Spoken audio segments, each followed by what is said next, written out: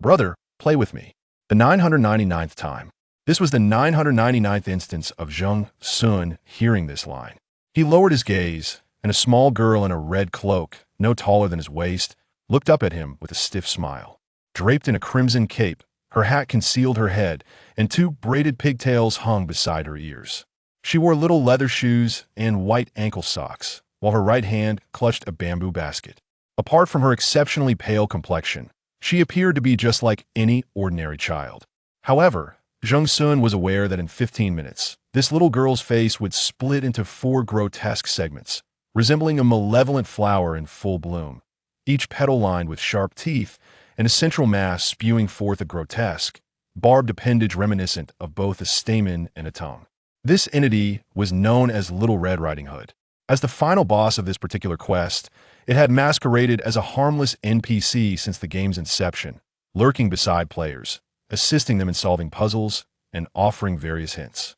Only upon the emergence of the final scene, Grandmother's Cottage, would it shed its deceptive guise, revealing its true form and devouring players down to their very bones. Ordinary players would be easily deceived by its innocent facade. Upon reaching the cottage and witnessing the enchanting girl transform into a monstrous, man-eating flower, 9 out of 10 would be paralyzed with terror. Yet, Zheng Xun, having cleared the game 999 times, was unperturbed. Not only was he unafraid, but he also felt somewhat desensitized. Sister, Zheng Xun lamented, you've killed me 142 times, while I have vanquished you 857 times. Round it off, and we're even. Could you kindly allow me to progress to the next level? Little Red Riding Hood blinked her round, innocent eyes. What are you saying, brother? I don't understand.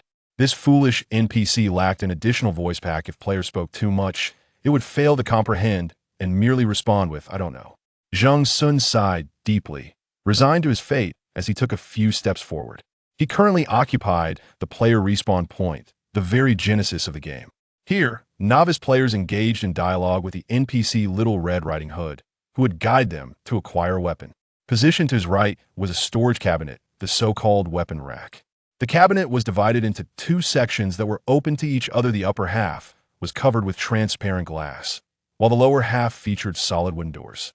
It appeared inconspicuous, yet it held great potential. Clubs, iron axes, and scythes towering in height all were present. In total, there were 10 distinct weapons, each one previously tested by Zheng Xun. He selected the most unassuming inflatable hammer tucked away in the corner. This inflatable hammer, measuring approximately 1.5 meters, was adorned in a delightful pink hue favored by muscular men, with 2 symmetrical star motifs on the hammerhead, producing a playful squeaking sound upon impact. It was a toy that no sensible player would ever choose. Zheng Xun, having completed the game over 900 times, had his reasons for selecting it. The lightweight inflatable hammer was easy to wield, and crucially, the cap at the end of the handle could be removed to reveal buttons for toggling between normal and enhanced modes. This was a secret Zheng Xun had discovered during his 458th playthrough. However, the mode switch requires 3 seconds to execute, necessitating careful calculation during combat. In enhanced mode, the inflatable hammer feels as heavy as 1,000 pounds, and it can only be effectively wielded when both hands perform the hammering motion. Otherwise, one risks injuring their back. This was a combat technique that Zheng Xun mastered only after suffering 300 back injuries. With the weapon in hand, the player was ready. Little Red Riding Hood approached, her shoes clicking rhythmically against the ground. Hello, stranger. Might I trouble you for a favor? I am Hong Hong, residing in the neighboring Lucky community. My mother has sent me to visit my grandmother in the Happy community. Suddenly, Little Red Riding Hood's voice turned muffled, as Zheng Xun pinched her nose, eyes, and mouth with one hand, then tucked his hand behind his back. Why is it impossible to skip the storyline? Little Red Riding Hood. The NPC hesitated suspiciously for a moment before continuing to unfold the narrative. Zheng Xun, bored, began to pick at his hands. After numerous trials, he had discovered that NPC dialogues could not be bypassed otherwise. He could have shortened his completion time. Finally, upon reaching the last line, then let us set off, Zheng Xun shot forth like an arrow released from a bow. The Little Red Riding Hood quest was divided into 3 main scenes: the street, the staircase, and Grandma's cottage. The foes in the first two scenes posed little challenge, easily dispatched by novices. However, the third scene, Grandma's Cottage, housed an astonishing three bosses: the wolf, Grandma, and the final boss, Little Red Riding Hood. Each boss disguised themselves, requiring a specific order of defeat. New players had to first unveil their identities before vanquishing them one by one, all while remaining wary of the innocent Little Red Riding Hood's lethal strike. Yet, for Zheng Xun, who had completed the quest 999 times, these challenges were trivial.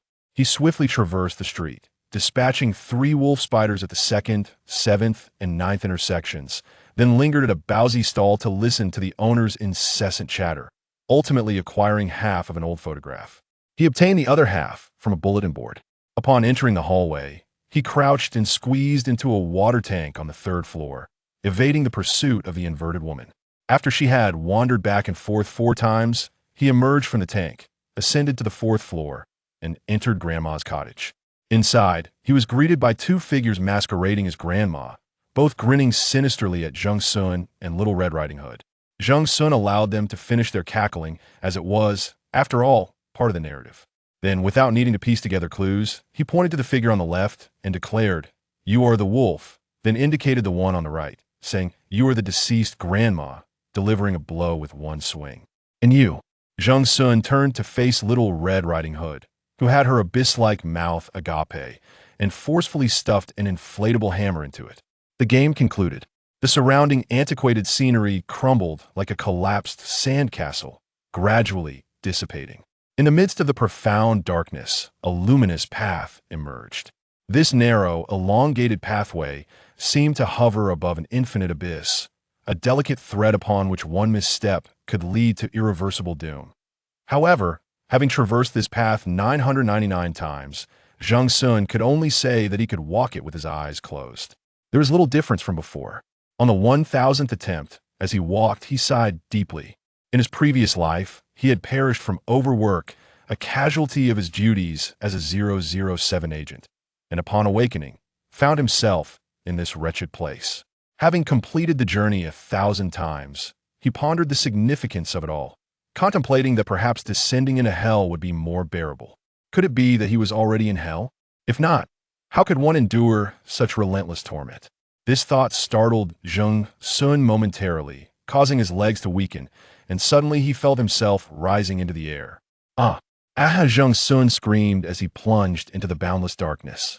Time lost all meaning until he felt himself crash forcefully against the ground, leaving him dazed for quite some time. "Are you all right?" He vaguely heard someone speaking. Assuming it was a figment of his imagination, he waited until his vision cleared, revealing the familiar surroundings once more.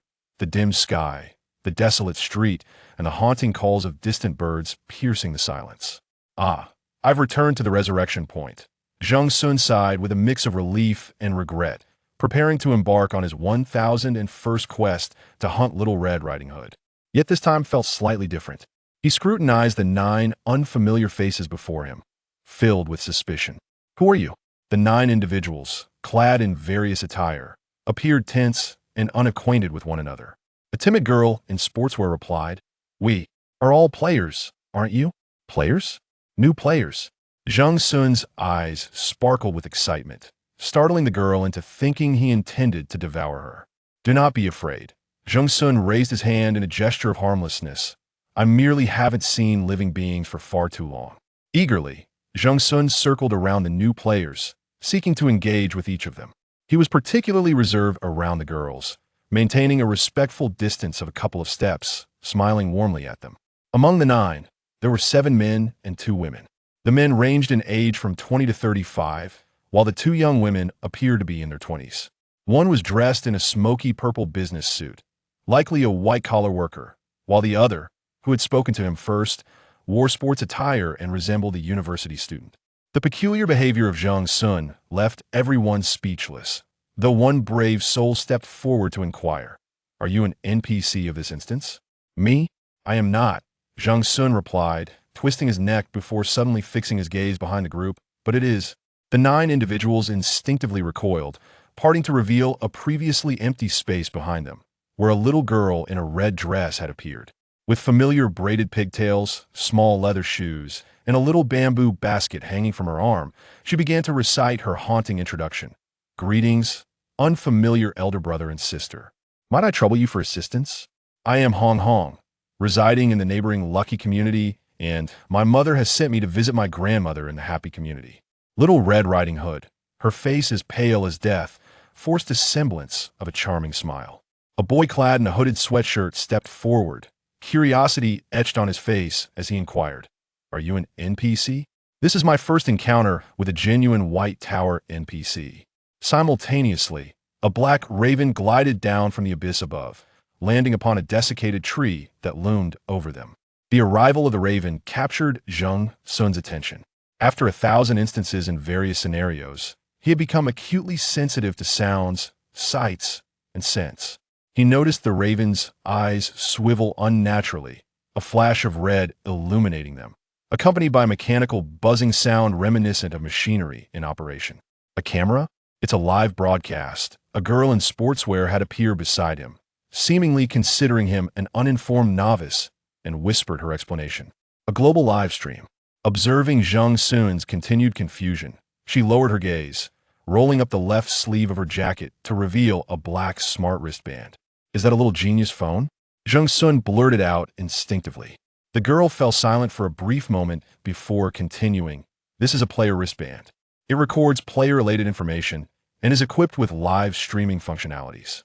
As she spoke, she deftly manipulated the device, and soon a semi-transparent virtual display materialized above the wristband, depicting the image of their 10-person group standing at the entrance of the instance. In the upper left corner was the viewer count of the live stream, while the upper right corner displayed the host's avatar black, devoid of any other insignia, with the ID below reading District 1089. 1089? Such a large number. We must be quite impressive, Zheng Xun asserted confidently, despite his ignorance. The girl's name flashed briefly during her action. Su Li, a 19-year-old student at X University. Su Li shook her head, dismissing Zheng Xun's erroneous conjecture. The districts ranked lower are typically weaker in strength. District beyond 1,000 are always at risk of being deregistered. Deregistered? It means the entire district could vanish completely.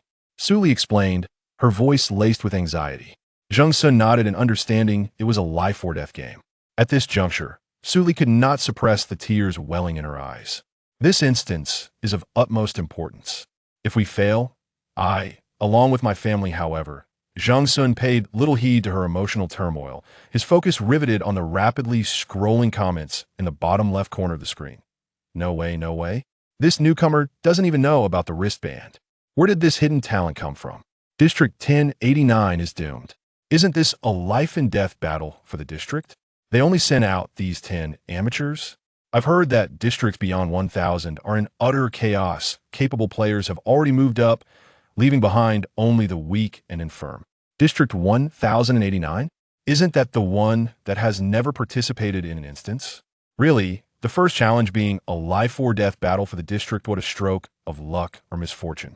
We'll provide this newcomer with a newcomer's guide. It's truly pitiful to witness. The newcomer's guide is a manual for entering the game. Distributed by the White Tower, it is primarily intended for those who have just learned to read, akin to a preschool phonetic chart in Chinese.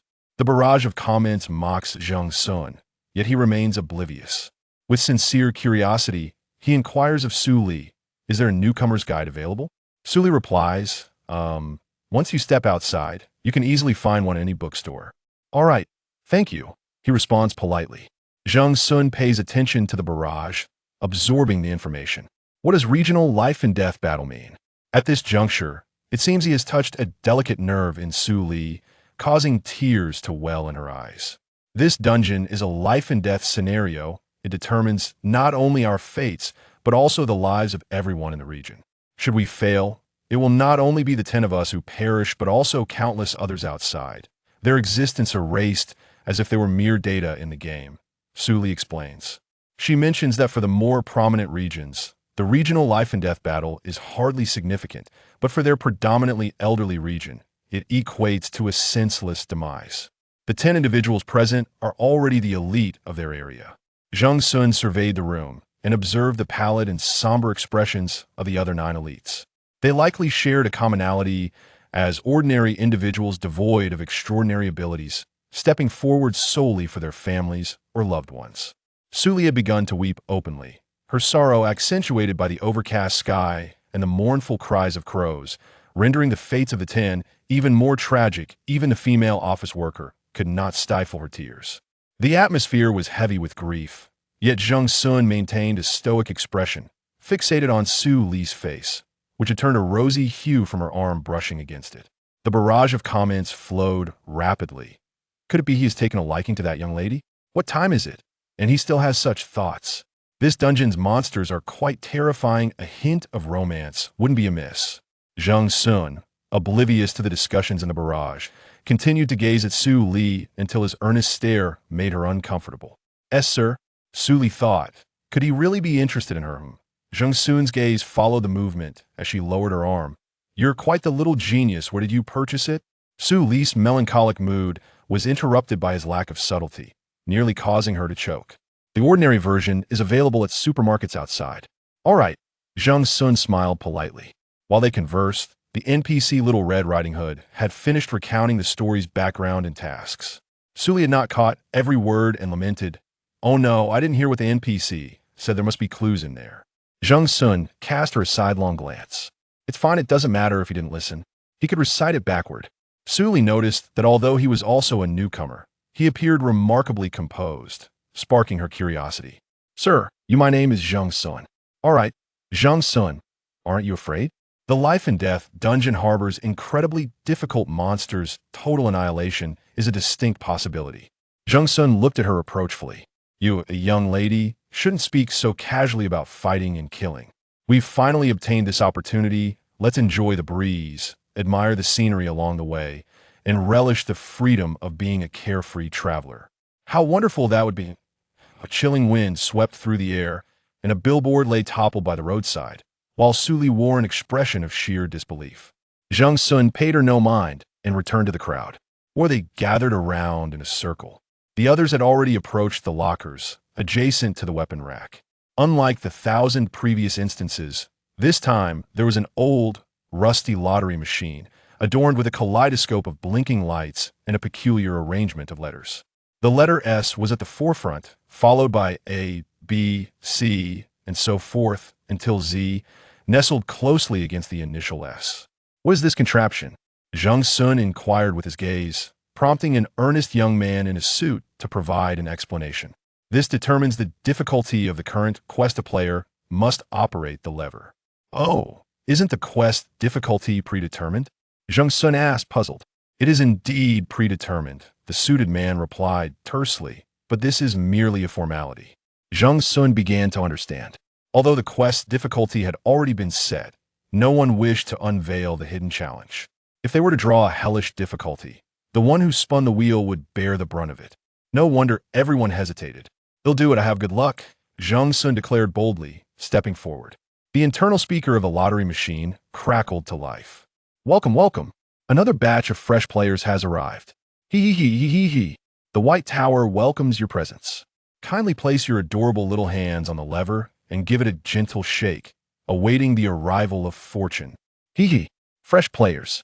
Hee hee. Do remember to keep your belongings close, including your hearts, stomachs, arms, and bones. Hee hee. The voice abruptly ceased. It was Zheng Xun. He had located and severed the wire connecting to the speaker.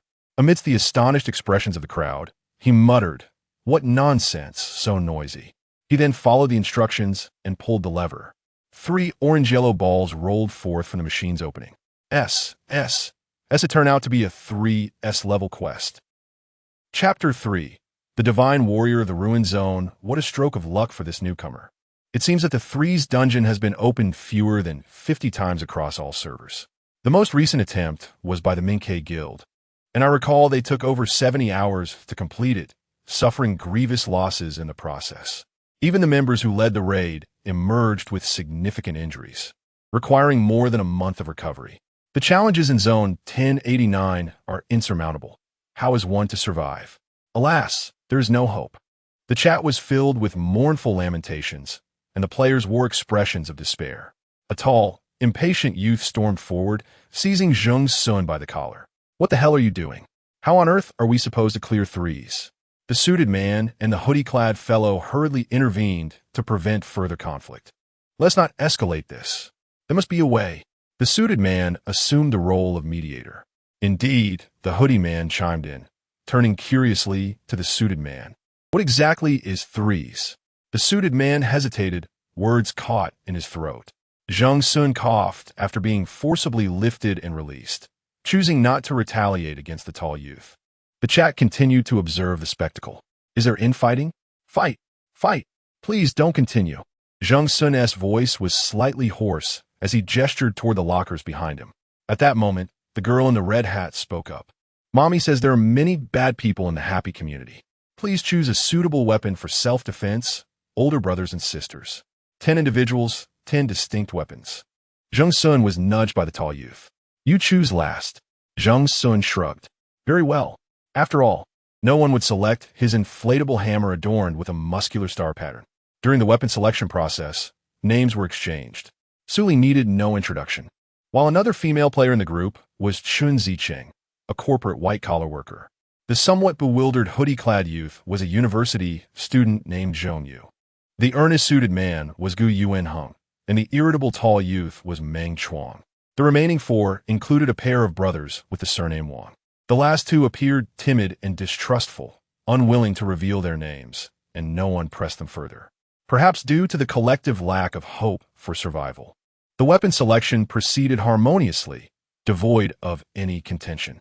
Once all had chosen their preferred weapons, only Zheng Xun was left with the inflatable hammer. An inflatable hammer? Such a useless weapon. This newcomer is truly unfortunate. At least an axe or scythe could serve a purpose, either to slay others or to end one's own misery. Is Zheng Xun perhaps a bit unhinged? Why is he so fearless? Could he be a high-risk NPC from the White Tower in disguise? I know NPCs have classifications. Ranging from high-risk to low-risk, the barrage of comments reflected the sentiments of the 8 players scrutinizing Zheng Xun, except for Zhong Yu, who remained oblivious to the situation. Zhong Yu leaned towards Zheng Xun. Brother, are you a high-risk NPC from the White Tower? His blunt question rendered the other 8 individuals, along with the live-streaming room, tense. Goodness, this newcomer is quite audacious. Where did this fool come from? Oh no, Zheng Xun is about to transform. Zheng Xun, with an impassive expression, fixed his gaze on Zhong Yu for a long moment before speaking. Brother, what is the White Tower?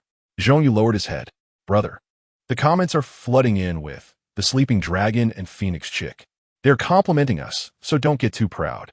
Zheng Xun hoisted his pink inflatable hammer onto his shoulder with a clatter, a stark contrast to the current serious and tense atmosphere. Suli could not resist stepping forward, wielding an iron axe. How about I trade with you? No need, I rather like this, Zheng Xun replied stubbornly. Once the players equipped their weapons, the game officially commenced. Little Red Riding Hood led them out of the security room of the community and into the happy community. The 9-person team was neither too large nor too small, yet due to their unfamiliarity with one another, they walked in a rather scattered manner, lacking any formation. When strangers team up, it's best to stand in the middle of the group. The positions of the suited man and the hoodie-wearing man are quite reasonable, capable of offense and defense. The tall guy is really reckless. Charging ahead? Those brothers are bringing up the rear. That position is the easiest to be engulfed by fog or traps, leaving no time to call for help. Why is there someone sticking so close to the NPC? The one closely following the NPC was none other than Zheng Xun. The experienced player in the comments was right. When first entering a dungeon, it is best not to closely follow the NPC. Seasoned players are well aware that NPCs can transform into bosses at any moment. However, for Zheng Xun, who had cleared the game 1,000 times, the pale-faced Hong Hong was the only familiar presence. Their dialogue was exceedingly cordial. Sister Hong, how old are you this year? I don't know. Sister Hong, have you eaten yet? I don't know. Sister Hong, does the wolf grandmother have the surname Wolf? I don't know. The comments momentarily lagged before erupting. What is happening? Teasing an NPC? This is the first time witnessing such a meaningless conversation. The voice pack for the White Tower NPC is so impoverished. Is that all it can say? Moreover, what on earth are Zheng Xun's questions? So, but does the wolf grandmother have the surname Wolf? The other individuals were also eavesdropping on Zheng Xun's conversation with Little Red Riding Hood. "Brother Sun," Su Li whispered, inching closer, yet not daring to get too near. "Aren't you afraid of it?" Zheng Xun thought to himself. This is an old acquaintance. He smiled slightly. "Don't be afraid. What a lovely little girl, beloved by all." Little Red Riding Hood, in response to his words, revealed 2 rows of jagged teeth. Although she still bore the appearance of a young girl, for some reason, her wide grin was rather unsettling. Suli took a couple of steps back. Chen Ziqing tugged at her arm and whispered, "Don't get too close. I have a feeling this man isn't quite normal." Su Li, a naive university student, hesitated. "Sister Chung, I feel like Brother Sun isn't a bad person. Do bad people have the word bad written on their faces? Don't be so naive." However, as Su Li and Chen Ziqing rejoined the team, Zhong Yu sprang forth once again. His insatiable curiosity towards Zheng Xun was evident. "Brother, this hammer of yours is quite impressive. I assent it. However, it appears rather impractical," he remarked, clicking his tongue. Zheng Xun, with a solemn expression, replied, "Young man, you fail to comprehend. When one has repeated an action too many times, the mundane loses its allure, and one yearns for something more flamboyant. Brother, your wisdom is unmatched." Zhong Yu exclaimed, unabashed admiration etched on his face. "Did you grasp the essence of that?" "Not all," Zheng Xun sighed. "How on earth did you manage to pass your college entrance examination?" "Brother, you overthink things. I was the only one left alive in the class. I didn't take the exam. The admissions office practically begged me to enroll." At this moment, the group had traversed the first intersection and was on the verge of passing the second. On one side of the intersection, a pile of delivery boxes stirred slightly, unnoticed by all except Zheng Xun, who had developed a conditioned reflex. He remained still, engaged in aimless chatter with Zhong Yu. As he stepped forward, his body glided past a fluttering red banner at the crossing. Suddenly, a tarantula the size of a basin lunged at them with a shrill scream. The tarantula, true to its name, bore a grotesque visage that melded a human face with that of a wolf spider. Its venom was potent, capable of sending a person to the next life with a single bite. No one questioned how Zheng Xun was aware of this. The spider, quick and cunning, targeted the engrossed Zhong Yu and Zheng Xun. At that moment, Zhong Yu, animatedly gesturing while facing Zheng Xun, was blissfully unaware of the creature lurking behind him. Zheng Xun, with remarkable speed, swiftly shoved Zhong Yu aside, and, with a deft motion, switched his hammer's mode to a vertical strike, driving it forcefully through the spider's grotesque visage. Dark crimson blood splattering forth. What the hell? What just rushed past? A spider? Is that it? Just that flimsy hammer, even if it's inflatable, dealt with it? Who is this newcomer? Is he truly a novice? No wonder they say the worst districts produce heroes. This reaction speed and combat prowess, pure genius.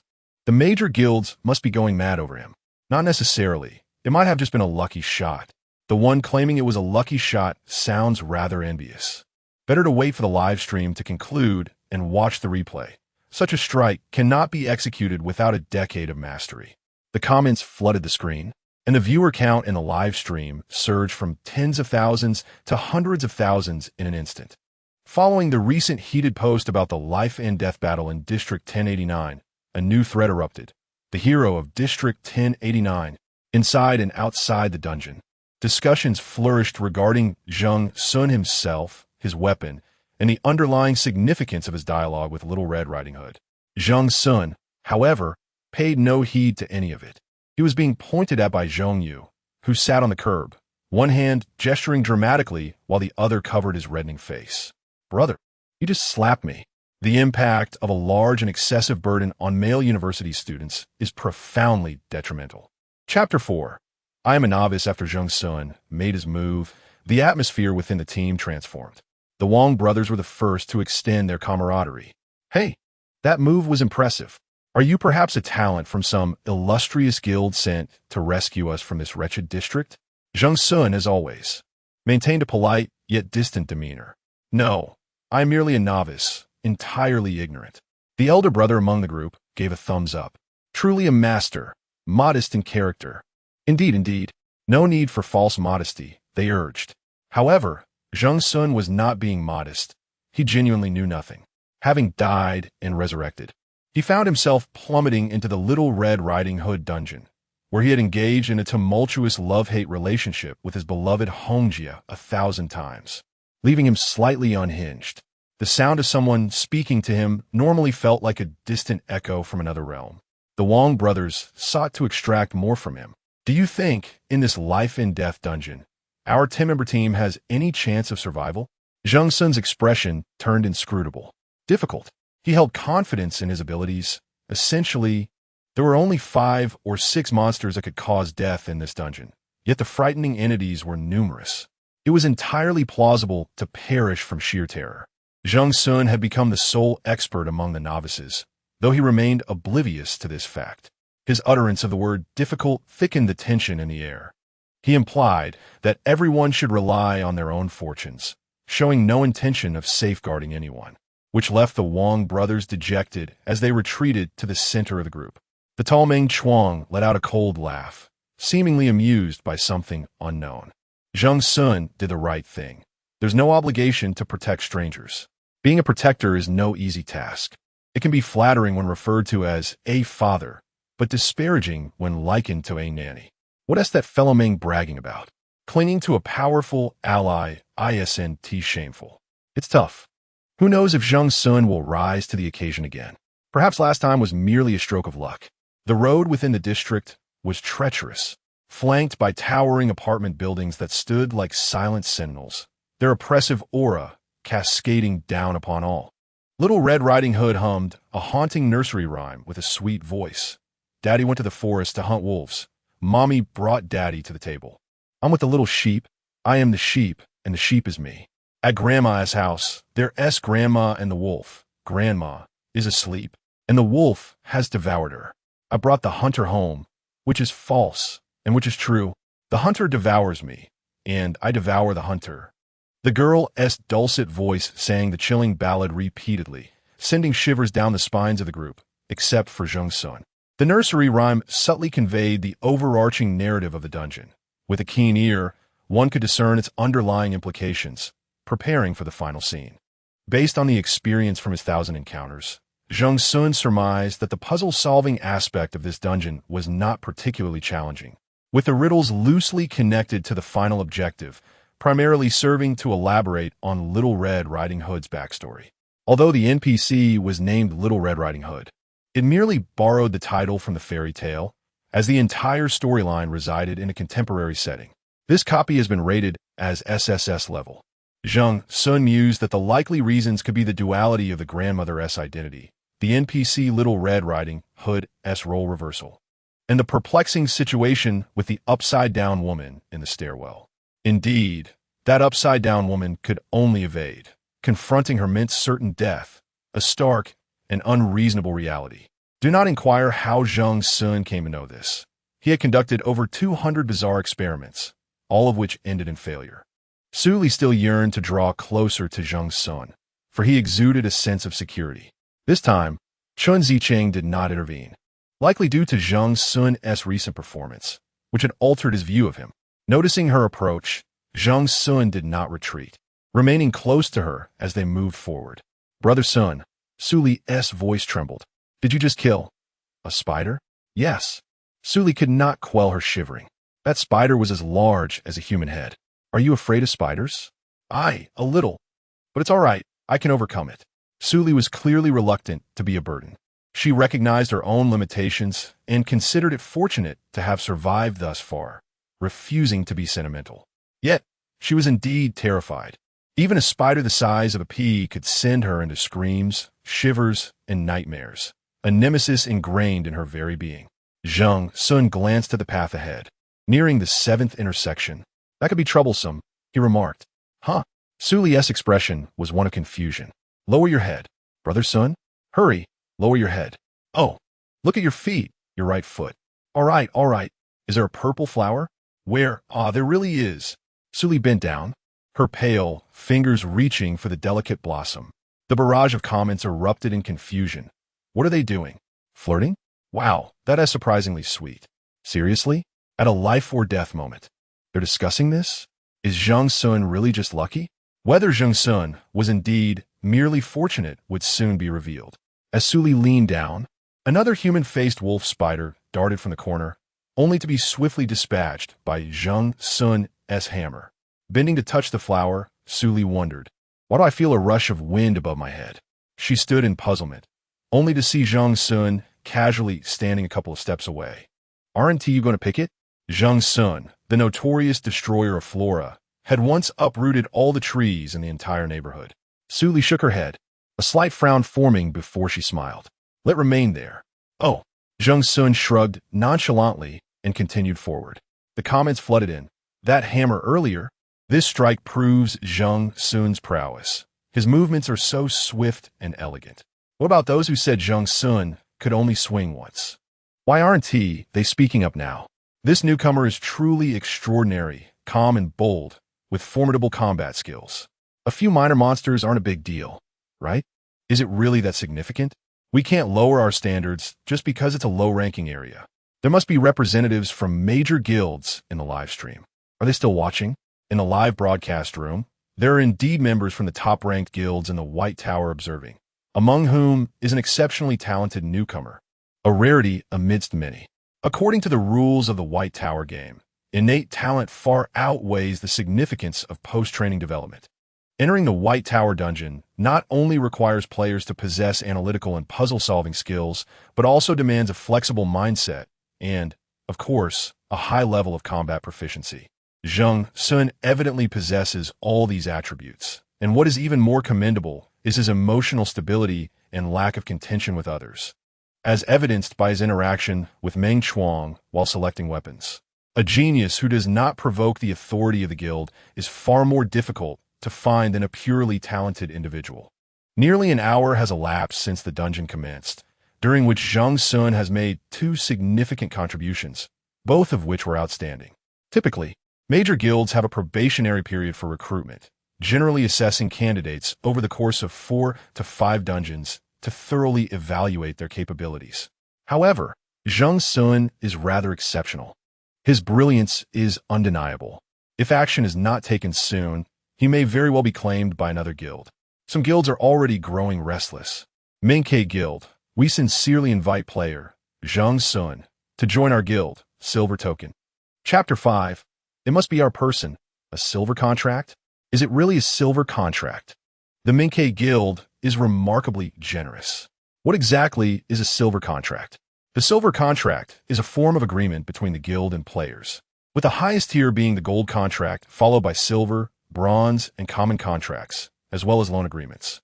Typically, gold and silver contracts are exceptional agreements offered to key internal players, promising not only substantial remuneration, but also, in some cases, positions within the management. Surprisingly, Minke, ranked among the top 20 guilds, has decided to directly extend a silver contract. How fortunate for the newcomer. But this is no ordinary newcomer. This is the renowned warrior from the underperforming district, Zheng Xun. Zheng Xun? Ha ha ha, that's amusing. Last time Minke ventured into a dungeon, they suffered significant losses. So bringing in this extraordinary newcomer could indeed serve as a much-needed boost for the guild. What's more astonishing is that Minke did not anticipate that a standard A-level dungeon would yield an SSS-level hidden side quest. The number of participants was already limited, and they nearly lost them all. At this moment, Mr. Zheng was embroiled in a quarrel with a student named Zheng. Zheng accused him of double standards, claiming that while he had slapped him during the spider fight, he had allowed Su Li to lower her head to inspect a flower. "I was caught off guard the first time," Zheng asserted confidently. "Striking you was unforeseen as well." Zheng could scarcely believe his ears. "Dude, you slapped me, and now you're being obstinate. Just admit whether you saved me or not." "You were indeed saved." Zheng gestured animatedly, "but at the cost of my dignity." "Next time, I shall apologize before I strike," Zheng replied. "Now that's more acceptable. My apologies." Zheng suddenly realized something, his body reacting faster than his mind as he instinctively turned his face to the left. Unfortunately, Zheng had already reached out to that side, delivering a sharp slap that struck Zheng squarely. Damn! Zheng ignored him, ready to switch his hammer's mode and swing it. Suddenly, a long scythe sliced through the air, The monstrous spider was cleaved in half beneath the blade. Zheng looked up to see the assailant was none other than Meng Chuang, with whom he had always been at odds. Meng flexed his wrist, retracting the scythe and resting it on his shoulder, directing a cold smirk at Zheng. Thinking you can steal the spotlight all on your own? Dream on. Zheng remained silent, but Zheng, sporting two symmetrical handprints on his face, interjected. Hey, what's with your attitude? If you had the guts, you wouldn't have dodged the first two monsters. Meng Chuang, uninterested in conversing with a foolish newcomer who didn't even grasp the basic rules, turned his back and proceeded to the front. Look at him. Zheng attempted to argue, but was halted by Zheng. They were about to reach the next game scene, and he wished to avoid any pointless disputes. Does Meng Chuang have a grudge against Zheng? It doesn't seem like it. They appear to be a random group of 10, unfamiliar with each other. It's likely just jealousy. I can sense the bitterness through the screen. Zheng's temper is quite commendable. Had it been me, I would have swung my hammer right at him. However, does Meng Chuang possess a hint of combat talent? That scythe appears quite formidable. In this life-and-death dungeon, should all 10 of them survive, it is likely that 2 or 3 individuals would receive contracts from the major guilds. Yet, survival must precede any discussions of contracts, as the deceased cannot sign. I find Zheng Yu to be quite commendable as well, carefree and light-hearted, serving as a sort of mascot. Meng Chuang has once again clashed with Zheng Xun, showcasing his strength in the process. The atmosphere within the team has grown tense. Su Li and Zheng Yu naturally unconditionally side with Zheng Xun, while Chen Zicheng finds fault with both sides, but leans towards the faction with another girl. The suited man, Gu Yuanheng, maintains his peacemaker facade, refraining from choosing sides. After a discussion, 2 nameless players align themselves with Meng Chuang, believing that Zheng Xun's presence of females may hinder their progress. Chen Zicheng rolls her eyes at the 2 opposing players in irritation. This minor incident only solidifies her allegiance to Zheng Xun. The Wang brothers are like reeds swaying in the wind, avoiding offense to either side. The elder brother supports Meng Chuang, while the younger stands with Zheng Xun. The younger one does not hesitate to flatter Zheng Xun. Hey, the Minke Guild is sending you an invitation. What is Minke? What guild? Zheng Xun is still trying to comprehend the situation. Here. The younger Wang eagerly activates his wristband to show Zheng Xun. Zheng Xun's face appears in the live stream, and the comments greet him. Hi, Brother Zheng. What do you mean, brother? You should be called God Zheng. LOL. Slaying a couple of spiders, and he's a god now. If you can do it, go ahead. Even in the face of death, he looks so dashing.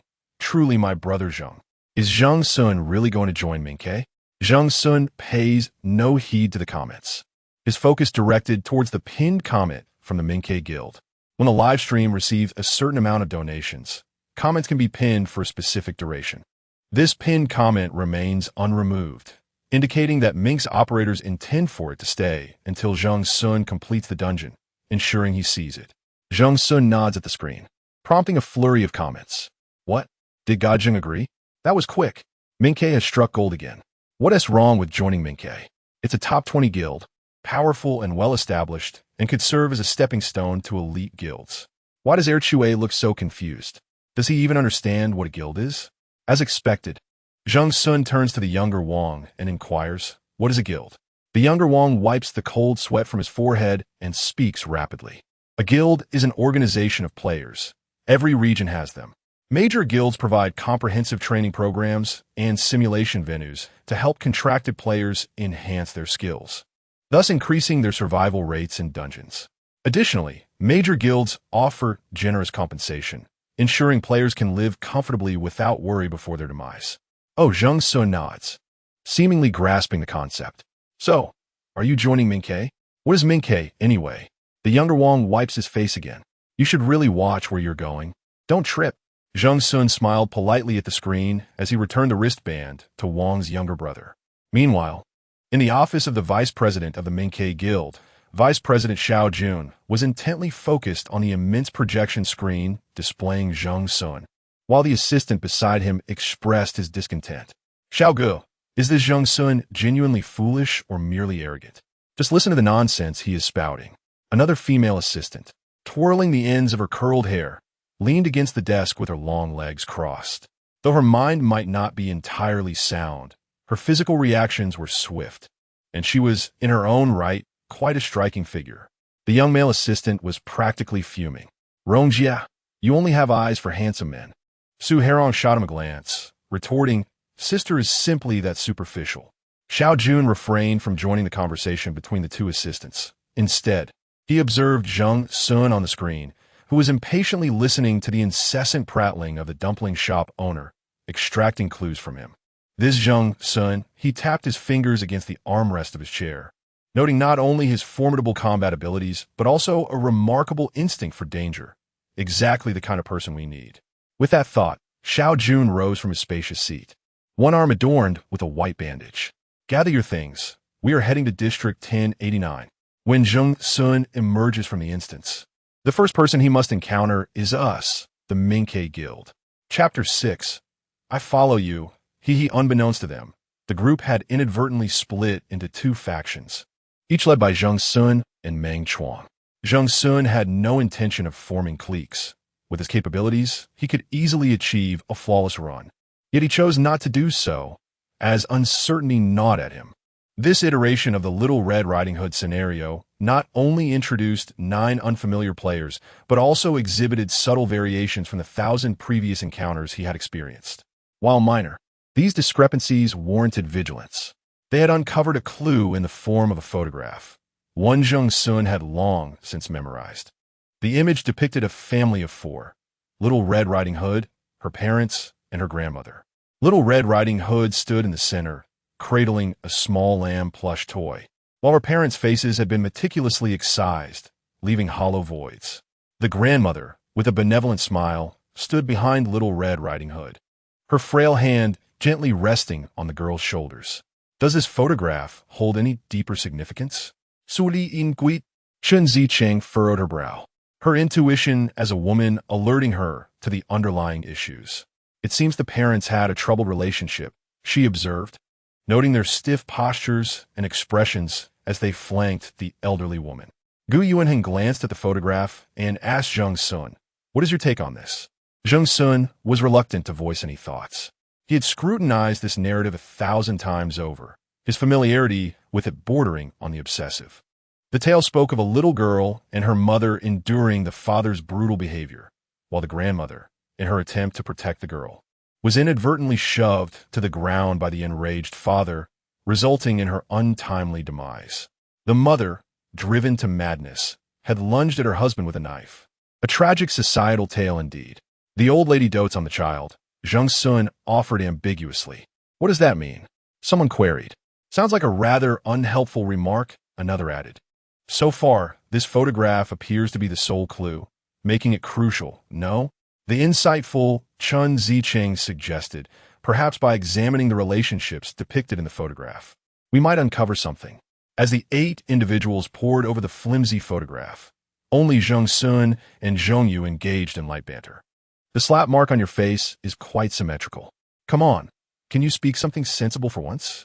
Zheng Xun was disinterested in the photograph, preoccupied with contemplating the next steps.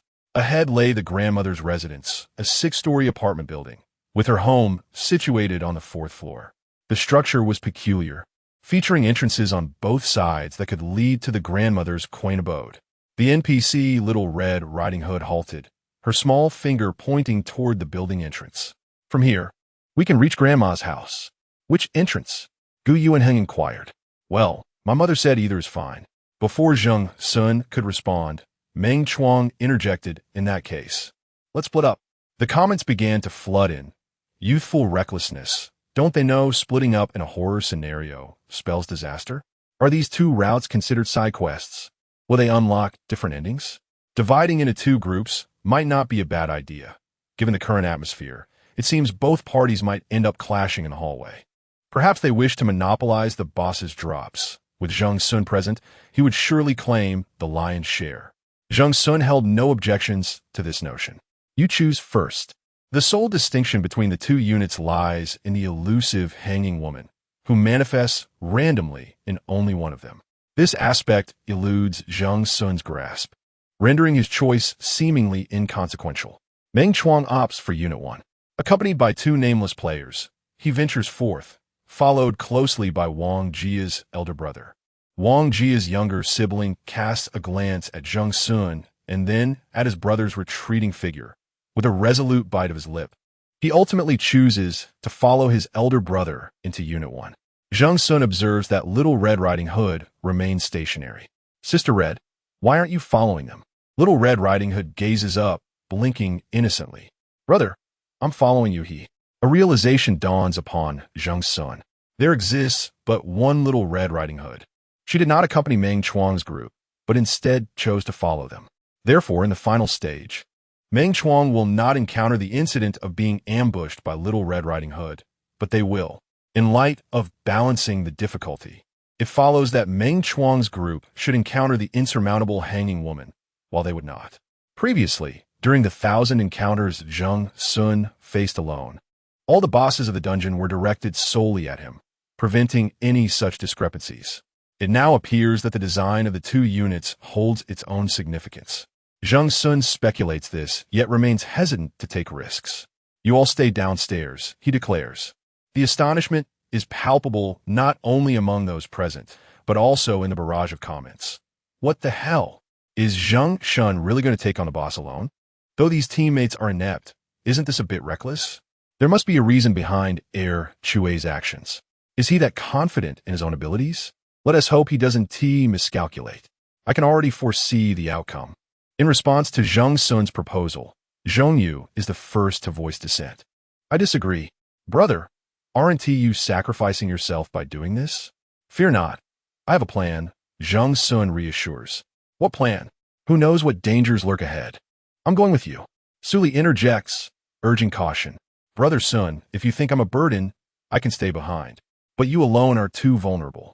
Chun Zicheng remains silent, yet his expression conveys disapproval. Gu Yuanheng does not speak either. Zheng Xun, of course, cannot openly admit that he has traversed this corridor so many times that his shoes are nearly worn through. Who could boldly proclaim their advantages? He must feign an air of fearless determination, placing his hands on Zhong Yu's shoulders. Xiao Zhong, you're still in university. Prioritize your studies and don't gamble your life away in this game.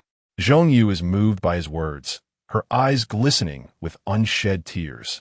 And you, Su Li. Zheng Xun turns to the weeping girl beside him. You too, focus on your studies. Make time to help Zhong Yu. He can be a bit dim-witted, so lend him your patience. Su Li bursts into tears. Brother Sun, don't worry, I will study hard. Zheng Xun's gaze drifts over Zhong Yu's shoulder to Chen Zicheng and Gu Yuanheng in the distance. As adults, they nod in agreement, indicating they will look after the two students, allowing Zheng Xun to rest easy. Zheng Xun smiles. I'm off. He waved his hand without looking back, his tall silhouette appearing extraordinarily tragic. The barrage of comments followed suit, expressing sorrow. I didn't expect Zheng Xun to possess such a spirit of self-sacrifice. Alas, in this day and age, there are still players willing to forsake themselves to protect others. Is it true? Such a rare newcomer, and he falls in the debut battle? There's no other choice. Once the dungeon opens, outsiders cannot enter. Surely, they can use a rescue card to forcibly tear open the dungeon entrance? Don't be foolish. The drop rate for that rescue card is absurd. All major guilds are saving them for their own leaders. The rescue card is a special reward that drops after defeating the White Tower boss. Once the dungeon closes, if external players wish to enter, they can use the rescue card to reopen the entrance. However, this card is exceedingly rare, with most major guilds possessing only 3 to 5 of them. Some even purchased at a high price from the market. The Minke Guild also has one. At this moment, Xiao Jun, accompanied by 2 assistants, had arrived at the main entrance of the White Tower in Zone 1089. After the Little Red Riding Hood dungeon concludes, the surviving players will be teleported here. Any movements from renowned guilds on the leaderboard will be swiftly captured by the keen media. Xiao Jun did not make a concerted effort to conceal his whereabouts. The specially chartered plane emblazoned with the Minke Guild's red and gold emblem had just landed at the airport in Zone 1089, and the reporters lying in wait surged forward. Vice President Xiao, did you come specifically for the newcomer? Is Minke really going to sign Zheng Xun? Will Minke utilize the rescue card to save Zheng Xun? Dressed in a suit, Xiao Jun loosened his tie, holding his phone to his ear as he conversed with the president of Mingke. All right, I understand. After ending the call, he stood firm, with his assistants Su Harrowing and Cheng Jie flanking him. The Mingke Guild has always approached promising newcomers with utmost sincerity. Xiao Jun displayed an official smile, asserting that as long as Zheng Xun survives the life-and-death battle in the zone, Mingke would present him with his silver contract. Chapter 7. Two grandmothers, the journalists, were in an uproar. Mingke had surprisingly offered Zheng Xun even more favorable terms. Instantly, the White Pagoda Forum, various marketing accounts, and live streaming rooms were ignited by this news. The sensational aspect of this event did not solely reside in Ming's second elevation of Zheng Xun's compensation, but rather in the incongruity of a silver contract being linked to a rookie debuting in the industry. As the name suggests, a silver contract is superior to a silver contract. Given the maturation of major guilds, the original classification of gold, silver, and bronze no longer sufficed, leading to the emergence of 3 additional tiers, and a silver contract not only indicates that Mingke holds a significant regard for the newcomer they intend to sign, but also positions him as a prospective core member of the guild's future development. Such contracts typically appear among seasoned members who have served the guild for several years, possessing both capability and loyalty. It was unexpected that Mingke would value Zheng Xun to such an extent. Other guilds, which were previously observing, could not help but speculate whether Zheng Xun possessed some extraordinary skill that caught the attention of Ming's representatives. They gradually released announcements expressing their intentions to sign Zheng Xun, causing Mr. Urchui's market value to soar. In the live stream, someone shared a post with a sensational title, Ming's Long-Distance Courtship. Vice President Xiao Jun claims newcomer Zheng Xun will receive a silver contract. The barrage of comments erupted. Silver? Is Mingke serious? Has there been a precedent for offering a silver contract to a newcomer? It seems Mingke is truly in need of talent. Is it necessary to offer a silver contract for talent? That essentially guarantees Zheng Xun a position as vice president. It appears Zheng Xun is to be forcefully wed by Mingke. Can any other guild offer such favorable terms to a newcomer? As long as Zheng Xun possesses a sound mind, he will surely agree. No.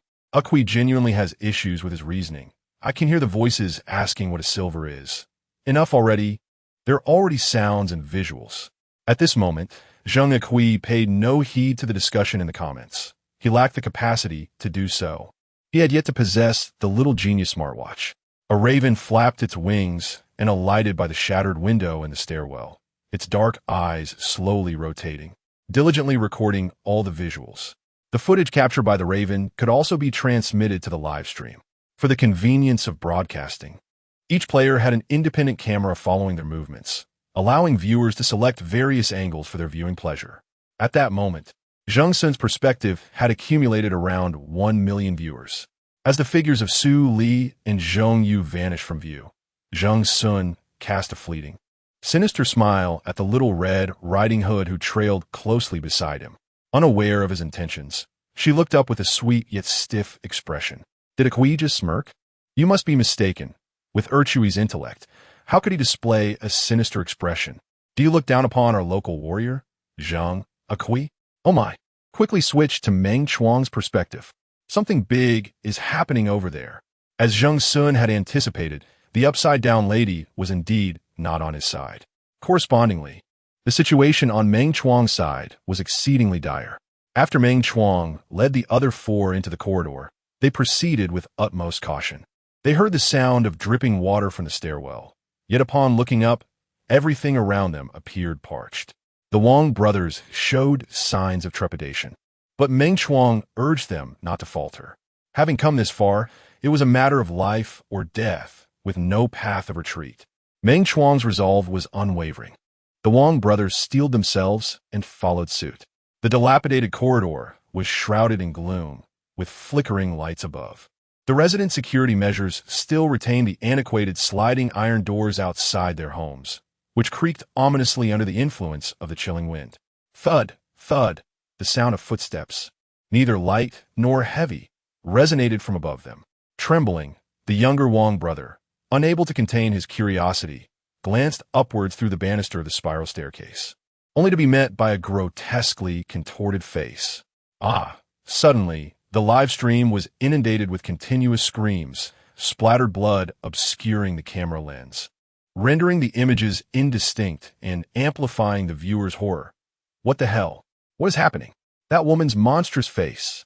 What kind of creature is that? Damn, it's the hanging woman. It has appeared in other scenarios, too. That thing is unbeatable. It's over. Are all 5 of them going to be wiped out? No wonder this is a 3S level ultra-high difficulty scenario, with the hanging woman involved. How are we supposed to handle this? That creature's highest record was annihilating a small guild. Below, those who remained behind, Su Li, Zheng Yu, and others, activated Meng Chuang's perspective. The camera possessed an automatic cleaning feature. As the blood mist dissipated, the lens adjusted from various angles, finally capturing a clearer image. The stairwell was strewn with blood and dismembered flesh. From the footage, it was evident that the younger Wang brother and 2 unnamed players had been entirely eliminated. The elder Wang brother, drenched in blood, clung to his wristband, calling for help. Help! Help me! His anguished scream echoed, the scene freezing on his grimace, momentarily silencing the barrage of comments. A vertical column of player avatars on the right side of the live stream screen instantly turned several shades of gray. Su Li covered her mouth, tears streaming uncontrollably down her face. Chen Zicheng, equally pale, gently patted her back to soothe her distress. Zhong Yu and Gu Yuanheng displayed varied expressions, with Zhong Yu's face momentarily reflecting a deep seriousness, starkly contrasting with his previous demeanor. Sister Cheng, Su Li's voice trembled. Will Zheng Xun be all right? It will be fine. He will be all right, Chen Zicheng reassured, stroking her long hair, casting a glance at the wristband screen, confirming that Meng Chuang had survived, and thus Zheng Xun had a chance of survival too. In stark contrast to the brutal ordeal faced by Meng Chuang's group, Zheng Xun's side was markedly calmer. He hurriedly ascended the stairs, taking 3 steps at a time, racing up to the 4th floor. The Little Red Riding Hood followed closely behind, almost gliding, making no sound at all.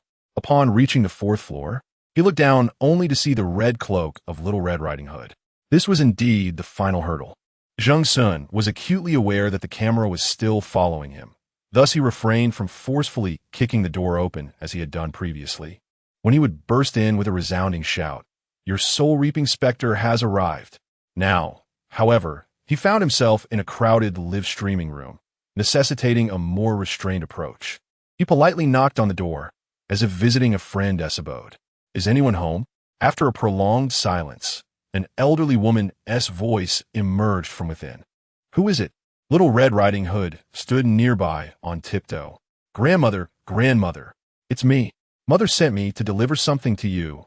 After a considerable wait, slow footsteps echoed from inside. Coming.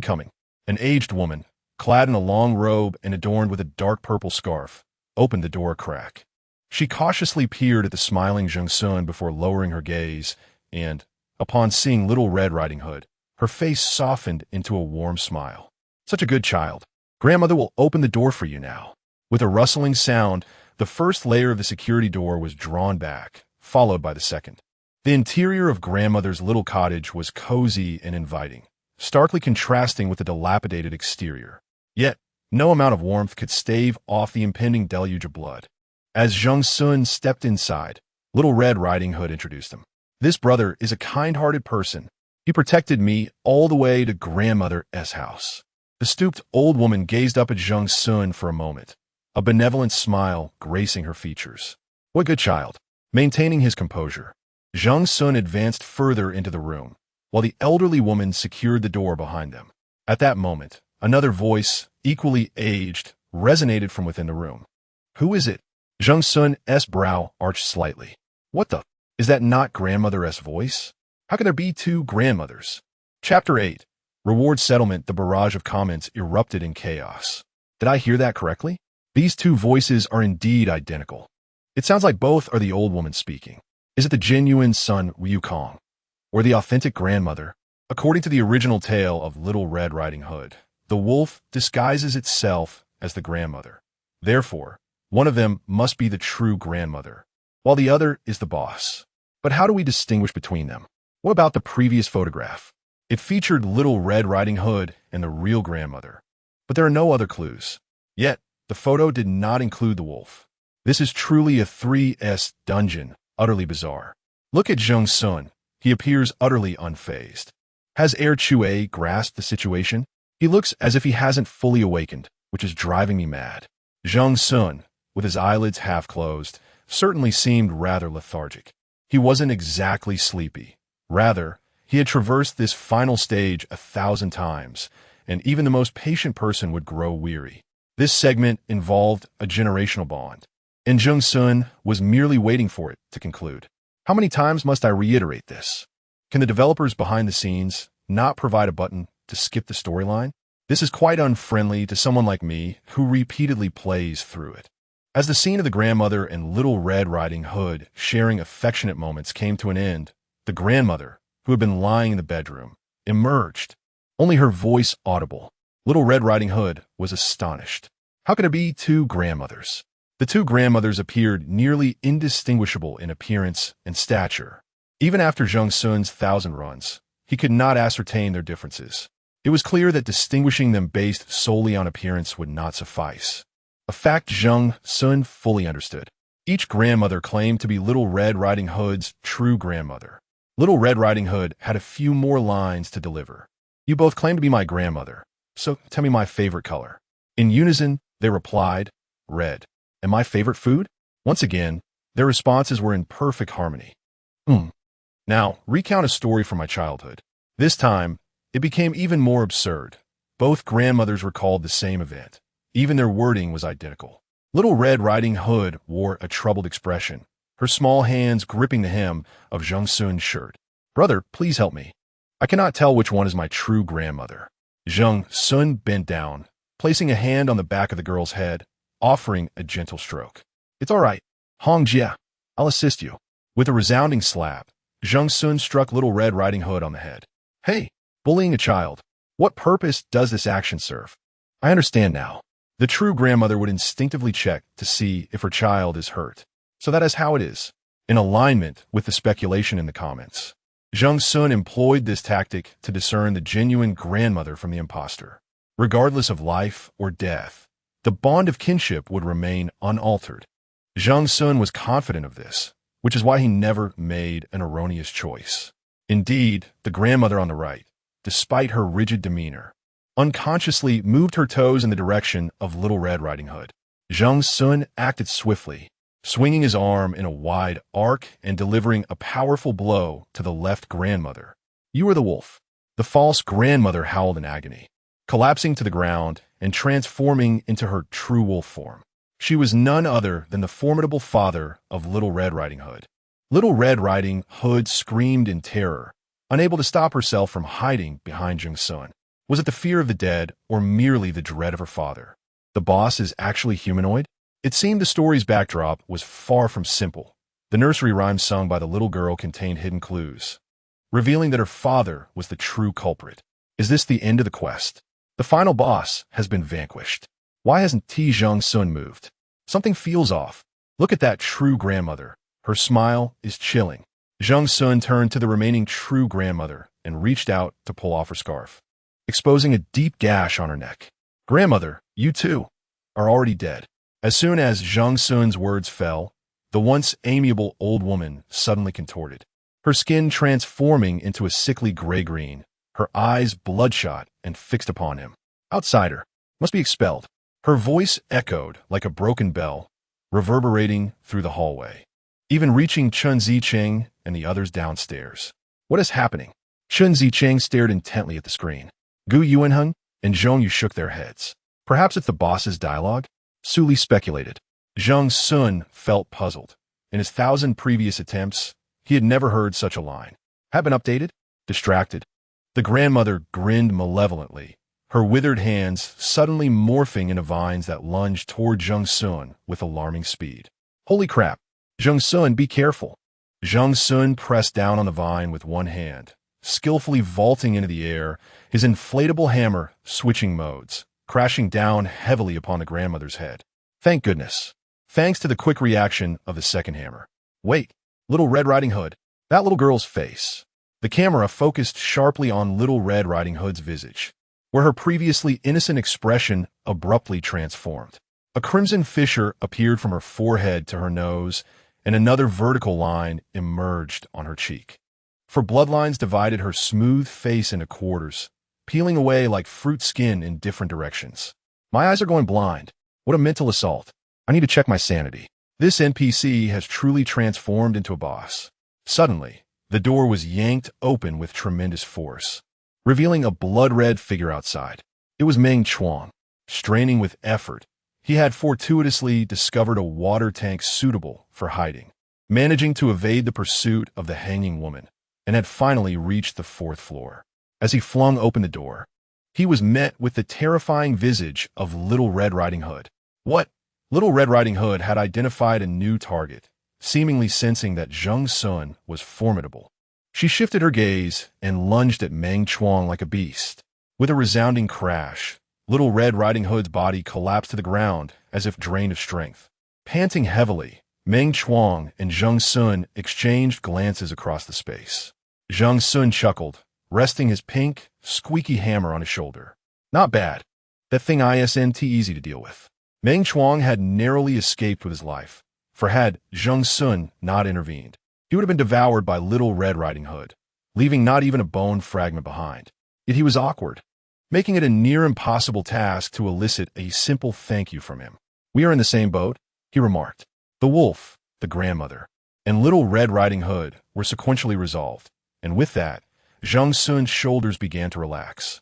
The surrounding scene started to dissolve into virtual cubes, and soon, they would be able to exit the instance.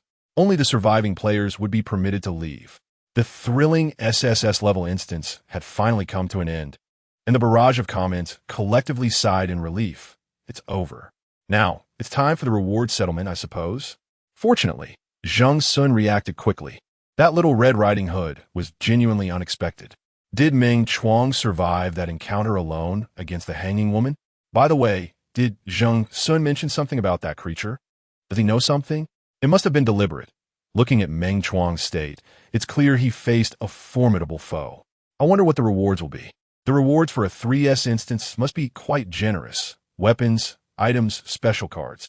I recall the last 3S instance granted a free pass to the dungeon. The Wancher Guild acquired everything within the instance, including NPCs and monsters. It now all belongs to their guild. I wonder how it will unfold this time.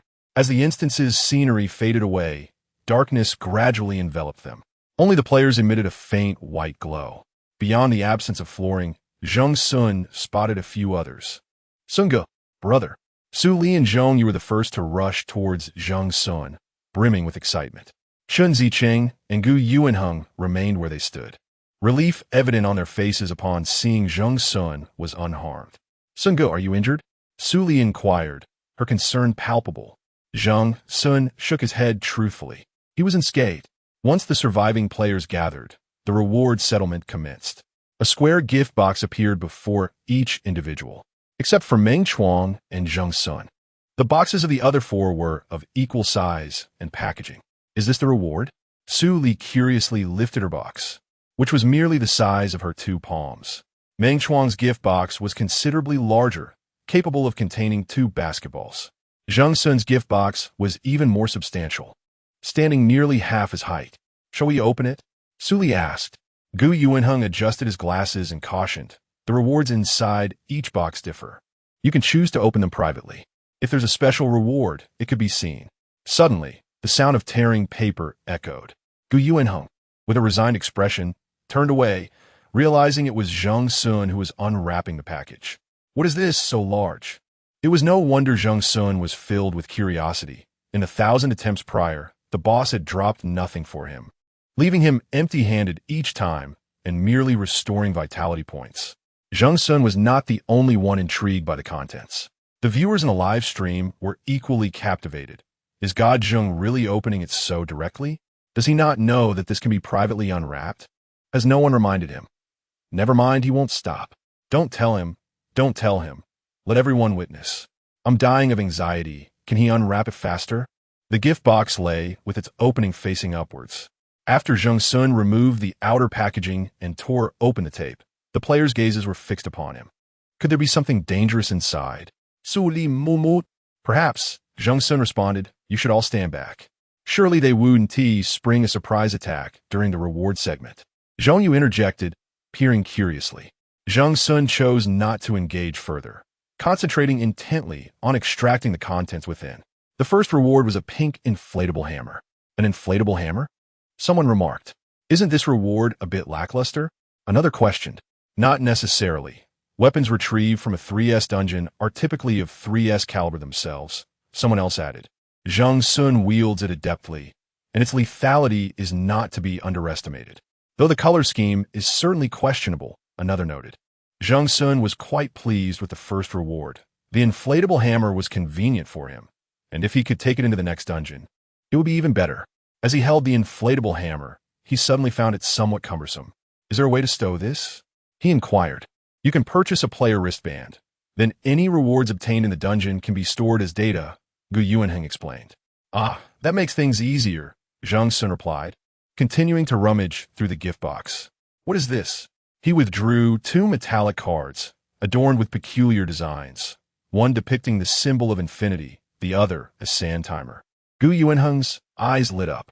These are 2 skill cards, the resurrection card and the time stop card. Wow, they're purple cards. Zheng Xun's luck with the draws is impressive. The resurrection card grants you a single chance to revive in the dungeon, while the time stop card allows you a moment of pause during combat with monsters, which can aid in securing victory. Although they are consumable cards, these 2 are akin to life-saving cards, ensuring survival in the face of exceedingly challenging dungeons. In the White Tower dungeon, it is common to find various weapons, items, and potions. However, skill cards are exceedingly rare. They could fetch a substantial sum if exchanged in the market. Zheng Xun nodded, somewhat understanding, and tucked the cards away. At the lower end of the gift box, there was another compartment, sealed with copious amounts of white foam. Zheng Xun reached down, feeling something soft. It resembled fabric. After shaking off the foam balls clinging to his hand, he looked on in confusion, about to reach down again, when suddenly, something sprang out from the box. Brother, will you play with me? What is this? Zheng Xun instinctively swung the inflatable hammer, and as it neared the object by 10 centimeters, he finally discerned its face. It was his old acquaintance, the Red Sister. Isn't that an NPC, Little Red Riding Hood? No way. Does this thing come with a resurrection? The game is over. The boss shouldn't be able to attack players anymore, right? This is a subordinate, an NPC from the White Tower that has formed a contract with the player. Gu Yuanheng, well-versed in such matters, explained further. It is part of the reward. Once an NPC in the dungeon forms a contract with a player, they become the player's subordinate. In the next dungeon, you can bring it along to fight. Chapter 9. The additional condition of the chirping sparrow. Lo and behold, it is indeed my first encounter with someone possessing a subordinate. Quite rare, for the White Tower is not particularly stingy regarding items and weapons. Yet they would never easily allow their NPCs to depart. Moreover, this NPC appears to be of considerable level. That lad, Chue, seems to be exceptionally fortunate. A 3S level dungeon. Merely surviving is a stroke of luck. What difference does it make to receive some splendid rewards? Speaking of which, once the rewards are claimed, they are bound to exit the White Tower, right? The members of the Chirping Sparrow could be lurking outside. Is Zheng Xun truly intent on entering the Chirping Sparrow? Setting aside those 2 hammers, his prowess displayed during the boss encounter far exceeded expectations. Indeed, his triple kill performance is sufficient to secure a place among the top 15 on the personal leaderboard. Do not the formidable players ahead seek to snatch him away? Are they merely waiting for the Chirping Sparrow to reap the benefits? Perhaps they harbor reservations. Last time, Qing Lan acquired a counterfeit with a copper token, and now it cannot even be sold at a discount. It is a burden on their hands. Are you referring to Huizian? He likely feels immense psychological pressure. Although he possesses strength, regardless of the reasons, he is currently incapacitated, with the rewards fully claimed. The dungeon of the Little Red Riding Hood has come to a definitive end. The vibrant virtual blocks dissipate, leaving a few survivors standing in the empty hall. This is the first floor of the White Tower, devoid of anything except for a closed grand door. Such is the essence of the White Tower. Its exterior is a pure white tower shape, devoid of any superfluous embellishments. Following the arrival of the fourth calamity, numerous towers of varying heights have inexplicably emerged across the globe, designating all of humanity as players. Upon entering the dungeon, players can obtain bountiful rewards. However, conversely, should they fail in their endeavors, they must pay with their lives.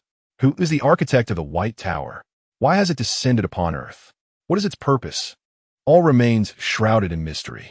It simply appeared overnight, irrevocably altering everything. Zheng Xun remains oblivious to these matters. Even if he were to learn of them, his reaction would likely be minimal. The 1,000 iterations of torment at the outset have indeed transformed his character significantly. Let's part ways here. Zheng Xun resembled someone who had just returned from a shopping spree, with his left arm clutching the Little Red Riding Hood and his right hand bearing his hammer as he bid farewell to the group. Meng Shuang had already succumbed to unconsciousness from blood loss, while Zhong Yu supported him, wearing an expression of impatience, and Gu Yuanheng adeptly called for an ambulance nearby. Upon hearing Zheng Sun's intention to leave, Zhong Yu called out, "Hey bro, where do you live? Share your contact information." Zhong Yu's words serve as a reminder to Zheng Sun. He still lacked a place to stay. However, Zheng Sun possessed a disposition that embraced circumstances as they came. He would address that once he exited the dungeon. Thus, he replied, "We shall connect when the opportunity arises." His demeanor was neither too distant nor too intimate, causing Su Li, who had been quietly anticipating, to feel a pang of disappointment. Chen Zicheng discerned her sentiments with clarity. If she desired contact information, she should be bolder. She gently patted the girl's back. I still won't." Su Li shook her head, believing that as long as they were in the same district, they would inevitably meet again. Zheng Sun walked toward the grand door, and midway, he suddenly lowered his gaze, locking eyes with a wide-eyed Little Red Riding Hood. Uncertain if it was the departure from a decaying environment, although the NPC's complexion remained as pallid as that of the deceased, it appeared less intimidating. "What will you do after we pass through this door?" "I currently lack a wristband," I inquired. "I don't know," Little Red Riding Hood replied innocently. Soon, Zheng Sun's question found resolution. As he pushed open the door, the air from outside surged in, transforming Little Red Riding Hood and the inflatable hammer into mere data particles, which then entered his body. "Once I acquire the wristband, will it automatically input?" Zheng Sun murmured to himself. Freed from the two burdens, he stretched his shoulders with ease. However, before he could savor the fresh air, he was abruptly confronted by an overwhelming throng of reporters. "Mr. Zheng, what are your feelings about surviving the 3S instance?" "Zheng Sun, are you truly joining Minke?" "Mr. Zheng, do you have prior experience serving a guild?" Caught off guard by such an assemblage, Zheng Sun was taken aback. Where did all these people come from? Just as he was at a loss, two towering bodyguards in black suits parted the crowd, flanking him on either side. "Mr. Zheng, our vice president requests your presence. Please follow us." Bewildered, Zheng Sun nodded. Although uncertain of the bodyguard's origins, it was preferable to being cornered by the reporters at the entrance. The bodyguards, true professionals, eventually maneuvered Zheng Sun out of the throng with considerable effort. It was more exhausting than traversing the instance itself. He was ushered into a sleek black business vehicle, and once the door shut, the reporters could no longer pursue him. The vehicle, adorned with the emblem of Minke, departed swiftly. Inside, Zheng Sun faced Xiao Jun, the vice president of Minke, with assistants Su Hairong and Cheng Jie flanking them. Su Hairong playfully winked at Zheng Sun, exuding charm, while Cheng Jie wore a scowl, seemingly unimpressed with Zheng Sun. Although he was unaware of their identities, it was evident that Xiao Jun was the leader. He remained silent, and the others followed suit. Mr. Zheng, greetings. Xiao Jun, impeccably attired, smiled like a gentle spring breeze. "It is a pleasure to meet you. I am Xiao Jun, the vice president of the Minke Guild." Zheng Sun nodded in acknowledgement. "Hello." Xiao Jun got straight to the point. "We have witnessed your performance in the instance, and your overall abilities are impressive. You are a talent that our guild desperately needs. Let us be frank, Mr. Zheng. I hope you will consider joining the Minke Guild. The contract is already prepared." Su Hairong handed Zheng Sun a sleek black folder, and as she withdrew her hand, she lightly brushed against his wrist. Unfortunately for her, Zheng Xun was as unyielding as iron, impervious to her charms. His focus remained fixed on the contract presented by Xiao Jun. Although many technical terms eluded him, it was clear that the contract offered generous terms, reflecting Mink's genuine intent. Zheng Xun rubbed his temples. Despite not feeling fatigue within the White Tower, the accumulation of weariness and drowsiness exploded as soon as he stepped outside, making it increasingly difficult for him to maintain composure. Regrettably, this was not the time for slumber. Vice President Xiao, there are many matters I do not comprehend. Yet I can discern that the terms you have proposed appear rather generous, perhaps more suited for a novice's contract. If you have any additional requests, please feel free to express them candidly. In Xiao Jun's eyes, a glimmer of admiration flickered. It seemed that Zheng Xun was not merely a simpleton, but rather astute and perceptive. Ming Ke has but one request. We hope you can promptly engage in the Huayin 4th Middle School instance. Huayin 4th Middle School is precisely the instance that nearly led to the complete annihilation of Ming Ke's second team last time. Under the leadership of Vice President Xiao Jun, the entire second team embarked on an A-grade instance to farm items, only to encounter a concealed SSS-level side quest. That game stirred profound upheaval within Ming Ke. All members who watched the live broadcast, as well as the survivors, were left with lasting psychological scars. We are organizing a new team to enter Huayin, and Zheng Xun, I hope you will lead. Why such urgency? Zheng Xun sensed an unusual undertone. Your team has been traumatized, and distancing yourselves from that instance should be the prudent course of action. Xiu Yunis smidefit. And the expressions of Su Harrowing and Cheng Jia beside him grew notably solemn. This was because the president's sister was trapped within the side quest, her fate uncertain. Chapter 10. The Dream World. No wonder Ming Ke was so eager and willing to go to any lengths. Xiao Jun's reasoning was sound. Yet Zheng Xun felt compelled to remind him. Xiao Vice President, the peril of the dungeon is evident to anyone with eyes. The survival chances for the relatives of your esteemed president are nearly non-existent. They were aware that a crack had finally appeared in Xiao Jun's otherwise perfect demeanor. But as the president had stated, one must see the living and the dead. Zheng Xun nodded. So, does this mean Mr. Zheng has agreed? Zheng Xun shook his head.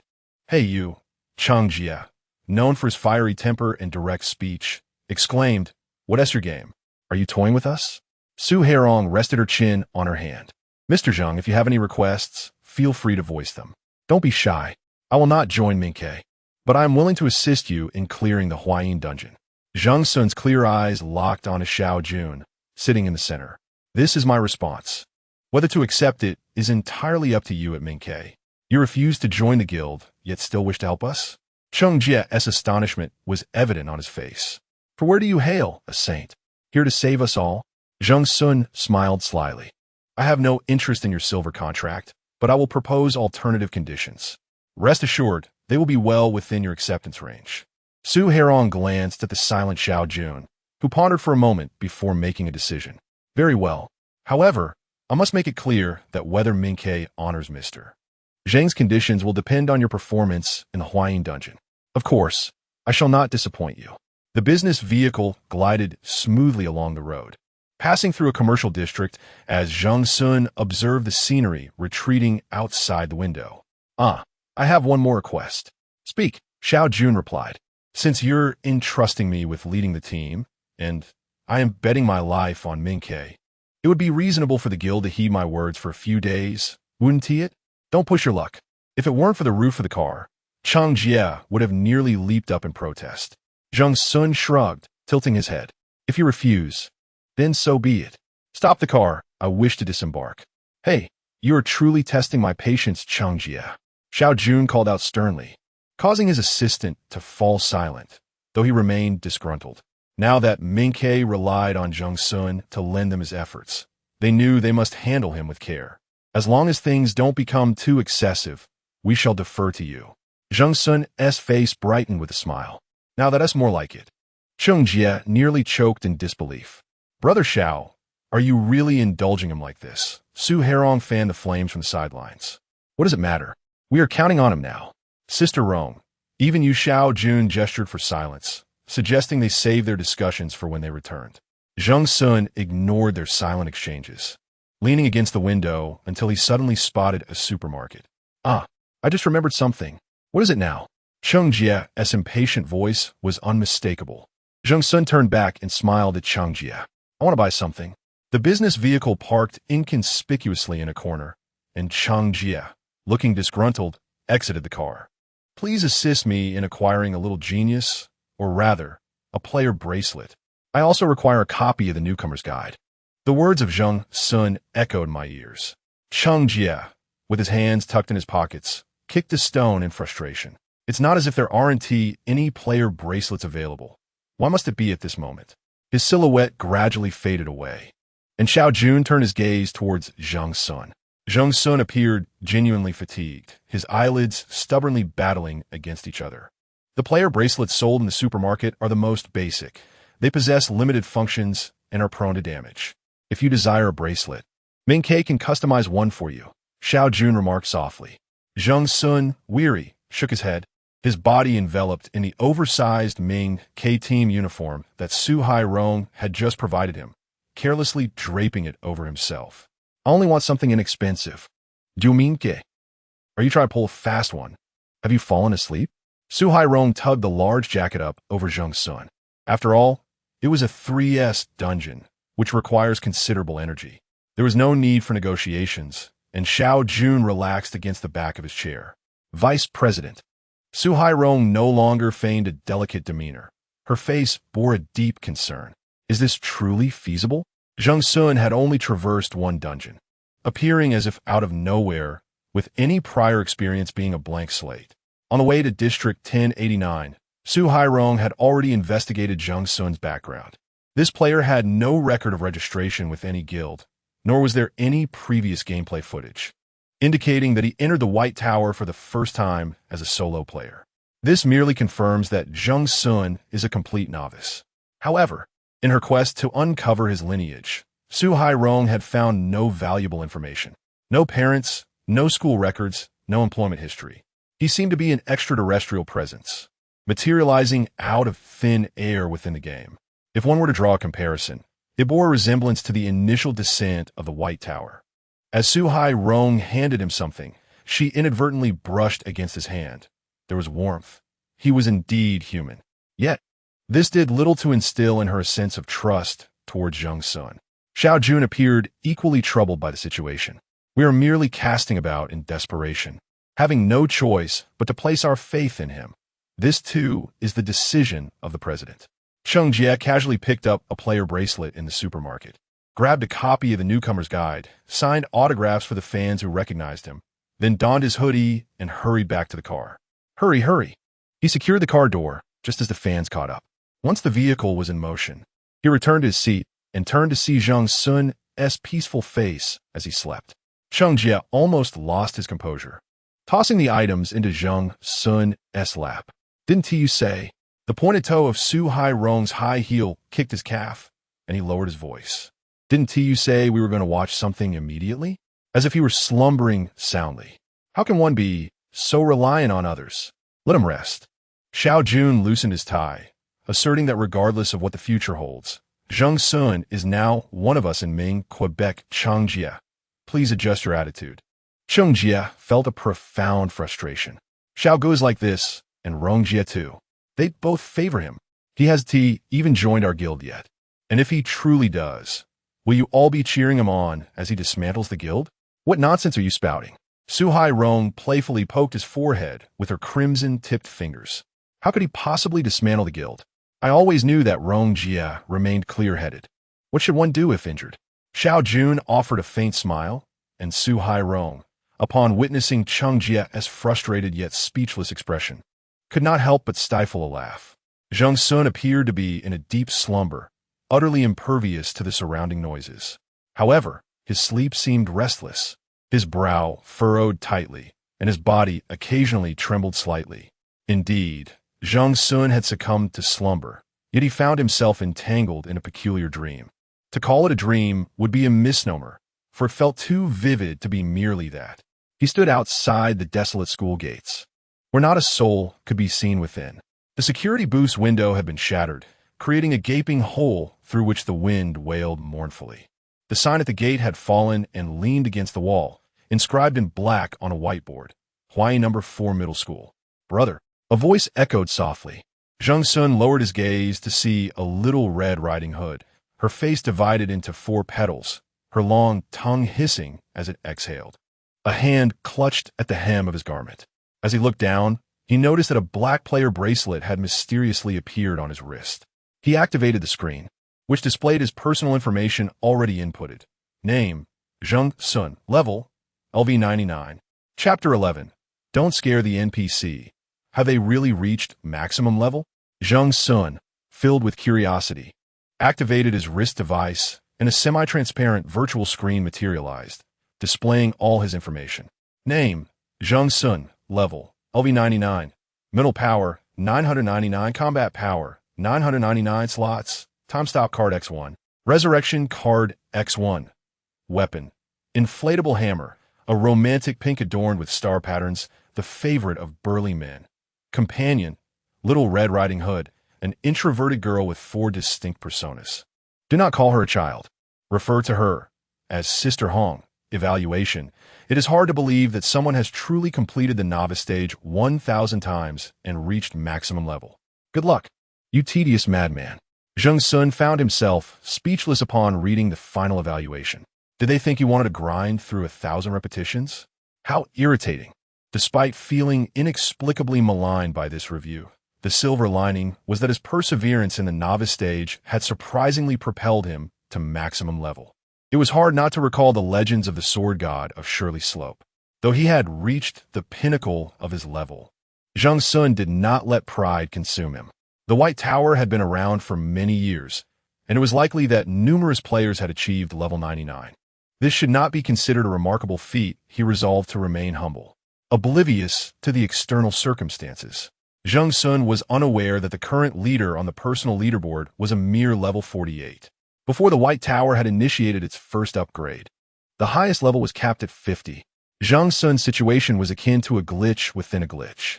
Having soloed a 3S dungeon 1,000 times, he had transcended to another realm in terms of mental and combat prowess. However, Zheng Xun himself did not dwell on such matters. His aspirations were simple: to survive in this reborn world. The new world was fraught with challenges, filled with guilds and all manner of mystical entities. As he murmured to himself, his fingers swiftly navigated the screen to explore other functionalities. Live streaming, cloud storage, all the fundamental features were present, akin to the wrist device of Su Li he had previously observed. Yet, the meticulous Zheng Xun discovered a hidden page, accessible only through his fingerprint and facial recognition. Holographic dungeon simulation function. This feature is custom-made, limited to 1 ID globally. Using the dungeon simulation function, players can repeatedly enter dungeons within a limited number of attempts. Player deaths in this function do not affect reality. Current simulated dungeon, Hawaii 4th Middle School. Please set the number of simulations, maximum of 1,000 attempts. Simulation can be halted at any time. The hidden feature was a delightful revelation. With this capability, Zheng Xun could simulate the dungeons he was about to enter at will. Moreover, the good news was that the simulation could be halted at any moment, freeing him from a necessity of completing 1,000 iterations to exit the process. Although he had been somewhat drowsy during his conversation with Xiao Jun and had only grasped fragments of it, Zheng Xun could ascertain that his next dungeon would indeed be Hawaii 4th Middle School. He proceeded to set the simulation count. Zheng Xun's fingertip gently tapped the screen. Let us set the simulation to 1,000 iterations, for it can be halted at any moment. The current simulation count is 1,000. The official simulation begins now. The main screen of the wristband transitions from a clock to a timer, indicating the commencement of the simulation. Zheng Xun retrieves his inflatable hammer from the cloud space. At this moment, the in-game time reads 5 p.m., yet the weather is overcast, shrouding the deserted school in an even more somber atmosphere. As the mood deepens, Zheng Xun rubs the tip of his nose and sneezes. What is that scent? It resembles the odor of decaying flesh, quite unpleasant indeed. The gate of Hawaii 4th High School bears little distinction from that of an ordinary secondary institution. The electric sliding gate, intended for vehicular passage, lies in disrepair, its tracks overgrown with dry grass. There exists another gate for student entry, narrower and accommodating just one person at a time, situated between the sliding gate and the security booth. He glances at the signpost beside the entrance and pushes open the narrow door adjacent to the security room. Creak! The rusted alloy door emits a protest. Zheng Xun steps inside, followed closely by Little Red Riding Hood, her small shoes making soft pattering sounds. Afterward, silence envelopes them. Upon entering the school, Zheng Xun feels, perhaps due to psychological perception, that the light within is dimmer than outside the gates. A mere 5 minutes have elapsed. Before him lies a vast playground, a rubberized circular track and white goalposts, all surrounded by emptiness. To his left stands the teaching building, a 4-story structure in an L shape. The windows appear pale blue from a distance, likely due to the absence of upkeep in this deserted institution. Several windows are shattered, and some are entirely missing, resembling gaping voids. Zheng Xun's gaze sweeps across a row of third-floor windows, noting one that is partly broken. As he looks towards it, he perceives a flicker of shadow, perhaps a trick of the light. He dismisses it as an illusion. After a brief survey of his surroundings, Zheng Xun retracts his gaze. Little Red Riding Hood is now at his right side, having inexplicably reverted to her ordinary girl form. Zheng Xun lowers his head to speak softly to her. Sister Hong, why are there no NPCs in this simulation? The school is quite large. If I must search each floor, how long will it take to complete? I don't know. Zheng Xun had not anticipated a useful response from her, treating her as a mere spectator, for it would be too strange to converse alone. Well then, let's take a stroll, as if we were out for a walk. Little Red Riding Hood quickly places her small hand into his, a swift motion. Despite her face being too rigid to convey much expression or emotion, this small gesture seems to indicate her delight. Zheng Xun, however, does not share her enthusiasm. Her hand feels like ice in his grip. The adult, holding the child's hand, prepares to embark on their quest for useful clues to expedite their passage through the simulation. Yet, as Zheng Xun raises his gaze, his steps falter. Before him stands a figure resembling a security guard, who has appeared unbeknownst to him. The security guard held a white enamel mug in one hand and a bottle of mineral water in the other. With a round face and a stout physique, he spoke with a slight stutter. Upon encountering Zheng Xun for the first time, he did not raise his voice to chase him away. Instead, he smiled with a certain innocence. Hello. Zheng Xun took a step back, hiding behind his sister Hongjia. Hongjia looked bewildered. Who are you? Zheng Xun asked with caution. You must be the new Xiao Zheng, right? I've heard from the security office, he stammered. It seemed he mistook Zheng Xun for a newly appointed security guard, which explained why he hadn't driven him away. I am Xiao Zheng. Zheng Xun readily embraced this new identity. This is my sister. Come gritumcle. He gently shook the hand of the little girl in the red hat, who obediently waved. Meanwhile, the chubby security guard's expression turned pale. Who? Brother, there's no one beside you. Don't scare me. Chapter 12. It is astonishing that the NPC cannot perceive his subordinate. Perhaps it is for the best. The stout security guard clutched his chest, his eyes wide with horror as he stared at Zheng Xun. That mischievous Zheng Xun not only refrained from providing an explanation, but added, Did you not see it? Perhaps only I can. The portly guard nearly fainted, his eyes rolling back in fright.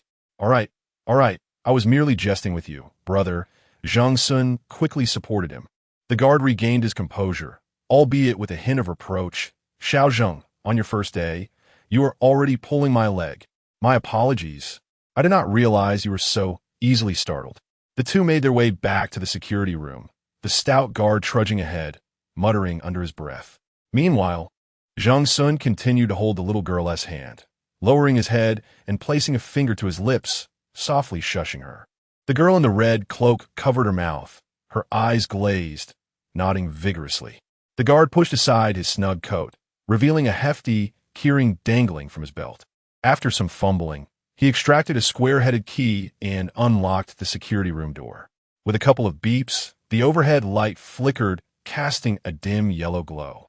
The stout guard introduced himself as Li, producing 2 thick books to cover the gaping hole in the window, then drew the greasy curtains shut. At last, The cramped space resembled a habitable room. He fetched 2 stools and placed them beside a half-height table, clearing his throat to invite Zheng Xun to sit. Zheng Xun obediently took a seat, while the girl in the red cloak stood closely beside him. In this initial simulation, Zheng Xun was in no rush to slay monsters and complete the level. Acquiring more clues was the utmost priority, even if it meant facing death. He had learned from previous experiences that overlooking clues could lead to impasses. Now that the simulation could be halted at any moment, he sought to enhance efficiency, aiming to thoroughly grasp the instance with minimal attempts. Xiao Zheng, here is the duty roster. Please keep it secure. Zheng Xun lowered his gaze to the notebook presented by Old Li. The schedule spanned from Monday to Sunday, dividing each day into 3 shifts: morning, afternoon, and evening, ensuring the security room was manned at all times. A few months prior, there had been 6 or 7 personnel on duty, but recently only 2 names had appeared on the roster: Li Yuechu and Feng, the security guard. Li Yuechu was evidently Old Li's name, while Feng's surname remained undisclosed, leaving one to wonder if this was intentional within the instance. The latest week's schedule still revealed only 2 names: Li Yuechu and Zheng, the security guard, which was Zheng Xun's identity within the instance. Brother, has this Feng security guard resigned? Upon mentioning Feng, Old Li's expression soured. Oh dear, Xiao Zheng. This old Feng is not to be mentioned at our school. Oh, I see. Zheng Xun nodded. I shall refrain from bringing it up. However, despite his promise, it was Old Li who appeared increasingly uncomfortable, as the usually talkative guard found himself stifled by the interruption, his restlessness palpable. Lao Feng was my previous colleague. You are here to take over his position. Lao Li mentioned that Feng's tenure as a security guard exceeds even his own time at the 4th middle school. Thus, he is indeed a veteran in this regard. Zheng Xun inquired about the whereabouts of the previous security personnel. Suddenly, Lao Li's expression darkened, his eyes darting anxiously around, and he lowered his voice. Those individuals have either fled or perished. This school is not at peace. There are disturbances here. Zheng Xun frowned, finding himself in a simulated environment that, from an external perspective, appeared as a state of slumber. The vehicle sped along the highway, carrying Ming Ke and his companions to the airport. Cheng Jie, restless by nature, leaned closer to Zheng Xun, poking him gently. Are you really sleeping so deeply? His finger brushed just below Zheng Xun's nose, confirming he was still alive. Xiao Jun dismissed the concern, attributing Zheng Xun's deep slumber to the exhaustion experienced in the simulation. He suggested they allow him to rest and wake him upon arrival at the airport. He then turned to inquire about the external situation from Su Herong. Suirong, adorned with delicate powder-pink framed glasses, typed away on her keyboard, perusing news from forums and media outlets. A journalist had captured a photo of Zheng Xun boarding the vehicle, leading many to believe that the likelihood of him signing a contract was high, as no newcomer would refuse a lucrative contract. However, Zheng Xun had declined. Xiao Jun found this troublesome, for Ming Ke required Zheng Xun to navigate the Huan Yin 4th middle school simulation. Yet they also hoped to recruit him into their guild for their benefit. Nevertheless, Zheng Xun's stance was unmistakable. He had his own plans. They decided to release information suggesting that Ming Ke and Zheng Xun were negotiating contract details, which would lead outsiders to believe he was soon to join them, a notion that might deter other guilds. As for Zheng Xun, they aimed to stabilize his position, ensuring he completed the Huan Yin simulation before addressing his demands. For they could not afford to let him slip away so easily. Xiao Jun had a premonition that once the Huan Yin simulation was completed, Zheng Xun's reputation would soar. Having served as a vice president for 2 to 3 years, he had developed his own insights into recognizing talent. Zheng Xun was exceptional, given Ming Ke's own capabilities. The prospect of retaining such a genius permanently seemed fanciful. However, securing Zheng Xun's service for a year or so to elevate their guild's standing was undoubtedly a lucrative endeavor. In his slumber, Zheng Xun stirred slightly, indicating signs of awakening. Xiao Jun gestured for the others to remain silent. Zheng Xun opened his eyes a fraction. The silhouettes of the 3 individuals before him reflected in his gaze. Are you awake? Xiu Yun asked. It appeared he was still somewhat ensnared in his dreams. taking a while to comprehend Xiao Jun's words before nodding gently. Harrowing, Xiao Jun called out to Su Harrowing, who then poured Zheng Xun a cup of hot tea. After expressing his gratitude, Zheng Xun took the disposable cup in both hands and sipped slowly, his mind lingering on his recent conversation with Li Yuechu. Old Li remarked that in the span of a month, 3 incidents had occurred at Huai No. 4 Middle School. A male teacher surnamed Su, a security guard named Feng, and a sophomore girl by the surname of Liang had all met with misfortune in quick succession. Rumors began to circulate rapidly, enveloping the ordinary institution in a somber atmosphere. As Old Li spoke, he retrieved a thermos from beneath his feet, grumbling about the difficulties of his job, lamenting that the school was on the verge of closure and that their wages were being withheld. Zheng Xun, with an impassive expression, observed the motions of Old Li as he poured water, unscrewing the cap, removing the cork, and tilting the bottle. The sound that emanated from within was rather coarse, not resembling that of water. Zheng Xun's gaze followed Old Li's actions, witnessing a thick, murky red liquid tracing an arc through the air, accompanied by indistinct chunks, cascading into a broad enamel basin. "Drink, go ahead," Old Li said, his round face breaking into a simple smile as he nudged the enamel basin toward Zheng Xun. Chapter 13. I am intentional. Suddenly, a notification popped up on the wristband, alerting Zheng Xun of his imminent arrival at the airport. He promptly archived the information and transitioned from the simulation back to reality. Upon awakening, he was greeted by the presence of the 3 members of Mingke. Su Harrowing reminded him that they were about to reach the airport, where Mink's private jet awaited. Zheng Xun nodded, still ensnared in the remnants of the simulation he had just experienced. 3 lives had been lost, and the enthusiastic stuttering security guard appeared to be anything but normal. It was uncertain whether he had become a perverse being or if he remained blissfully unaware of his own demise. Zheng Xun donned the player wristband purchased by Chang Jia on his left wrist, fastening it securely. He then turned to Xiao Jun. "I wish to view the footage from my previous entry into the Huayin instance." Xiao Jun nodded in acknowledgement. "Everything is prepared for you. You may watch it once aboard the plane."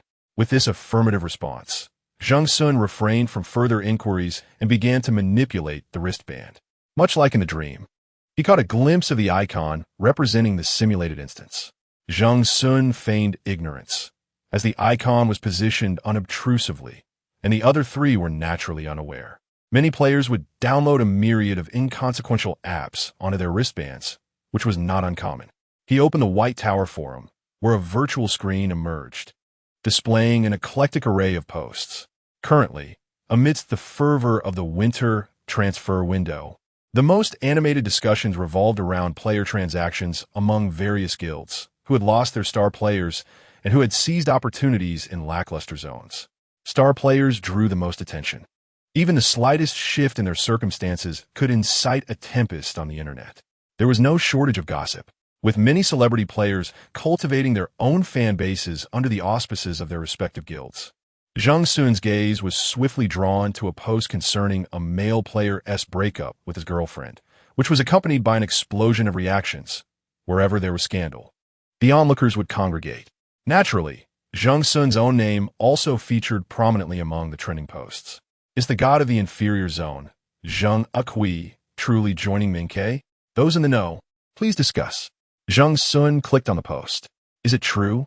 Has Xun truly sold himself to Mingke? Post 2, what else could it be? Mingke has offered silver rewards. Which newcomer could resist such temptation? Unless their mind has been gnawed by a monkey. The monkey referenced a type of low-level monster in the White Tower instance. While it was weak, it was exceedingly aggressive, attacking indiscriminately and spitting at its foes. Once entangled, one could hardly escape without losing flesh. Chaos in the White Tower is dictated by the Monkey King. Post 3 continued the thread. Could it be that Xun's mind has indeed been consumed by a monkey stupor? JPG. But why hasn't any guild attempted to snatch him from Mingke? How could they? Mingke's silver rewards could likely equate to the copper contracts offered by the strong guilds. That comparison is flawed. There exists a divide between Mingke and the likes of Wanshi. The disparity is merely 10 senmyo. The Shui guild could be randomly kicked while walking down the street. The Shui guild is enraged.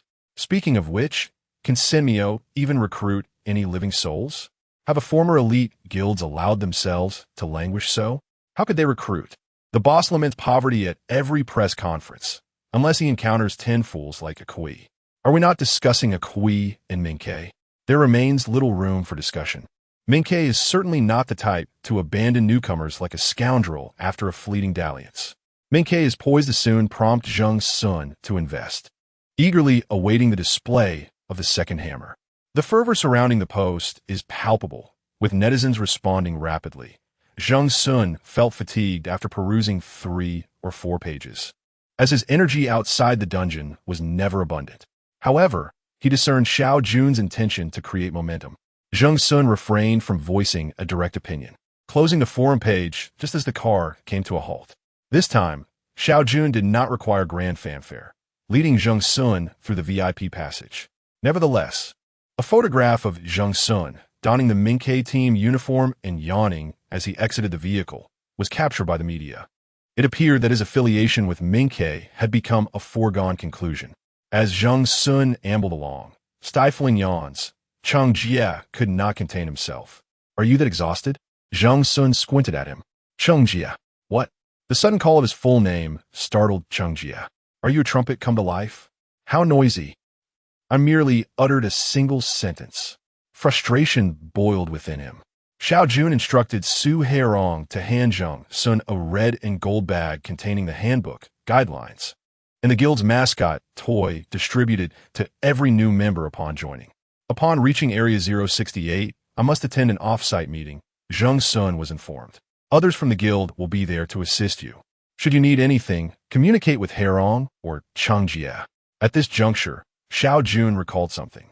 Harrowing will also be engaged in a dungeon run soon. You should accompany Cheng Jie. He will be joining the expedition into Huayin's dungeon, so it will be beneficial for you to familiarize yourself beforehand. Since the guild's operational team had been restructured, Minkei had yet to discover particularly suitable professional candidates, leaving some positions filled by veteran players. Both Su Harrowing and Cheng Jie were esteemed players from the White Tower. Before Cheng Jie could express reluctance, Zheng Xun reacted first. "No, I feel constricted just seeing Cheng Jie." Cheng Jie was on the verge of exploding. "Do you think I want to babysit you?" Zheng Xun maintained a stern expression. "Behold, this is Ming's attitude. I shall post that I am a free agent." Hey. How can you say something and not follow through?" Cheng Jie was flustered. Zheng Xun, of course, would not breach his word. He was merely stirring up trouble. Both Xiao Jun and Su Harrowing recognized this and chose not to intervene, allowing Zheng Xun to tease Cheng Jie. "Where will I reside upon joining Minkei? Will I be sharing accommodations?" The meticulous Xiao Jun had already arranged everything. "You will have a private room. However, if you wish to stay with other team members to get acquainted, that is also permissible." Su Harrowing turned back with a smile. "You can stay with me if you like." Zheng Xun nodded. "Then I shall share with Cheng Jie." "Cheng Jie, you find me so bothersome. Why must you share a room with me? Are you doing this on purpose?" "Indeed," Zheng Xun replied candidly. Cheng Jie sulked nearby, while Zheng Xun felt his spirits lift. Despite his words, sharing a room with Cheng Jie was ultimately a strategy to swiftly acclimatize to the dynamics of Minkei. In contrast to Su Harrowing and Xiao Jun, Cheng Jie possesses a simpler nature, making him easier to comprehend. Zheng Xun prefers not to squander excessive time deciphering the thoughts of others.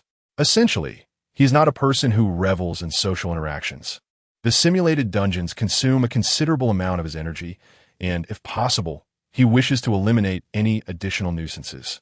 Minkei is not his ultimate destination, yet it serves as a commendable temporary refuge. During their conversation, the group gradually boarded the aircraft.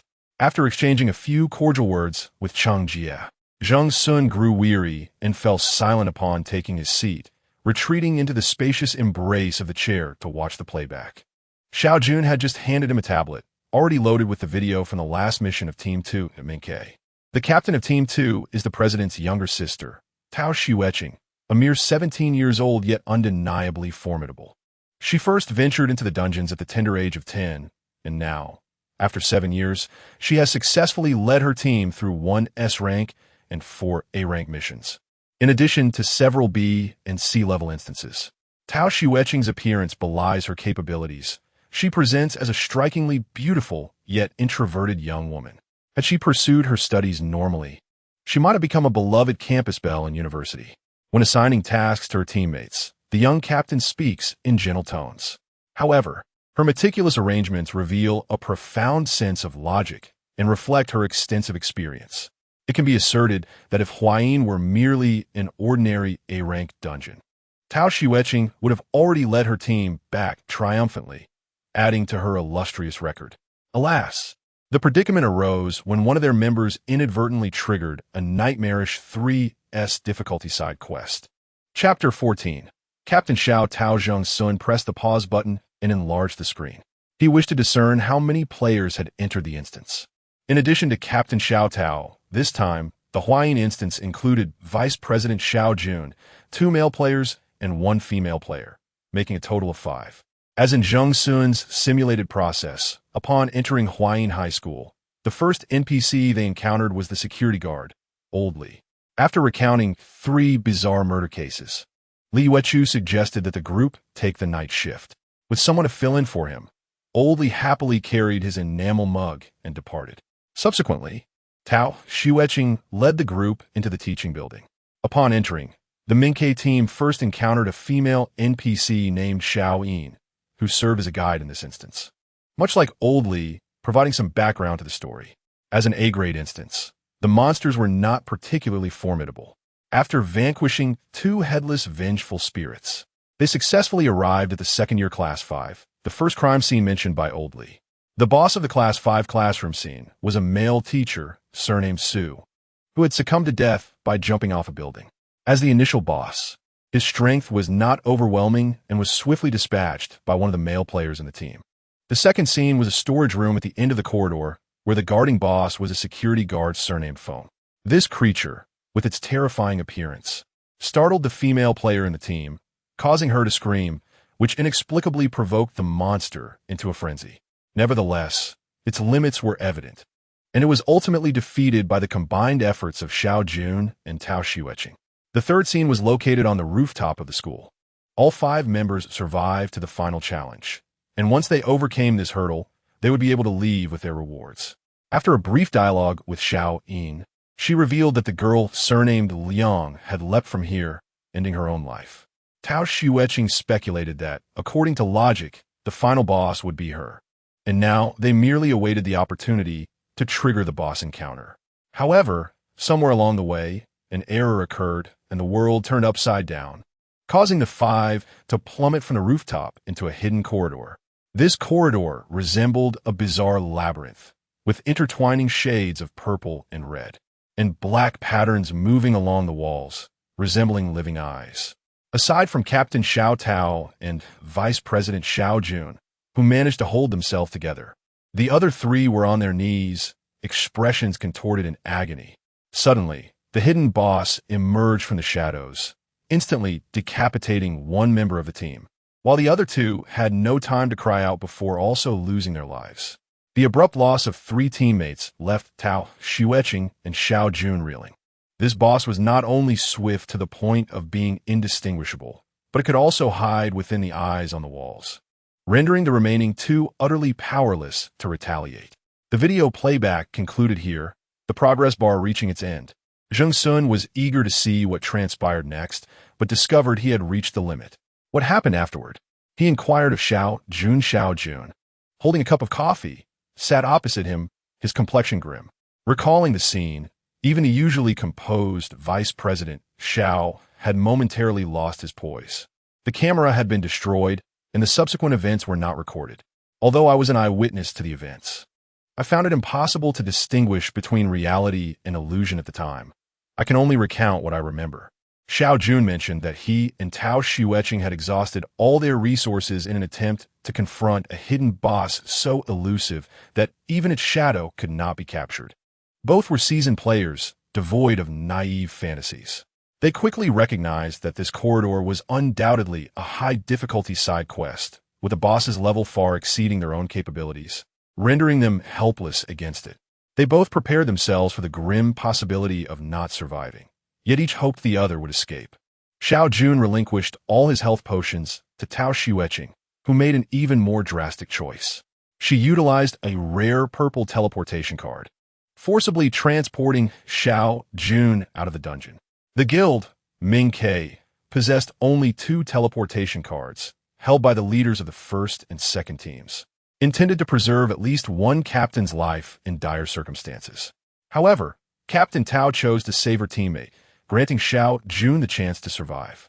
By the time Zheng Xun was teleported out, he was already in a state of unconsciousness, after being hospitalized and undergoing intensive treatment for 48 hours. It took him an additional 4 or 5 days to regain consciousness. Having narrowly escaped death, Zheng Xun began to assemble a new team to re-enter the Huayin dungeon. It was during this pivotal moment that Zheng Xun emerged, and Zheng Xun immediately identified him as a suitable candidate. In the absence of media, Zheng Xun revealed a hint of fatigue. With no outsiders present, he spoke plainly. The Huayin dungeon has already cast a substantial psychological shadow over the members of Ming Quebec. We must not only locate Xueqing, but also dispel this shadow. Otherwise, the guild will disband.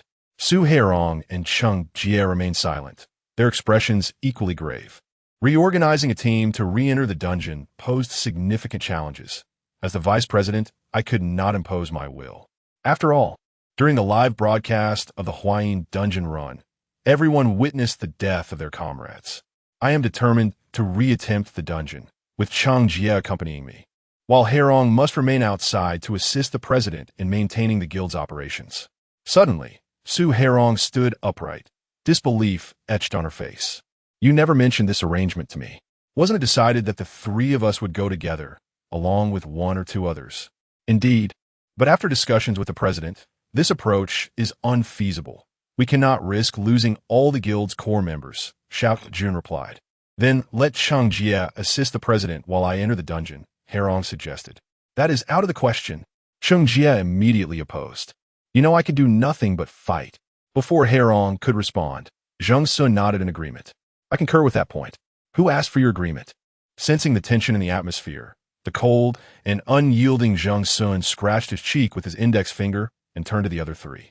How about you refrain from being overly sentimental for a moment? Allow me to say a few words. Zheng Xun regained his composure. Speak. First, I need to know if we can re-enter a failed dungeon. In response to Zheng Xun's inquiry, Zheng Xun explained in the White Tower, all dungeons only cease to exist upon successful completion. If one fails, the dungeon will automatically close, awaiting the next group of players to enter. After failure, will the instance not refresh? I mean, even if you wish to locate the corpse, the refresh rate of hidden side quests is considerably slower. Is there any evidence? We came across experience posts on the forum and even contacted the individual in question. That person claimed to have entered the same instance's hidden line consecutively and found the ring he had accidentally dropped in one of the rooms. Well, assuming the corpse is found, how does one exit the instance? From my previous experience, only surviving players can leave the instance. Rest assured, we are equipped with the necessary items.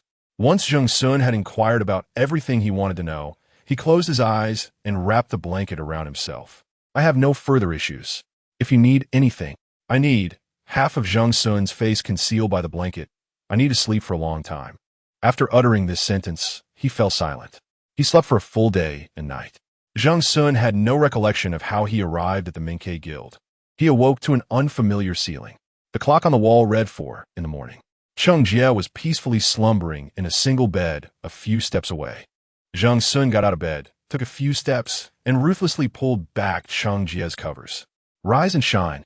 Wake everyone up and come with me to the instance. Chapter 15. This is not going to work awake in the dead of night. I observed Sinmio mining in the dungeon.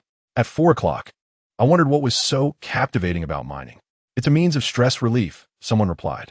The members of the Shui team were mining with remarkable efficiency, living up to their reputation. Suddenly, a voice exclaimed, "What? Mingke is entering the dungeon. What's going on?" I'm fully awake now. In the live broadcast room of Zone 068, Huayin was calling for players to join the second tier of the dungeon. Zheng Xun stood outside the White Tower, brimming with energy, facing for yawning members of the Mingke team. He recognized Zheng Xun and Cheng Jie, but the other 2 were newcomers, 1 male and 1 female.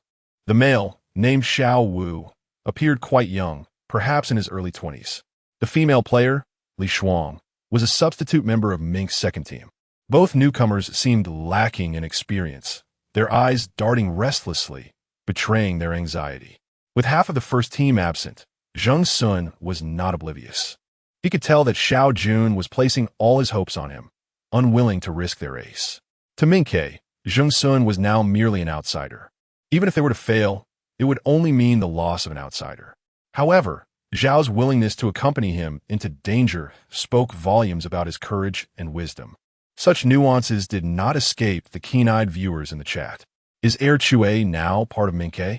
No way. Until it's officially announced, that's just a ruse. Without a contract, how could Air Chue willingly take on such a high-difficulty dungeon? I don't understand. To me, Air Chue is like a reckless monkey outside the White Tower, just charging in. The lottery has begun. This time, Zheng Xun is leading the team.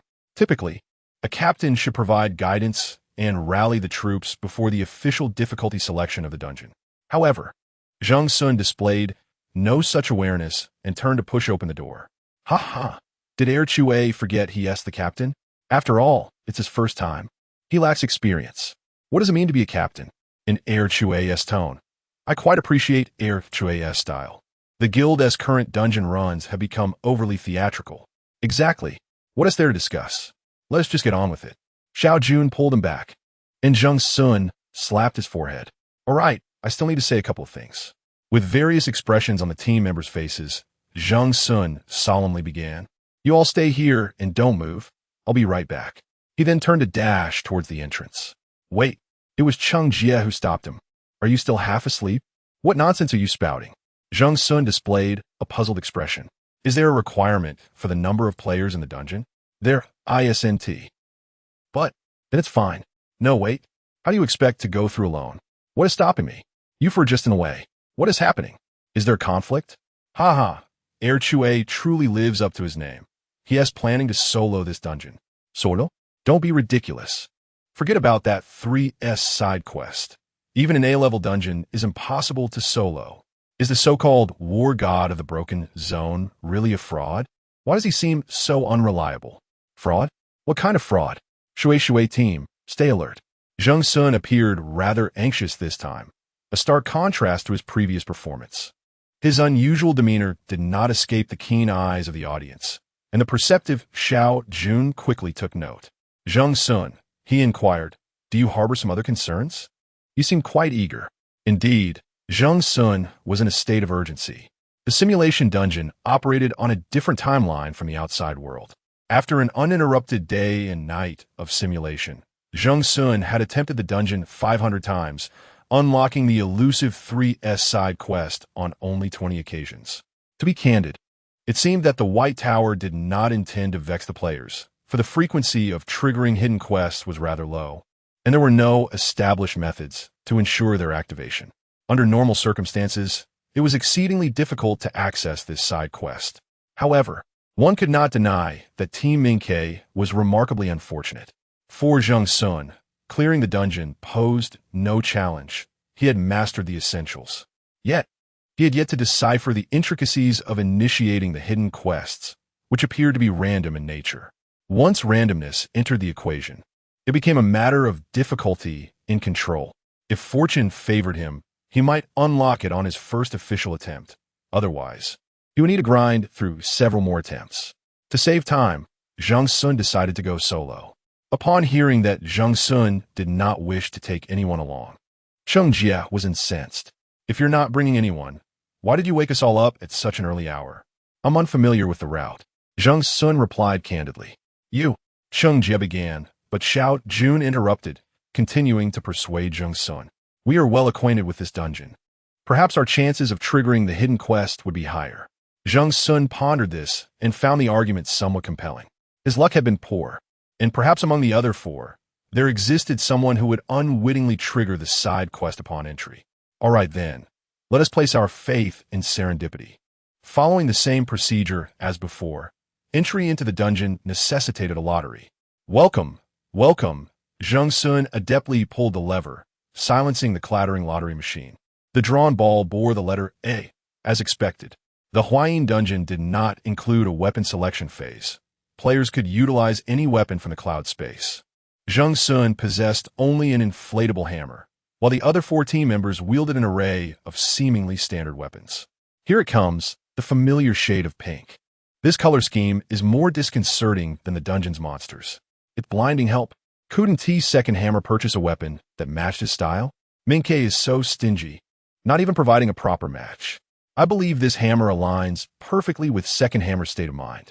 Once inside the dungeon, Zheng Xun, unlike many players who sought attention during live streams, scarcely glanced at the chat room, nor paid heed to the discussions among viewers. He had no desire for theatrics, yet he possessed an innate ability to attract attention. On his first run, Zheng Xun refrained from any antics, which led Xiao Jun to believe he might stir trouble. However, astonishingly, he quietly guided the team through. Aside from his reluctance to engage with NPCs, leaving that task to the others, there was nothing amiss. If one were to consider defeating a boss in 3 seconds as anything but extraordinary, it might be said that Zheng Xun was quite proactive in dispatching bosses. The first boss did not even have the chance to roar before Zheng Xun eliminated it. The second was far inferior to the first, as they scarcely had time to open the door. With a decisive strike, Zheng Xun shattered the door, sending the panel flying and crushing the monster beneath it. The barrage of comments erupted into a frenzy. Goodness, Zheng Xun is truly extraordinary. What astonishing reflexes. Is this really his first time attempting the Huayin dungeon? He must have reviewed the last playthrough of the Ming-Ke team's dungeon. If watching replays is so beneficial, then why am I only at the top of the solo leaderboard now? Ming-Ke has struck gold with such a formidable newcomer, a hexagonal warrior. P.S. even stronger than during the previous dungeon. How long has it been? 2 days? No wonder he is the god of the low-tier realms. He single-handedly propelled District 1089 to rank 900. District 1089 advanced so many places? Indeed, after all, it's a 3-star dungeon. Stop chatting, stop chatting. God Zheng is already challenging the final level. The final stage was set atop the rooftop, where the battle God Zheng stood unharmed alongside the seemingly dazed other 4 participants. Just as Zheng Xun regained his footing, he gasped in disbelief. This won't do. What? Beside him, Cheng Jie was about to inquire what was amiss when suddenly he leaned forward, his head pointed downward, as the scenery below the rooftop rushed toward his eyes at alarming speed. Cheng Jie was momentarily stunned before erupting in curses. Damn it, Zheng Xun actually pushed all 4 of us off. Chapter 16. May I knock you out? Due to the failure to defeat the final boss, the White Tower automatically deemed the current dungeon as uncompleted. The 4 players, who had been unceremoniously pushed off the rooftop, remained dazed until the game environment dissipated. Why'd you push us down? Cheng Jie exclaimed, his head spinning. Zheng Xun stood nearby, nonchalant, his fingers deftly tapping on the screen projected by his wristband, already poised to re-enter the dungeon. Defeating the final boss would have resulted in the White Tower declaring the dungeon a success. Now, with the entrance permanently sealed, none of them could re-enter. Although Zheng Xun was fierce during the boss fight, he remained level-headed, recalling the initial task. Also take this. He picked up a caramel-colored pouch from the ground and tossed it beside Cheng Jie. What is this? King Ye Inwit. A reward for the task, a pouch of gold coins. Even in failure, one still receives a monetary reward, which can be exchanged for items and weapons in the trading market. Li Shuang, experiencing her first dungeon run, hadn't had the chance to absorb anything before following the others in haste. She cautiously asked, so, what shall we do next? Let us proceed. Zheng Xun replied without a hint of hesitation, until the 3S side quest was triggered. He bent down to retie his shoelaces before straightening up. They were currently in the Grand Hall of the White Tower, and beside Zheng Xun lay a blue button that would grant access to the dungeon. His hand rested on it as he turned to the others. This time, I'll attempt a solo run to see if I can unlock the side quest. You can't go solo, Cheng Jie protested. Let him go, Xiao Jun interjected, surprisingly supportive this time, having gained a genuine understanding of Zheng Xun's abilities. He gradually developed a sense of trust in him. It seemed he was aware of what was at stake and felt that the other 4 might hinder progress. Tiangjie, blocked by the vice captain, was confused but chose not to voice his objections. The other two team members had no objections either. Then I shall take my leave. Zheng Xun pressed the button to enter the dungeon. Last time, he had only summoned an inflatable hammer from the cloud space. This time, he called forth Little Red Riding Hood. The girl with braided hair appeared, her expression blank as she blinked her stiff eyelids. Wow, big sister. Is she capable of carrying this? Absolutely. I heard that subordinates need to train with their designated players for a while to cultivate synergy before they can participate. Can Zheng Xun really handle such a high-risk subordinate so abruptly? After all, it's Zheng Xun, just wait and see. True to her reputation, Little Red Riding Hood commanded extraordinary popularity. The viewership in the live stream skyrocketed. Compared to the well-known champions, Zheng Xun, a rising star, garnered even more attention within that week. Emerging from a dismal region, achieving fame in his debut, single-handedly facing 3 opponents in a boss battle, and commanding a high-risk subordinate. All these elements combined caused Zheng Xun's visibility to explode. Though he himself remained indifferent, all eyes were fixated on his every move. This debut in Minke also attracted numerous players from major guilds, including ACE, who tuned in to watch. After finishing his morning training, Huazian of the Qinglan Guild chose not to join his fellow competitors for breakfast. Instead, he seized this rare moment of respite to seclude himself in the empty tea room, where he tuned into the live broadcast from Zone 068 to watch the Huayin dungeon. Zheng Xun's figure had already appeared outside the entrance of Huayin 4, with the little red hat dutifully in tow. If not for the ominous backdrop, this scene could easily be mistaken for an older brother escorting his sister to school. Huazian donned his Bluetooth earphones, his fingers pressing the volume up button on his wristband as he amplified the sound. Zheng Xun's voice came through clearly. Sister Hong, let's negotiate. The first boss is mine, and the second boss is yours. I don't know. Whether you know or not, you will soon find out. A long string of tongue twisters caused the little red hat to blink her big eyes innocently. Don't roll your eyes. You might just pop them out. Don't you have any awareness of whether you're alive or dead? Zheng Xun's merciless sarcasm drew laughter in the comment section. It must be said that not only is Zheng Xun skilled in combat, but he also has a knack for entertainment, making his live streams exceptionally captivating. Some players possess great abilities, yet maintain a serious demeanor, while others excel in humor but are rather clumsy in battle. Zheng Xun embodies both qualities, which is why his broadcasts enjoy such popularity. Huazian chuckled softly a couple of times. Xiaohua, what are you so delighted about? 2 teammates clad in Qinglan uniforms squeezed into the tea room, causing Huazian to suddenly feel uneasy. Nothing at all. He instinctively attempted to conceal his wristband, only to be restrained by his teammates. What are you hiding? Let's see. Oh, isn't this the so-called war god of the pitiful zone? In just a few short days, Zheng Xun's name had spread throughout various guilds. The internal attitudes towards him varied. Some deemed him a fleeting phenomenon and dismissed him, while others meticulously analyzed his sole dungeon run to evaluate his capabilities. The Qinglan Guild belonged to the former group, with the higher-ups disinterested in Zheng Xun and prohibiting their players from overly focusing on such erratic and uncooperative individuals.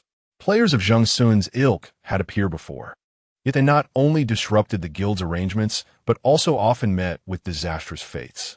Thus, Huazian could only study him in secret. One of his teammates forcibly grabbed Huazian's arm, preventing him from retracting his hand.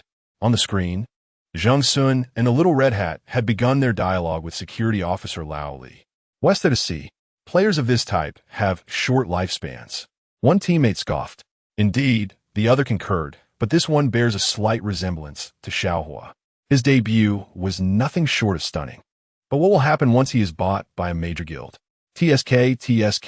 It felt like just yesterday when Qinglan made headlines for splurging on a newcomer with only a single dungeon run.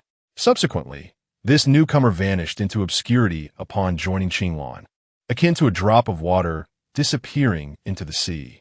Whether it was due to inadequate ability or some other reason, his performance within the team was unremarkable. Gradually, he slipped from the first team to the second, and now he was merely an unnamed member of the third team. This newcomer was none other than Huazian himself. Understanding the implications of his teammates' remarks, Huizian refrained from arguing, his expression void of emotion, revealing a semblance of numbness. The other two teammates also sensed the monotony. After clicking their tongues a few times and exchanging a few trivial remarks, they departed. Once they had distanced themselves, Huizian donned his headphones once more. While others deemed him akin, he understood that Zheng Xun was fundamentally different from him. From combat prowess to mental fortitude, Zheng Xun embodied true strength. All he needed was time to substantiate it. At that moment, Zheng Xun was engaged in conversation with Old Li. Facing the repetitively familiar visage of Old Li, Zheng Xun felt a wave of nausea wash over him. Old Li spoke, "Little Zheng, I know. Our middle school was not very peaceful. You. To expedite his dialogue with the NPC, Zheng Xun resorted to any means necessary. Old Li stuttered as he spoke, suddenly falling silent as he scrutinized Zheng Xun. Little Zheng, what SMS? A thought struck Old Li, and he abruptly rose. Is there a ghost? Old Li, please sit down. Zheng Xun politely urged him back into his seat. Just as Old Li barely touched the edge of the chair, Zheng Xun interjected. If I were to knock you unconscious right here, would that spare us the trouble of these superfluous conversations? Chapter 17. The poor NPC flees in panic. Old Li glared at Zheng Xun as if he were gazing upon a living devil. The devil smiled gently. Ha ha ha. Is Aqui finally going to take action against the NPC? I knew this kid was just biding his time in silence, plotting something. Aqui is certainly up to mischief. So, is this method truly feasible? Zheng Xun was a man of his word. His movements were swift and fluid as he deftly knocked Old Li unconscious with a porcelain jar. Nothing else transpired. Success. Zheng Xun seized the back of Little Red Hat's collar, as if capturing a cat, urging her onward without wasting time. He dashed out the door, heading straight for the teaching building. At the entrance of the building, he spotted a faint silhouette. This was the second NPC, a girl named Xiaoyin. Under normal circumstances, Xiaoyin would flee upon seeing the entrance, and no player could catch her. This had been the case when Zheng Xun first led his team through the instance. Everyone had witnessed it. However, just because a player cannot catch her did not mean that other entities could not.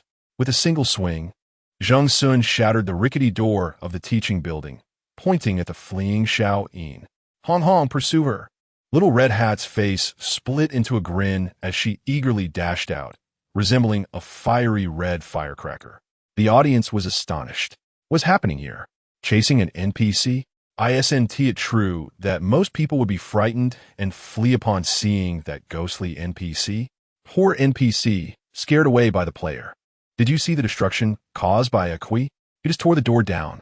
Is he a demolition crew? By the way, what does he intend to do with the NPC?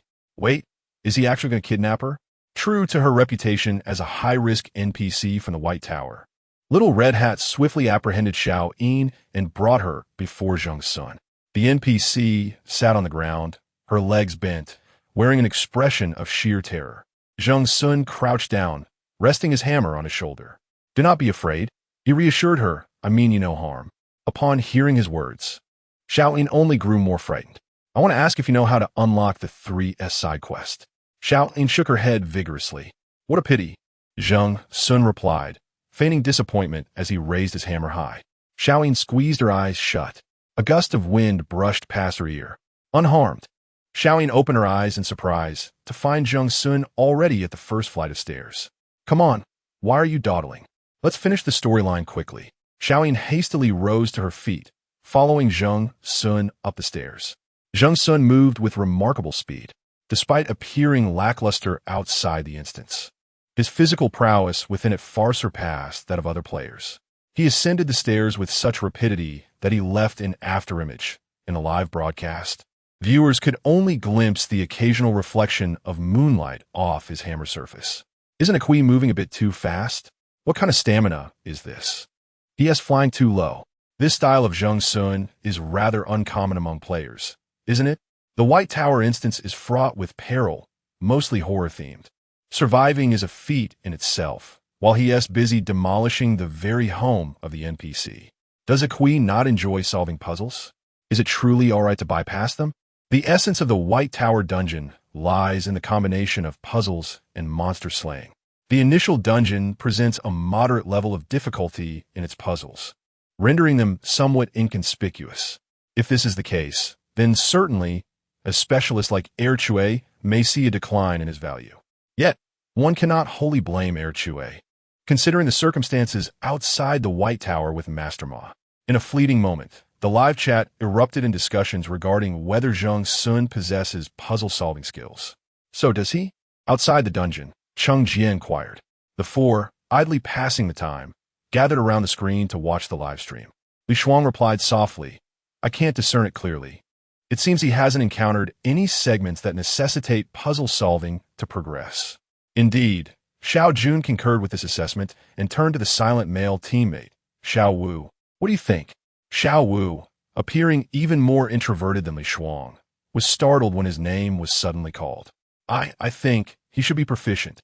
Oh, what leads you to that conclusion? Cheng Jie, ever the sociable one, despite it being their first meeting, casually draped an arm around him. Xiao Wu felt the weight on his shoulder intensify, and his voice diminished further. He mentioned the old man feels for the child while looking at photos in the Little Red Riding Hood dungeon and during the boss fight.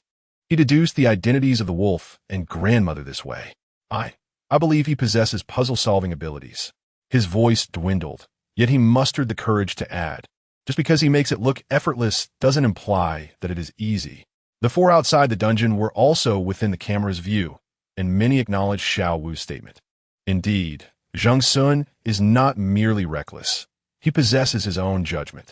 That triple kill was genuinely astonishing, almost defying logic.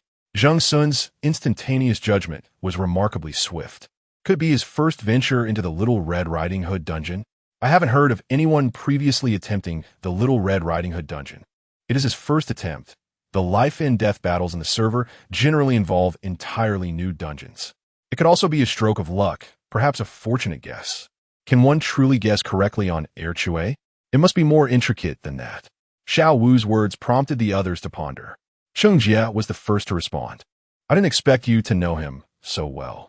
Xiao Wu, have you secretly watched Zheng Xun's replays? While Ming Kei's attitude towards Zheng Xun wasn't as negative as Qing Lan's, it did not encourage team members to emulate his behavior. To put it plainly, Zheng Xun's reckless and solitary style, when wielded effectively, is akin to a scalpel, yet if mismanaged, it could rend the team asunder. Currently, the major guilds' teams have largely formed a cohesive structure, as the difficulty of dungeons escalates and the level of monsters increases. Poor coordination among teams can lead to total annihilation, a frequent occurrence. However, Zheng Xun is remarkably unique. If the major guild wishes to integrate him, substantial personnel adjustments may be necessary. Ming Kei needs Zheng Xun, yet not excessively so, hence there has been no grand mobilization for everyone to study him. Xiao Wu is quietly contemplating this on his own. I happened to catch the live stream and then analyzed it multiple times afterward. Was so captivating about such things. One viewing suffices. Cheng Jie waved dismissively, then recalled, by the way, Xiao Wu, I don't believe I've seen you before. Are you a substitute for the second team? Yes. I possess little fame and modest abilities. It is only natural that Cheng Ge does not recognize me.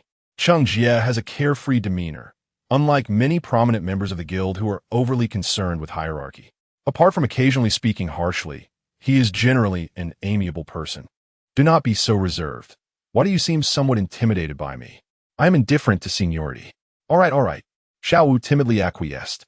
After Xiao Wu's agreement, he could not discern whether it was Cheng Jie's misperception, but he felt that Xiao Jun's gaze upon him was rather peculiar. What is the matter, brother? He cannot hide his thoughts. Whatever he wishes to inquire, he does so. It's nothing, Xiao Jun smiled. I merely realized that being a bit oblivious can be quite advantageous.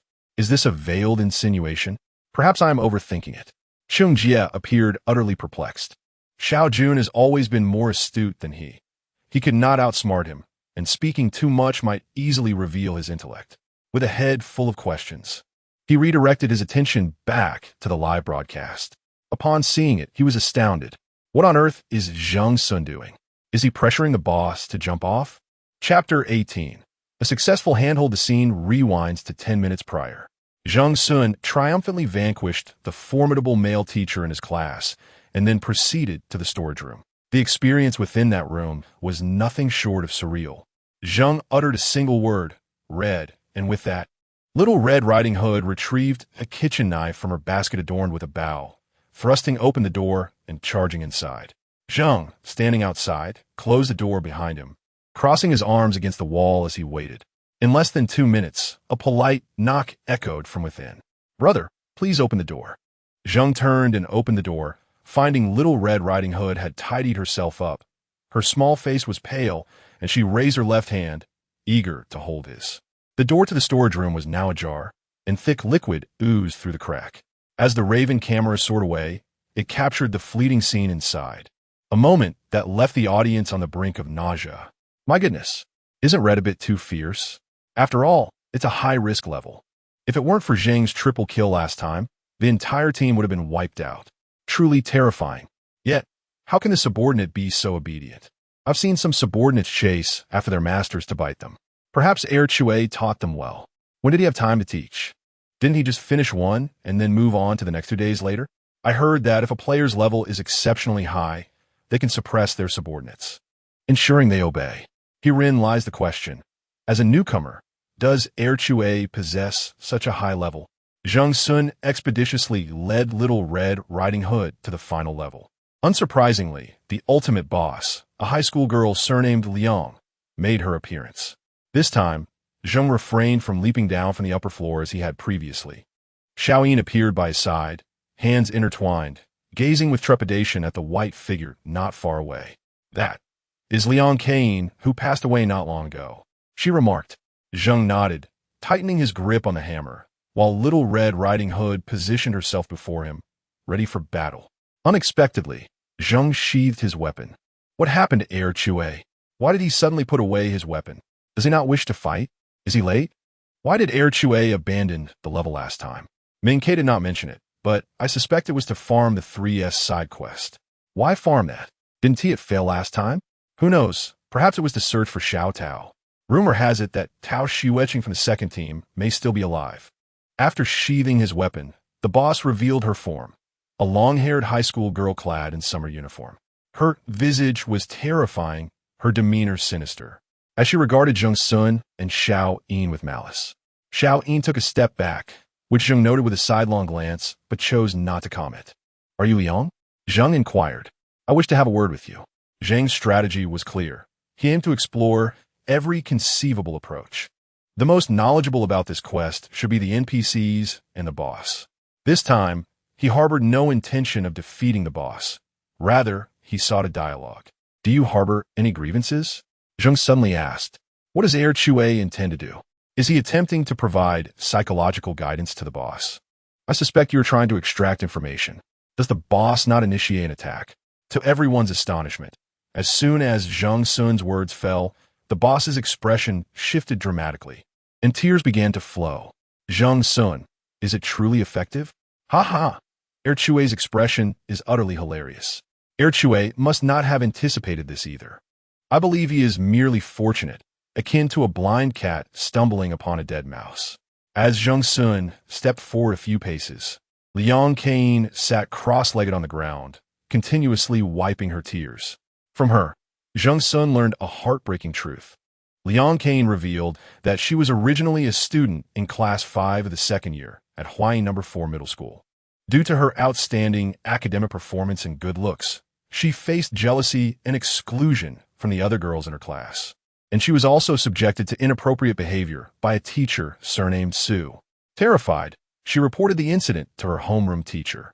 Not long after, Teacher Su was dismissed. Unable to bear the weight of moral scrutiny, he chose to end his own life. Liang Cain had hoped that this would be the end of her troubles and that she could finish high school in peace.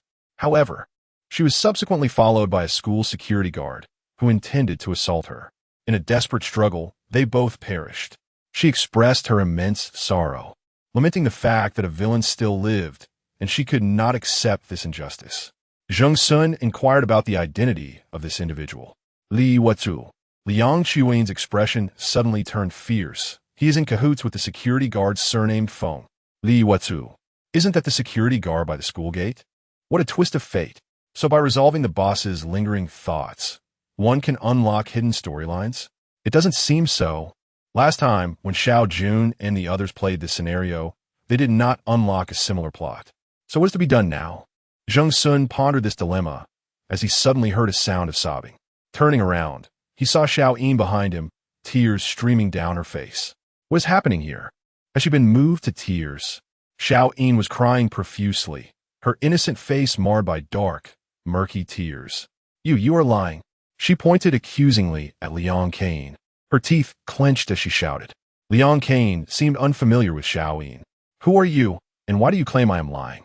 Could it be you're one of those girls who ostracized me back then?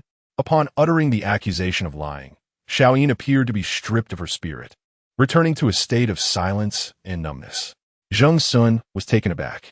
What is this narrative? Liang Kane is the most tormented soul bound to Huayin No. For middle school, as long as she exists, resolution remains elusive. This is an NPC's line, and she will utter this statement upon reaching the boss stage. It seems no different from before.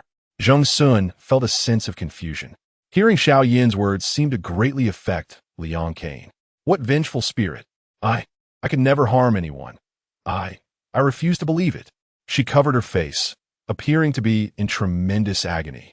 Before Zheng Xun could respond, she seemed unable to bear it any longer and shouted, preparing to leap from the building. Zheng Xun was stunned. Wait for me. He swiftly ran a few steps and grasped the boss's hand.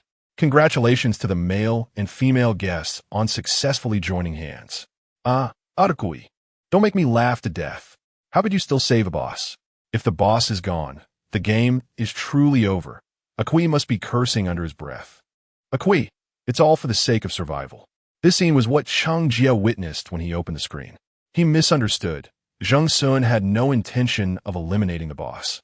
On the contrary, he aimed to rescue her. Sister, do give shout before you leap.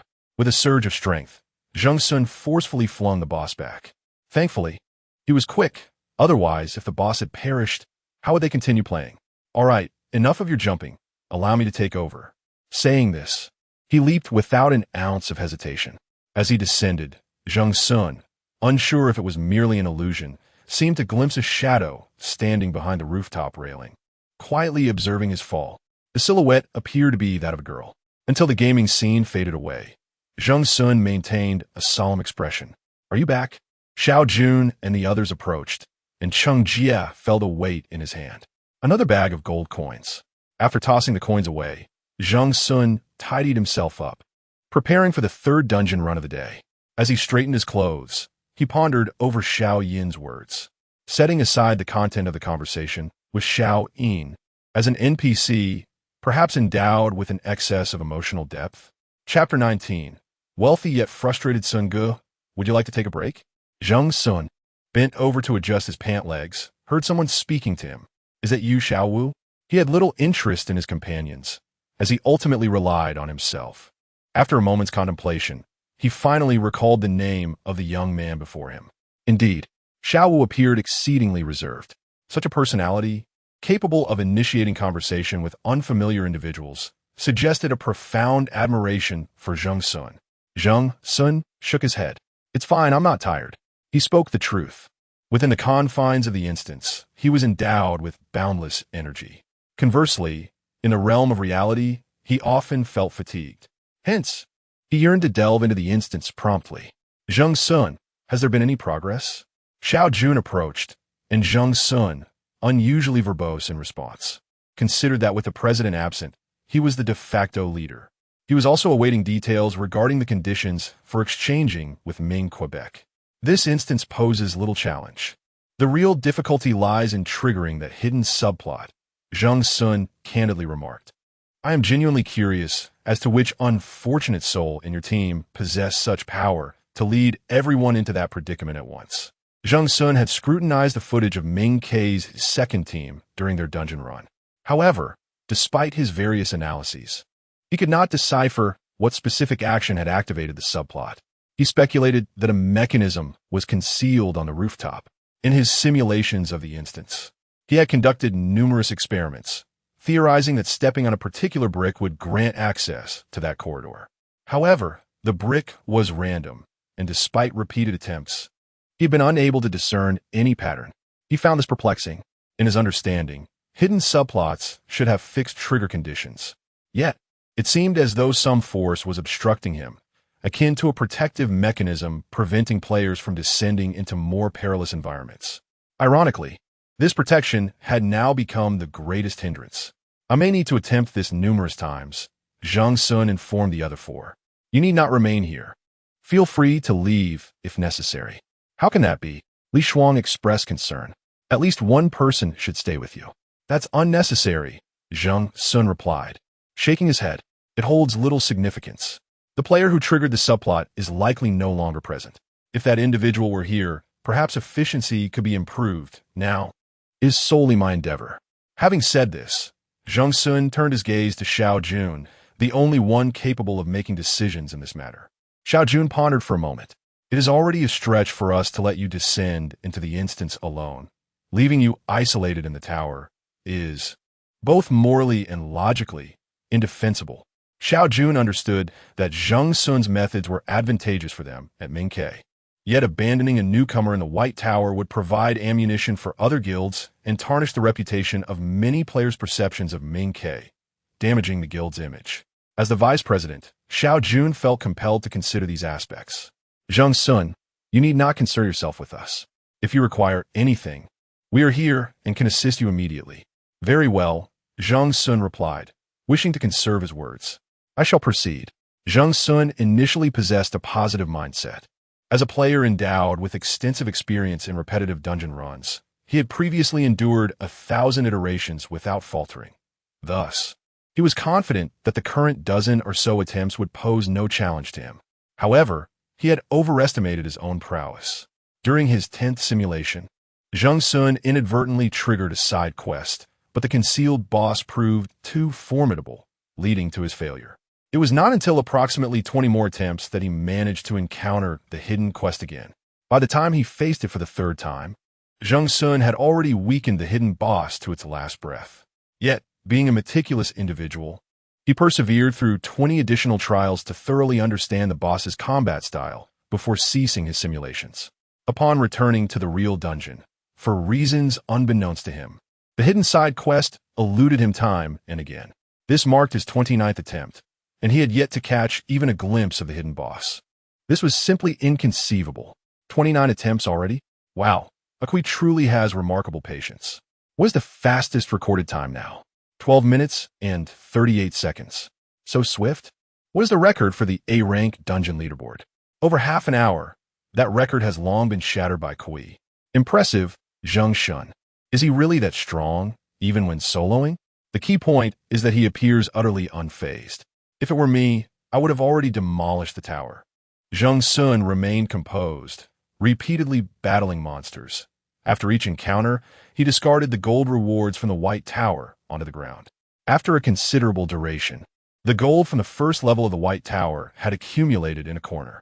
On his 56th attempt, Zheng Xun still had not summoned the hidden boss. Just finished eating. Is Akui still at it? Yes, he's nearing 50 attempts. Wow, is he even human? Setting aside stamina, anyone else would have gone mad by now. I think Akui is already half mad at this point. Upon exiting the dungeon this time, Zheng Xun chose not to hastily initiate the next run, but instead sat in the corner piled with gold. Xiao Jun offered him energy drinks and food. How are you holding up? Is your body still capable? Zheng Xun neither nodded nor shook his head, offering no reaction. Due to proximity, Xiao Jun noticed the slight tremor of his eyes, as if he were engaged in rapid contemplation. He resembled a high-speed machine, with no thoughts beyond the dungeon runs. Xiao Jun pressed a packaged energy bar into his hand. He bit into it, holding it in his mouth without chewing. Zheng Xun? Xiao Jun called out to him. Zheng Xun seemed to finally reconnect with the outside world. His eyes focused, and after taking a substantial bite of the energy bar, he slammed his hand against the ground. The mountain of gold behind him cascaded down. Laughter erupted in the comments. Akui has finally lost his cool. Ha! Striking the ground with a mountain of gold. How amusing. Some are wealthy, but not joyful. Akui has never endured such indignity in his life. Just watching is exhausting, let alone participating. When I return, I'll teach my son to channel Urchui's gaming zeal into his studies. While the audience jested, Xiao Jun and the others were genuinely concerned about Zheng Xun's well-being. They surrounded him, seated in the corner. "What's wrong? Do you truly not need our assistance?" Cheng Jie inquired, bending down to ask. "Why not give it a try?" Li Shuang suggested. Perhaps a change in personnel could yield results. Zheng Xun clearly expressed his disagreement. "Even if we manage to make progress, you won't be able to surpass the 3S branch." Just as Cheng Jie was about to retort, he caught sight of Zheng Xun's earnest expression, devoid of deceit, and swallowed his words. "What do you think the issue is?" Xiu Yun inquired calmly. "There exists a force obstructing me," Zheng Xun replied. "Statistically, I have reached the requisite attempts. It is time for this line to emerge. As for whether the obstruction stems from an NPC or a boss, I am uncertain, as is their intention. How could such a situation arise?" Li Shuang pondered, momentarily taken aback. According to the design of the White Tower instance, there should not be any deliberate will to hinder players. Zheng Xun, feeling exasperated, pressed his temples. Could it be an NPC from the instance? Xiu Yun speculated. Li Wechu and Xiao Yin are non-aggressive NPCs, while Teacher Su, Feng Baoan, and classmate Liang are bosses. The identity of the hidden boss remains ambiguous. Those are the only NPCs in the entire instance. I have attempted everything, to no avail, Zheng Xun stated. With these NPCs, whether through conversation, intimidation, or elimination, none have activated the hidden line. As for classmate Liang, I have not engaged with her. She is the boss of Scene 3, and once she is defeated, the instance will close forever. The group fell into deep contemplation, ensnared in a colossal enigma, where every path led to a dead end.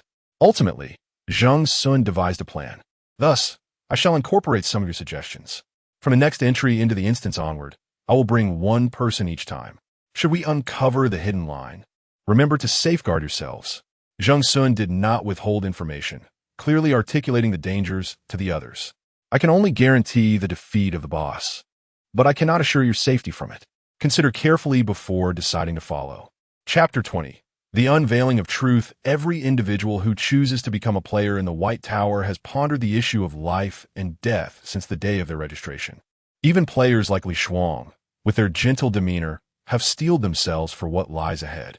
"Do not worry," Xiao Jun reassured, "since the four of us are here. We have already contemplated all possible consequences." "Very well." Zheng Xun nodded.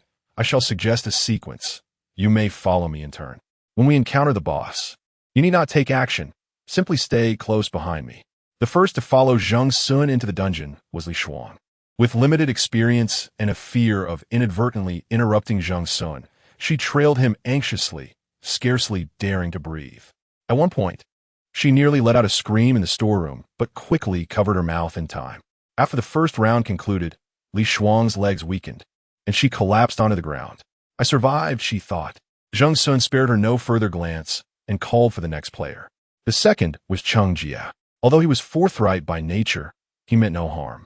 Zheng Xun had instructed everyone not to act impulsively before their departure, and Cheng Jie managed to restrain himself. Conversely, it was Zheng Xun who scrutinized him after they cleared the level. "What are you staring at?" "Nothing. I just thought you had been possessed." Zheng Xun replied with a look of relief. "Is it that you feel uncomfortable unless you berate me a bit?" "Perhaps a little." The third to follow was Xiao Jun. This time, Zheng Xun slowed his pace and engaged in a hushed conversation with Xiao Jun before entering the dungeon, the others unable to overhear. "What are Air Chue and Deputy Xiao discussing?" "Strategizing, I presume." Xiao Jun is quite capable. He often soloed A-level dungeons 2 years ago. After assuming the deputy position, he must feel constrained. If the president is ineffectual, it falls to the deputy to bear the burden. Who exactly is the president of Mingke? I have never seen them. Tao Xueji, brother of Tao Xueqing. The former president, Tao Xueshan, sacrificed himself, and thus the second of the Tao family took over. This mysterious second Tao has no photographs and has never been seen in person. They're about to descend into the dungeon. As before, Zheng Xun orchestrated the tempo. But as soon as they entered the teaching building, Xiao Jun vanished. After a brief period on the rooftop, Deputy Xiao finally appeared. "Is it there?" Zheng Xun asked. "Indeed." Xiao Jun affirmed. "Very well." Ignoring the NPC Xiao Yin and the boss Liang Kane, The two leaped off the rooftop together, arriving at the first floor of the White Tower. This time, Zheng Xun did not rush to commence the next round, but instead awaited Xiao Jun to activate his wristband. The wristband possessed a photographic feature, and Xiao Jun enlarged the image he had captured. This is the roster for Class 5, which includes Liang Chuin's name. Yet none of the girls' names bear the character Yin. Swiftly, he swiped to the next image. However, discovered their class group photo, and there's a girl who bears an uncanny resemblance to Xiao Yin. Xiao Jun tapped the screen once more, advancing to the third image. On the reverse side of the photograph were their names, with Xiao Yin revealing her true identity as Li Yueying. The others were taken aback. Li Yueying? Cheng Jia raised an eyebrow, recalling that the security guard was named Li Yuechu. Siblings, perhaps?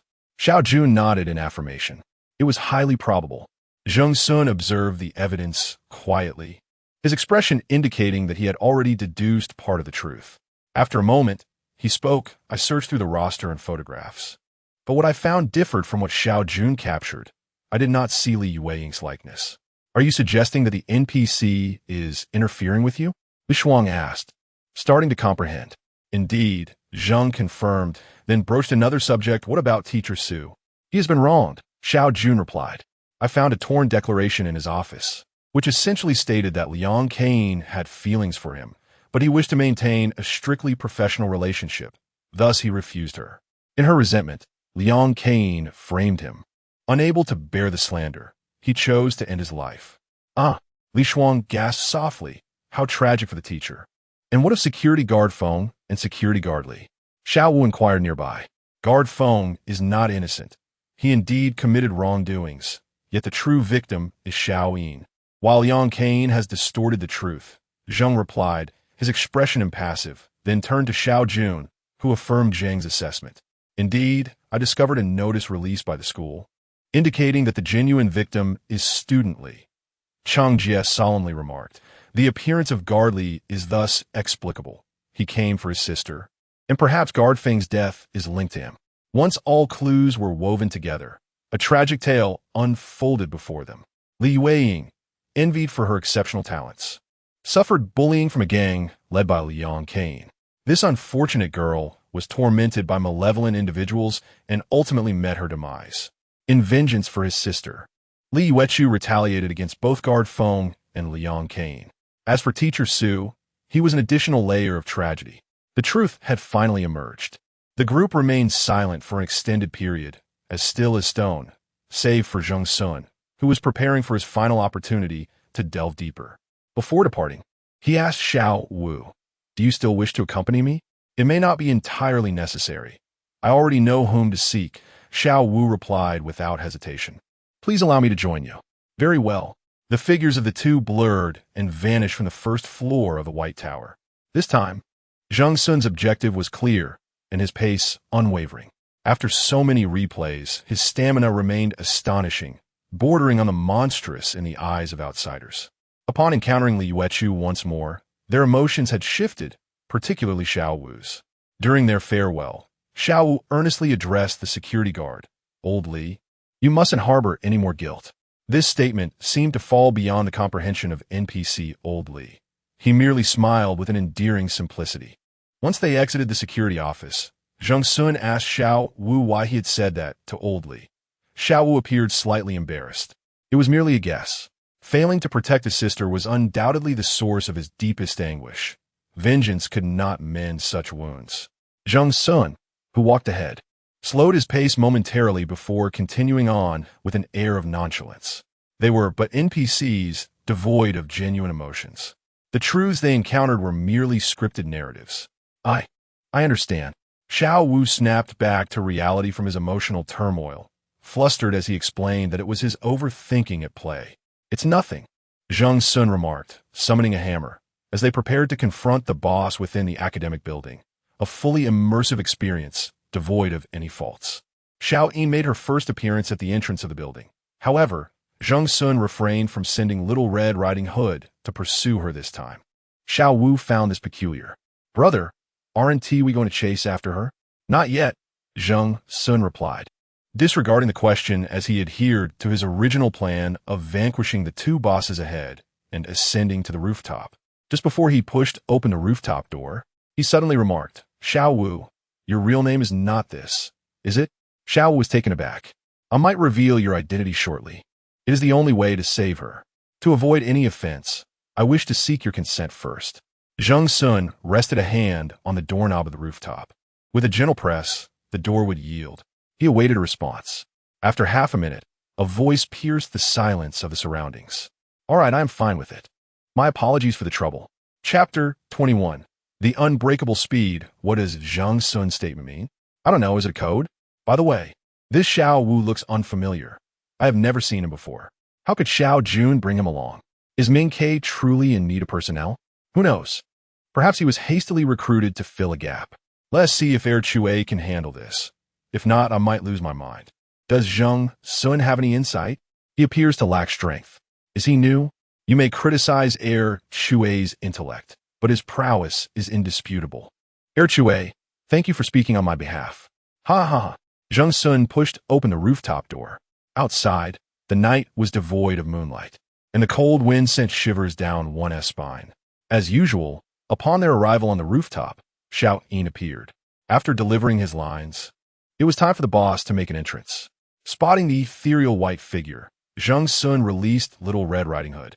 "Sister Hongo, keep an eye on her." As a boss, Liang Kane had yet to make any move when she was startled by a nearby little girl. The girl's face split grotesquely into 4 segments, terrifying to behold as she wielded a bloodied kitchen knife. Liang Kane recoiled, glancing towards Zheng Xun for help. The boss's expression bore an unexpected hint of vulnerability. Yet Zheng Xun remained unmoved, his face stern. "Do not move. Follow the order, and you shall be dealt with last." As the boss attempted to resist, the kitchen knife in Little Red Riding Hood's hand glinted ominously before severing one of her arms. In the White Tower, bosses and NPCs are stratified. Those of S rank and above, such as Sister Hong, inherently suppress those below S rank.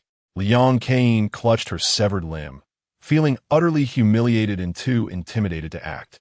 Having resolved the situation, Zheng Xun turned his gaze towards the silent Xiao Yin. "I wish to enter the hidden storyline." Xiao Yin remained unresponsive. "I know who the hidden boss is in there," Zheng Xun continued. "It is you, isn't it?"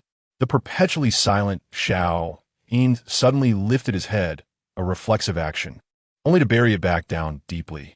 "You and the boss concealed in the corridor are 2 sides of the same coin.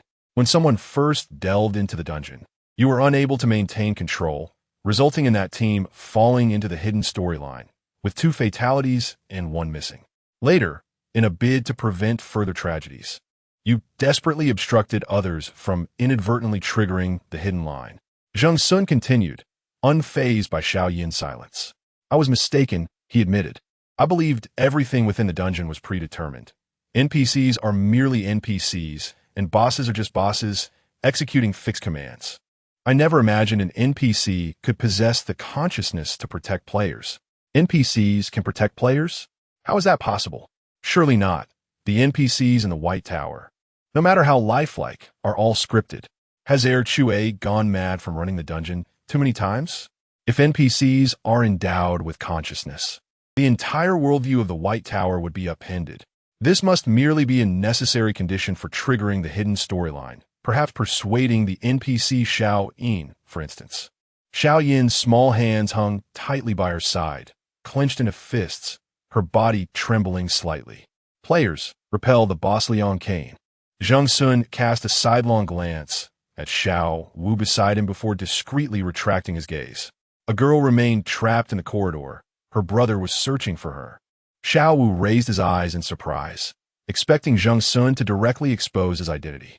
They had previously conspired in tacit agreement before ascending to the rooftop. He was prepared to shoulder the responsibility that should have been his long ago. Yet, Zheng Xun did not do so. "I can handle it," Zheng Xun stated in a calm tone, as if discussing the weather, exuding a quiet confidence. "Just let me in, and I will resolve it." Xiao Yin lifted her pale face, her dark eyes glistening faintly with unshed tears. She did not respond to Zheng Xun's words, but her right foot subtly stepped back half a pace. A dizzying whirl ensued. The vibrant colors nearly filled her entire field of vision, accompanied by shrill, mocking laughter. Zheng Xun displayed no signs of fear. Instead, he let out a long breath. Finally here, Xiao Wu stood behind him, beads of sweat forming on his brow. Zheng Xun glanced back to see him standing intact, somewhat astonished. The cacophony of this space, along with the colors and patterns on the walls, launched a fierce assault on the player's senses. An ordinary person would have fainted long ago, yet Xiao Wu remained alert, indicating that his prowess should not be underestimated. Protect yourself. Zheng Xun raised his voice amidst the clamor. I'm going in. All right. With Xiao Wu's affirmation, Zheng Xun conjured his inflatable hammer, gripping it firmly with both hands. The hidden boss lay just 10 paces ahead, its head partially protruding from the ground, its body concealed beneath the swirling patterns, eyes narrowed into slits, cackling ominously. It sank back into the earth. The battle commenced anew. The boss reemerged to Zheng Xun's left, swiftly repelled by a mighty swing of his hammer, only to launch an attack from above. Zheng Xun glided backward with a nimble step, evading effortlessly. He locked eyes with the boss. The pace of the confrontation quickened abruptly. As if someone had pressed the fast-forward button, attacks and defenses exchanged in mere instants. The corridor resonating with the sound of shattering glass as pictures fell from the walls amidst the cacophony of impacts. It was dazzling. Whoa, that is too fast. My eyes are going to be blinded. Is this speed even humanly possible?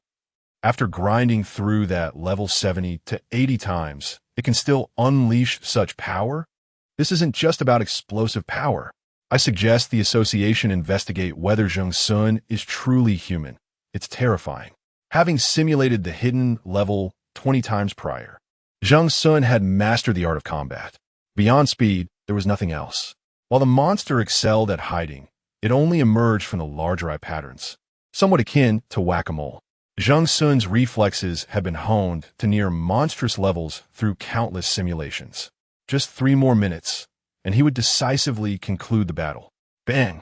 The boss suddenly shifted its focus of attack, launching an offensive towards a nearby Xiao Wu.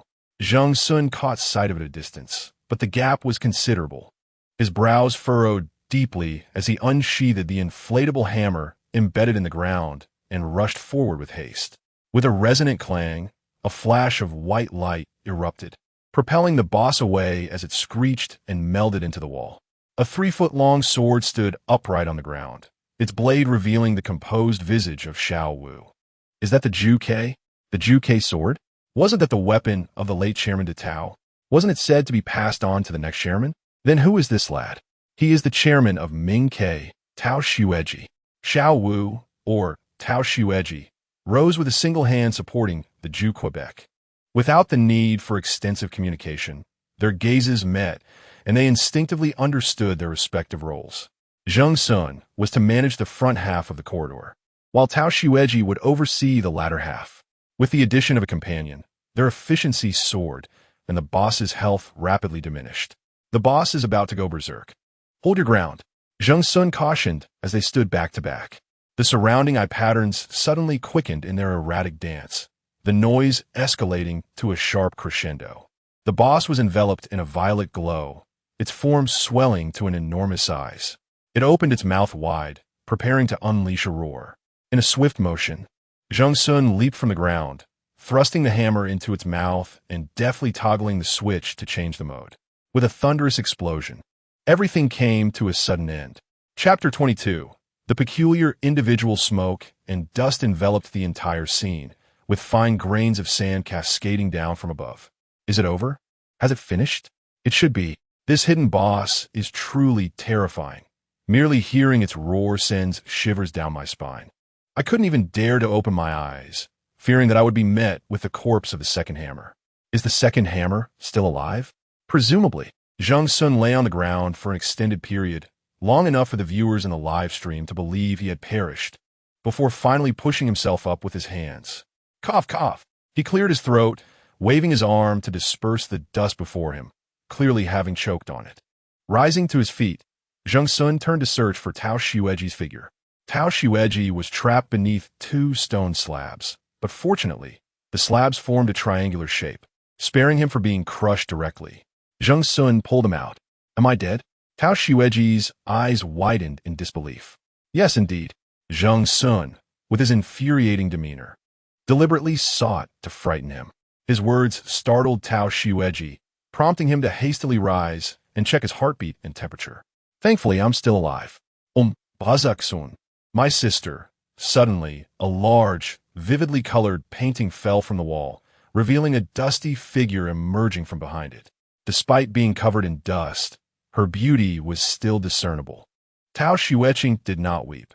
Instead, she smiled radiantly, her face dusted, shining like the spring sun.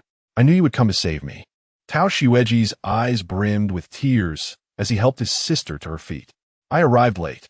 Tao Xueqing shook her head, patting her brother's arm to assure him not to take it to heart.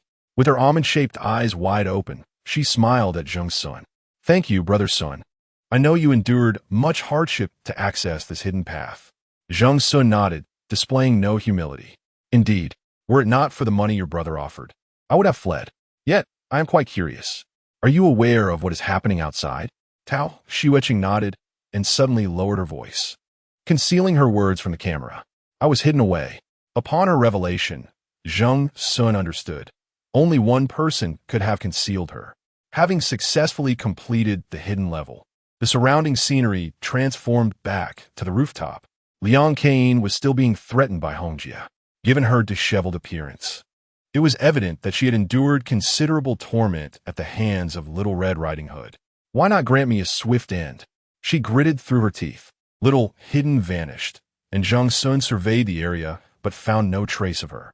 Gazing at the detestable Liang classmate, Zheng Xun felt no inclination to eliminate her. His task had concluded, and he was disinclined to lift a finger further. Hongjia, if you would be so kind. With a final, anguished cry, the boss met its end, concluding its nefarious existence. This time, it was a true conclusion. Little Red Riding Hood returned to Zheng Xun's side, slipping her hand into the warmth of his palm. With one hand holding hers and the other tucked into his pocket, Zheng Xun raised his gaze to the ebony sky, gradually dissolving into a constellation of silvery points. A shadow silently appeared beside him. Zheng Xun did not turn, for he already knew who it was. Thank you. Xiao Yin radiated a gentle glow, her complexion restored to a rosy hue, indistinguishable from her living self. Li Yueying was inherently a delicate and gentle child. Had circumstances not unfolded as they did, she could have traversed a long and fulfilling life. In this fleeting moment, as the game scene faded, the outside world could not hear their words. Zheng Xun did not turn back, his gaze fixed upon the stars above. You need not thank me, he remarked. Had I not stubbornly perceived you as mere emotionless virtual figures, this would have concluded long ago. Xiaoyin shook her head. That is not your fault. It is I who obstructed it. Her gaze drifted into the distance, as if recalling a bygone era. I perished in utter humiliation. Yet I wished no harm upon the innocent. I only desired to decay here alongside Liang Cain, but I did not anticipate the emergence of such a monstrous being. Perhaps I am inherently this way, grotesque and peculiar. But what of being ugly? What of being strange? Zheng Xun shrugged.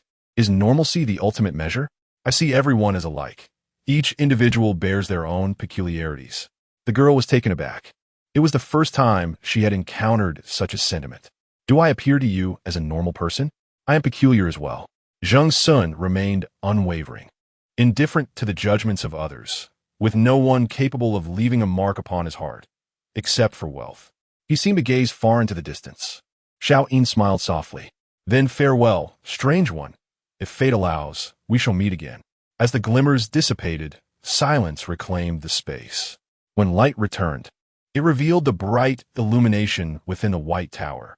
Xiao Jun, Cheng Jie, and Li Shuang gathered, appearing somewhat anxious, with Cheng Jie pacing restlessly. They've arrived. Tao Xueji supported her frail sister, while Tao Xueqing waved to the others. Li Shuang burst into tears. Xueqing was her friend, and it was for her sake that she had entered this life-threatening game. Cheng Jie and Xiao Jun visibly relaxed, approaching to inquire about the condition of the Tao siblings. The last to emerge was Zheng Xun, who collapsed upon landing, startling the others. Cheng Jie, closest at hand, rushed to support him. Zheng Xun, wake up. The barrage of comments followed suit in urgency. What has happened to Zheng Xun? Is he injured? Hurry and call an ambulance. Why does no one act? Is it exhaustion? After so many attempts, even an Iron Man would falter. The camera focused on Zheng Xun's face, where beads of sweat adorned his forehead, and his lips appeared pale. Presenting Adira's sight. Quiet. The surrounding clamor became unbearable. At last, Zheng Xun could endure no more, closing his eyes and frowning as he admonished. It's merely fatigue, Xiao Jun observed, concluding from his pallor. Only then did the others feel reassured. The dungeon had been successfully cleared, and, according to tradition, the subsequent phase would be the reward segment. As the last players remaining in the dungeon were Zheng Xun, Tao Xueqing, and Tao Xueji, the rewards would be shared among the three of them. Tao Xueji received the smallest gift box, yet he was unconcerned. Rescuing his loved ones was of utmost importance above all else. Tao Xueqing's reward was slightly larger than second brother's, while Zheng Xun's remained the grandest of them all. After claiming their rewards, the players were free to depart from the White Tower. I called for a car to pick us up, and Cheng Jie volunteered to handle the arrangements. But what about Zheng Xun? Should we call an ambulance? Ah, and his reward. We should take it with us, Li Shuang reminded. No need. A voice abruptly interrupted, drawing everyone's gaze.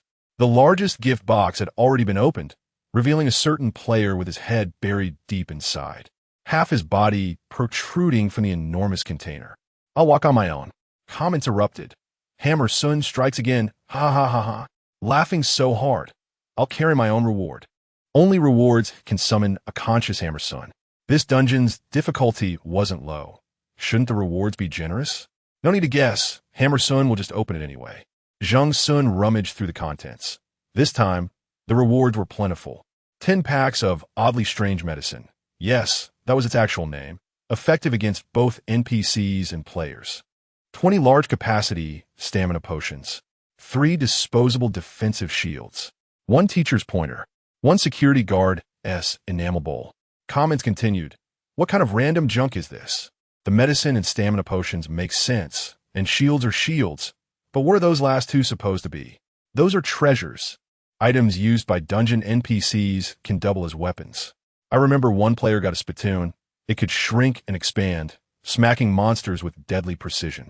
Doesn't T seem as good as the rewards from Little Red Riding Hood's dungeon? Didn't T recruit a subordinate last time? Probably not this time. The bosses here seemed weak, unless there's a hidden one. Zheng Xun tossed the miscellaneous items aside, assuming the box was now empty. He prepared to carry his reward away, until his leg accidentally knocked the gift box over, causing a painting to tumble out.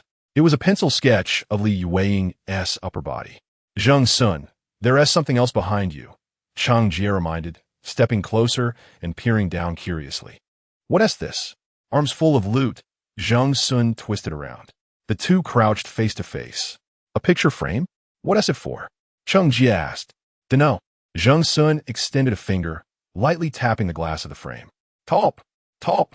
With a sudden whoosh, an enormous, grotesque figure burst forth from the painting. The gust of wind sent both onlookers reeling backward. Oof! Zheng Xun's arms full of items scattered across the floor. Clutching his forehead, he barely had time to process the monstrosity before an ear-splitting shriek pierced the air. Zheng Xun. He flinched violently. Cheng Jie's eyes widened in recognition. Damn it. Isn't this the hidden boss? Zheng Xun's ears echoed with Li Yueying's parting words. If fate wills it, we shall meet again. If fate wills it, we shall meet again. She never specified it DB with her darker half. Zheng Xun has yet to discern the eyes, nose, and mouth of this peculiar floral entity, only able to surmise its resemblance to a ray from the white sheet draped over it. Observing Zheng Xun's silence, the floral creature began to weep. Woo-woo, Zheng Xun, I am Xiaoyin. Do you not recognize me? You are. Zheng Xun's head buzzed from the creature, sobbing. You are the one from the corridor? No, I'm not that hideous thing. How dare it speak ill of others? I am a gift from the White Tower, specially tailored for you. An imitation? I'm a premium creation. I am angry. Upon reflection, Zheng Xun realized that the malevolent boss he had vanquished in the dungeon had given rise to this new reward. Likely a version replicated by the White Tower based on data.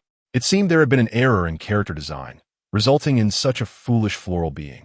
Little flower. I am Xiaoyin. Zheng Xun resisted the urge to associate this entity with his classmate Li. I ask you, little flower, are you the final reward? Indeed, from this day forth, I am your subordinate, and you are my master. Should you require anything, feel free to summon me. And my name is Xiaoyin. Very well. Little flower, I understand, Xiaoyin. Zheng Xun then converted the persistently protesting floral entity into data and stored it within his wristband, along with a multitude of rewards.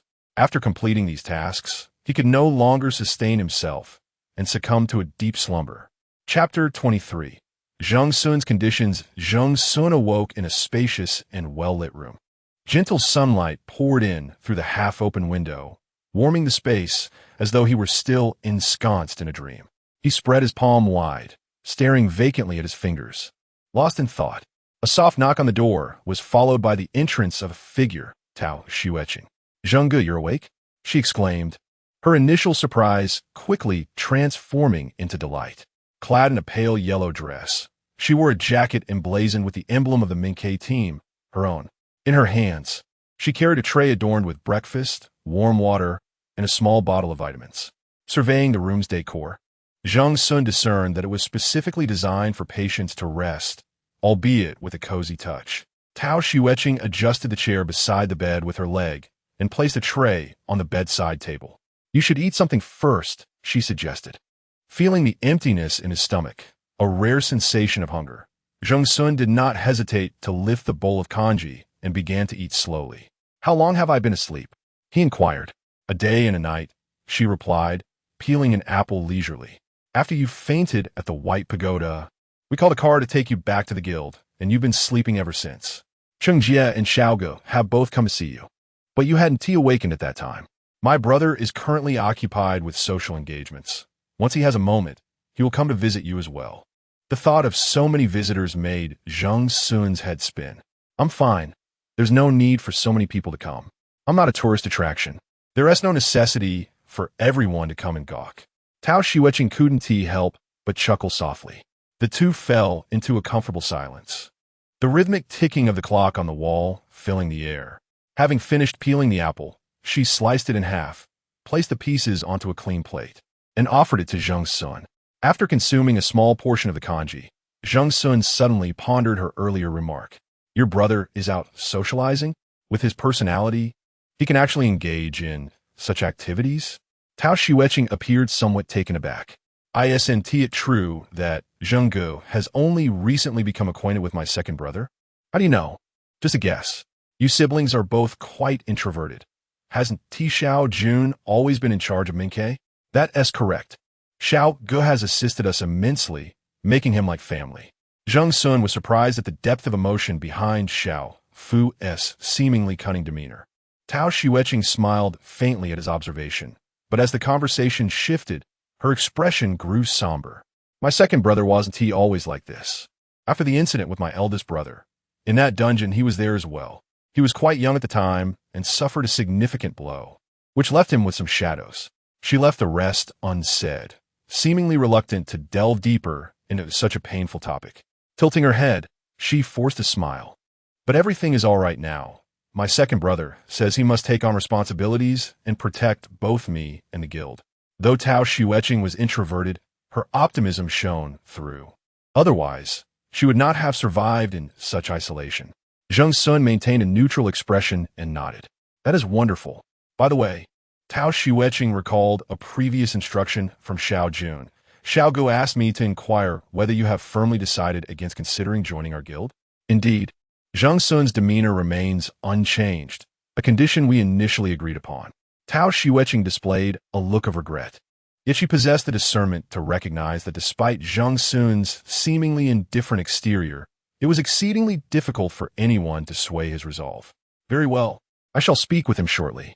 However, Brother Zheng, may I inquire what your terms are? You have rendered a tremendous service to Mingke, and both Xiao Ge and my brother have stated that securing you a position as the vice president would pose no issue. Mingke approached us with sincerity, and the silver contract speaks volumes. At that time, Xiao Jun signed Zheng Xun under a gamble's premise, merely to clear the Huayin dungeon. Now, having successfully completed the mission, with Tao Xueqing safely escorted and the team unharmed, one could assert that it is the most favorable outcome. Ming Ke ought to offer Zheng Xun a more generous reward. Upon hearing Tao Xueqing's remarks, Zheng Xun chuckled. A position as vice president? How exceedingly generous. We are sincere, Tao Xueqing insisted, slightly vexed by Zheng Xun's skepticism. Emphasizing each word, Ming Ke is a man of his word. Zheng Xun waved his hand dismissively. I trust in your sincerity, but that is not what I desire. What, then, does Brother Zheng wish for? Zheng Xun coyly withheld his answer. Where is Vice President Xiao? Why has he not come to meet this great benefactor of his? The moment he finished speaking, the door to the consultation room was rudely thrust open from the outside. The Vice President is busy. There is no time for you. Mere idler. The brash voice belonged to Chang Jie. Upon seeing Chang Jie, Zheng Xun clutched the blanket tightly, concealing himself beneath it. I suddenly feel gravely ill, as if confronted by something unsightly. It is truly uncomfortable. Tao Xueqing stifled a laugh, while Chang Jie, exasperated, gestured for her to rise. He yanked the blanket away. Get up, get up. Stop feigning illness. Go outside and bask in the sun. Ahem, this is how Ming Ke treats its patients. I shall post about your antics on the forum. Zheng Xun deliberately quivered his hands, producing the player's wristband from his outer pocket. Cheng Jie, do not disturb him. Just then, two more individuals entered, one after the other, none other than Vice President Xiao and President Tao Xueqing. Outside, a few other Ming Ke team members craned their necks, eager to catch a glimpse of this legendary figure from the low-level zones. Zheng Xun found himself surrounded by several people. I have succumbed to a dizzying ailment. Please do not crowd me here, or I shall be ill again. The Tao siblings, possessing innocent hearts, immediately prepared to leave upon hearing Zheng Xun express discomfort. Cheng Jie, feeling a twitch in his fists at Zheng Xun's words, insisted that Vice President Xiao cover him back up. Bear with it, for the sake of financial gain. Are we to discuss terms now? Zheng Xun, suddenly free of his malaise, sat upright eagerly. Come now, did you not claim to be unwell? Zheng ye et temples trobit. I am well now, Dr. Xiao. Your miraculous hands have worked wonders, Zheng Xun proclaimed with utmost seriousness. Cheng Jie approached the door, shooed away the inquisitive team members lingering outside, secured the door, and leaned against it, arms crossed, listening intently. In Vice President Zhao's hand was a black folder, which he opened and handed to Zheng Xun. Although you have declined the silver contract, you have rendered our guild a tremendous service. Thus, it is only fitting that you receive the compensation you deserve, a reward beyond the terms you initially proposed. Take a look. Zheng Xun accepted the folder. Ming Ke was notably generous. Aside from monetary compensation, they also provided essential items and weapons required in the game. Moreover, all the gold rewards Zheng Xun had earned from clearing levels were entirely relinquished to him by Ming Ke. I was quite pleased. After signing, Zheng Xun closed the folder. Now, let's discuss my terms.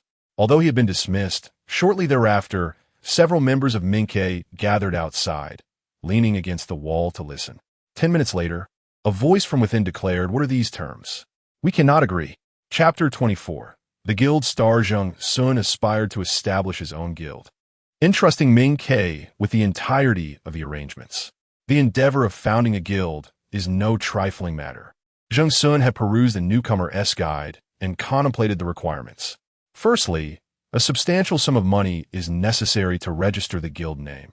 Secondly, a comprehensive array of documents must be submitted to the player association, evidencing the guild's operational viability. Despite the seemingly few prerequisites, each one is challenging to fulfill. Due to the arduous nature of these conditions, players with aspirations of forming a guild often commence by establishing a studio, akin to a miniature guild, whose operational model gradually aligns with that of a formal guild, facilitating a seamless transition once the conditions are met. However, Zheng Xun sought to circumvent such complexities. There exists a shortcut. If any of the top 20 guilds are willing to act as guarantors, the player may be granted the qualification to establish a guild. By fortunate coincidence, Ming Ke ranked 18th in the most recent score tally, thus meeting the requirement. Typically, Larger guilds are reluctant to provide such guarantees, as it is a burdensome task with little reward, risking their own reputation should issues arise. Dit Minkyo thanks una significant favor. Having rescued the guild leader's sister, Zheng Xun had promised not to impose a decision that would burden Ming Quebec Tao Xueji and Xiao Jun exchanged glances, with the latter voicing his thoughts. You have proposed a condition we never anticipated. No one expected Zheng Xun would wish to establish his own guild. As a top-tier player, he certainly garners the attention of prestigious guilds. Moreover, Zheng Xun's performance in his second raid was remarkable, making him a coveted asset for many guilds who would go to great lengths to secure him, placing contracts on his table. Although his current score does not suffice for the rankings, his prowess undeniably positions him among the elite in solo rankings. Initially, Xiao Jun presumed Zheng Xun rejected Ming Ke due to aspirations for a loftier goal, such as joining a prominent guild directly. However, it now appeared that he preferred to forge his own path rather than join another's. In the case of others, this might stem from pride, a desire to strive independently. Yet, Xiao Jun speculated that, given Zheng Xun's nature, his reluctance was simply a desire to avoid being managed by others. While there are indeed individual players, numerous dungeons necessitate participation under a guild's banner, and events like the All-Star Tournament co-hosted by major guilds also require players to be affiliated with a guild. Thus, remaining unaffiliated as an individual player significantly restricts options in the current landscape. Zheng Xun had considered all these factors, leading him to the decision to establish his own guild. Xiao Jun had much to express, yet as words lingered on the tip of his tongue, he found himself at a loss for where to begin, resulting in a prolonged silence. Tao Xueji and Tao Xueqing, being of more reserved disposition, were equally uncertain of what to say in such circumstances. The only one left to speak was Cheng Jia. What is this about? Zheng Xun, if you hold Ming Ke in disdain, feel free to join another guild. Now you wish to establish your own, making our members handle the paperwork. Are you not making things difficult for us? If finances are an issue, I can earn it myself. Running a few more dungeons is all it takes. Zheng Xun's reasoning is clear, yet I require Ming Ke's guarantee. The room fell silent, and Zheng Xun had no further words. He awaited a response from Ming Ke's representatives. Ultimately, it was Xiao Jun who replied to him. The requests you have made have taken us somewhat by surprise. I'm not particularly familiar with the procedures of the office meeting, and these matters require ample preparation time. How about this? You should rest well, and I shall provide you with a response tomorrow. Zheng Xun is not pressuring them to produce results today. Very well. As the night passed, Zheng Xun found solace in slumber within the consultation room, awakening only to partake in sustenance, gracefully navigating this interlude. During this time, Tao Xueqing spent a moment in his company, engaging in conversation about the White Tower, the association, and the guild, knowledge that Zheng Xun needed to acquire. Cheng Jia accompanied him longer, yet Zheng Xun found his presence irritating. Unable to dismiss him, he resorted to covering himself with a blanket, feigning ignorance to the chatter around him. After promising him a response, Xiao Jun did not keep him waiting for too long. At 8 o'clock the following morning, as he just rose from his slumber, a knock resounded at the door. "Come on, great contributor," announced Su Harrowing, who had not been seen for several days. "Our vice president wishes to meet you." Su Harrowing led the sleepily-eyed Zheng Xun through the training room of the contestants. As they passed a transparent glass wall, Zheng Xun yawned, and a few contestants paused their idle chatter, turning their attention towards him. Su Harrowing noticed too, a smile gracing her red lips. "You are now the star of our guild." "Well, that was to be expected," he replied, lacking any false modesty. "I am merely stating the truth." Su Harrowing walked ahead. The sound of her high heels striking the polished, dark tiles echoed crisply. "I heard from the vice president about your conditions. Are you truly not considering joining our guild? Ming Ke is quite personable. If you remain here, you will not be at a disadvantage." Zheng Xun placed a hand at the back of his neck, stretching slightly. His prolonged slumber had left him somewhat stiff. "More than one group has urged me to join. I appreciate your kindness." "Very well, since you are adamant about not coming, there is little we can do. However, our vice president is astute and likely will not acquiesce to your conditions easily." Zheng Xun's expression remained composed. "Indeed, I have an inkling. Just as Su Hairong had stated, Xiao Jun was not one to let Zheng Xun depart so easily. They arrived at Xiao Jun's office, and after bringing him in, Su Hairong took her leave, leaving the two of them alone. Xiao Jun invited Zheng Xun to take a seat. We at Mingke have accepted your conditions, Zheng Xun. Here is a proposal we hastily prepared overnight. Please take a look. A new guild requires an operational plan, which must be reviewed and assessed by professionals from the association. Xiao Jun had spent the night alongside the manager and assistant, laboring diligently to produce this thick stack of documents. Zheng Xun leafed through the pages as Xiao Jun provided explanations. Establishing the office meeting requires a 2-week application period. During this time, it is advisable for you not to engage in particularly challenging and time-consuming dungeons, as this will facilitate our personnel's ability to reach you at any moment. Understood, Zheng Xun replied readily. Having completed 2 high-difficulty dungeons, he also sought a brief respite. I shall not elaborate further. As long as we adhere to the procedure, all be well. Speaking too much may become tiresome for you. Xiao Jun had discerned Zheng Xun's character quite accurately, but he added, however, there is one point I must remind you of.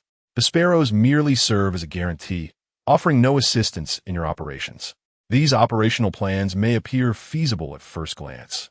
Yet to ensure the longevity of a guild, one must secure investors and attract sponsors. Otherwise, even the players' salaries will remain unfulfilled. Zheng Xun nodded repeatedly, acknowledging the words spoken, though it seemed little had truly registered. Xiao Jun sighed softly, pondering that Zheng Xun, lacking a background or support, had likely embarked on the venture of establishing a guild on a whimsical impulse, a fleeting enthusiasm. When the fervor wanes and losses accumulate, he would inevitably revert to the security of a guild. Zheng Xun flipped to the final page of the proposal and looked up. I have no objections now. Please state your demands. What? Surely you have some requests, he said, his eyes clear and piercing. Indeed, nothing escapes your notice. Xiao Jun admitted with a hint of exasperation. While outsiders may label Zheng Xun as a reckless individual solely focused on dungeons, Xiao Jun perceived a deeper clarity within him. With both parties now transparent, Xiao Jun felt compelled to speak plainly. I hope you can sign a rental agreement with my guild, and I would also like to invite you to attend tomorrow's press conference. Chapter 25 Breaking News, White Tower Forum. Is Mingke about to officially announce Zheng Xun? Hurry in and discuss. As the title suggests, link, Mingke Guild will hold a press conference in 2 days' second floor. Arrived early, unsure of what to say, waiting for the Grandmaster to join the discussion. This news is rather vague. Mingke only mentioned a meeting. In the end, they listed the attendees, and Zheng Xun's name is among them. Is a queen mentioned last? That doesn't seem like an official announcement. If they were to introduce a new member, wouldn't they place him at the forefront? Perhaps negotiations have not been finalized. This time, Huayin performed exceptionally well. It seems Mingke may be underestimating him. They even offered a silver plus contract, and he still hesitates? Zheng Xun ought not to be foolish. His distinctive style may not easily integrate into other guilds' team structures, rendering him somewhat redundant. Does the divine Zheng need you to teach him how to work? Stop lecturing him. What is going on upstairs? Is someone losing their mind? No way. Zheng Xun is still a newcomer, and he has such fans? Probably a reverse troll. We shall know in 2 days. I hope Akui doesn't suffer losses. Competing with a guild of considerable size is likely to lead to significant pitfalls. If Mingke does not secure Zheng Xun, should not other guilds reconsider? I haven't heard of any guild having private discussions with Akui. Mainly, Mingke appears to have a solid chance, making it hard for other guilds to intervene. I see Akui as part of Mingke now, not just someone grinding dungeons upside down. At 9 a.m., 2 days later, the press conference commenced as scheduled. Mink's press conference was grand, inviting dozens of media outlets to attend. Such a spectacle was not solely for Zheng Xun, but also to allow the president to formally meet the public. Currently, Zheng Xun and others were in the lounge, where stylists were attending to them. The young lady responsible for makeup, carrying her kit, seemed quite flustered. After finally donning a suit, Zheng Xun lay on the table, resembling a boneless worm. He regretted agreeing to this. He was barely coherent. At the early hour of 5 a.m., his door was knocked upon, and several strangers dragged him out, beginning the process of changing his outfit and styling his hair. Zheng Xun never felt well-rested in reality. If it weren't for dungeon tasks, he would prefer to rise at noon every day. After enduring over 2 hours of fuss, he finally caught his breath, only to face the prospect of a simple makeup application. Zheng Xun firmly resisted. If this continued, he would be falling apart before the conference even began.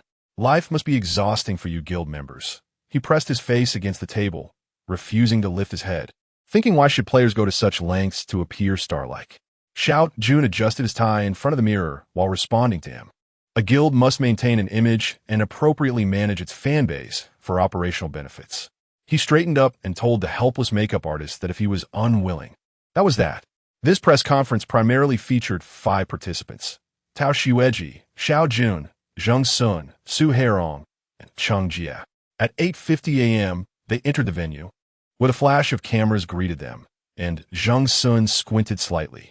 This press conference was being broadcast live, allowing all players to watch via bracelets and other electronic devices. The press conference was structured into 3 segments.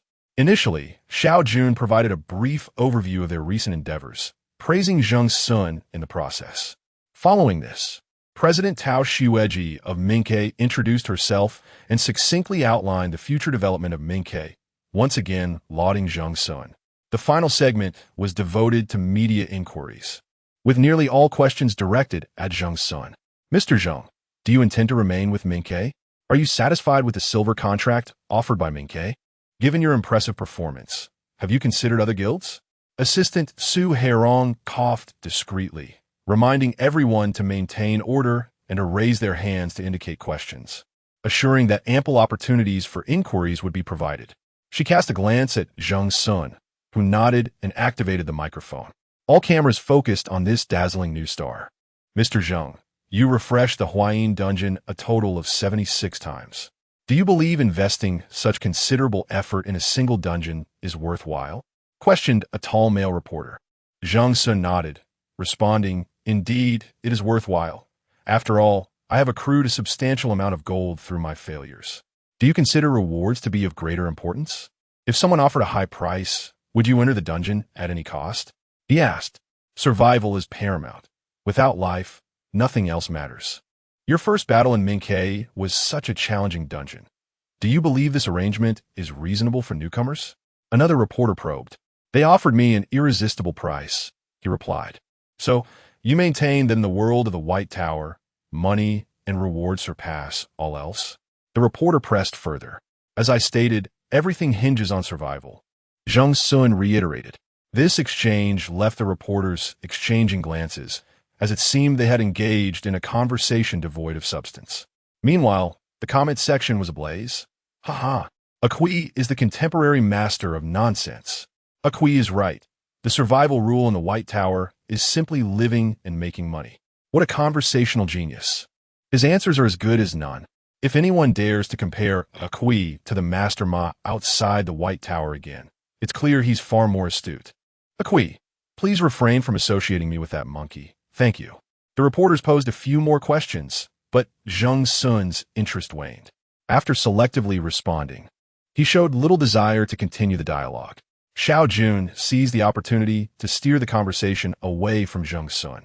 Throughout inquiries regarding Zheng Xun's future, Xiao Jun maintained an air of mystery, providing minimal answers.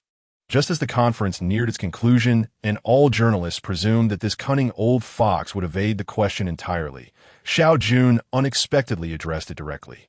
Regarding Zheng Xun's future, we will provide a joint statement shortly. The reporters instantly perked up, and the number of viewers in the live stream surged by tens of thousands. Here it comes, finally addressing the critical issue. Listening to this old hand, Xiao Jun, is quite an endeavor. He can ramble from zone 0001 to zone 0999. Why am I starting to feel anxious? Will he stay with Minke? Surely he's not truly considering joining another guild, right? Shout out to the brother who flips while grinding dungeons. Wherever Zheng Xun goes, he is bound to achieve remarkable success. Let us support his decision. Indeed, he is a newcomer who has just completed 2 dungeons. With a promising future ahead, let us not impose too many restrictions. How about joining the Wanshur Guild? They have ample resources and are a formidable force. Alternatively, Come to our geoding guild. We treat newcomers very well. Nonsense. Go anywhere but to your geoding. What is wrong with our geoding? Are we eating your ice? Is the Wan Dog faction making noise again? Consider the Shui Guild. The forums and livestream chat rooms are buzzing with discussions about Zheng Xun's next move. And someone has even initiated a voting thread that has surged to the top of the forum. Xiao Jun briefly outlined the situation and turned to Zheng Xun. What do you say? He mouthed. I will speak. Zheng Xun adjusted the microphone in front of him, wearing a carefree smile. I would like to express my gratitude to all the reporters and the audience present. Please refrain from wild speculation, for you shall not guess correctly. I am establishing my own guild, aptly named Xuanhui. Furthermore, my guild will maintain a friendly cooperative relationship with the Minke Guild. The Xuanhui Guild shall lease player Zheng Xun to the Minke Guild for a total of 3 dungeons, with a 1-year term. Chapter 26. The calamity of Yin Zheng Xun has decided to establish his own guild. The news has caused a sensation across various platforms. As a recently prominent newcomer, Zheng Xun's next move, following his remarkable success in 2 3S difficulty dungeons, has become a matter of great interest from many players and guilds. The overwhelming majority speculate that he would join one of the top 10 prestigious guilds, merely questioning which one it would be. However, no one anticipated that Zheng Xun would declare at the press conference that he would not join any of them. The online discussions are rife with opinions. New guild by Zheng Xun. What implications will this have for other guilds? Is Zheng Xun's decision to forge his own path a self-destructive choice? So many are saying that Zheng Xun's venture into guild leadership is a path to ruin. Are there any supporters of Zheng Xun? Various media outlets are also eager to seize the opportunity to interview Zheng Xun himself. Yet, ever since he dropped that bombshell announcement, Zheng Xun has seemingly vanished from the face of the earth, neither entering dungeons nor being spotted by anyone. When reporters inquired with the Minke Guild, it seemed that perhaps the vice president had sealed their lips, as no one could provide clarity on Zheng Xun's whereabouts. While chaos ensued outside, the Minke Guild maintained its orderly routine, training and undertaking dungeons as usual. Where did you dig this rubbish from? Cheng Jie concluded his afternoon training, pushing open the door to find a figure squatting with his back to him, in front of a tattered blanket spread out on the floor, littered with various clumps of dirt and stones. These seemingly mundane objects were, in fact, a type of mineral from the White Tower. When the outer layer of soil was removed, a treasure of colorful ores lay beneath. The individual rummaging through this heap of refuse was none other than Zheng Xun. Contrary to external speculation, he had not hastily departed from the Minke Guild. This was entirely reasonable, as he had yet to secure a residence in this world. Xiao Jun had advised him to acquire property to serve as the guild's address. Something modest would suffice, but a physical location was necessary. Zheng Xun pondered this and conceded it was sensible, yet purchasing a property would require substantial funds, particularly for one that would be registered as the guild's address, which would be considerably more expensive. The Minke Guild could not cover this expense. If they did, the guild would become a stakeholder in Zheng Xun's endeavors. And should the guild falter, he would be accountable to them. This included the registered capital, which Zheng Xun would need to furnish from his own resources. The gold coins he had previously obtained from the Huayin dungeon had been converted into the currency of this world, barely enough to meet the minimum registration requirements for the guild. Now, Zheng Xun required a small house, not only for personal residence, but also as the guild's official address. Thus, he was diligently working to earn the necessary funds. The dungeons of the White Tower consist of various types, with resource dungeons being among them. These can be repeatedly cleared, and the mine materials can be exchanged for items or, of course, for currency. The difficulty of such dungeons is manageable, albeit time-consuming. Fortunately, during these days, Xiao Jun had prohibited him from entering high-difficulty dungeons, allowing him to spend his time mining in resource dungeons. Mining possesses its own charm. There is no immediate threat of monstrous creatures decapitating him, making it a relaxing and stress-relieving endeavor. However, Zheng Xun currently wishes to avoid media harassment and does not want anyone to discover his whereabouts, thus opting for particularly remote resource dungeons to pursue his work. Fortunately, within Minke, there exists a teleportation point, greatly facilitating matters. Xiao Jun has granted him access, allowing Zheng Xun to select suitable materials for his venture. Everything is satisfactory, except for the condition of Chang Jie's room, which now resembles a cavern. The materials from the desert area earlier stirred up quite a bit of dust. You ought to open a window. Zheng Xun, without lifting his gaze, continued to tend to his treasures. Yang Ye, grumbling, also found the air within the room to be suffocating. He approached the window and opened it halfway. Turning around, he squatted down to face Zheng Xun, assisting him in removing the soil. After several days of interaction, although they still exchanged barbs, they had grown accustomed to each other's presence. Amidst casual conversation, Zheng Xun suddenly recalled something. Do you know Huizian? Huizian? Cheng Jie paused in his task, eyebrows raised. A member of the Qinglan Guild? Why do you ask about him all of a sudden? I encountered him while mining today. I don't know him, but he recognized me. Is that all right? Don't you wish to keep your whereabouts private? He assured me he wouldn't disclose it to anyone. Do you believe that? That sounds like a tale for children. I mined alongside him for a while. He gave me all that he had collected. He must be a decent fellow. Zheng Xun packed the cleaned ore into a sack, intending to have someone take it to the marketplace for sale the following day. That Huizian bears some resemblance to you, Cheng Jie remarked while using an old toothbrush to clean the crevices, realizing that Zheng Xun was indeed correct. This task was quite therapeutic. About a year ago, he had made a remarkable debut in his first battle, prompting various guilds to announce their intent to recruit him. Ultimately, Qinglan secured him with a copper contract. However, during his debut with Qinglan, he did not perform exceptionally well. He was placed in the first team, and the vice-captain nearly lost an arm while trying to save him. Due to this incident, Huizian faced disciplinary action and was relegated to the second team.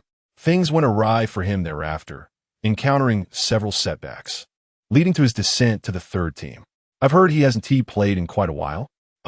Cheng Jie rambled on, while Zheng Xun merely replied with 3 O's, causing Cheng Jie to feel a surge of frustration. I've been talking until my mouth is parched, and you respond so dismissively? Zheng Xun illuminated the ore with his wristband flashlight. I'm not quite sure what the situation is. It's difficult to engage in conversation. Cheng Jie sighed in exasperation. I'm advising you to be cautious. Every time Huizian participates in a battle, calamity follows. Fans of Qinglan have taken to calling him Calamity Zian. It is said that their guild has put him up for rent, but no one wants him. Other guilds believe he brings bad luck and prefer not to associate with him. What era are we in? We should trust in science. Tell that to those guild leaders. Regardless, even if Qinglan offers a discount, no one is willing to rent him. Such a low price? It's not merely a matter of price. Cheng Jie paused, acutely sensing something amiss. You're not concocting any dubious schemes again, are you? I must warn you, even if you consider renting someone, you ought to select wisely. Besides, don't you usually tackle dungeons solo? If you require a partner for a duo quest, I, Cheng Xiao, can reluctantly stoop to the occasion and engage with you. Cheng Jie was willing to lower his status, yet received only a cold, indifferent remark from Zheng Xun. You are wealthy, but I am not. This statement seemed to both compliment and rebuke him, leaving Cheng Jie speechless for quite some time. In truth, Zheng Xun harbored no particular intentions. His brief encounter with Huizian had not led him to contemplate any future developments. However, the following day, upon venturing to the exceedingly remote sandy area for a mining quest, he encountered Huizian once more. The sand-laden winds in the area necessitated that each player wrap a gray cloth around their heads to shield their mouths and noses. Zheng Xun, completely enveloped from head to toe, spotted Huizian, who was equally well-equipped. The latter's eyes sparkled as he approached with quick strides. Greetings, Zheng Xun. It is a pleasure to see you again. Chapter 27. That will not do if the first occurrence was merely a coincidence. The second one could hardly be justified. The materials chosen by Zheng Xun were located in a rather secluded area. His desire to avoid human contact clearly indicated a deliberate selection. A reasonable person would seldom venture into such remote territories for mining purposes. Though puzzled, he said nothing, merely nodding in acknowledgement. As before, their exchanges were sparse, each engrossed in their own tasks. Mining had a fixed duration, with 4 hours being the maximum limit. After completing his share of the labor, Zheng Xun hoisted the mind or onto his shoulder. Upon turning around, he found a full sack of stones awaiting him, left by Huazian, who had mysteriously vanished, leaving a note for Zheng Xun. Without hesitation, Zheng Xun accepted 2 bags of or back to Minke. Did you strike it rich? Cheng Jie inquired during a break in training, coincidentally encountering Zheng Xun. Noting the barely concealed delight on Zheng Xun's face, he could not help but ask. Sort of. I encountered a kind soul, Zheng Xun replied, leaving Cheng Jie perplexed. The following 3 days unfolded similarly, with the 2 miners meeting in silence. Huazian consistently leaving or for Zheng Xun. Unbeknownst to him, Zheng Xun had amassed a considerable sum from selling the ore. By the 4th day, in the mining area, Huazian stood at the bottom of a pit, diligently wielding his pickaxe. Don't you need a train? Came a voice from above. Huazian looked up to see Zheng Xun crouched on a flat expanse of rock, his pickaxe idly resting in his hand as he traced lines on the ground. I've taken a few days off to rest. Huazian hesitated. Oh, the excuse seemed flimsy, yet Zheng Xun chose not to press further. He drove his iron pickaxe forcefully into the ground, holding it with one hand, sliding down from an elevated position to begin his own work a few paces away from Huazian. If you require assistance, feel free to ask. After all, I've taken quite a bit of your ore. No, I have no use for those ores, Huazian replied, scratching the back of his head. I merely come here to relieve stress. He did not elaborate on the source of his pressure, but Zheng Xun was somewhat aware of his circumstances through Cheng Jie's daily murmurs. All right, Zheng Xun said, tossing a piece of golden ore into his sack. My offer stands indefinitely. Should you ever need help, do not hesitate to reach out. Thus, the 2 miners maintained a tacit understanding over the course of a week, during which Zheng Xun was called out several times to sign documents. Xiao Jun proved reliable, managing all processes smoothly without burdening Zheng Xun with concerns. During this period, the focus of attention shifted elsewhere, the latest news of guilds signing new recruits and tackling formidable challenges. Although the arrival of the White Tower posed a threat to human existence, it simultaneously presented a plethora of opportunities. Amidst the clamor of the outside world, Zheng Xun enjoyed a tranquil solitude in the mining area. The only downside was the absence of his good mining companion, Huazian, who had not appeared for 2 consecutive days, resulting in a significant loss of income for Zheng Xun. This left him feeling somewhat regretful. In the afternoon, Xiao Jun called to inform him that within 2 or 3 days, all formalities would be completed. Zheng Xun intended to mine for 2 more days before returning to his previous routine. The portal was designed like a tall chimney, and shortly after Zheng Xun emerged from within, another figure appeared 10 meters away. It was the familiar Huazian. Hello, Xiaohua, Zheng Xun greeted him. Noticing that Huazian's countenance appeared troubled, more so than before, leaving Zheng Xun curious about the cause. However, upon hearing Zheng Xun's voice, Huazian mustered a faint smile. It's been a while. 2 days isn't really that long. Zheng Xun felt a surge of joy. Huazian's presence meant he would have double the mining benefits that evening. Yet, Huazian remained burdened with unspoken concerns. Zheng Xun observed this, but refrained from inquiring, knowing he was not one to offer comfort. After all, if someone trusted him enough, they would eventually confide in him. The 2 resumed their mining in harmonious silence, amidst the rhythmic clinks of their picks. Huazian finally opened up. I may have to leave Qinglan. The guild comprised a decision-making tier, management, battle teams, and ordinary players. Initially, Huazian was part of a battle team, but with his lackluster performance, the guild sought to release him, presenting him with an ultimatum: either voluntarily resign and become a regular player or depart entirely. My rental contract has been inactive for over a month, with no battle teams willing to take me on. This is primarily because, during this period, almost all guilds are adequately staffed, and they believe renting me would be a waste of resources devoid of benefit. Zheng Xun remained silent as Huazian continued, clearly in need of an outlet. Even if Zheng Xun was not the ideal confidant, I never anticipated it would come to this. Back in the day, I arrived at the Qinglan Guild brimming with ambition and hope. Regrettably, various circumstances have hindered my ability to showcase my talents, leading to this unfortunate outcome. It would be disingenuous to claim, I feel no regret. Yet, what can be done? I have fought for my place. The pickaxe struck the oar with a resounding clink. Zheng Xun finally spoke. There is nothing to be done. You must seek alternative paths. His words offered little comfort. Ho Zian felt a pang of discomfort at the statement. But when he caught a glimpse of Zheng Xun's calm profile, for reasons unknown, his troubling thoughts momentarily receded. I envy you, he confessed. That's normal. It indicates you possess keen insight, Zheng Xun replied, prompting a chuckle from Ho Zian. Do you converse with everyone like this? I mean, quite so straightforwardly? Indeed. For those I care about, I remain invested regardless of the circumstances. And for those I do not, even the most eloquent words bear no weight.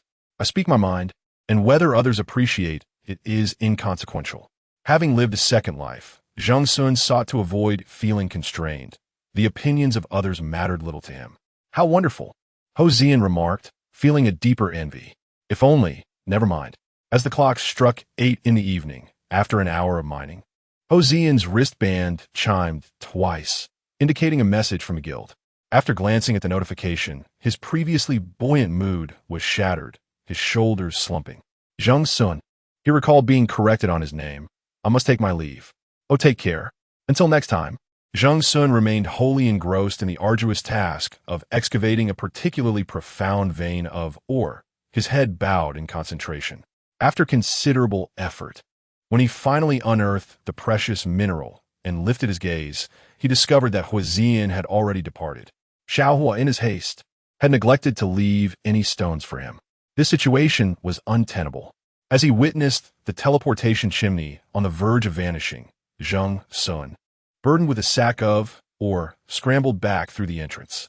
Meanwhile, upon emerging from the teleportation portal, Ho Zian was confronted by members of his team. He had feigned illness to excuse himself from training, a decision that had been reported to the captain of Team 3, and somehow this matter had escalated to Team 1. Consequently, when Ho Zian returned to Qinglan, he found himself facing a gathering of individuals seated on the couch of the teleportation chamber. Among them were Su Guan, the captain of Team 1, Meng Yijia, the vice-captain, as well as the captain and vice-captain of Team 3. The captain of Team 3, upon spotting Ho Zian, was instantly engulfed in fury and vehemently reprimanded him. Ho Zian, you have unjustifiably absented yourself from training and gallivanted about. You have brought shame upon Team 3. Chapter 28. Come out and play. The teleportation room was devoid of incandescent lights, illuminated only by a few dim wall sconces, casting a pall over the faces of everyone present. Ho Zian wore a pale expression, his lips pressed tightly together, silently enduring the reprimands of the captain of Team 3. How could he be so careless during training and even sneak out to play? Claiming to be unwell, what of it? Does playing not tire you out? Were it not for your teammates fearing for your safety and reporting the situation to me, I would still be kept in the dark. The captain, in his frustration, spoke without restraint, and the vice-captain of Team 3 chimed in, belittling Ho Zian at every turn. Xiaohua, do not blame us for chastising you. Since coming to Qinglan, you have merely been coasting along, contributing nothing to the team. The captain and vice-captain of Team 1, Su Guan and Meng Yijia, remained silent. Su Guan gazed at Ho Zian in silence, while Meng Yijia wore a smile on his face. Xiaolu, perhaps you should temper your words. Zian is young and at an age where he is prone to mischief. If he acknowledges his mistakes, let that suffice. Team 3's captain, Lu, quickly sought to ingratiate himself. Indeed, Vice-Captain Meng has a point. Ho Zian, the vice-captain is advocating for you. Simply admit your fault, and this may pass. Captain Lu was not a malicious figure. He maintained high expectations of Ho Zian, yet when the latter claimed illness, he granted him leave. Unaware of Ho Zian's past experiences in Teams 1 and 2, he observed that the boy possessed considerable talent. Though he could not fathom why he had fallen to Team 3, he discreetly protected Ho Zian. Yet the boy's low emotional intelligence led to poor relationships with his teammates, resulting in his being reported for allegedly faking his illness, spending hours playing with materials without returning. In a fit of anger, Captain Lu scolded him, unbeknownst to him that his words caught the attention of Meng Yijia, the vice-captain of Team 1, who happened to pass by. Not only did Meng Yijia overhear, but he also fetched Su Guan. Su Guan was a man intolerant of insubordination, his demeanor stern and unyielding. He spared no mercy in his critiques and dealt harshly with poorly behaving members. Now, the situation escalated, and Xiao Lu, both anxious and furious, truly wished to reprimand Huizian for his lack of diligence. This incident made it clear to him that Huizian must have offended Meng Yijia while in Team 1. It was no wonder he could not remain there and had slid down to Team 3. In an ideal scenario, Team 3 would adopt a lenient approach, offering a few stern words, allowing Huizian to admit his mistakes, and perhaps this matter could be brushed aside. However, the typically obedient Xiao Hua, for reasons unknown, had suddenly found his voice. I'm not in the wrong. Huizian spoke for the first time, his voice trembling slightly. I did indeed go to the hospital, and I have submitted the medical slip to the captain. The evening is personal time. However I choose to spend it does not violate team regulations. You dare to argue? Captain Liu, exasperated, felt as if his head might explode. He longed to reprimand him further, but the boy seemed to defy reason. Enough, Xiao Lu, Meng Yijia interjected. Having seen enough of the theatrics from Team 3, Huizian has a valid point. The reach of the team is not so extensive. As long as team members refrain from reckless behaviors, such as racing or drinking, we have no grounds to intervene.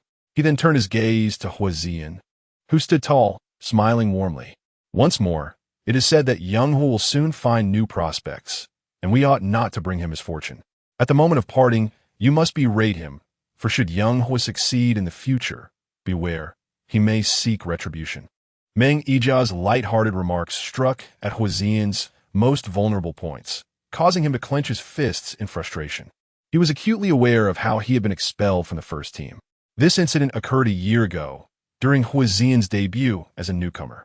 The upper echelons of Qinglan held great expectations for him, allowing him to join the first team for an S-rank dungeon known as the 7th Hospital.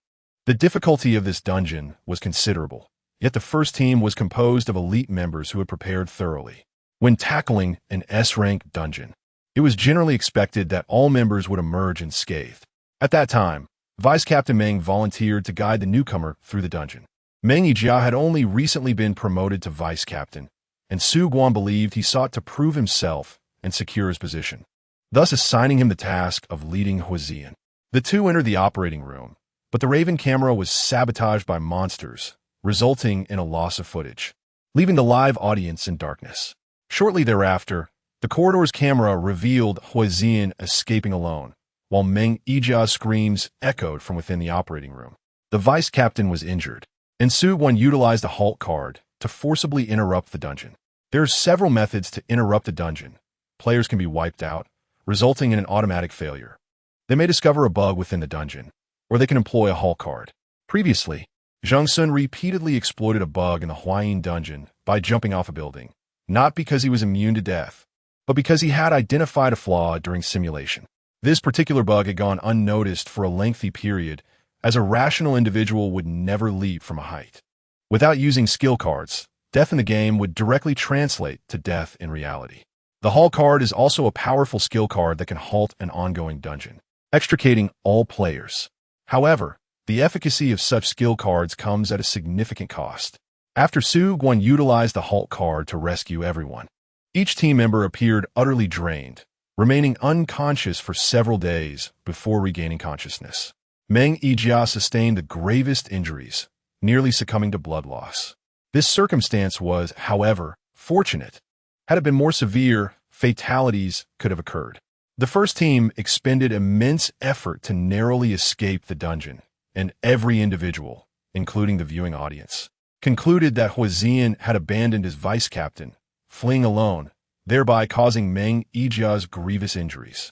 Such an act of betrayal against a teammate was deemed extraordinarily serious. Yet Qinglan, considering Huizian's status as a newcomer, opted to place him in the second team, believing he needed gradual guidance in understanding the complexities of the game.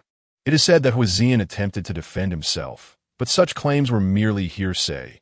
The undeniable truth lay before them, offering no room for dispute. Only those directly involved knew the reality behind the events. Now, as the two confronted one another, the chasm between their statuses had become insurmountable.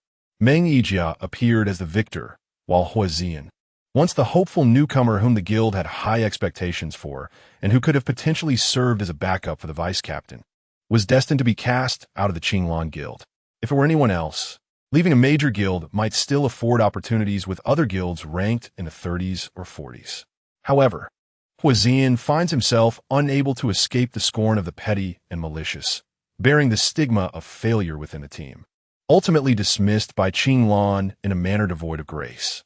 Other guilds, eager to avoid antagonizing Qinglan, would not consider signing him.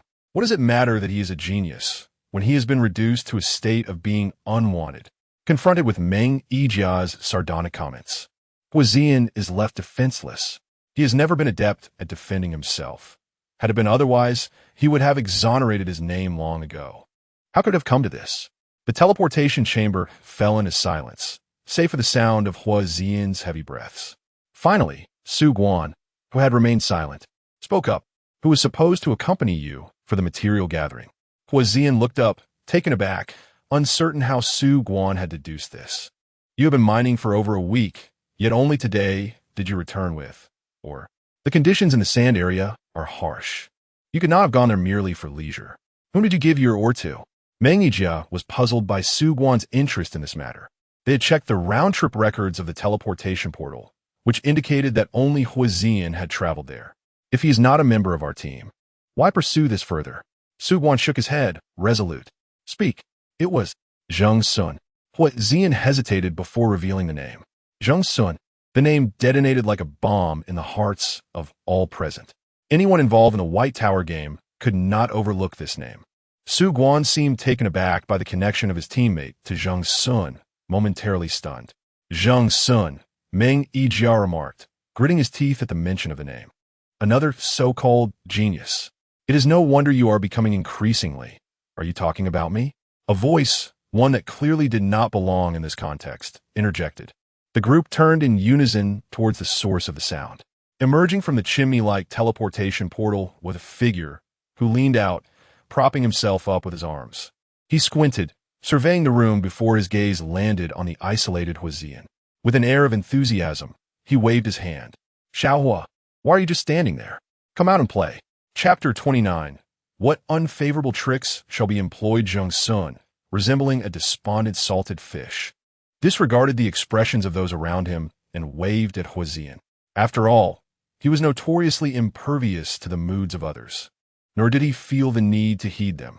His brazen entrance exuded an air of confidence that momentarily rendered others speechless, unable to inquire about his purpose for being at Qinglan.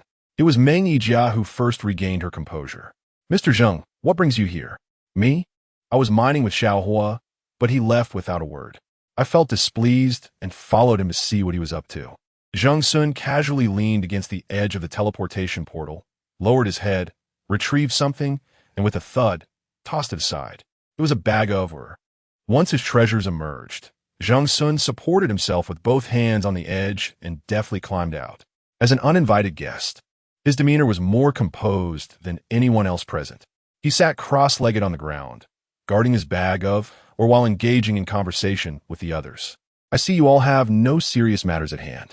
I thought you were called back for training. We are indeed discussing training matters with Xian. This is internal to Qinglan, Mr. Zheng. If you wish to visit, please make an appointment. Meng Yijia declared with an air of authority. But this tactic was futile against Zheng Xun. If it were effective, then Xiao Jun would have long since kept Zheng Xun in check. At this late hour, what conversation could not wait until daylight? Why intrude on someone's private time? This is a serious matter, Mr. Zheng. Please refrain from interfering. Then tell me. I shall listen from the sidelines. Zheng Xun crossed his arms and resolutely remained, intent on listening. Meng Yijia was momentarily at a loss for words, uncertain of how to respond. Captain Liu and Vice Captain of Team 3 exchanged glances. Unsure of how to address this, unexpectedly appeared Mr. Zheng, who was still clad in tattered miner's attire. Su Guan gestured for them to leave first, and the two hastily exited, shutting the door behind them. Now only 4 remained in the room, and Meng Yijia began to regain her senses. Zheng Xun truly was formidable. One could easily be led astray by him. Mr. Zheng, she continued, Xian is still one of us at Qinglan and must adhere to the guild's regulations. His absence from training is a serious disruption of order, which is unacceptable. Zheng Xun had not overheard much of their previous dialogue, but his mind was quick. He had already discerned that Xian was facing significant pressure within Qinglan. Coupled with the peculiar manner of speech from the lean man before him, it was not difficult to surmise who was responsible for the oppression. "I'm not concerned with your guild's affairs. Zheng Xun will not be led into a pitfall. I am here to find Xiao Hua. I have stated that you may reprimand him first, and then I shall take him out for some leisure. Why specifically seek Xian?" Su Guan, who had spoken little until now, ventured to inquire. Although Zheng Xun did not know him, he could deduce from his presence that he held a higher status than the other two. "It is not a necessity for Xiao Hua to join. I intend to mine, and Xiao Hua is assisting me. If you are willing, you may certainly join as well." He appeared quite generous. Meng Yijia found it nearly impossible to comprehend the logic behind Zheng Xun's words. "Captain Su and I are the captain and vice captain of Qinglan. Are you suggesting that we go mine in the Sand District? What is the matter? Isn't the mine extracted by humans? What is there that cannot be pursued?" Su Guan made a gesture, urging Meng Yijia to remain silent. "Zheng Xun, I am well aware of your endeavors. You have boldly proclaimed your intention to establish a guild at the press conference. Yet it appears that your financial resources are insufficient to sustain it. During this period of silence, it seems you have been lingering at Minke with no other refuge. Minke owes you a considerable debt of gratitude. They're the ones facilitating all the necessary procedures for your guild. The fact that you have refrained from making any investments for over a week while engaging in mining is a clear indication of your financial constraints." Su Guan, deserving of his reputation as the ace of Qinglan, managed the team with an iron fist, exhibiting a quick wit. Indeed, he is a clever individual. His assessment of Zheng Xun's recent actions was remarkably accurate. Your initiative to approach Xian stems from your need for personnel. You wish to rent him at a bargain. Xian was about to clarify that it was by mere coincidence he encountered Zheng Xun, and that he was the one who sought to engage with him. However, Zheng Xun pressed his right hand down slightly, signaling Xian to refrain from explaining. "I truly require Xiao Hua. His amiable nature and lack of ambition to overshadow others are commendable, unlike some who prefer to elevate themselves by stepping on the backs of the virtuous." At this, he deliberately cast a glance at Meng Yijia. With Su Guan present, Meng Yijia dared not contest, fearing he would be seen through. "You, Qinglan, have made the personnel available.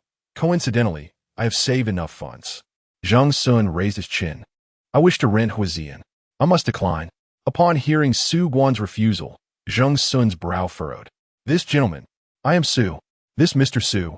We live in a modern society where the spirit of contract must be upheld. In the matter of renting team players, the captain holds the authority, and I refuse. I must remind you that this is an instance of going back on one's word. You and I are merely engaging in verbal discussions, which do not constitute a legal obligation." Zheng Xun found himself in a predicament, not anticipating such audacity from the Qinglan Guild. They clearly intended to abandon Xian. Yet when someone expressed interest in renting him, they still sought to negotiate terms. What a peculiar situation. Well, it appears there is no other option. "Xiao Hua, please wait a little longer." Zheng Xun did not press the matter further. He was a novice regarding the convoluted terms of player rentals and would need to consult a professional.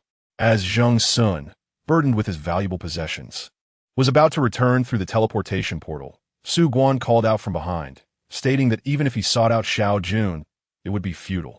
Zheng Xun chose to ignore him, not even turning his head, pretending he had not heard. He departed with an air of arrogance, but upon returning to Minke, he found himself in a dire situation. Searching for Xiao Jun, Su Harrowing informed him that Xiao Jun was on a business trip and advised him to call if needed. Now, Zheng Xun was in a room conversing with the busy Xiao Jun, with Chang Jie present as well. The situation was quite complicated. Initially, there was some noise on Xiao Jun's end, but he eventually moved to a quieter environment. In the matter of renting players, not only the player's own willingness, but also the input of the team coach, captain, and guild higher-ups must be considered. Xian had already been made available, which indicated at least the higher-ups agreement.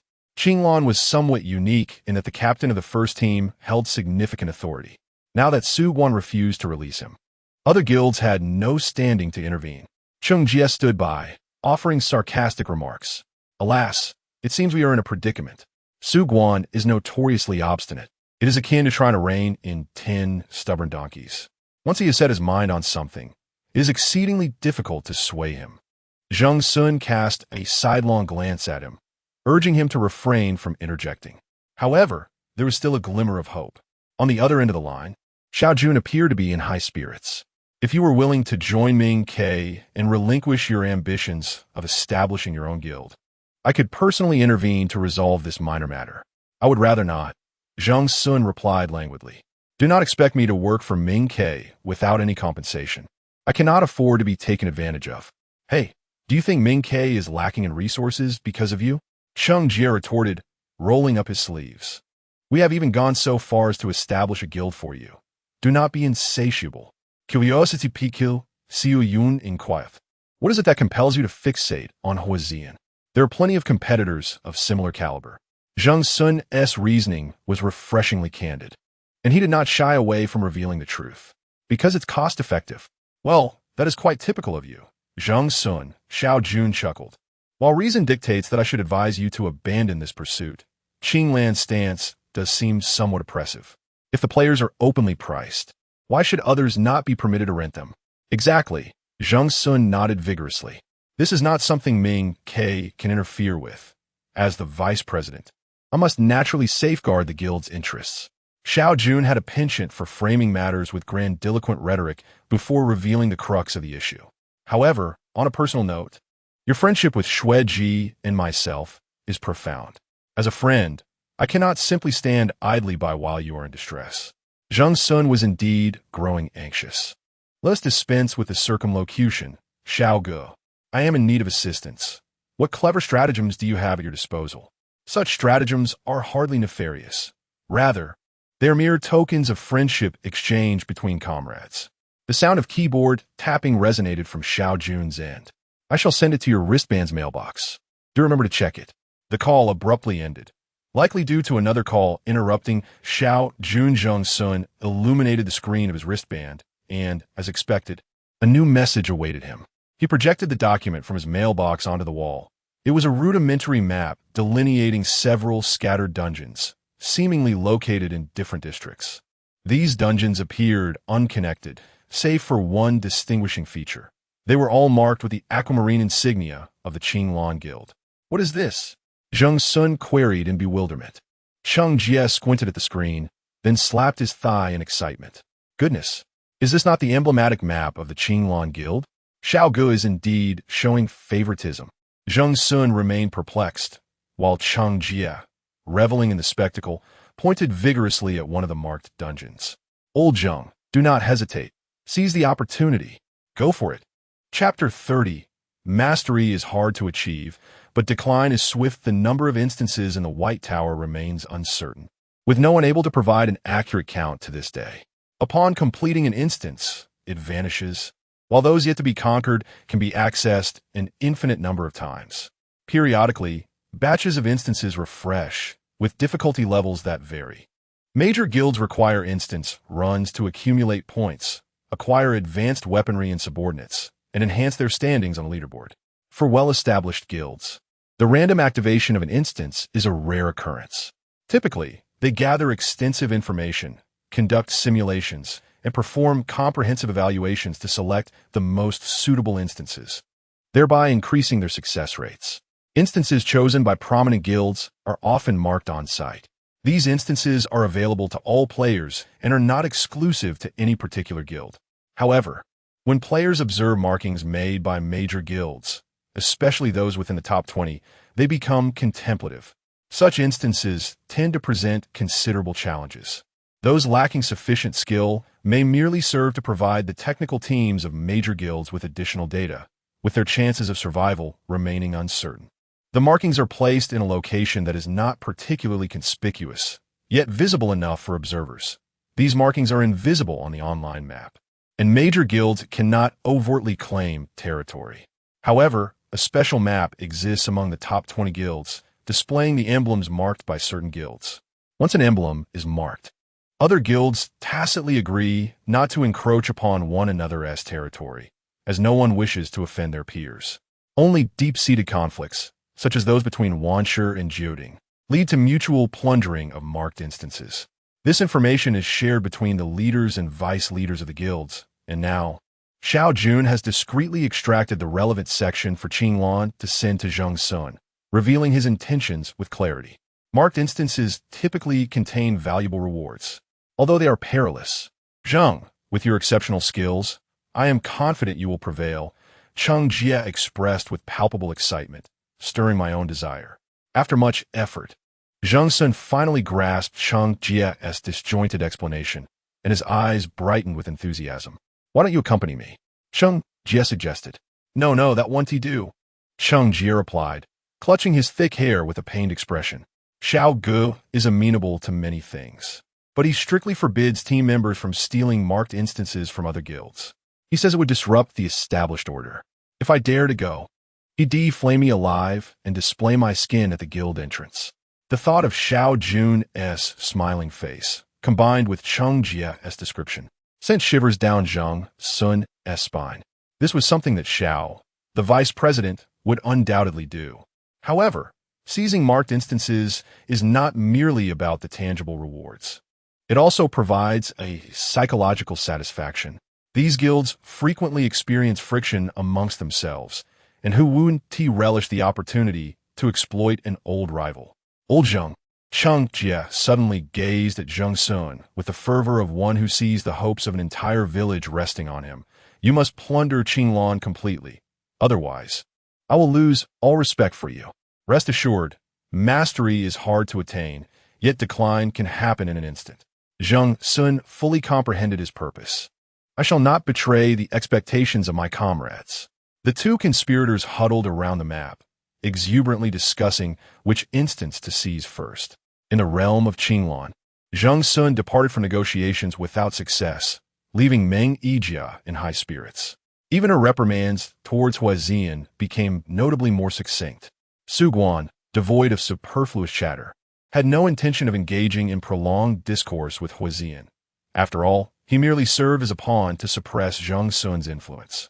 There existed no personal animosity between Su Guan and Zheng Xun.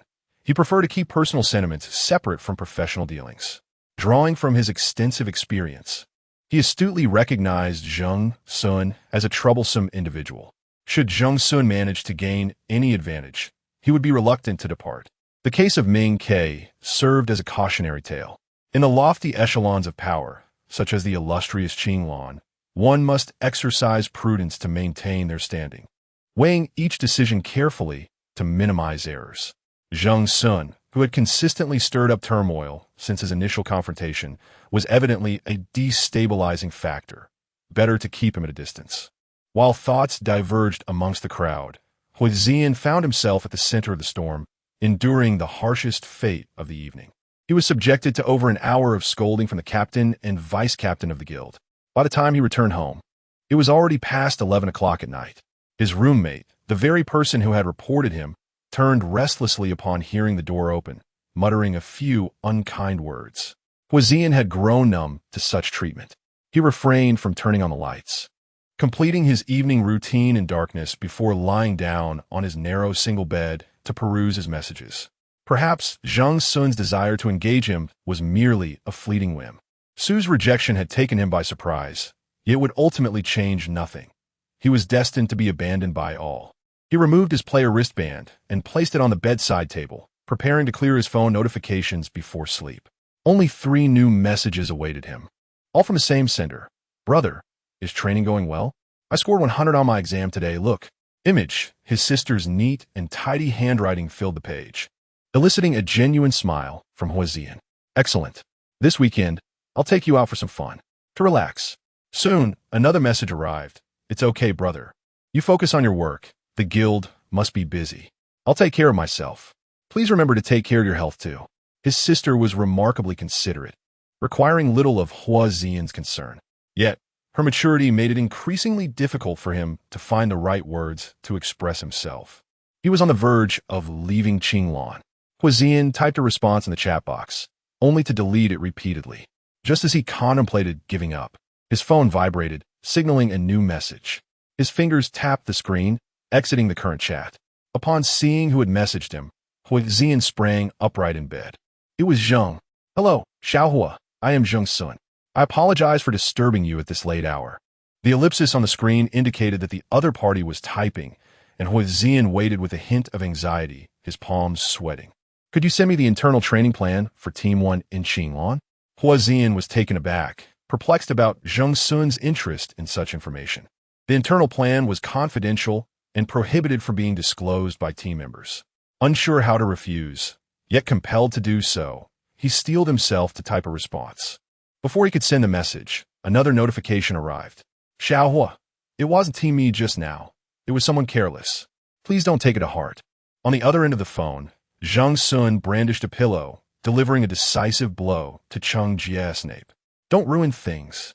Cheng Jie feigned indifference, flipping through a book on his nightstand upside down. 3 minutes later, Huixian finally received Zheng Xun's next message. "I reached out to you this late to prepare you mentally. For the upcoming week, you might find yourself being unjustly criticized and facing scorn. Just endure, it's nothing." This time, Huixian genuinely responded with a question mark. Perplexed by Zheng Xun's sudden, disjointed remarks. What did it mean that he would be scolded? Tormented by Zheng Xun's oddly phrased messages throughout the night, Huixian had a restless sleep. By the time he rose with dark circles under his eyes, Qinglan was in an uproar. He overheard his roommate cursing vehemently. "That damn Zheng Xun has compromised our base." Chapter 31. Do not be absurd at 5 in the morning. Zheng Xun commenced his live stream. He found himself outside the Bai Tower in Area 179, one of the designated instances of the Qinglan Guild. The screen flickered momentarily before Zheng Xun's visage prominently appeared in the center of the broadcast. "Can you hear me? Zheng Xun. What the hell is that air chue? Hey, you ghost, remember to come back. Where have you been these past few days? I almost didn't recognize you.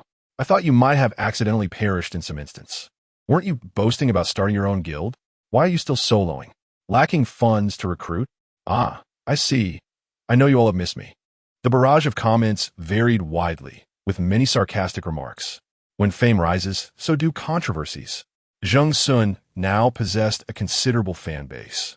Yet there were many who disapproved of him. He chose to disregard the negativity and accepted it all as friendly banter. Today, he intended to clear an instance without increasing the difficulty, just for everyone to enjoy a lighthearted viewing. It must be acknowledged that Zheng Xun was currently one of the most popular players at Bai Tower, naturally attracting attention. As before, he streamed during the early hours, an unusual choice, yet within a mere 5 minutes, the viewership surged to hundreds of thousands. How amusing! Air Chue claims no difficulty.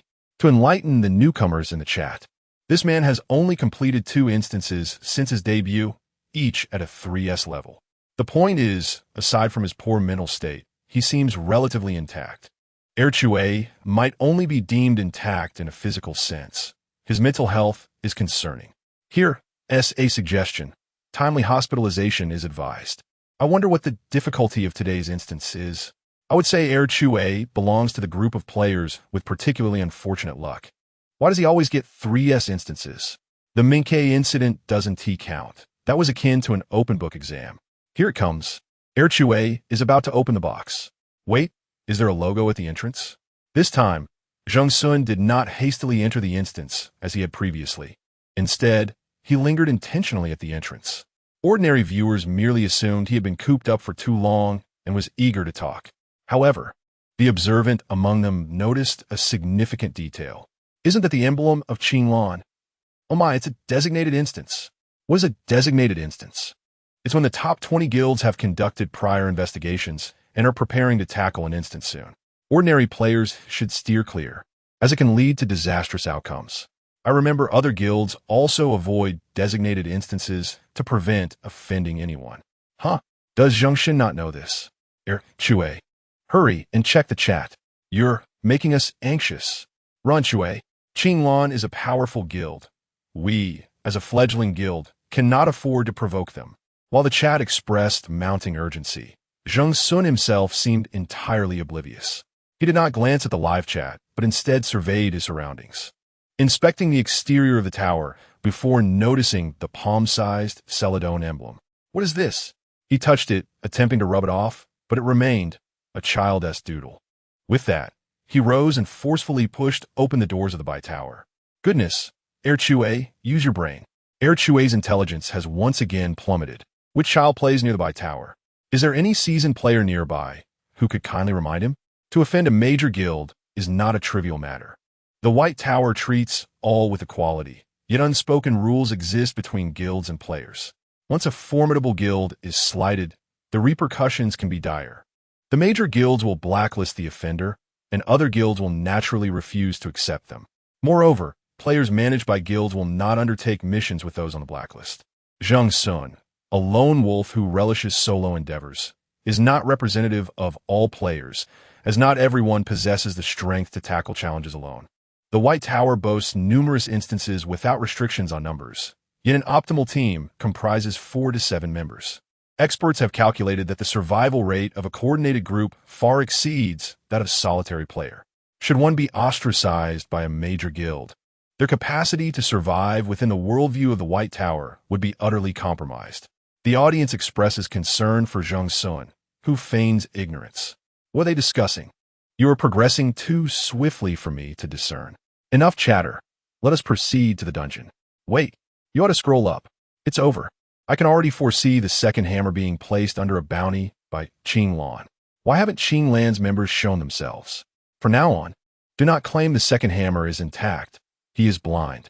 Zheng Xun is certainly not oblivious or lacking in insight, carelessly colliding with the marking ledger. The members of Qing Lan, particularly those present in the teleportation room last night, are acutely aware of his intentions.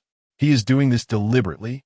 Early in the morning, the on-duty personnel responsible for monitoring the marking ledger awakened everyone, announcing that a player intended to initiate a run. Typically, such situations arise when other guilds instigate trouble, prompting the guild team members to assemble swiftly and rush to the White Tower to safeguard their interests, lest they face real-life confrontations. The 3 teams from Qing Lan were prepared, yet upon getting dressed and ready, they discovered only one solitary figure outside the marking ledger, Zheng Xun. The monitoring room buzzed with excitement, filled with layers of onlookers, all the core members of Qing Lan present. Meng Yijia glared at the figure on screen with gritted teeth, while Su Wan observed in silence. As the camera zoomed in, Zheng Xun, whether by intuition or mere coincidence, smiled at the members of Qing Lan on the other side of the lens. A particularly straightforward team member could no longer contain himself. Captain, this is a provocation. Indeed. Captain, he dares to pry into our marking ledger all alone. Even if another guild sought confrontation, they would typically bring along at least a dozen members. The distribution of these members would be such that 5 engage in the dungeon, while the remainder handle the skirmishes outside. The youthful and impetuous members of the team, bolstered by the prestige of Qing Lan, possess an overabundance of confidence. What is Zheng Xun attempting?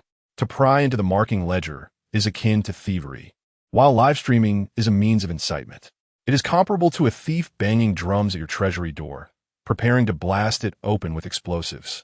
No one could bear such an affront. Presently, not only are the ordinary viewers in the live stream watching with interest, but other guilds are also keenly observing the spectacle.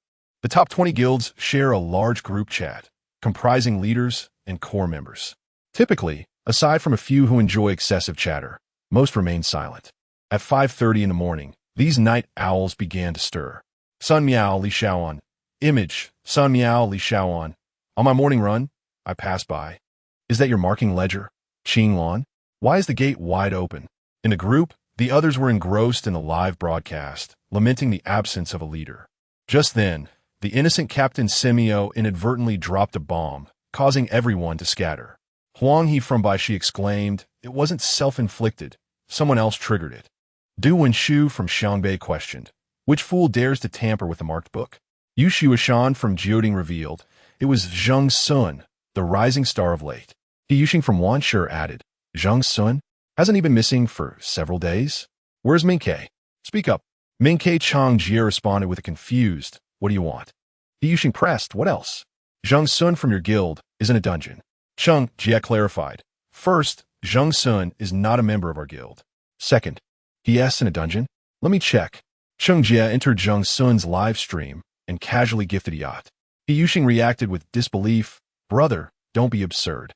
Open your eyes and see whose dungeon Zheng Xun is running. Cheng Jie, lounging on his bed with legs crossed, chuckled as his fingers danced across the keyboard. My apologies, I was mistaken, he typed. It's Xinglan's marked book. What is your hurry, he Yuxing? I'll call for help. He tagged Xinglan Su Guan and Xinglan Mengyijia. Chapter 32. No intensity. Cheng Jie, a professional in oil pouring, was anxious to remain unseen. So he specifically summoned Xinglan's team leaders. After half a minute of silence, the others gradually dared to emerge. A knock on the door was heard, and Cheng Jie invited the visitor in. A small head peered through the door. It was Tao Xueqing. Have you risen, Brother Cheng? Brother Xiao asked me to show you the second team's training schedule, which I have adjusted. Very well. Let me take a look. The two exited and settled onto a sofa in the corridor. Cheng Jie inquired of Tao Xueqing. Did you catch Zheng Xun's live broadcast? Yes, I did. I woke up early and happened to catch it. Was Qinglan's notebook opened? Should I mention it to Brother Zheng? As Cheng Jie flipped through the training schedule, his tone became mysterious. Brother Zheng is well aware. Tao Xueqing, perceptive as ever, quickly grasped the underlying intrigue. It was clear that Zheng Xun and Cheng Jie had conspired to create mischief. Will Qinglan target Brother Zheng? Cheng Jie scoffed dismissively. That rascal Zheng Xun. He won't target anyone unless he is grateful for it. Besides, he is intentionally provoking. Rest assured, Qinglan will not take any action this time. Ignorance is bliss. After all, on the Qinglan Guild side, discontent among the members was rising. At a mere command from Su Guan, they would instantly storm into the 179 district. However, Su Guan did not act as they anticipated. Silence. Su Team's reputation within the guild and among players was formidable. His authoritative reprimand silenced everyone. No one was permitted to make a move. Cheng Jie was correct. Qinglan, having been provoked by Zheng Xun, dared not act rashly.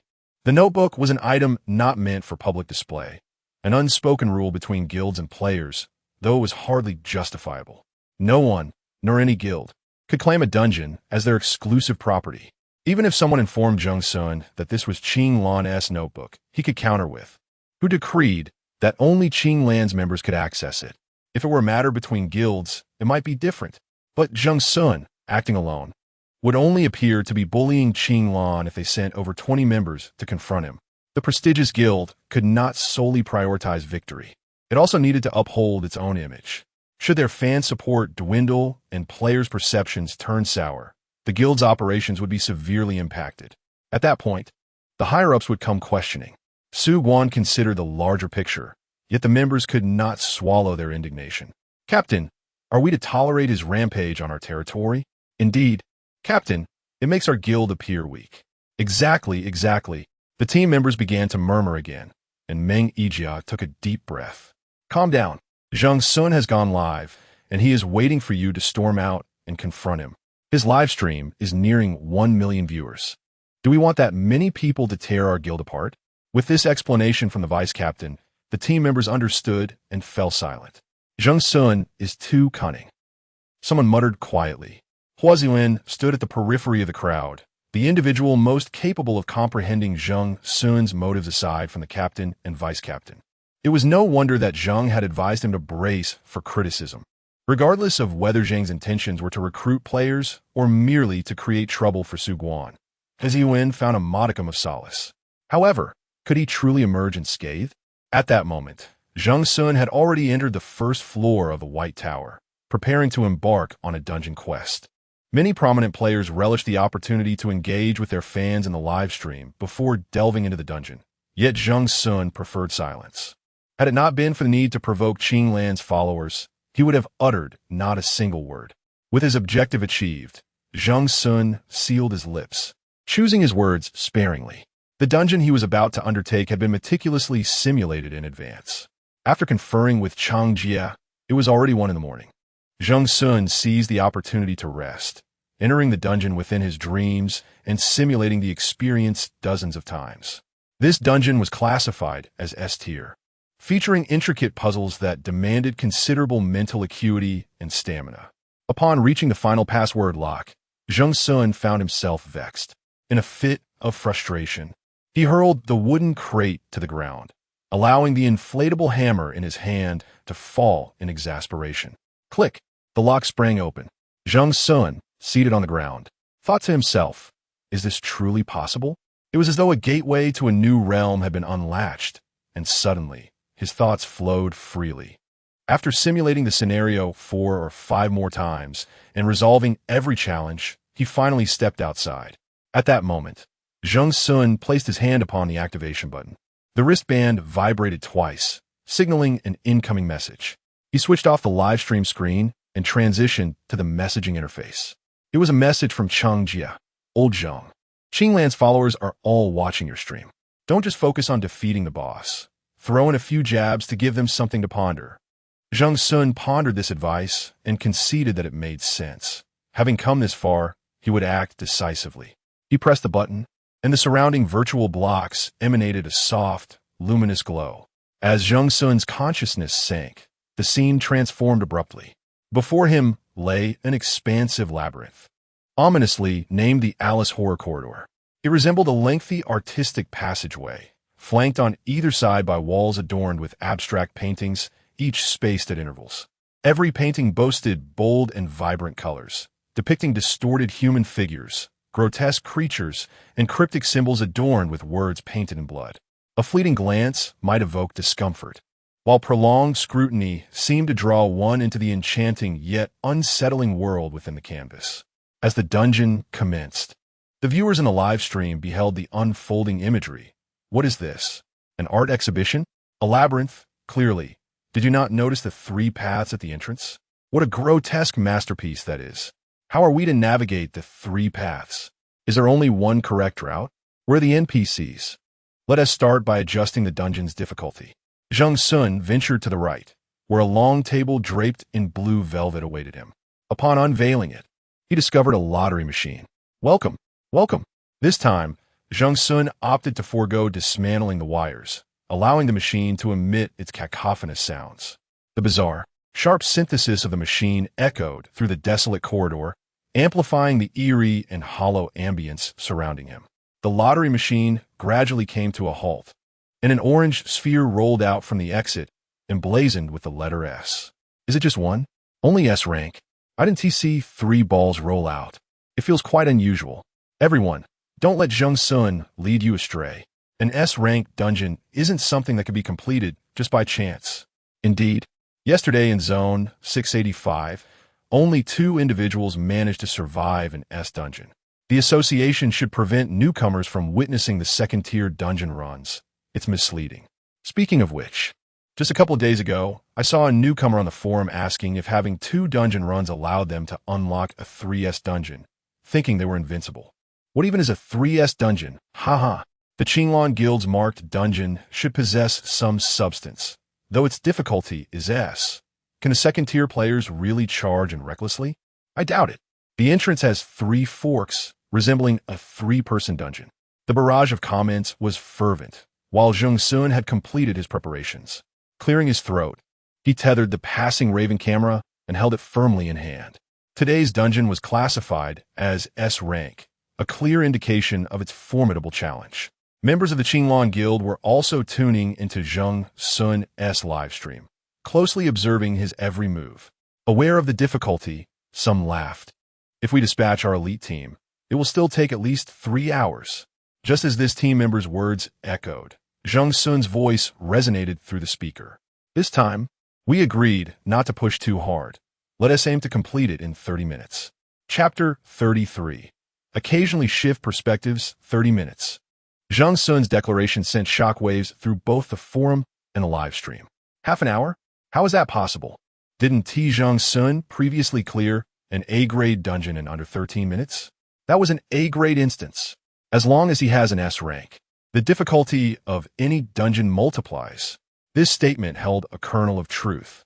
Currently, the highest tier of the White Tower dungeon was SSS. Yet the difficulty variance between 3S and 3S dungeons was still considerable.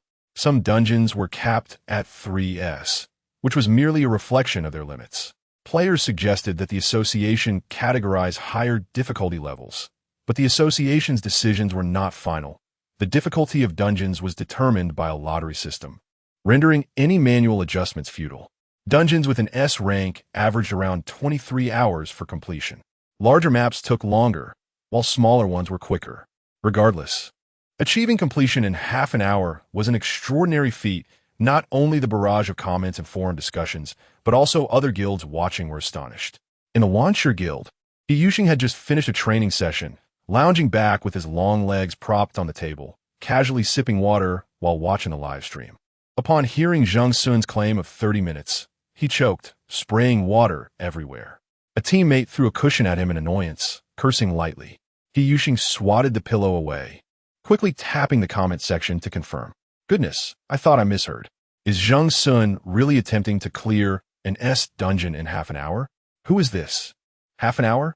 Which lunatic is spouting such nonsense? Yushin, you really ought to watch fewer sci-fi films. Your understanding of reality has surpassed that of most people.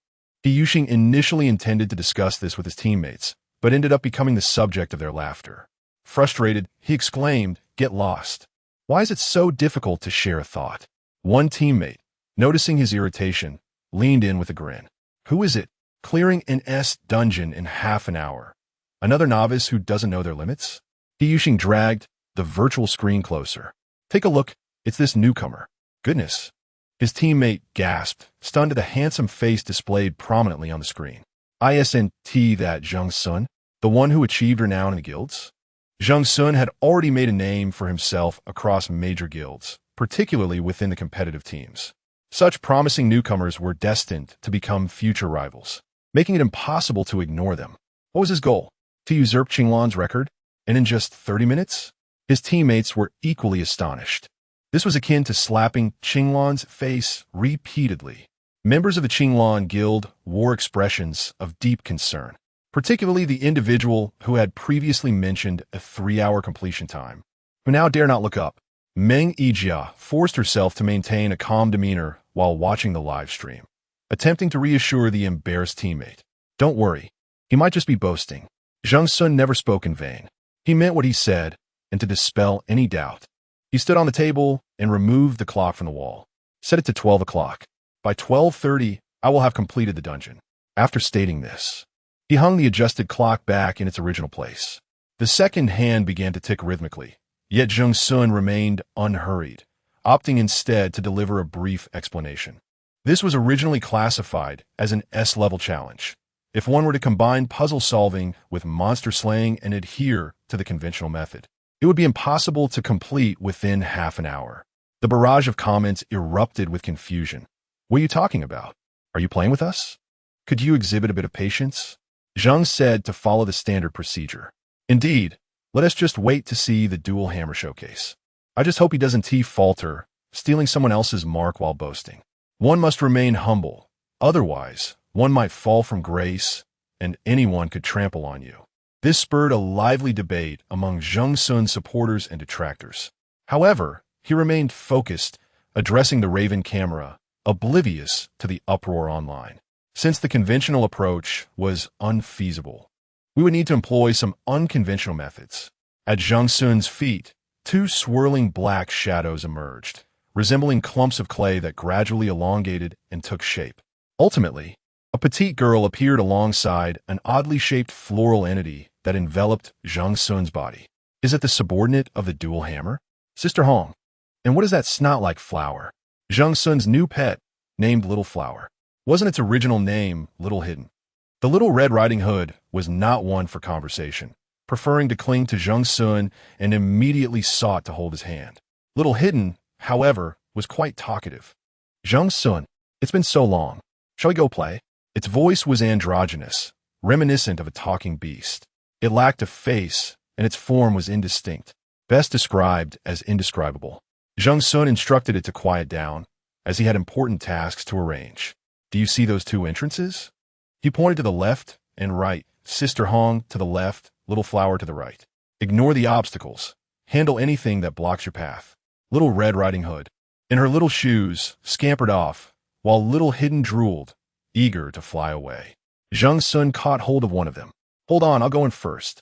He had simulated this scenario and was thoroughly acquainted with every situation. The barrage of comments was correct. This was a three-person instance.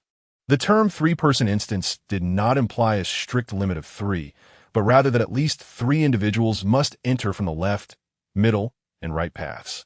The distinguishing feature of the Alice dungeon was the combination of puzzle solving and survival. Upon entering through the three entrances, players would find themselves in a looping corridor with several locked doors in the middle. Only by deciphering the riddles within the paintings, unlocking the password box in the corner, and locating the correct keys to open the doors of corresponding colors could one ultimately succeed. During this process, if incorrect codes were entered, it would trigger a boss within the corridor, a creature known as the Painted Corpse. This monster would pursue players relentlessly, and the consequences of being caught by it were dire. All three entrances required players to enter. Otherwise, after 15 minutes, the painted corpses from the unentered corridors would surge into the corridor where players were present. Zheng Xun had calculated this 15-minute time frame during his simulations. As long as they adhered to this timing, they would encounter no significant issues. Zheng Xun extracted a black whistle from the cloud space, an item he had purchased prior to his departure. It served no special purpose, yet its sound was remarkably piercing. He instructed Hong Jie and Xiao Hua to stand guard at the left and right entrances, cautioning them to allow entry only when the whistle was blown. Once this preliminary task was accomplished, Zheng Xun ventured alone into the central entrance, swiftly enveloped by the encroaching darkness. As he traversed the hallway, the wall lights illuminated sequentially. Zheng Xun's pace was unhurried. The barrage of comments urged him to hasten, yet he lingered until he reached the first password box. Having passed 4 paintings from the entrance to this point, they presumably corresponded to a 4-digit code. Zheng Xun fiddled with the box in his arms, displaying no inclination to solve the puzzle. "Is there a code in the painting? It's broken. I didn't even look. Why isn't Erchue solving the puzzle yet? It's making the viewers anxious. Is it the colors of the painting? Or was there some special pattern on it?" Revisiting the puzzle for half an hour is utterly impossible. Having spoken only partway, the current scenario necessitated some unconventional methods.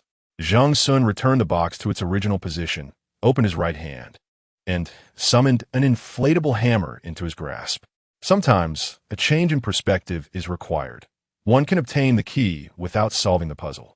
With a resounding thud, he brought the hammer down upon the box. Chapter 34. The essence of art, what on earth?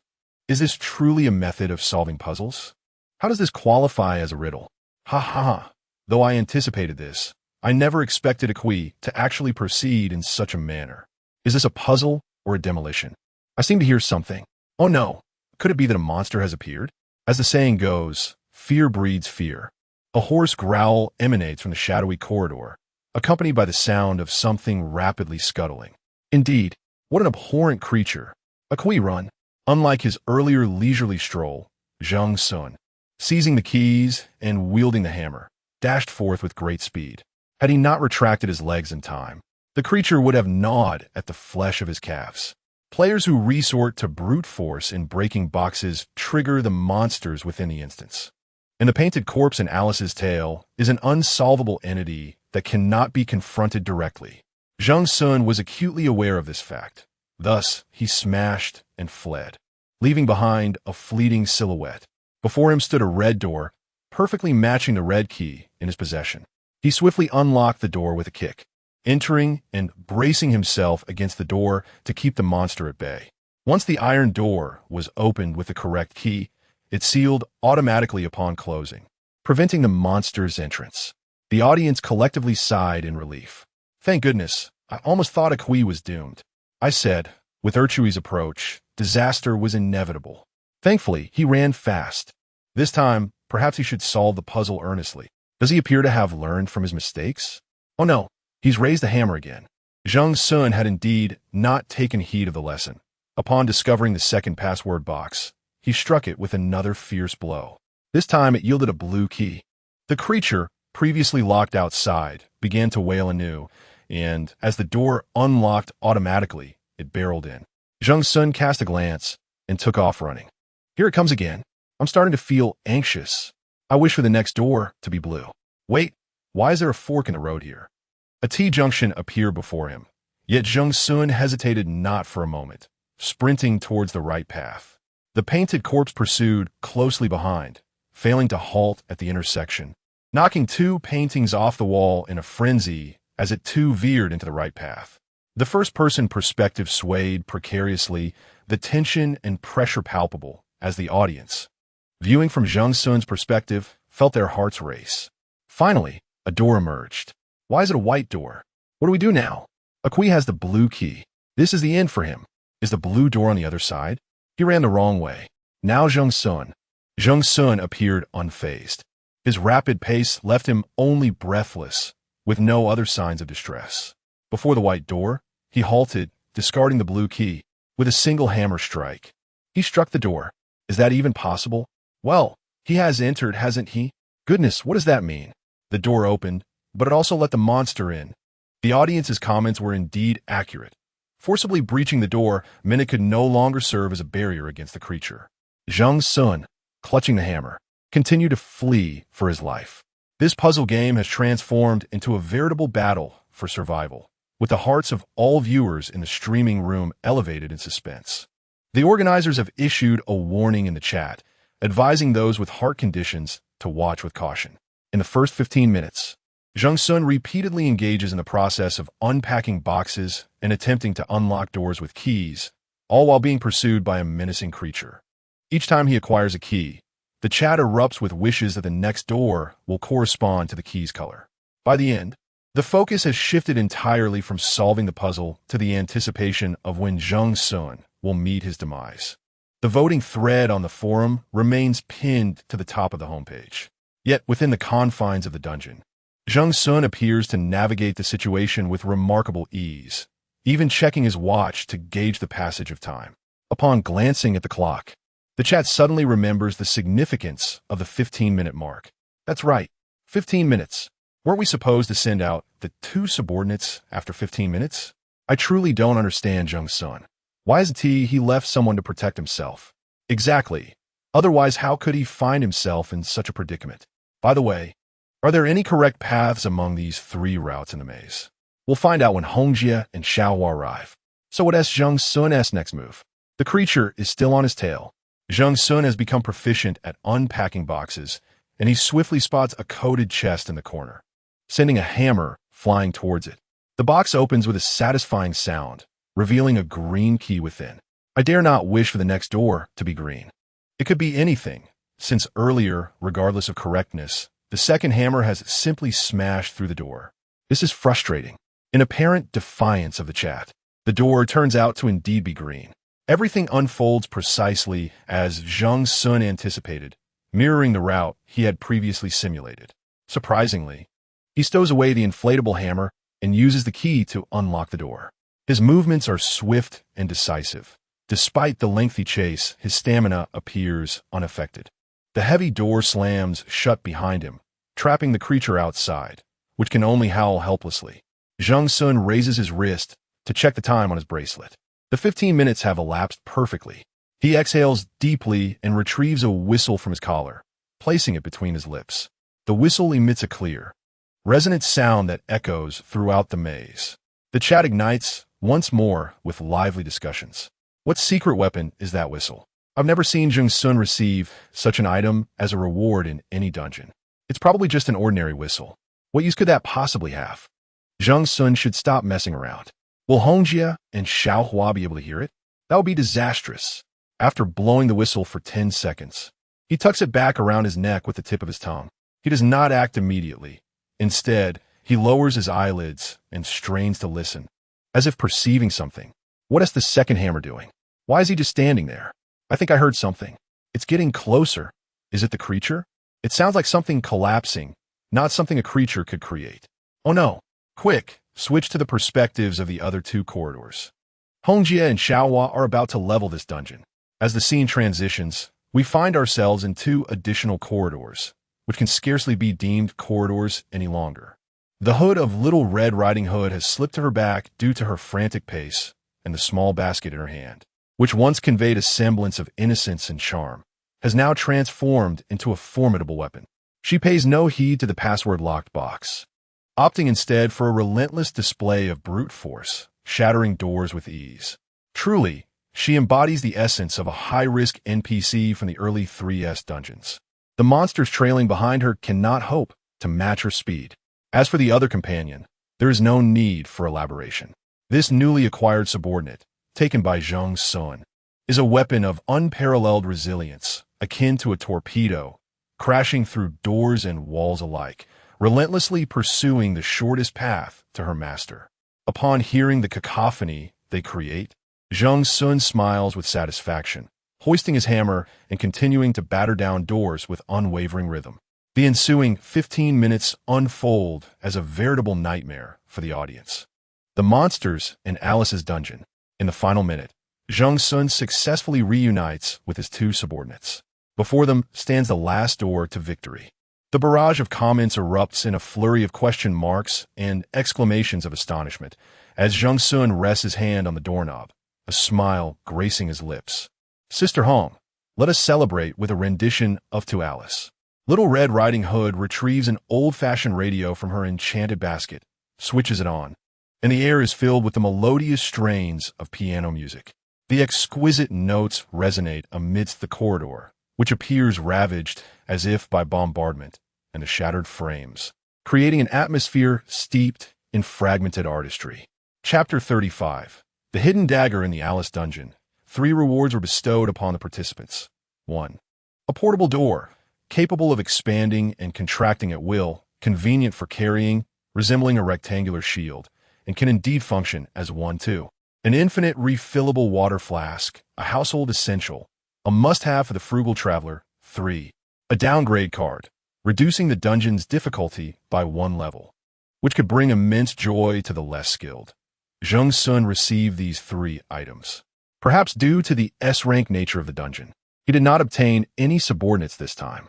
Reflecting on his experience, the only creature he encountered was that grotesque, unappealing corpse painting, certainly not charming and rather tedious. Merely snapping its jaws at him, he had no inclination to collect anything from it.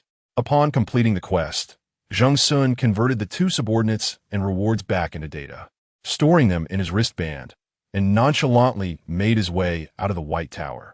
The barrage of comments had yet to process the event. Is this really over? An exhilarating 30 minutes.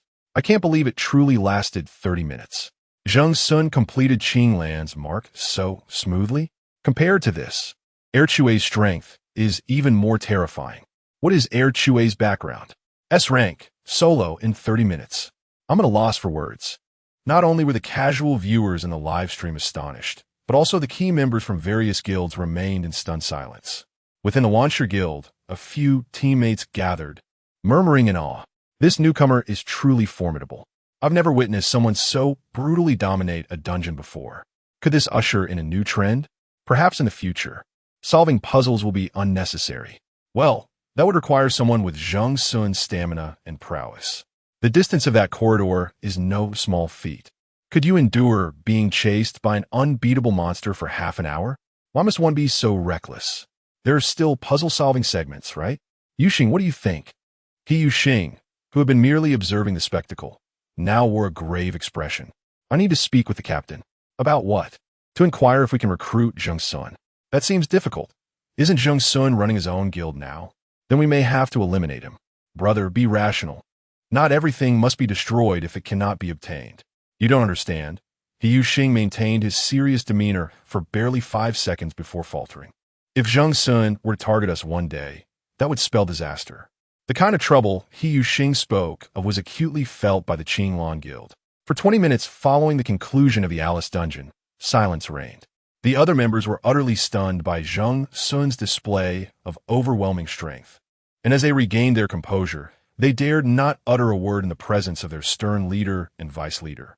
It was akin to a thief launching an attack at one's doorstep, successfully stealing from the home and escaping unscathed. Meng Yijia felt as if he might shatter his molars in frustration. This Zheng Xun has truly gone too far. When the vice-leader finally spoke, the others chimed in agreement. Indeed, to charge in without solving puzzles, what kind of dungeon run is that? It was sheer luck. The monsters in this dungeon are not of high caliber. I concur.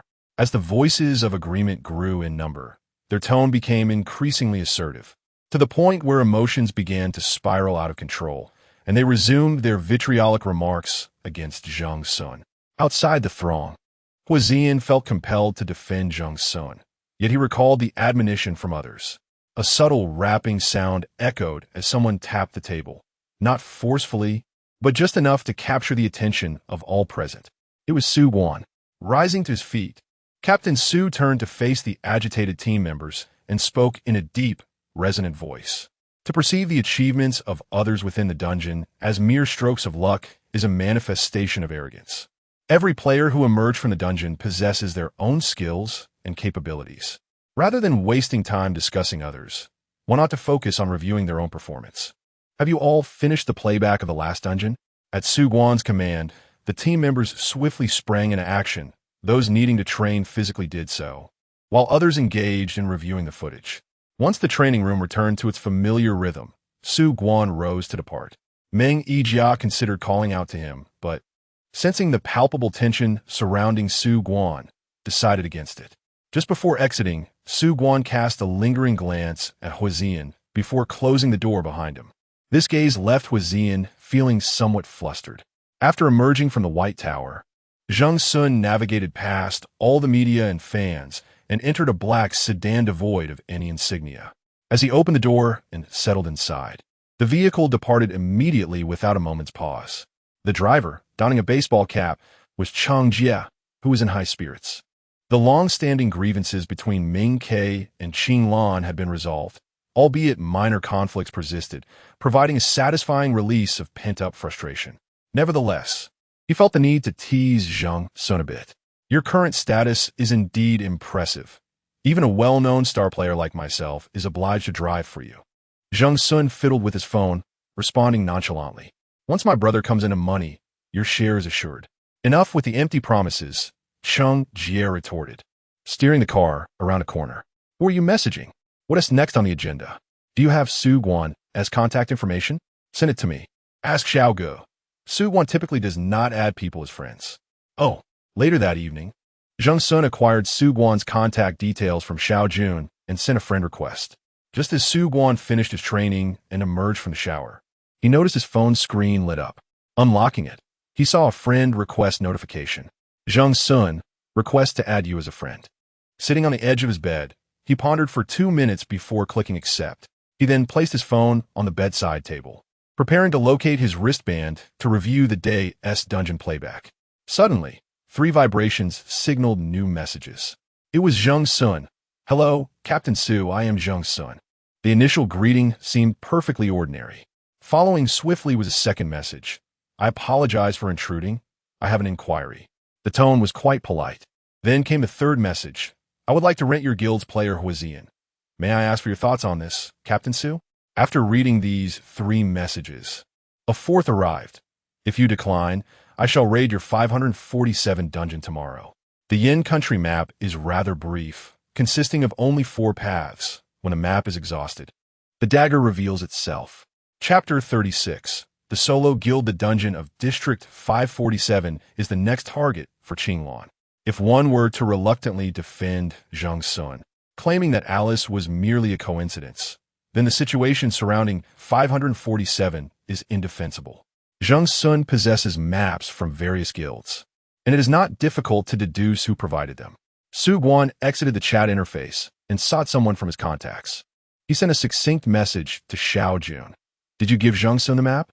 It was shortly after dinner, and he anticipated a prompt response. Xiao Jun replied almost immediately. How could that be? The Xuanhui Guild isn't even in line to obtain that map.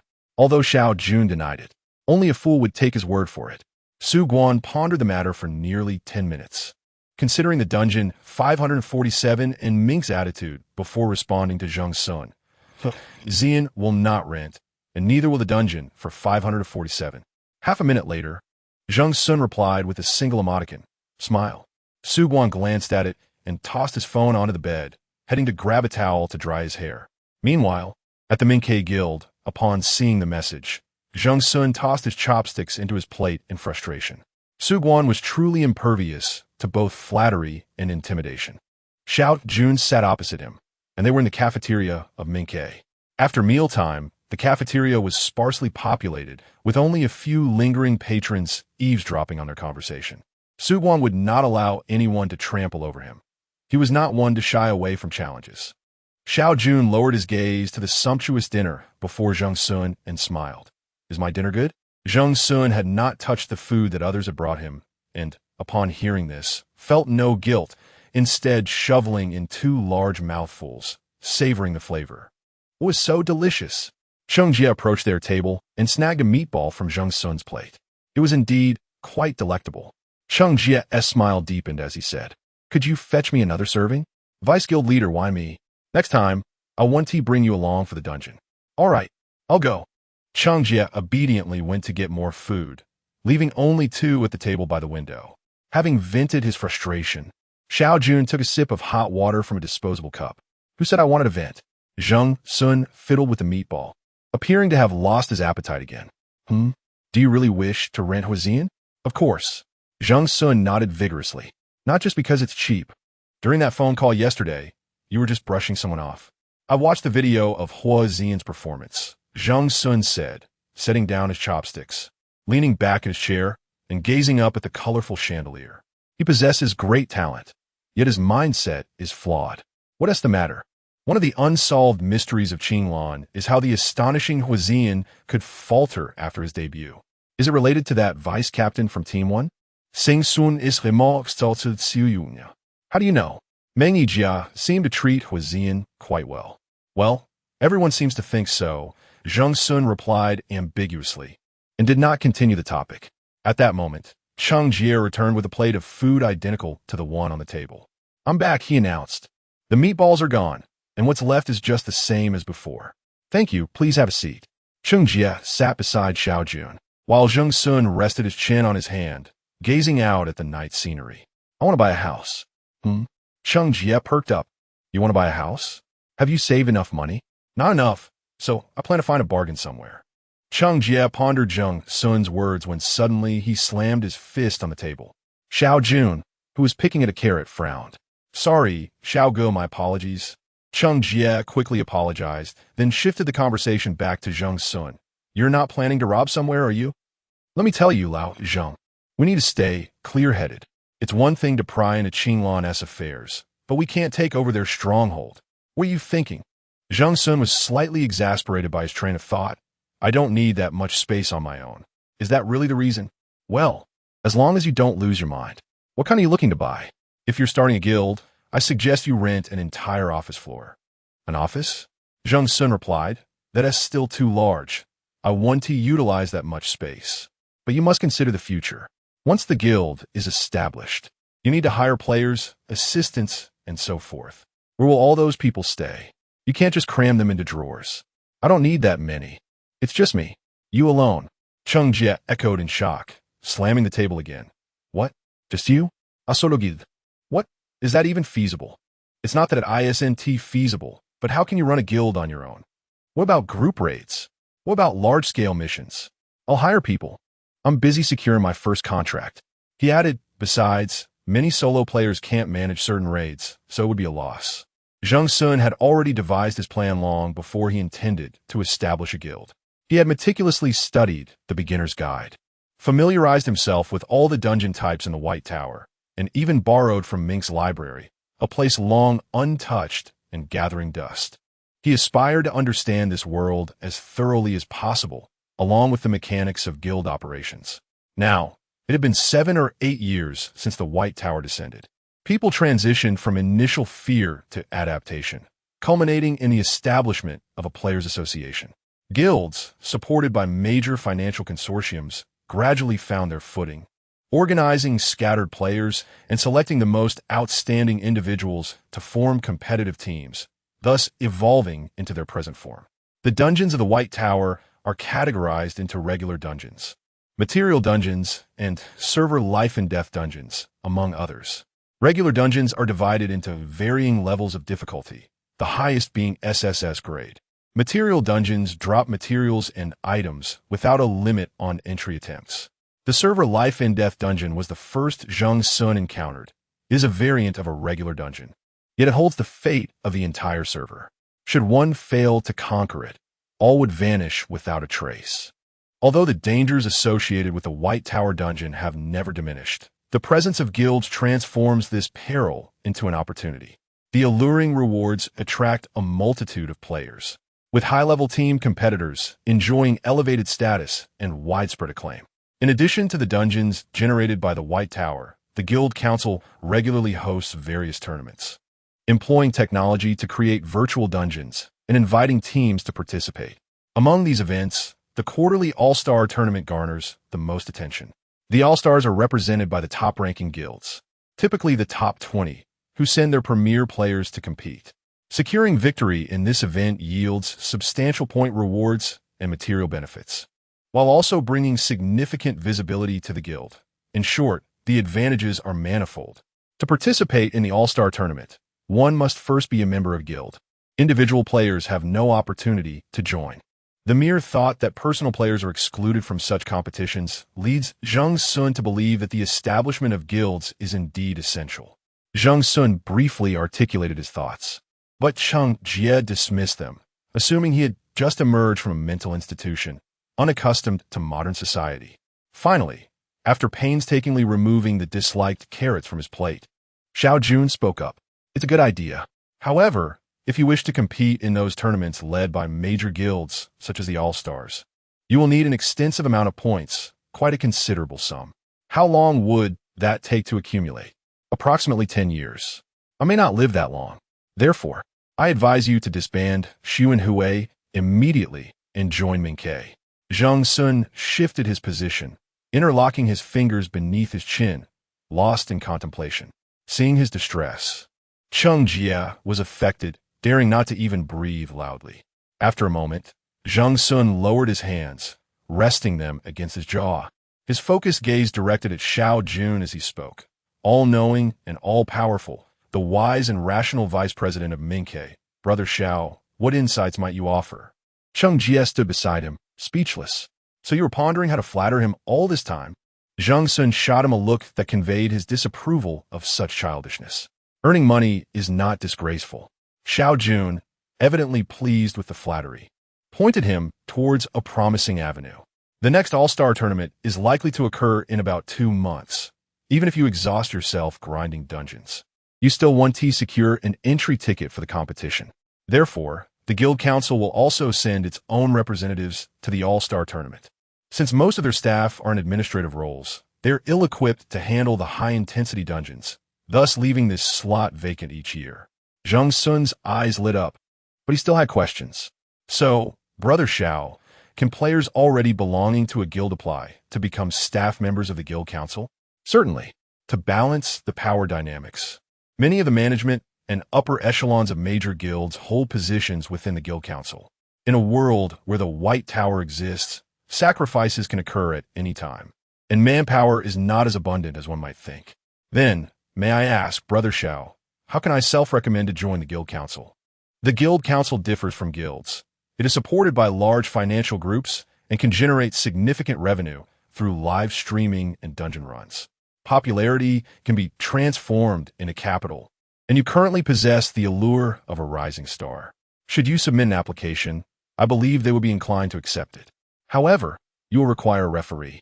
Xiao Jun smiled in acknowledgement, while Zheng Xun wore a pained expression. Very well, you say, and thus I am compelled to assist Ming Ke in preparing a few ledgers. My request is modest. Considering the last time I provided you with the annotated map, I require 2 to be included in the rental agreement you have with Ming Quebec. All right.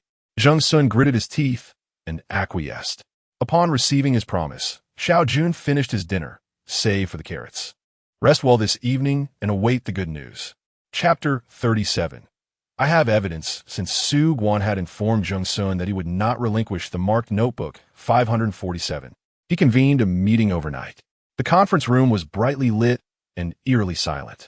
Tomorrow morning at 8, we will retrieve the number 6 notebook from the White Tower 547. Su Guan announced, standing with his back to the whiteboard, addressing the 4 team members present. Among the quartet, 3 were male and 1 female.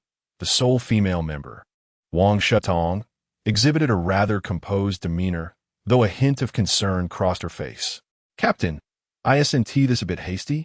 In the past, we've always prepared at least 3 days in advance for retrieving marked notebooks." Sitting across from her, the crew-cut male member Lachine countered. "Zheng Xun has already gained the upper hand.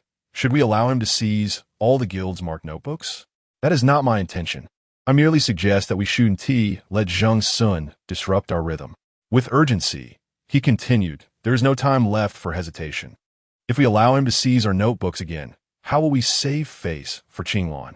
Their exchange escalated, emotions flaring, prompting Su Guan to lightly rap the table as a signal for silence. After a brief pause in which Meng Yijia observed their tense silence, he spoke up. "Captain S' decision is sound. Shudong, while thorough preparation is commendable, Zheng Xun is petty and will not relent. He is already targeting our guild." Just as Meng Yijia finished speaking, the only male team member who had remained quiet and drowsy suddenly chuckled. "What is your opinion, Mingxian?" Meng Yijia inquired with a frown. Luo Mingxian, a veteran in the team, had joined just a year after Su Guan. Had it not been for his nonchalant nature and aversion to responsibility, Meng Yijia would not have secured his position as vice captain. Although Meng Yijia held reservations about him, he refrained from expressing his discontent, aware of Su Guan's trust in Mingxian. He often suspected that Luo Mingxian might speak ill of him to Su Guan, yet he lacked evidence. Meng Yijia's vice captaincy was granted by the higher-ups, and Su Guan's lack of opposition suggested a preference for Mingxian, which left Meng Yijia feeling uneasy. "Well, I suppose I'll just follow the captain and vice captain," Luo Mingxian drawled. "You both make valid points." "Mingxian," Meng Yijia replied with a smile, though his dissatisfaction was palpable. "As a seasoned member of the team, your opinions and insights hold substantial value." "Oh, so my words are so significant," Luo Mingxian remarked, casually stretching over the table. "I thought I was rather dispensable." "You." "Enough," Su Guan interjected, seeking to smooth over the tension. He preferred not to witness discord within the team. If Mingxian chose not to speak, there was no need to force him. Meng Yijia, feeling slighted, leaned back in his chair and fell silent. This pattern was all too familiar. Whenever disputes arose, Su Guan would superficially mediate, yet invariably show favoritism towards Luo Mingxian. Mingxian's words were laden with implications as well. During the incident involving Huaziyuan and Meng Yijia, he was the only one defending Huaziyuan. Meng Yijia had overheard their argument through the door. "Huaziyuan is talented. Su Guan, are you blind? A team engaged in high-difficulty dungeons faces dire consequences upon failure, where the repercussions can be most severe. If one falters, it jeopardizes the entire team's survival. How can Su Guan allow such a promising talent to be overlooked?" The ensuing dispute is dominated by Luo Mingxuan's unrestrained insults and reproaches, a testament to the close rapport he shares with Su Guan, as he dares to confront him so boldly. After a prolonged silence, Su Guan's voice, tinged with fatigue, breaks through. "Enough, Mingxian. You may vent your frustrations in my presence, but once we step beyond this threshold, I expect no further mention of this matter." Su Guan is well aware of the underlying intricacies. His concession is solely to protect the other members of the team. At that time, the guild's upper echelons were embroiled in severe infighting, with Meng Yijia backed by a formidable faction. Had Su Guan not feigned ignorance and retreated, he would have inevitably led some members of the first, second, and even third teams into peril. In the realm of the White Tower, orchestrating a person's silent disappearance is alarmingly simple. The incident culminated with Huazian being relegated to the second team, a decision Su Guan did not contest. Meanwhile, Luo Mingxuan's demeanor grew increasingly inscrutable, yet he refrained from overtly opposing Meng Yijia. The first team appeared superficially harmonious. However, recent shifts within the upper management, coupled with Meng Yijia's fluctuating emotions, were linked to this event. He could not allow any unforeseen circumstances to arise, be it concerning Huazian or Zheng Xun, who was far away in Mingke. No one could undermine his standing. The course of action regarding Dungeon 547 had been unequivocally established. Su Guan was a man of his word, unlikely to waver in his convictions. He summoned everyone for a meeting, which felt more like a notification than a discussion. The remainder of the meeting involved deliberating specific details and arrangements. It concluded around 9:30, after which Su Guan instructed everyone to return and rest early, forbidding mobile phone usage to conserve energy. As they were leaving, Wang Shutong hesitated to pose a question. Captain, Zheng Xun's temperament. It doesn't seem particularly petty. Why does he target our guild so aggressively? Wang Shutong was astute and perceptive, having studied Zheng Xun's performances in 3 dungeon replays, particularly the second one. Their interactions had not been deeply established then, yet Zheng Xun had repeated a dungeon dozens of times, his impatience becoming evident. If he harbored no intent to save others, he could have easily chosen to abandon the endeavor. Risking his life repeatedly seemed unnecessary. Despite his eccentric nature, it was clear that Zheng Xun's character was not malign. As Wang Shutong voiced her inquiry, Meng Yijia had just reached the door and overheard her question. He was curious to gauge Su Guan's perspective, but Luo Mingxian interjected first. You mean Zheng Xun? He chuckled, revitalized after the meeting's conclusion. Sister Shutong, you make a valid point. His character, seemingly indifferent, nonetheless exerts considerable effort. It appears our Qing Shan has offended him. Upon hearing Luo Mingxian speak of outsiders, before Su Guan could express his ire, Inquire interjected, Brother Luo, how can this possibly be our fault? He was the one who acted foolishly and encroached upon our guild's interests. And so what? Luo Mingxian retorted. We can retaliate as well. If he lacks the capability, he should refrain from speaking. A sharp slap struck the back of Inquare's head, leaving him feeling utterly frustrated. In the presence of his longtime friend, Su Guan, Su's demeanor was less rigid as he cast a sidelong glance at Luo Mingxian. He intended to rent Huizian, a proposition that could not be entertained. Luo Mingxian's expression turned serious in an instant. They simply could not let Xiaohua go. His next words were, but we can allow Zheng Xun to join. Wang Shutong could not suppress a laugh, covering her mouth. Su Guan cast a helpless glance in her direction. How naive, he thought. You want to let him into the first team, but who will vacate a position for him? I'll get my spot. Old Su, let me play the role of your captain for a while. Brother, you've been plotting this for quite some time. Inquire blurted out, eliciting laughter from everyone. Even a hint of amusement glimmered in Su Guan's eyes. However, Meng Yijia, who had been listening silently, wore a solemn expression and departed without uttering a word. Regardless of the delightful atmosphere the night before their departure, upon arriving at the White Tower, the expressions of all members of Team Qinglan, except for Luo Mingxian, were grave. One reason for their seriousness was the uncertainty of facing multiple S-rated dungeons. Another was the unpredictability of Zheng Xun's appearance and manner of entry. The Qinglan Guild had a dedicated streaming room, managed by professional moderators, which issued a notice an hour in advance, attracting an audience of 2 million viewers. Being a prestigious guild, they had amassed a large following over the years, making every dungeon run a spectacle.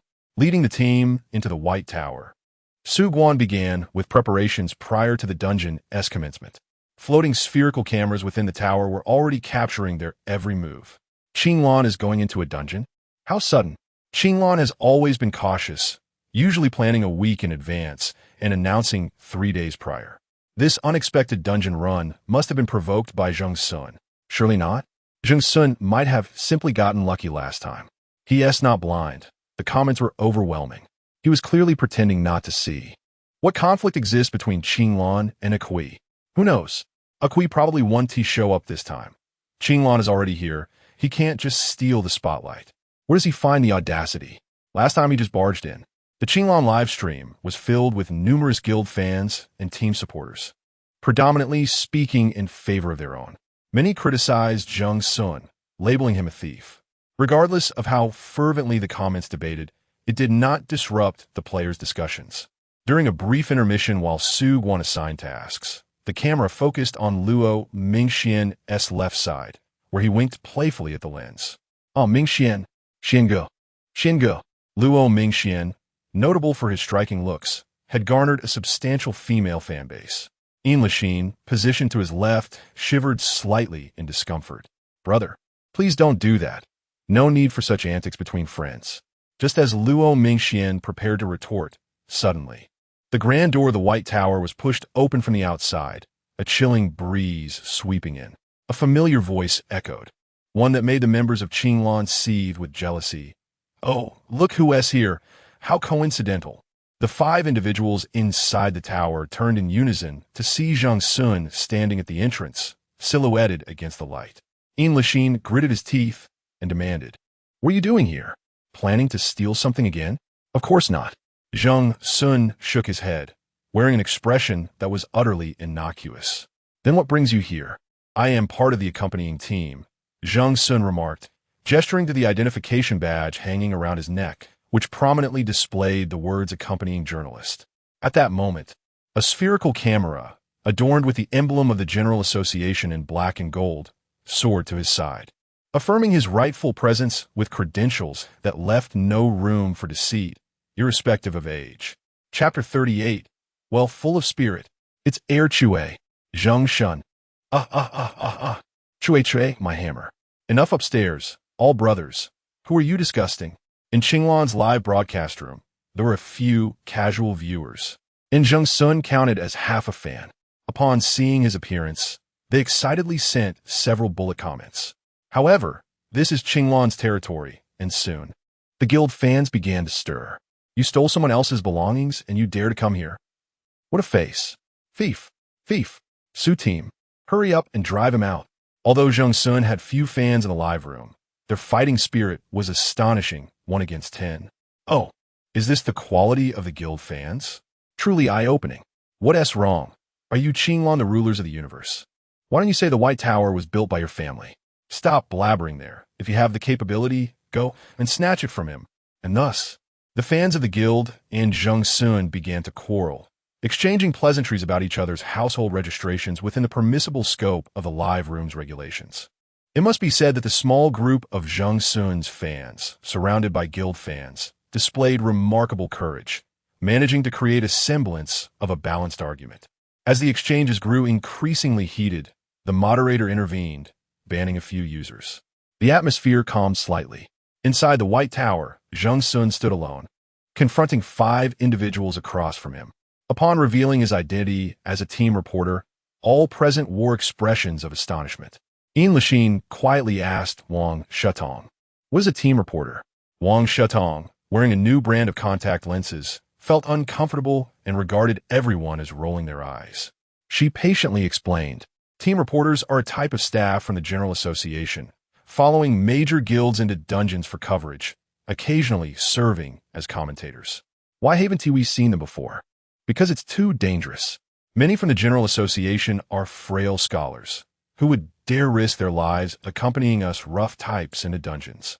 Wang Shutong likened herself to a rough type, although her education was not lacking.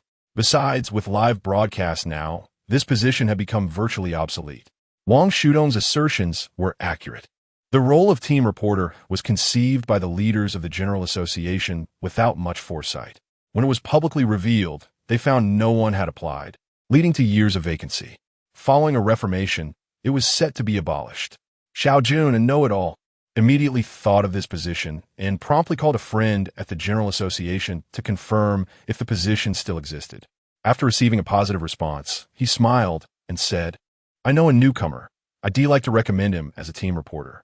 He doesn't have high demands. He just asks that you reserve a spot for him when the General Association sends someone to participate in major competitions." His friend was pleased. As the General Association had no one for the team reporter role and no one attended major competitions, he inquired who the unfortunate soul was doing a good deed.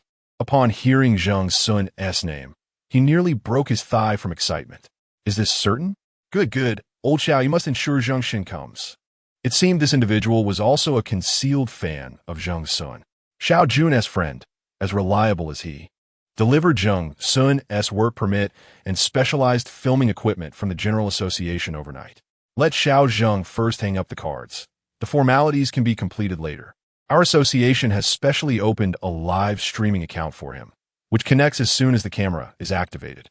This friend, in just one night, transitioned from addressing Zheng as Zheng Xun to Xiao Zheng, his tone imbued with pride and excitement. Zheng Xun did not anticipate that everything would be resolved so swiftly. Upon waking that morning, he discovered an exquisite sky blue gift box placed on his bedside. What is this? A gift from the association. Xiao Jun happened to be at the door, explaining the origin of the gift box to Zheng Xun. Huh? So soon? Zheng Xun's method of unwrapping the gift was characteristically rough. The wrapping paper was torn into peculiar shapes. I thought it would take at least 5 or 6 days. I contacted a friend. He is your fan and worked overnight to get it done. I have fans. Zheng Xun's fingers curled around the press card, his eyes squinting with a smile. Having fans is truly wonderful. No wonder you all toil so hard to maintain your image. What does that signify? In the future, your fame will only grow, and perhaps affluent fans will shower your guild with financial support to aid your operations. Is it really that good? It depends on your capabilities. Thus, Zheng Xun effortlessly acquired the identity of a traveling reporter, the process proving far simpler than he had envisioned. However, there was one drawback. He lacked the time to simulate today's instance. According to past practice, Zheng Xun would utilize his sleeping hours before a dungeon to simulate the raid. Back then, it was not as it is now. For an S-level dungeon, Zheng Xun only needed to simulate 3 or 4 times to grasp the general trajectory. After 8 or 9 simulations, he could essentially decipher all the strategies of the levels. Unless faced with particularly challenging bosses or excessively large maps, he no longer needed to expend much energy on simulations. This time, however, the situation was different. When he messaged Su Guan about Area 547, it was merely a feint, with the real intention lying elsewhere. Yet upon seeing the press card, he suddenly altered his plan and decided to head to Area 547. Thus, Zheng Xun found himself there. The association provided Zheng Xun with the finest microphone. As he had mentioned, he would deliver live commentary. After equipping the device, Zheng Xun raised his hand to adjust the hovering camera. Hello, can everyone hear me clearly? Can you see my face? The sounds and visuals from the association's live stream synchronized perfectly. Air Chue has made it big, actually joining the association. As expected of Air Chue, this will surely infuriate Qinglan's fans. Is Air Chue going to commentate on the dungeon? A traveling reporter's role actually has someone stepping up? But it's Air Chue. Who knows who will outlast whom? Instantly, 30,000 viewers flooded into the association's live stream, more bustling than any previous broadcast, nearly overwhelming the stream due to technical limitations. Zheng Xun's fans felt as if they had found a home, and many onlookers were curious about how this seasoned player would perform and commentate in the dungeon. Traveling reporters need not engage directly. They merely have to protect themselves. So, when Zheng Xun perceives danger, will he stand idly by? He and Qinglan have become something akin to rivals during the dungeon run. Will they attempt to sabotage one another? As curiosity swells among the masses, an increasing number of individuals flock to the live streaming room, much to the delight of the organizers, who are on the verge of ecstasy. With popularity comes sponsorship, and with sponsorship, wealth, at long last. The perpetually impoverished coordinators see a glimmer of hope. Zheng Xun, a newcomer to journalism, presents himself with a semblance of professionalism. Greetings to all the viewers in the live stream. I am the newly assigned reporter, Xiao Zheng, here to guide you through the exploration of the Qinglan Guild's 547th district, 6-Tower Dungeon. This live broadcast will be accompanied by my presence throughout the endeavor. Let us first become acquainted with the members of the Qinglan team participating in today's venture. Zheng Xun curled his right hand into a fist, mimicking a microphone gesture as he extended it toward the nearest participant, Wang Shutong. Wang opened her mouth, momentarily at a loss for words. Indeed. What Wang has said is profoundly insightful. And what is your perspective, Lachine? Zheng Xun inquired, noting the intensity in her gaze, as if she might wish to take a bite out of him. Absolutely. Yin has articulated her thoughts splendidly. Now how about you, Luo? Zheng Xun continued, turning to Luo Mingxian, who was the only one engaging with Zheng Xun's lighthearted banter. I concur with Yin's assessment. Excellent, splendid. Next, let us interview our team leaders. Vice Captain Meng, do you have confidence in this dungeon run? Meng Yijia forced a polite smile, affirming, certainly, I have faith in my team, as long as no outsiders interfere. Exactly, precisely. Lastly, we have our ace, Captain Su Guan. Tell us, Captain Su, Do you believe that all 5 of you will survive this endeavor? Su Guan remained unperturbed, calmly responding with a single word. Provocation? Aha, how could that be? Zheng Xun, who had previously maintained a carefree demeanor to enliven the atmosphere, suddenly assumed a serious expression, his smile devoid of genuine warmth. I genuinely ask, his rare solemnity, coupled with a meticulously crafted smile and frigid gaze, rendered him akin to a detached, high-risk NPC within the White Tower, an intricately functioning, bloodthirsty machine. The fleeting expression vanished almost as quickly as it appeared. Before the assembled crowd could react, Zheng Xun turned towards the camera. All right, everyone seems invigorated. We are now delving into the dungeon. I wish you all the best of luck. With a decisive punch, he struck the blue star button. Chapter 39. I am weak and helpless. The acrid scent of charred remnants permeated the air as everyone opened their eyes once more, revealing an abandoned grand door. Its surface bore intricate designs reminiscent of marine cephalopods. Gazing upwards, a colossal cartoon octopus loomed above the entrance. The hues of its paint, weathered by relentless wind and rain, had blurred and dripped down its form, while its eye sockets had been hollowed out, creating 2 eerie voids that seemed unsettling and grotesque. This was a desolate paradise, vast and silent, steeped in decay. The expressions of the 5 members from Qinglan betrayed their unease. The oppressive atmosphere suggested that the difficulty of this instance would be formidable. Tension gripped everyone, save for one individual, who, seemingly oblivious, exclaimed in awe, "Wow, what a gigantic octopus!" Zheng Xun chuckled. "Ha! The atmosphere is completely ruined. Are you tempted? Erchui? The fish is too large. It cannot be stewed in a single pot. Focus. We are still within the instance." After his playful remarks, Zheng Xun noticed the other 5 turning their gazes toward him.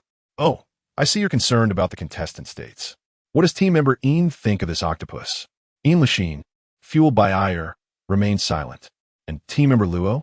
Zheng Xun observed that Luo Mingxian was the only one who willingly engaged, passing the microphone to him. "I believe steaming it would be quite delightful." Luo Mingxian indeed showed consideration. With Zheng Xun's disruption, it was undeniable that the collective mood of the others had lightened somewhat. Su Guan scanned his teammates, seemingly verifying everyone's condition. "Let us draw lots, then we shall proceed." Typically, Su Guan would personally conduct the drawing, as a 3S result was a burden only the captain could bear. However, this time, Meng Yijia seized the opportunity first. "Let me do it." Su Guan offered no further comment, merely nodding in agreement. Meng Yijia approached the long table where the lot drawing machine resided, casting a wary glance back at Zheng Xun, as if to warn him against mischief. Zheng Xun, however, remained tight-lipped. Luo Mingxian leaned closer. "Why aren't you reporting? I thought you were our team journalist." Zheng Xun dropped the pretense of solemnity and began to chatter. "Do you think I'm foolish? What if I draw poorly and it's pinned on me? Once is enough. I certainly do not wish to bear that burden a second time." Luo Mingxian chuckled, hands tucked into his pockets, awaiting the outcome of the draw. After a melody of chimes, an orange ball emerged, followed by another. An SS level. 2S. Another one? Isn't it rather commonplace to encounter S-level instances? I've never seen so many before. It's likely a matter of probability. The instances assessed by Qinglan typically do not fall below a certain grade. I would prefer to believe it's due to Zheng Xun's unique constitution. That guy, Chui, seems to manifest in S-level right out of the box. It feels like all the S-levels I've ever seen are right here with Zheng Xun. A 2S designation signified an undeniably challenging instance, and Meng Yijia's countenance reflected his dismay. "Captain," Su Guan shook his head, signaling that no explanation was necessary. They all grasped their weapons, poised for battle. "Shu Tong, the puzzle-solving segment is still your domain." "Understood. Lixin, you shall accompany Shutong and provide her with protection during the puzzle solving." "Very well. Yijia and Mingxian, adapt as necessary when we encounter the boss. The 3 of us will engage first. No issues there." Su Guan cast a glance at Zheng Xun, instinctively mistaking him for a member of his team. "You, Zheng Xun, stand still." "Su Captain, is there something you require? I might assist depending on my mood." "Never mind. Truly, the elite team from a prestigious family exhibits an unparalleled mindset, and overall quality. Faced with an SS-level instance, they swiftly adjusted their states. They prepared to enter the paradise through the grand entrance. Creak! There was no sound of wind, no force propelling it. The door opened automatically. A chill ran down the spines of the five. Zheng Xun drew the camera closer, allowing the audience in the live stream to witness this moment. Look, he remarked, this is indeed an SS-level instance, an automatically sensing door, impressive. Given their previous experience, no one paid Zheng Xun any heed this time. The perfectly suspenseful atmosphere was disrupted by his presence. The group assumed that once they entered, Zheng Xun would return to seriousness. How mistaken they were. As they traversed the corridor, a puppet hanging on one side suddenly waved its arms and began to laugh eerily, nearly causing Wang Shutong to scream. Zheng Xun quipped from the side, thermal sensing automaton, quite remarkable. Shortly thereafter, they passed by a hand-painted wall. When Inquire turned his head, he was horrified to see the faces on the wall suddenly weeping blood, transforming from smiles to cries. As he turned away, he found Zheng Xun uncomfortably close, his face nearly pressed against the wall. Postmodern art, I cannot comprehend it, but it's quite impressive. Inquire suppressed the urge to strike him. Even more alarming was when they arrived at a small grove, where, in the blink of an eye, it was filled with hanging corpses swaying in the breeze. Zheng Xun stroked his chin, offering commentary. Performance art, impressive, but not to be encouraged. The audience in the general stream must have been in stitches. Ha! Akui seems to have lost his mind. Is he here to complete the dungeon or to sightsee? Akui, get a grip. This isn't a stroll in the park. What was meant to be a horror film is rapidly turning into a comedy. He genuinely seems concerned we might imitate this performance art. Akui is worried about you. JPG. It's strange. Not a single monster has appeared yet. I'm beginning to feel frightened. What has that gaze ahead? Aren't they all monsters? Where were those corpses hanging in the grove? The comments were indeed correct. The first trial that the Qinglan group had to face was the grove of hanging corpses before them. Is there another path? Su Guan turned to Luo Mingxian and Meng Yijia, who had just scouted around the grove from two different directions. Both shook their heads. We can only pass through, said Luo Mingxian. Su Guan hesitated not, making the decision. Then let us proceed. Everyone tightened their grip on their weapons.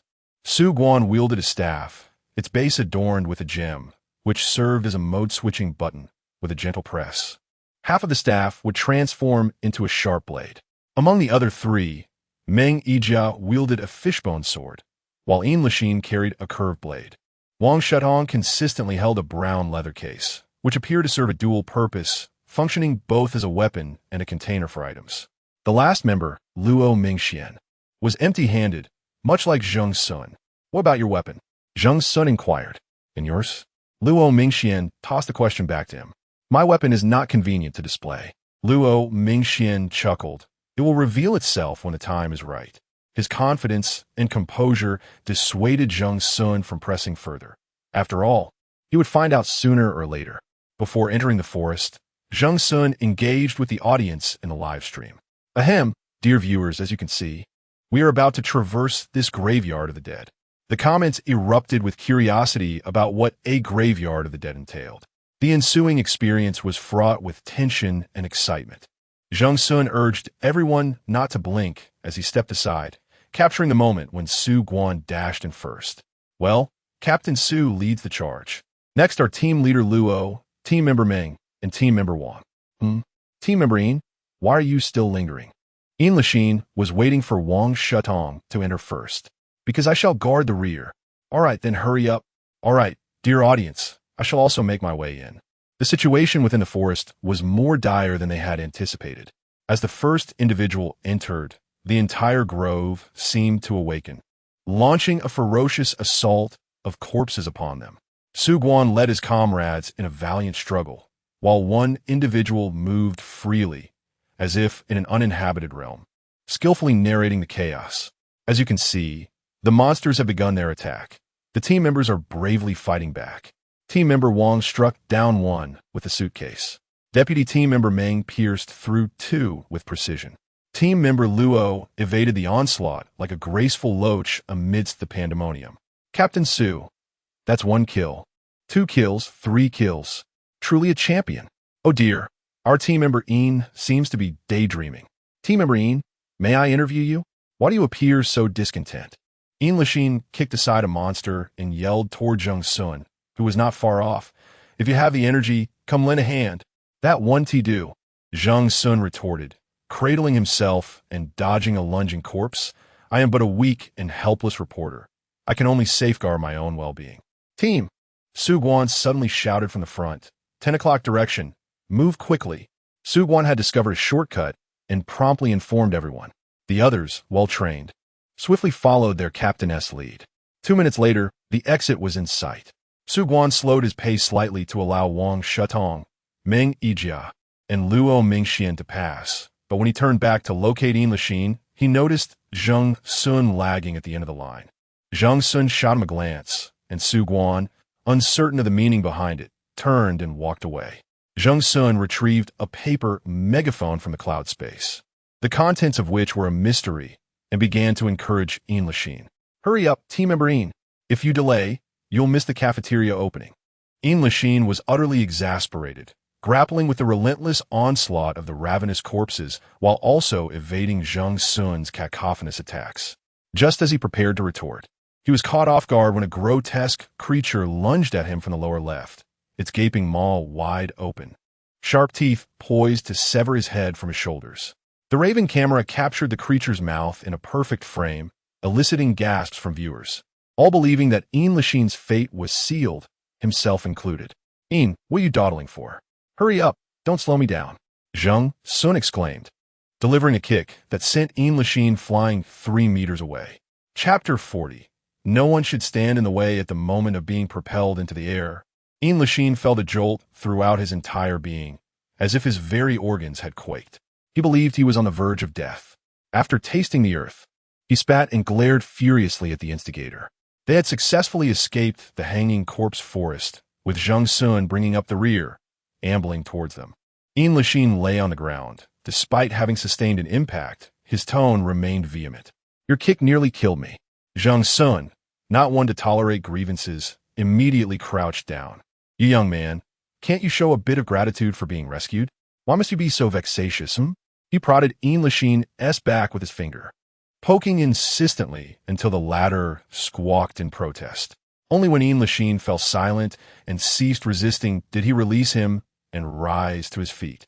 While they were bickering, Su Guan and Meng Yijia had already scouted the path ahead. They were at the heart of the amusement park, surrounded by several large amusement rides. Su Guan, wielding his staff, gestured behind them, noting that no monsters were currently in sight, but advised them to tread with caution. Upon hearing that Su Guan was preparing to depart, Ian Lachine scrambled to his feet. Wait for me, Captain. Zheng Xun, observing his agile form, turned to the audience.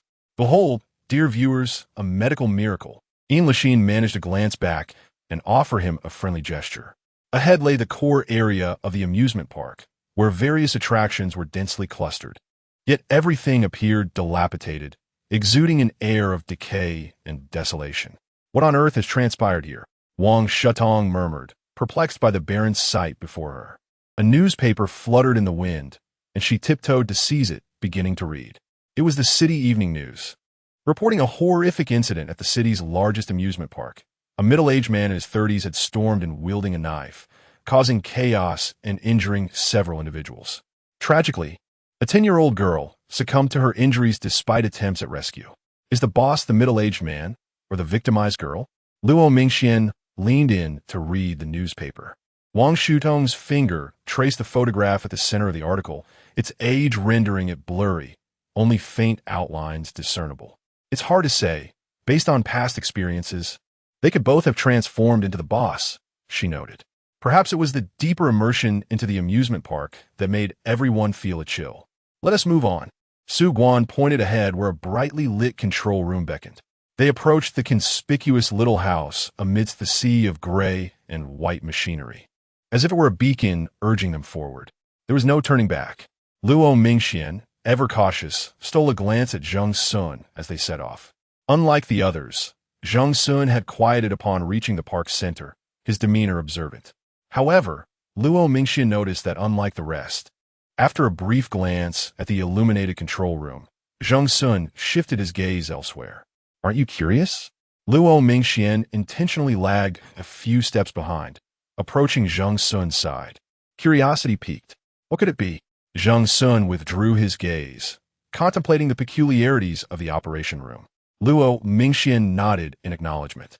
There was nothing particularly intriguing.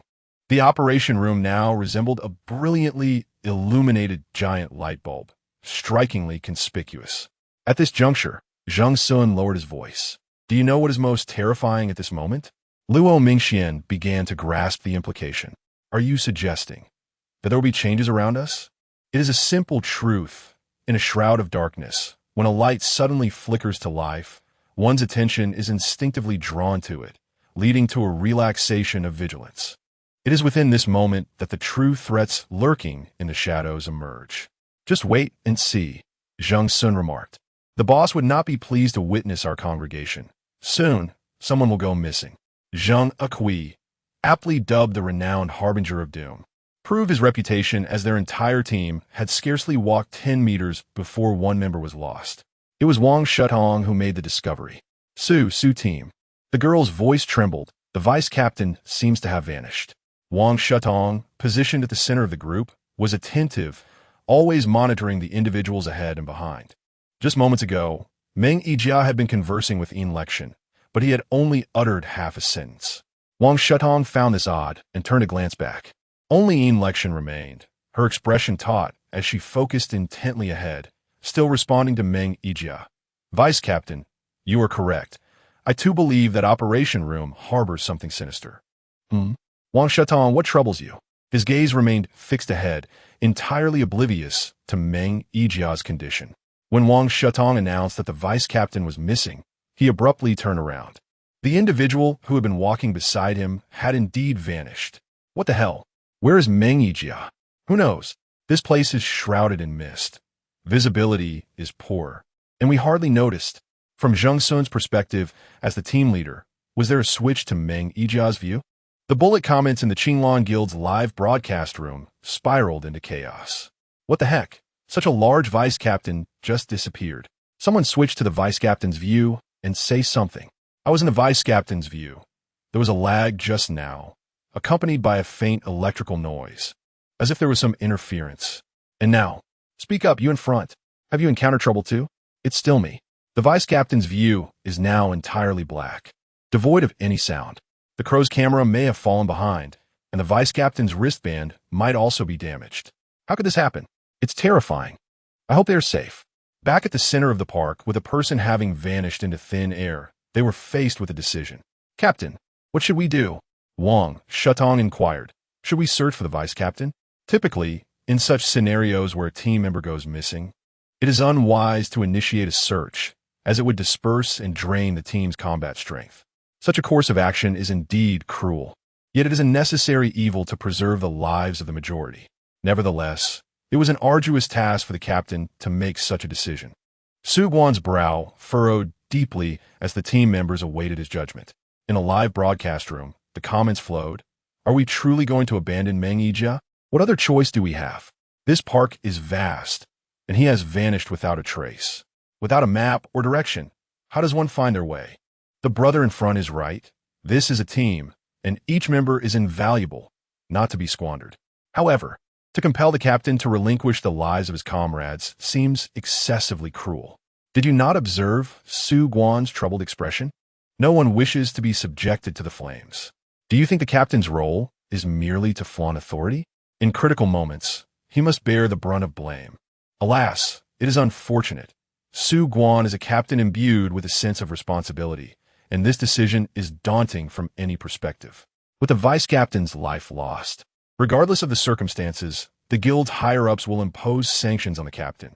It is likely that Su Guan may even lose his position. The analysis from the comments section is astute. Su Guan's decision is indeed fraught with difficulty. Regardless of whether he chooses to search or refrain as the captain, he is destined to shoulder the repercussions. Should he choose to search and other team members encounter misfortune, he will face reprimand and punishment. Conversely, if he does not search and something befalls Meng Yijia, he will likewise be blamed and penalized. He is caught in a dilemma. Wang Shutong and Yin Lixin, being younger members of the team, may overlook certain aspects. Yet, Luo Mingxian understands. He refrains from addressing Su as his full name, opting instead for Captain, which signifies his resolution. I shall search for him. If something occurs, I shall bear the consequences myself. I am prepared to sign a statement now. The written declaration within the dungeon, asserting that his life and death are unrelated to others, serves as a commendable method to absolve others of responsibility. Luo Mingxuan's suggestion is indeed a prudent one. Nevertheless, Su Guan is unwilling to risk the lives of his friends. He shook his head, refraining from voicing a refusal, when suddenly a sound reverberated from the ground. Everyone, including the comments, was drawn to the noise, turning to its source. What are you staring at? Zheng Xun swiftly rose, brushing off the dirt from his hands, revealing a door lying flat on the ground before him. This door, a reward from his previous dungeon, was now at his disposal. The door creaked open, leading into the depths below, where dark steps descended, the number of layers unknown. Zheng Xun then retrieved another item from the cloud space, the teacher's writing crop. With a flick of his wrist, the crop elongated to over a meter, serving as a walking staff, allowing him to feel the steps in advance to prevent a fall. After preparing in this manner, Zheng Xun turned to address the others. I shall conduct a special interview with Vice Captain Meng. Do not hinder me. I am off. Chapter 41. In the General Association live room, is the Vice Captain being rescued by Zhuang Chui? It seems so. If he intends to save someone, he should just say so. Must he be so awkward about it? Who can say? He might simply be here for the amusement. Oh dear, why would Zheng Xun save an enemy? Enemy? Does Meng Yijia hold a grudge against our Chui? Not really. They aren't even acquainted. Not acquainted means no enmity. Just look at the previous antics of Qinglan's group. I say, let him be. It's an arduous task with little reward. Brothers, stop lecturing Zheng Xun. He knows his own mind. Let's wait and watch him shine. Among the fans of Zheng Xun in the General Association, there was much concern and indignation. The atmosphere in Qinglan's live room, however, was entirely different. How's the vice captain? I'm on edge. What did Su say? Whoa, Zheng Xun has gone down. Zheng Xun? What is he up to? Does that door lead directly to the vice captain? He wouldn't run if he sensed trouble, would he? I think so too. Claiming he's going to find the vice captain is merely an excuse.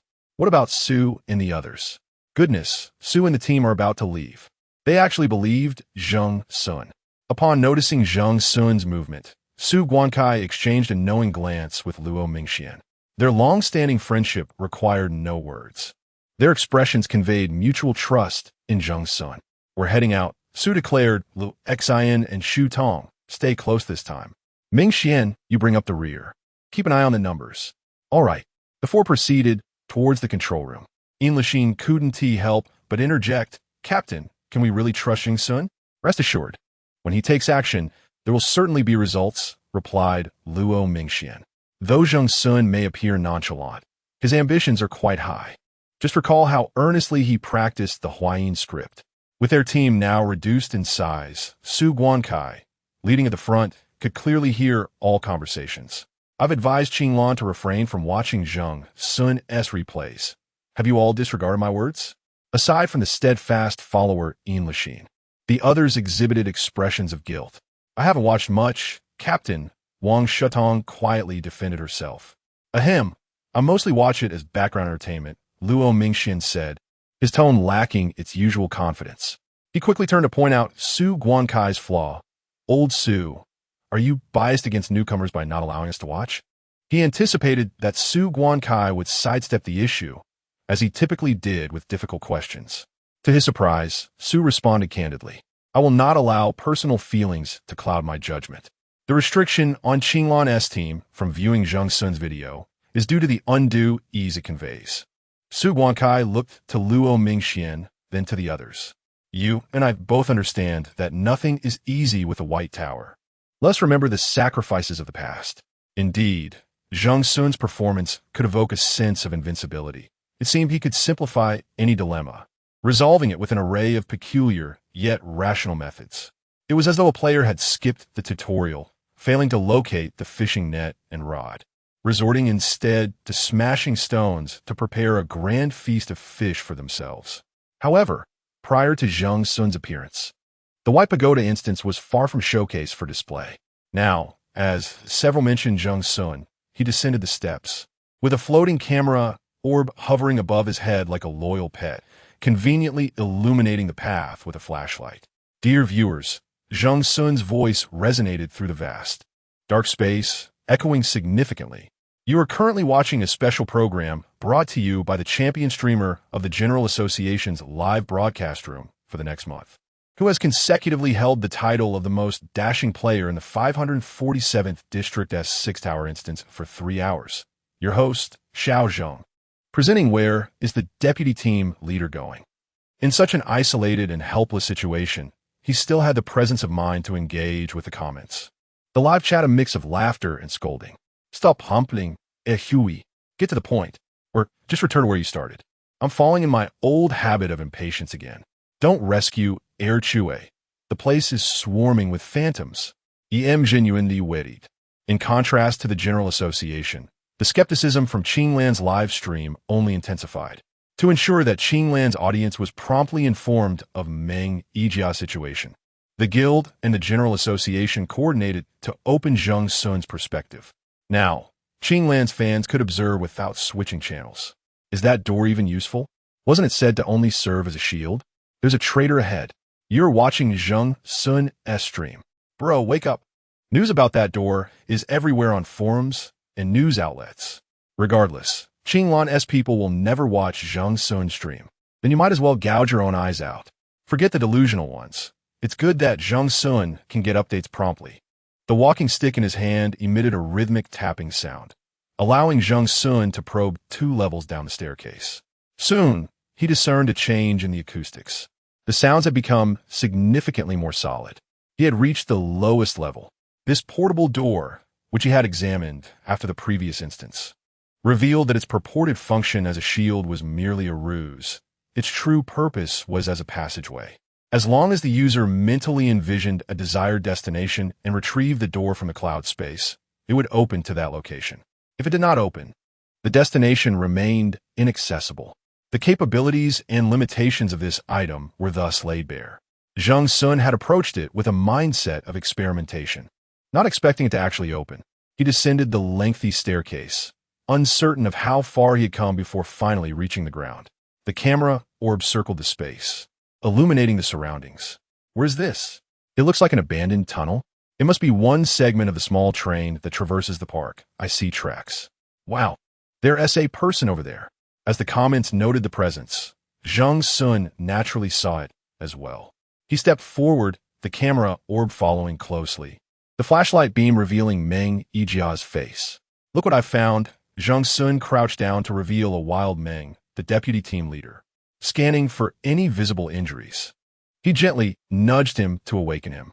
How surprising it is to see you. Deputy Meng slowly opened his eyes. Are you astonished? Is this unexpected? Does it feel like a nightmare is upon you? Zheng Xun stepped back 2 paces, allowing space for a person to rise.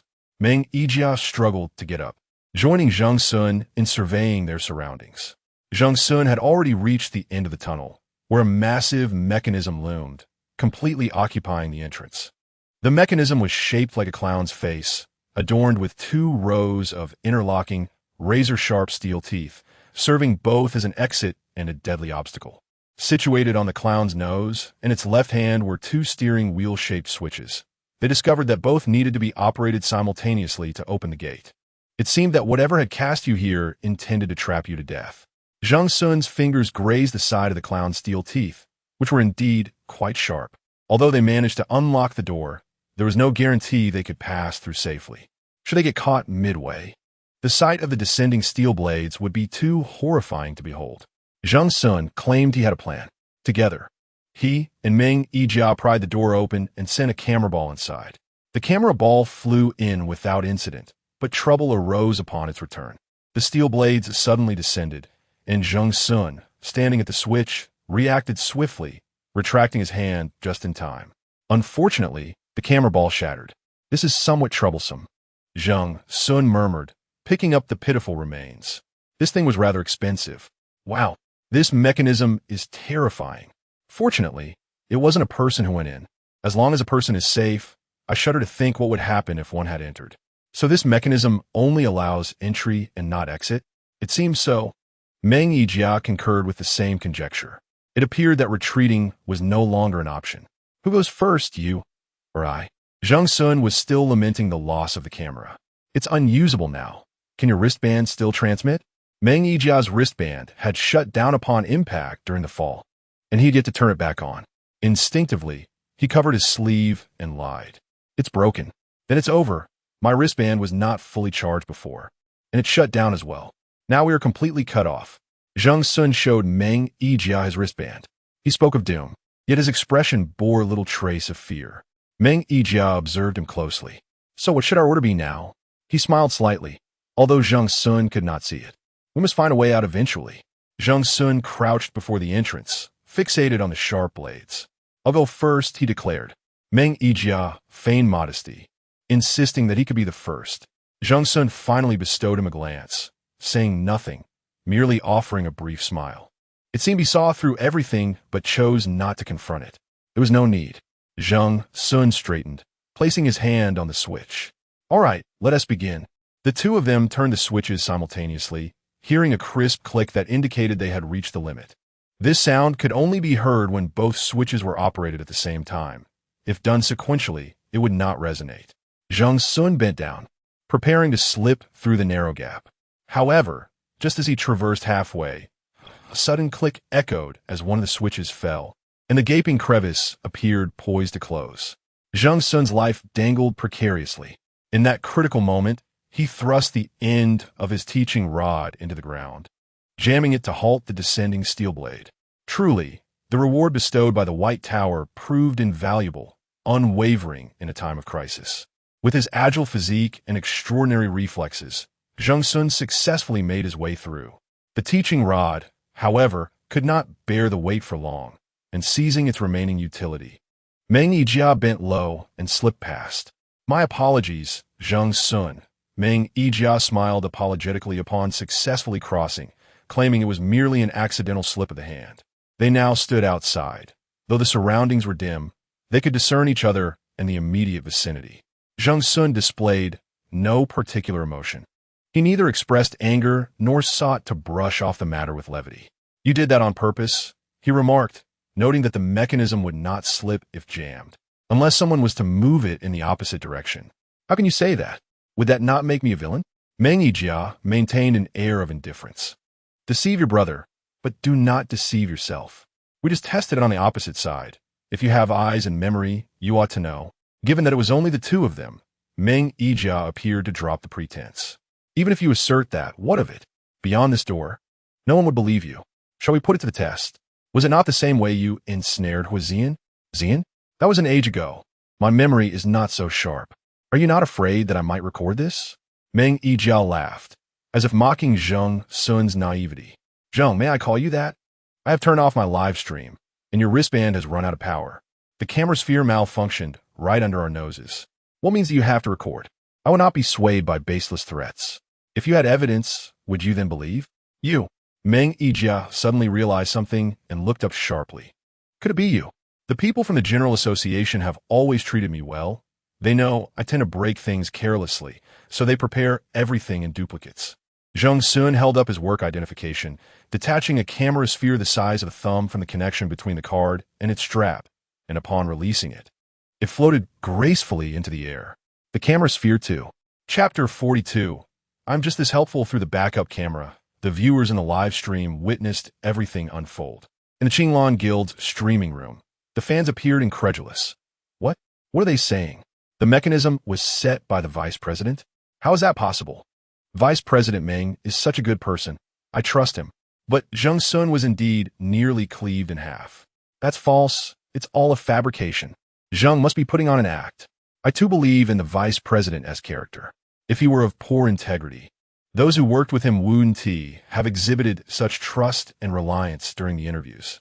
The General Association's live stream was on the verge of being overwhelmed with vitriol. That Meng Yijia, I swear. What a piece of trash. He ruined my chance. Damn, was he really doing this on purpose? How can such a person exist? The barrage of comments resembled a series of Morse code, while the moderators scrambled to add filters and mute offenders.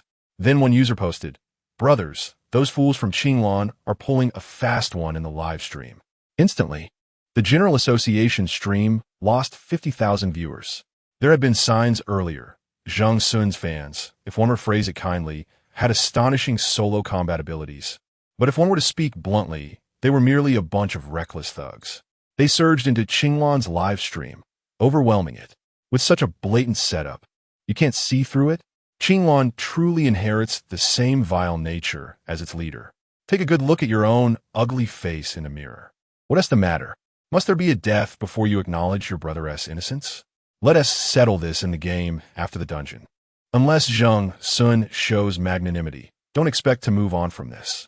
To me, your vice president doesn't seem to be innocent either. Could it be that Huizian was falsely accused by him? The two factions of fans continued their heated exchange, yet the parties involved remained eerily silent. Cold sweat trickled down Meng Yijia's forehead as he forced himself to remain calm, refraining from immediate rebuttal. More words could lead to more errors. Do you have evidence? He seemed to finally extract a lifeline from the cracks, clinging to the notion that this was merely unilateral speculation. Without evidence, it is merely slander. He firmly believed that there were no cameras on the other side of the mechanism. As long as there was no direct footage, this matter could not be definitively pinned on him. Zheng Xun smiled. The vice captain truly did not shed tears until facing the coffin.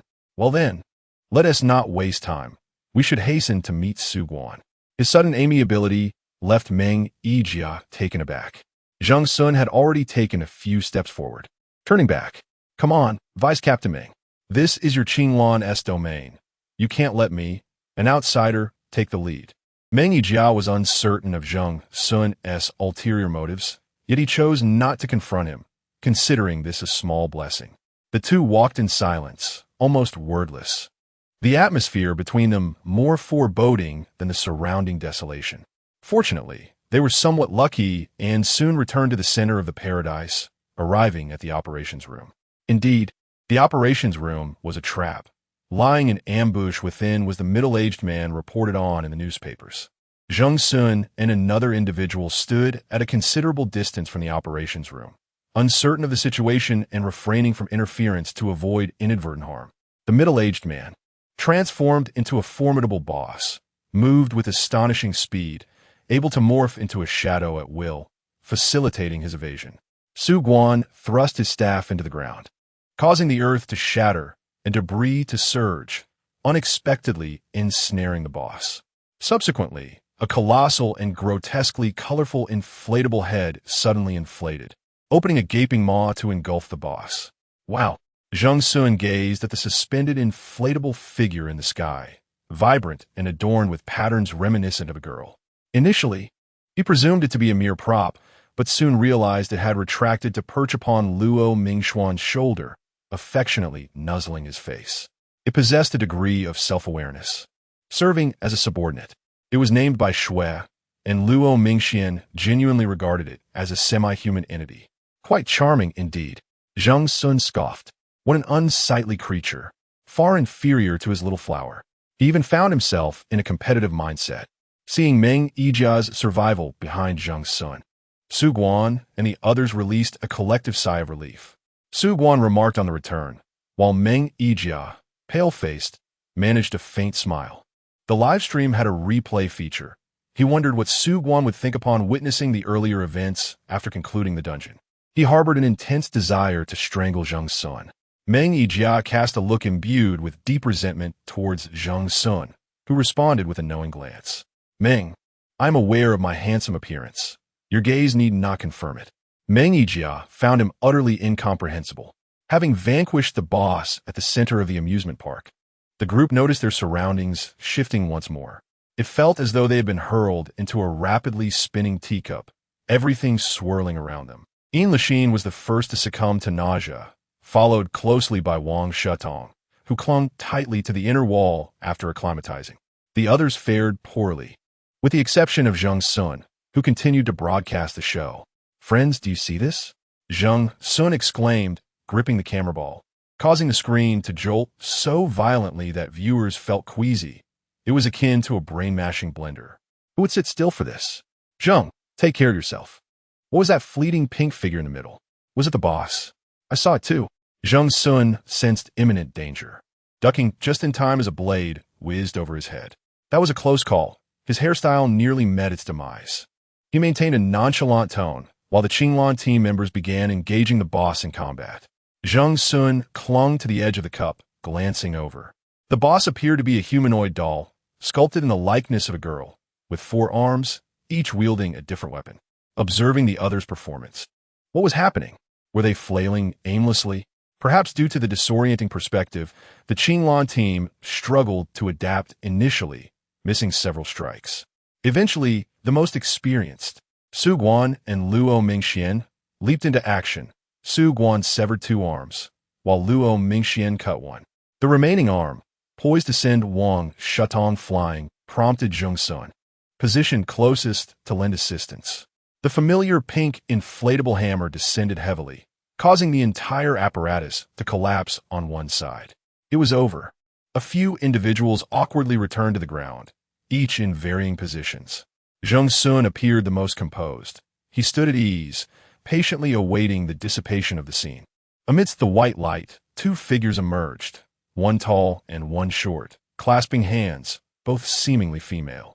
The taller one bore a slight familiarity, reminiscent of the true Xiao Yin, her elegant smile radiating warmth. The shorter figure, perhaps the unfortunate girl from the amusement park, had a round, apple-like face and waved at Zheng Xun. Farewell. In the blink of an eye, the figures vanished, leaving only the scattered members of the Qinglan team. Inquire was still retching. I feel like I'm going to die. Zheng Xun affectionately patted his head, akin to tapping a not-so-familiar watermelon. If you wish, I can help you realize your dream. No need for thanks. I am simply that benevolent. Inquire rolled his eyes. The instance had concluded, and it was now time for reward distribution. As everyone participated in the defeat of the boss, each individual was entitled to a reward. 3 individuals received gift boxes of identical size: Su Guan, Luo Mingxian, and Zheng Xun. I have one too. Zheng Xun beamed, while the Qinglan fans in the live stream were on the verge of exploding. Chapter 43. I don't dine casually with others. Why does Zheng Xun receive a reward? Zheng Xun has indeed contributed, and he deserves it. But why is his reward the same as that of team leader Su and brother Luo? The fans of Qinglan ought to maintain a semblance of dignity. Without Zheng Xun, your team would merely be paraded about, as if a ceremonial trumpet had announced their arrival. Do you understand? Let it be. Some individuals are selectively blind, rendering reasoning futile. Compared to other matters, I am more intrigued by the reward for Air Chue. Let us hasten to unveil it. Unlike usual, the fans are eagerly anticipating. Yet this time Zheng Xun refrains from unveiling it publicly. What are you staring at? He asserts confidently, this is a gathering of outsiders. It is not appropriate for me to unveil it here. Clutching the gift box, he prepares to depart. Su Guan, ever considerate, inquires if he requires a car to pick him up. Zheng Xun maintains an air of superiority, stating, I currently have a dedicated driver. I do not covet your services. No sooner had Zheng Xun spoken than the door swung open, revealing Chang Jie, clad in sunglasses, shouting from the entrance. Old Zheng, where are you? Have you been dawdling for ages? Have you been ambushed by the Qinglan people? Upon recognizing Chang Jie, Luo Mingxian bursts into laughter. Tiang Ye, a high roller worth tens of millions, has taken to driving for someone else. Have you really succumbed to this? Chang Jie's face darkens. Spare me the pleasantries. I'm more than willing. Zheng Xun is now our Minke giant panda, and he still owes us several accounts. Old Zheng, what is taking so long? Hurry up.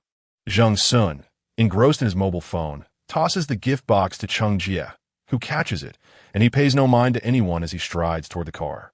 That is just how he is. He follows his own whims and carries out tasks based on his mood.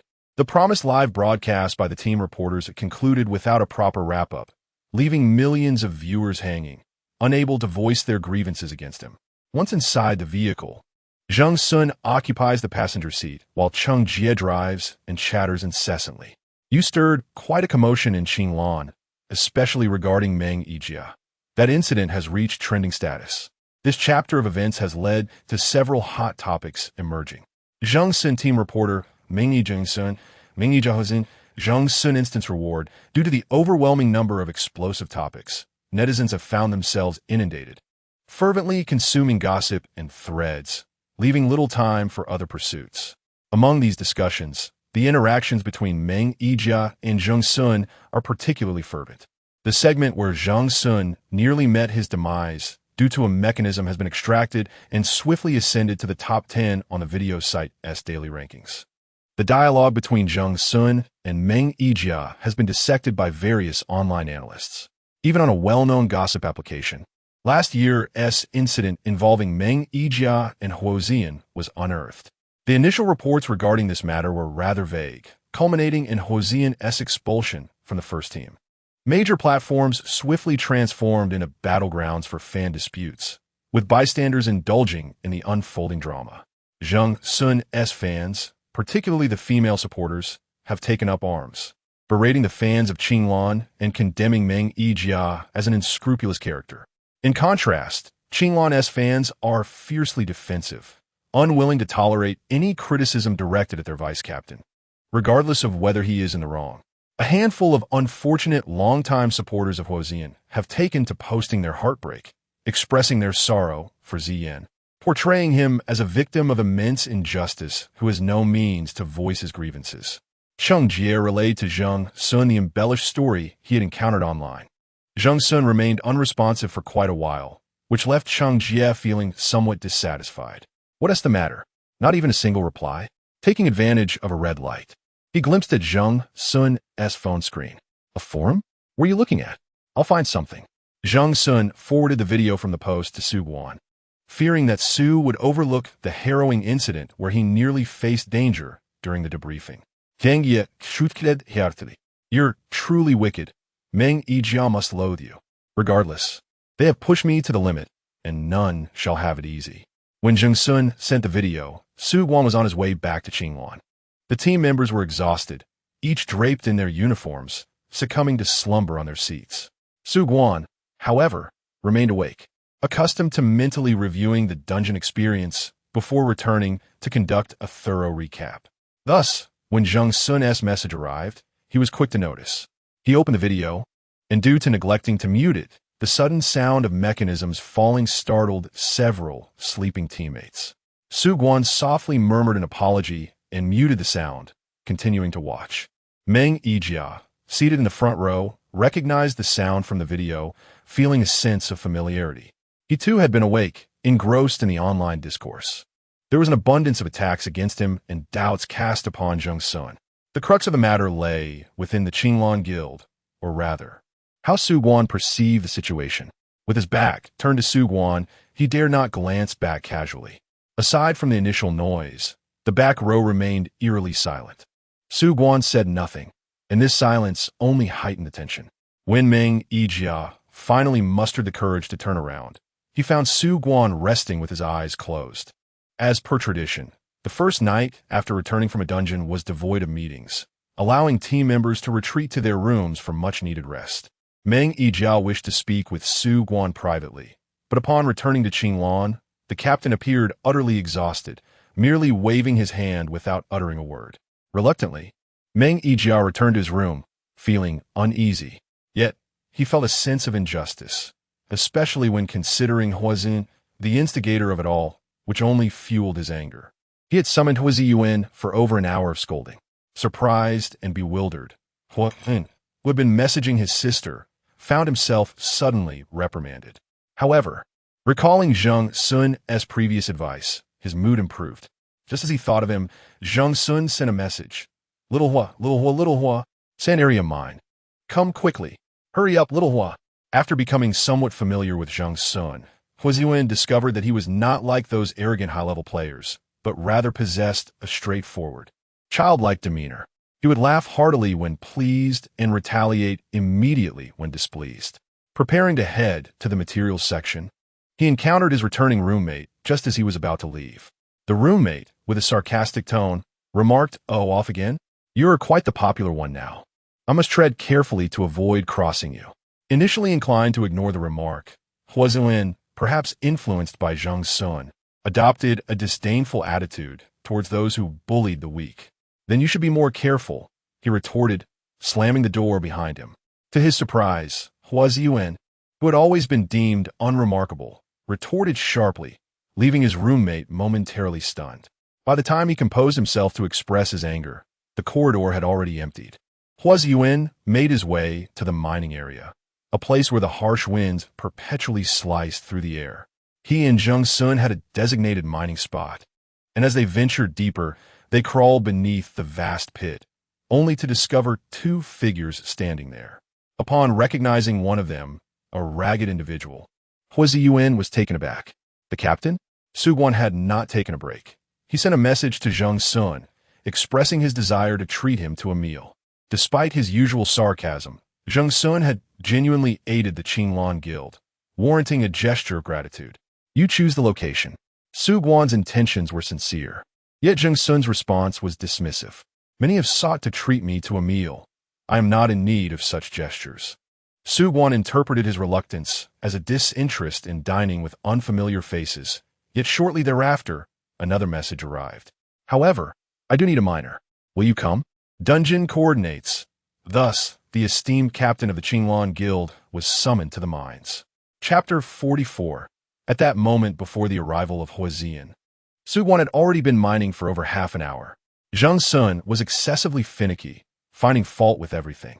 Whenever Suguan extracted a piece, Zheng would complain it was either too small or of inferior quality. Most absurdly, he would even criticize its appearance. Suguan held a piece of, or in his hands. Its surface dull and coated with a layer of sandy crust, rendering the precious mineral inside invisible unless peeled away. Was it truly possible to discern quality based solely on outward appearances? Suguan questioned Zheng, yet it was evident from his tone that he was aware Zheng was merely being difficult. "My eyesight is impeccable," Zheng Xun declared, raising his eyebrows. "Hurry up and dig. If you don't meet the quota, you won't be going home."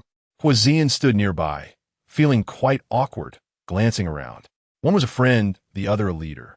He stepped forward, suggesting, "Captain, how about? I'll lend a hand?"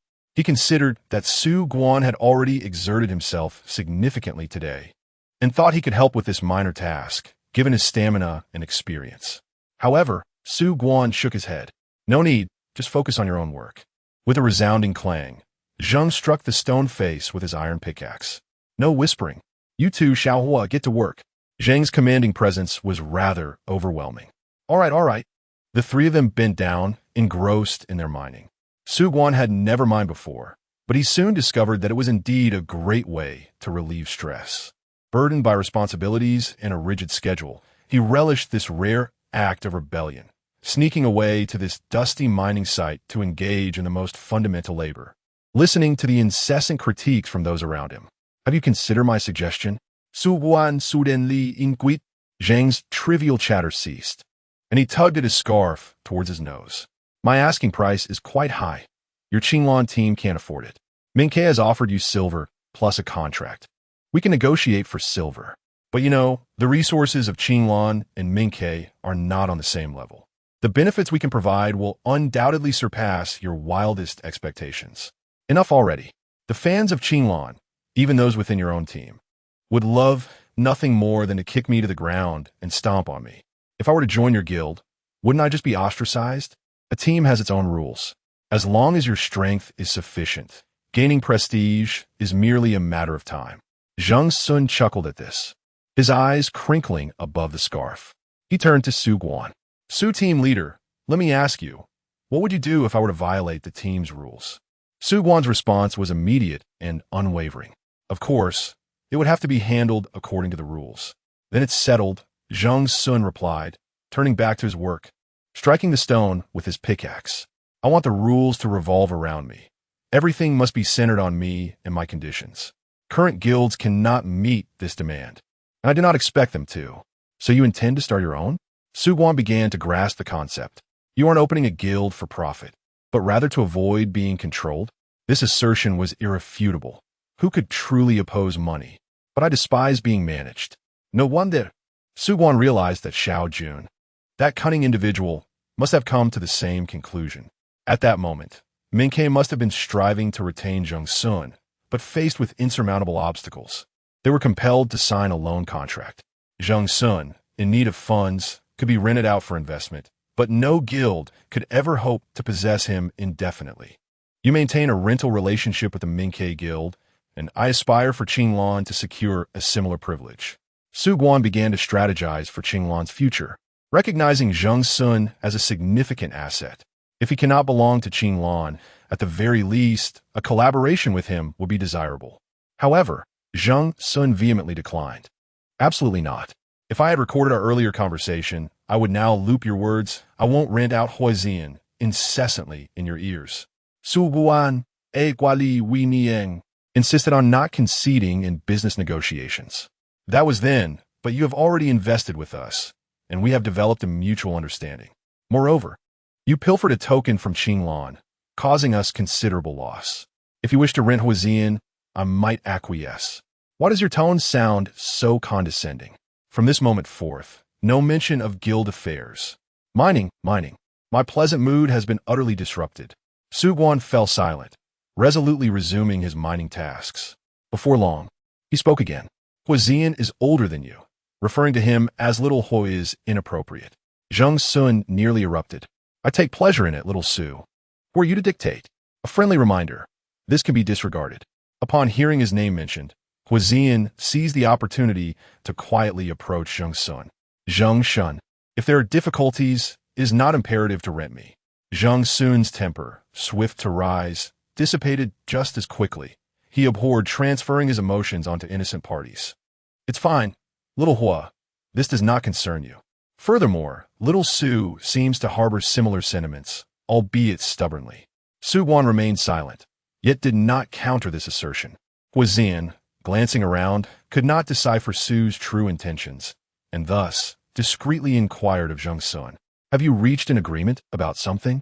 Indeed, this was initially an internal matter for Qinglan, but given the ineptitude of both the upper echelons in the team, I must lend my cleverness to navigate the situation. The silent Su Guan did not speak. Huizian, perplexed, discerned that it would be prudent to refrain from further inquiries for the time being. I will heed your guidance. While I can do little, I will certainly exert every effort should the need arise. Huizian's earnest promise touched Zheng Xun, who feigned wiping away non-existent tears. Little Hua, you are admirable. Should you achieve success in the future, do not forget your old comrade. Do not emulate those who are ungrateful and turn their backs on their benefactors. The unperturbed Su Guan remained silent. Zheng Xun, lacking energy today, exhibited noticeably sluggish mining movements. In contrast to his usual relentless efficiency as a mining machine, he seemed adrift. Huizian, either intentionally or inadvertently, noticed Zheng Xun closing his eyes multiple times. Zheng Xun, he gently nudged the standing, dozing Zheng Xun, who propped his eyelids with 2 fingers. Yes, I hear you. If you are weary, you should return to rest. Zheng Xun let out a profound yawn, remarking, "All right, I shall return." Despite his weariness, he did not forget to seize the precious ores excavated by Huizian and Su Guan. With 3 hefty sacks of stones slung over his shoulders, his figure appeared diminished. He extracted a portal from his wristband's cloud space, erecting it like a solitary chimney upon the sandy ground. He managed to squeeze himself and the 3 bags through the portal. Once Zheng Xun had departed, Su Guan casually tossed his pickaxe into the cloud space and said to Huizian, "When we reach the equipment room, I have something to hand over to you." Very well. In the transportation chamber of the Min-Ke Guild, Zheng Xun fell asleep again after exiting the dungeon, slipping into unconsciousness almost instantly. Cheng Jia, discovering his absence from the dormitory, ventured here in hopes of fortune, and to his surprise, found him indeed present. Zheng Xun furrowed his brows, unable to relax, even in slumber. Cheng Jia, assuming he was too exhausted to move, resolved to fetch a blanket and lay it out for him. As the transportation chamber remained quite warm, just before he stepped out, he heard Zheng Xun mumble a phrase in his sleep.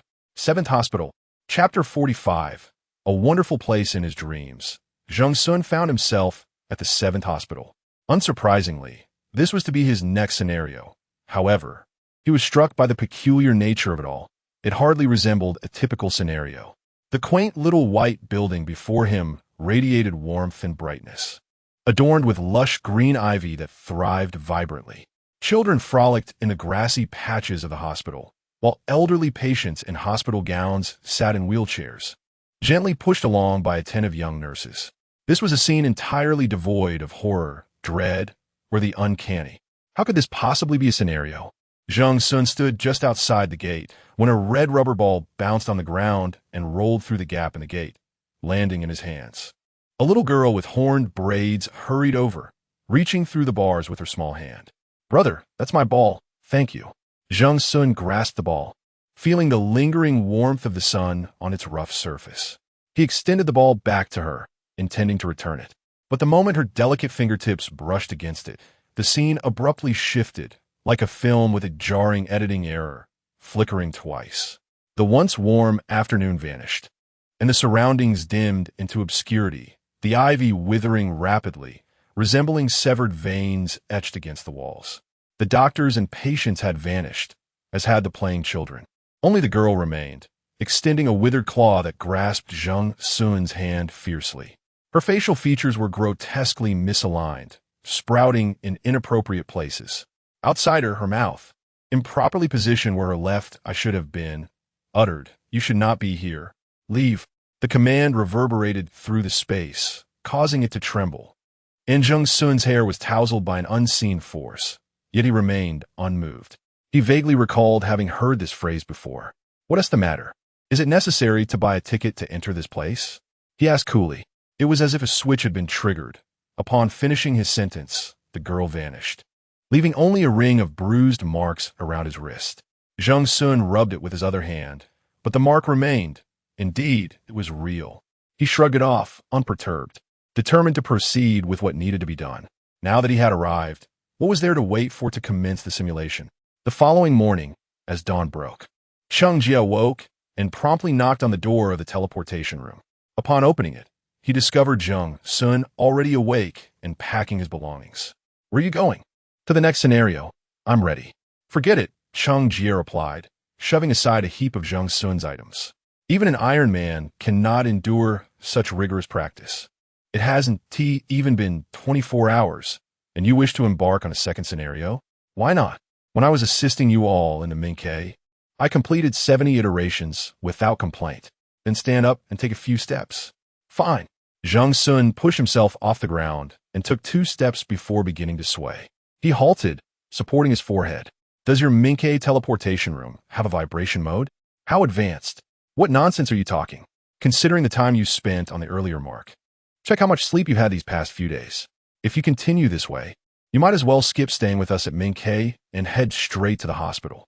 Zheng Xun sat back down on the ground, irritably tousling his hair into a nest. "I cannot find tranquility. The lack of engagement makes me restless. Seeking something to do? What'll be difficult? I shall take you to have some fun." Cheng Jie suggested taking him out, and Zheng Xun assumed he intended to exploit him as free labor for Minke. To his surprise, he was brought to a place he had never visited before. This is the Blue Tower, where the 2 donned sunglasses and hats, concealing their faces thoroughly. Cheng Jie excitedly explained that, unlike the White Tower, the Blue Tower is funded by various guilds and designed specifically for player competitions. Zheng Xun stood on the 2nd floor viewing platform, listening to the cheers around him and observing the expansive arena below, feeling that it hardly resembled a respectable venue. "What are the rules?" he inquired. "There are no rules. Being knocked off the stage is considered a loss." At that moment, a match was taking place in the center of the arena, featuring a male and a female contestant with a striking disparity in their physiques.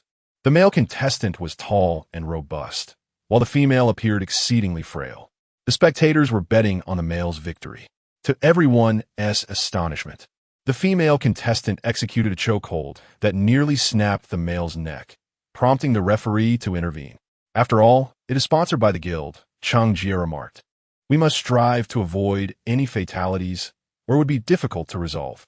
"Oh, can anyone participate?" "Certainly.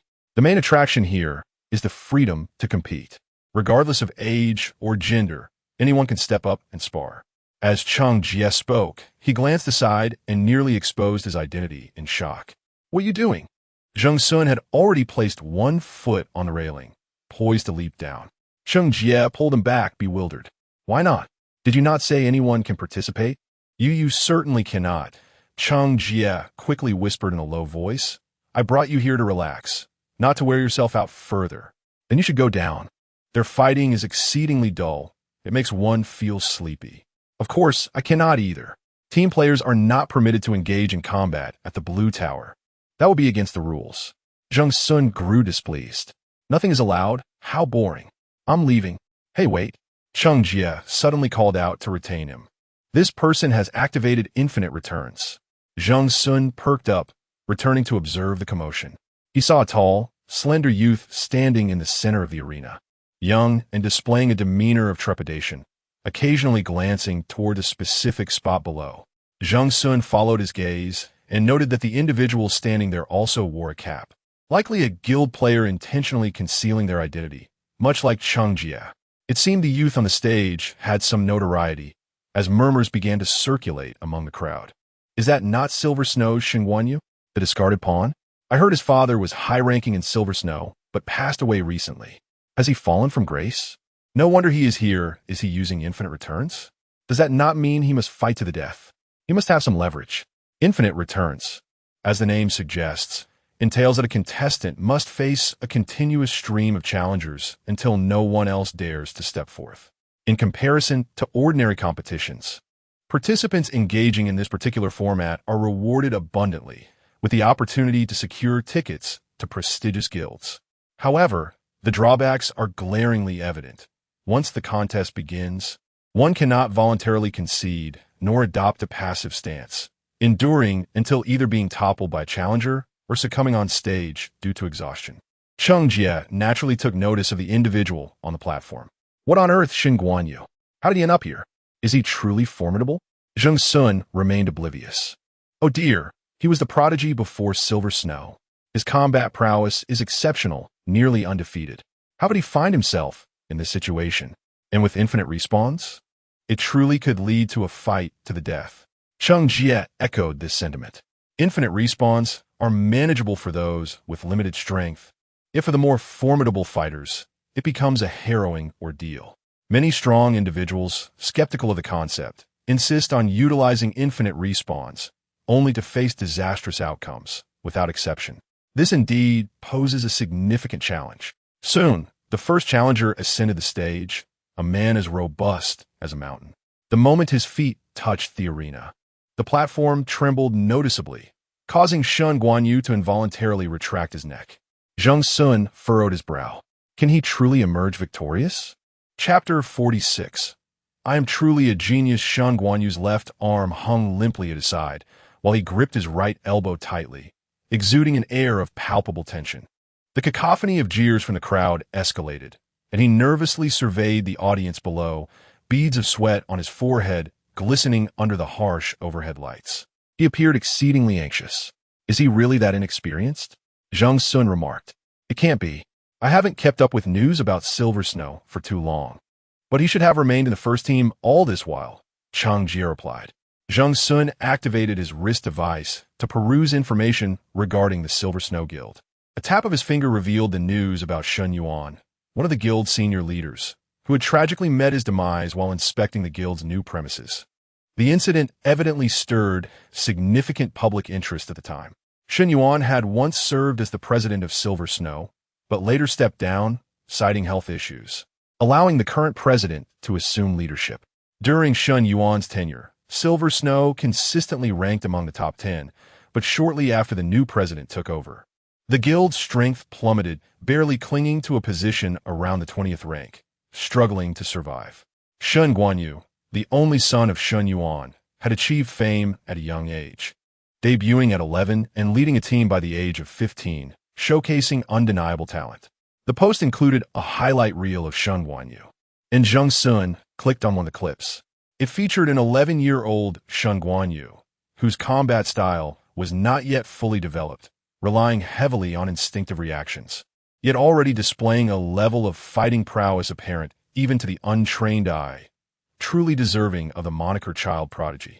However, since Shun Yuan's death, Zheng Guanyu had not participated in any matches for 3 consecutive months, and now he reappeared at the Blue Tower. It seemed he had become a casualty of the internal power struggles within the guild. How unfortunate. Having satisfied his curiosity, Zheng Xun leaned over the railing of the second-floor viewing platform, yawning in boredom. Feeling sleepy again? Cheng Jie tilted his head. Given your nature, I expected you to intervene. This is a matter for their guild. Did you not notice that oddly dressed individual below? Surely a silver snow contestant, keeping an eye on Zheng Guanyu. I have no desire to attract that kind of trouble. However, watching the spectacle is harmless, Zheng Xun replied, dismissing the idea of involvement. Cheng Jie smirked at the irony of Zheng Xun, who usually shunned trouble, making such a statement, but Zheng Xun remained indifferent, choosing to stay put. The two continued to observe. The audience erupted into a chorus of shouts, and on the arena, Zheng Guanyu resembled a herbivore encircled by ferocious beasts.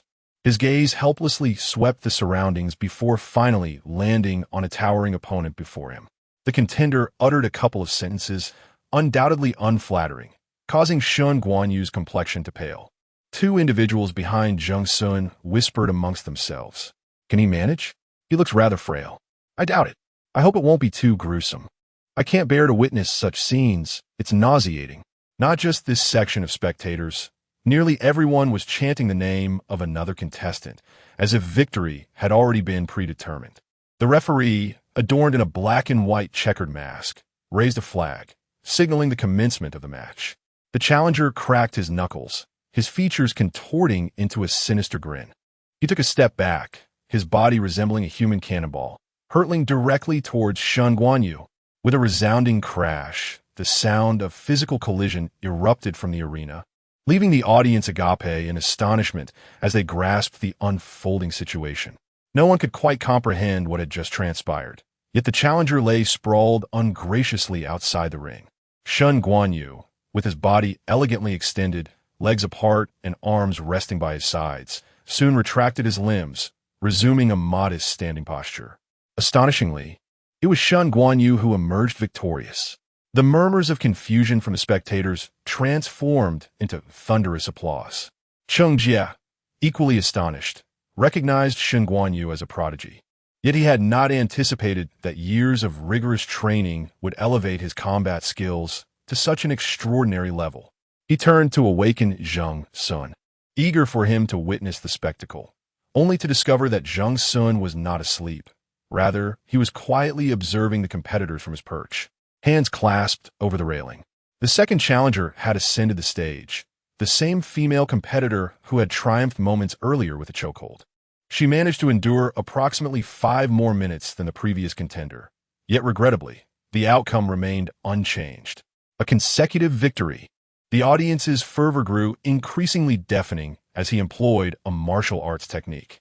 Zheng Xun suddenly leaned in to whisper something, leaving Cheng Jie momentarily stunned. Martial arts? Zheng Xun mused. Indeed, it appears to be a family tradition of sorts that I have yet to encounter. In his pursuit of maximizing his own martial prowess, Zheng Xun had previously studied the prevalent combat techniques of this world during simulated scenarios. He had instructed Little Red Riding Hood to threaten the boss into submission while he practiced independently, ready to apply his skills in a real confrontation once mastered. The style Zheng Guanyu employed diverged from the conventional techniques taught by various guilds, placing greater emphasis on rhythm rather than sheer strength. He possessed the ability to disrupt his opponent's tempo while ensnaring them within his own. Should he succeed, the adversary would find themselves utterly defenseless. Zheng Xun surmised that this rhythmic approach was likely not confined solely to martial arts. Should Zheng Guanyu wield a sword or any other weapon, he could achieve a similar effect. As challengers continued to appear one after another, the atmosphere in the venue became increasingly electrifying. Zheng Guanyu seemed to grow bolder with each match. The surrounding voices began to shift, leaning in favor of Zheng Guanyu. This young man was truly formidable. How many challengers had he faced? Was this the 10th? Could he possibly become the first to achieve an endless series of successful defenses in this arena? The Blue Tower, having only emerged in the past couple of years, had not yet witnessed a successful defender. In the midst of the fervent discussions surrounding victory and defeat, there emerged a discordant note. Zheng Xun counted on his fingers once more. Indeed, it was the ninth style. What? Cheng Jie was perplexed by Zheng Xun's sudden outburst. It's the martial arts technique, Zheng Xun replied, a satisfied smile gracing his face as he discerned the intricacies of the ninth style with mere observation. Not bad. While some moves are a tad complex, I've managed to decipher them. Impressive, Cheng Jie responded with an amiable gesture. Your talent truly embodies the essence of genius. I almost wish to push you off this ledge. Behold, this reveals a distorted mindset. It would be prudent to consult the team's psychologist to remedy this envy. Originally, Zheng Xun had learned a new set of martial arts techniques and felt that this trip was worthwhile, intending to summon Cheng Jie to return with him. He cast a glance at Shen Guanyu on stage. No matter how high one's combat talent, it cannot withstand a war of attrition. Zheng Xun noticed that Shen was beginning to wipe the sweat from his brow, his breathing becoming increasingly labored. It was likely that within 2 or 3 more rounds, he would be utterly exhausted, collapsing under the strain. Zheng Xun's interest in the tragedy of a fallen genius suddenly waned, and just as he was about to turn away, the cheers erupting around him resonated in his ears for 3 seconds. Goodness, is that not the young Zheng Xun? Standing beside him, Zheng Xun was momentarily taken aback. Chapter 47. Raise the flag indeed? Recently, has the player known for grinding SS dungeons begun to make his mark? He has completed around 2 or 3 runs, nearly matching Zheng Xun's own record. It appears that several prominent guilds are eager to recruit him. However, he possesses quite the lofty ambition, dismissing any offers from those outside the top 20. Zheng Xun, ever perceptive, has caught wind of the discussion surrounding this little Zheng Xun. He turned to Cheng Jie, blissfully unaware, was engrossed in watching the match. Zheng Xun poked him in the ribs, prompting an exaggerated flinch and a startled cry from Cheng Jie. Thankfully, at the last moment, he remembered that he must not reveal his identity and quickly stifled his outburst. What now? He inquired, perplexed by Zheng Xun's sudden outburst. Zheng Xun had further questions for him. What is this little Zheng Xun all about? Huh? Cheng Jie suddenly became hesitant, a stark contrast to his usual forthright demeanor. Zheng Xun transformed his finger into a swift blade-like gesture, pointing toward Cheng Jie's ribs. I confess. Cheng Jie quickly surrendered, hastily explaining to the agitated Zheng Xun. It turns out that this little Zheng Xun has only recently gained fame among players with a real name Jiang Feiguang. Similar to Zheng Xun, he rose to prominence from a low-tier area, eventually tackling increasingly challenging dungeons, with his best achievement being a flawless run of the SS dungeon. Although he bears resemblance to Zheng Xun, observant individuals have noted that Jiang Feiguang is, in fact, emulating Zheng Xun in various ways, including rejecting guild invitations, engaging in rental agreements, and exploiting bugs to repeatedly grind the same dungeon. Jiang Feiguang has sparked considerable controversy. Some view him as merely seeking publicity, claiming that the challenging dungeons he has completed were not original ones, meaning they were not the first time players had attempted them. Due to the high difficulty of certain dungeons, the success rate is notably low, leading to a plethora of internal footage left behind by players who have failed. Information about the dungeons Jiang Feiguang participated in has long been exposed on forums, allowing those who are diligent to prepare adequately. However, there exists a counterargument. If such information is available, why is it that only Jiang Feiguang has succeeded? This suggests that he indeed possesses talent and capability. While the emergence of a sensational newcomer is not unusual, each year, numerous talents surface across various servers. The discontent among Zheng Xun's fans and even casual observers stems from the fact that Jiang Feiguang publicly professes a disdain for being compared to Zheng Xun, yet consistently mirrors him in various aspects. Such hypocritical behavior has left Zheng Xun's fans feeling quite repulsed. Online, Jiang Feiguang's purchase supporters uniformly assert that Zheng Xun's fans bully newcomers, accusing them of being unable to accept fresh talent. They even invoked Zheng Xun's achievements to berate him alongside Qinglan's supporters, further vilifying Zheng Xun. Over time, Many unacquainted with the intricacies of the situation have been misled into believing that Zheng Xun is indeed suppressing newcomers. However, Zheng Xun himself has only been in the scene for less than 2 months, making the heavy accusations utterly unfounded. The situation has not gone unnoticed by Ming Ke, who has intervened discreetly on several occasions.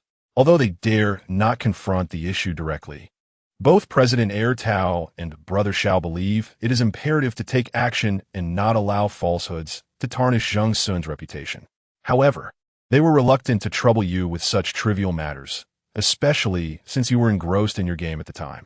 Cheng Jie exerted all his efforts, wishing he could sprout several mouths to voice his concerns. Yet, Zheng Xun's gaze drifted downward, offering no response. You must heed our advice, truly. This matter cannot be kept bottled up inside. Each of us stands on the precipice, frequently splashed with unjust accusations. The guild possesses ample experience in managing such public sentiment, so you need not worry. Frankly, there are far too many newcomers leveraging your name for their own gain. Zheng Xun 1. Zheng Xun 2, like mushrooms after the rain. They are ever proliferating. Cheng Jie, being forthright yet somewhat mischievous, demonstrated his nature when he once encouraged Zheng Xun to pry into the marked notebook. He is not one to easily acquiesce.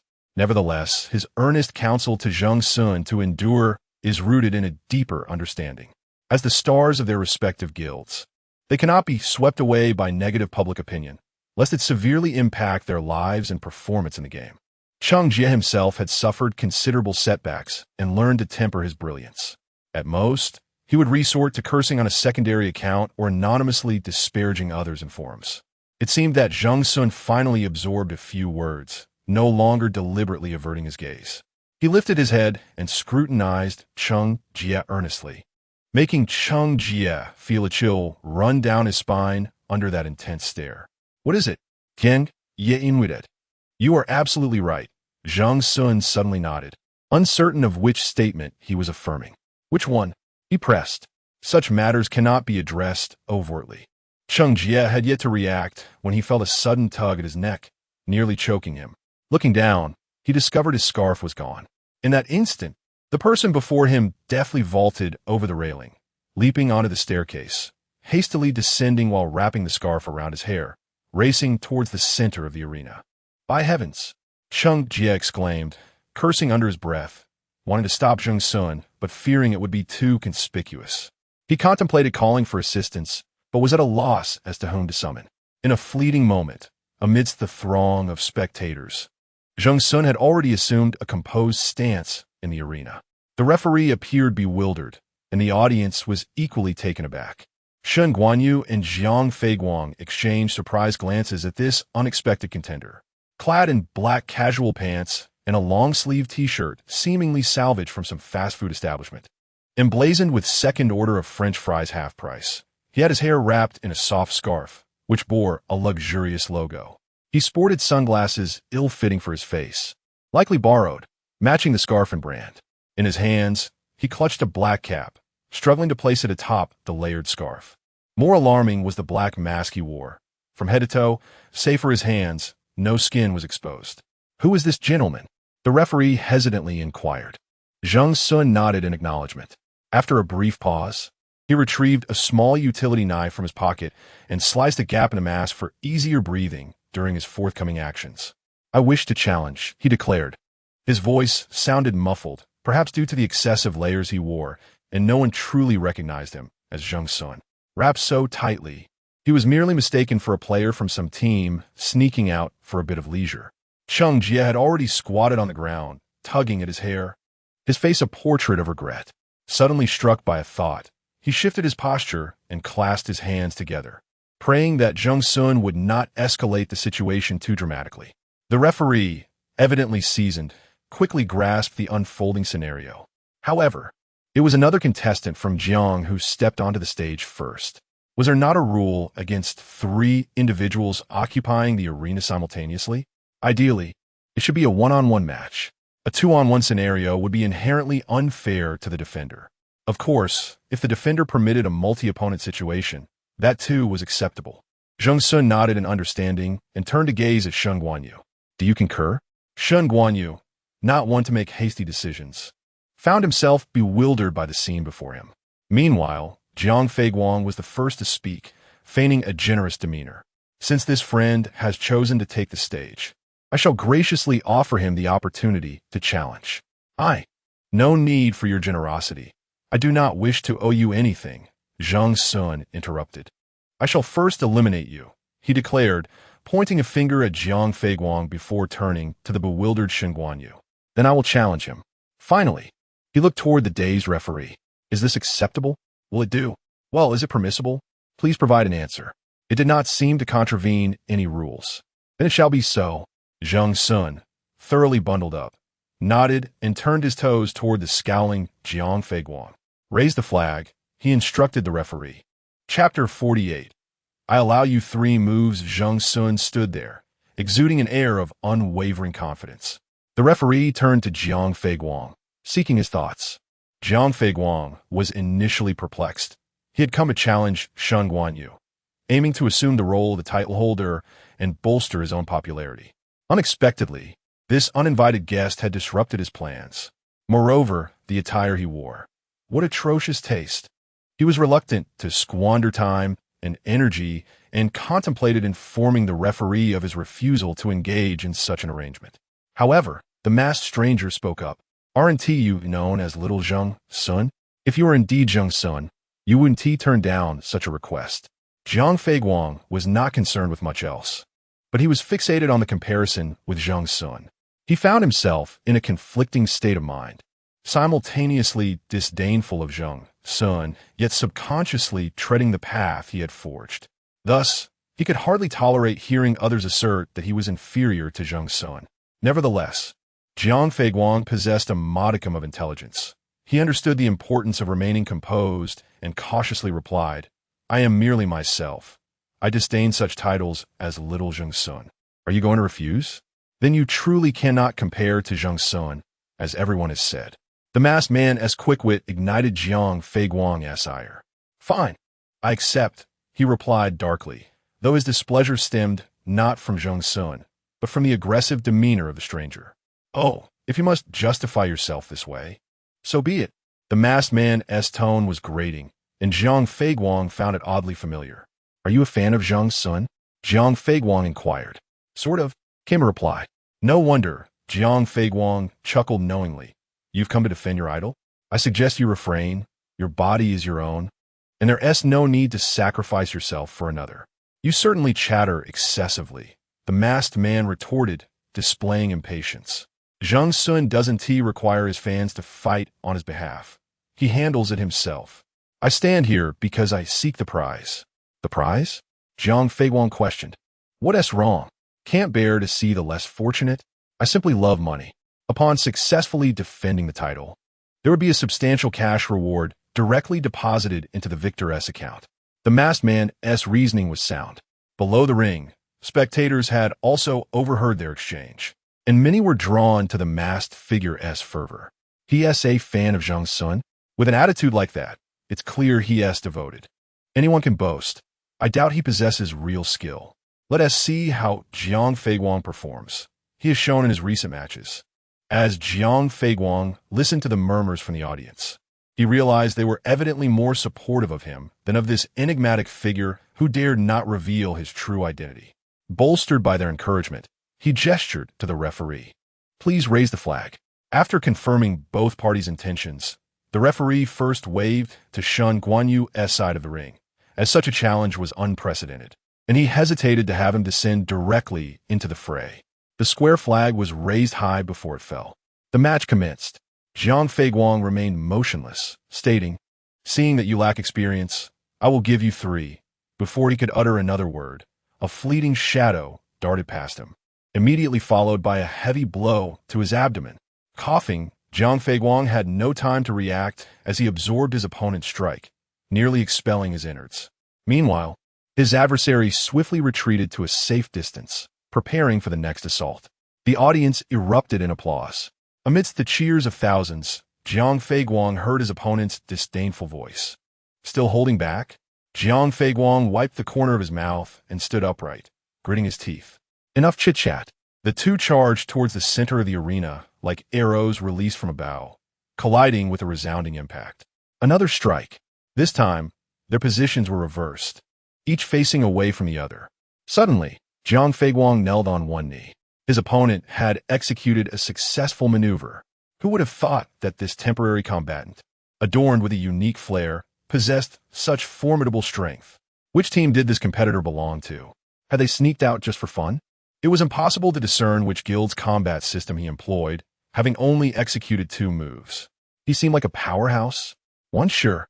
Unlikely, as they were known for their strict management of fighters.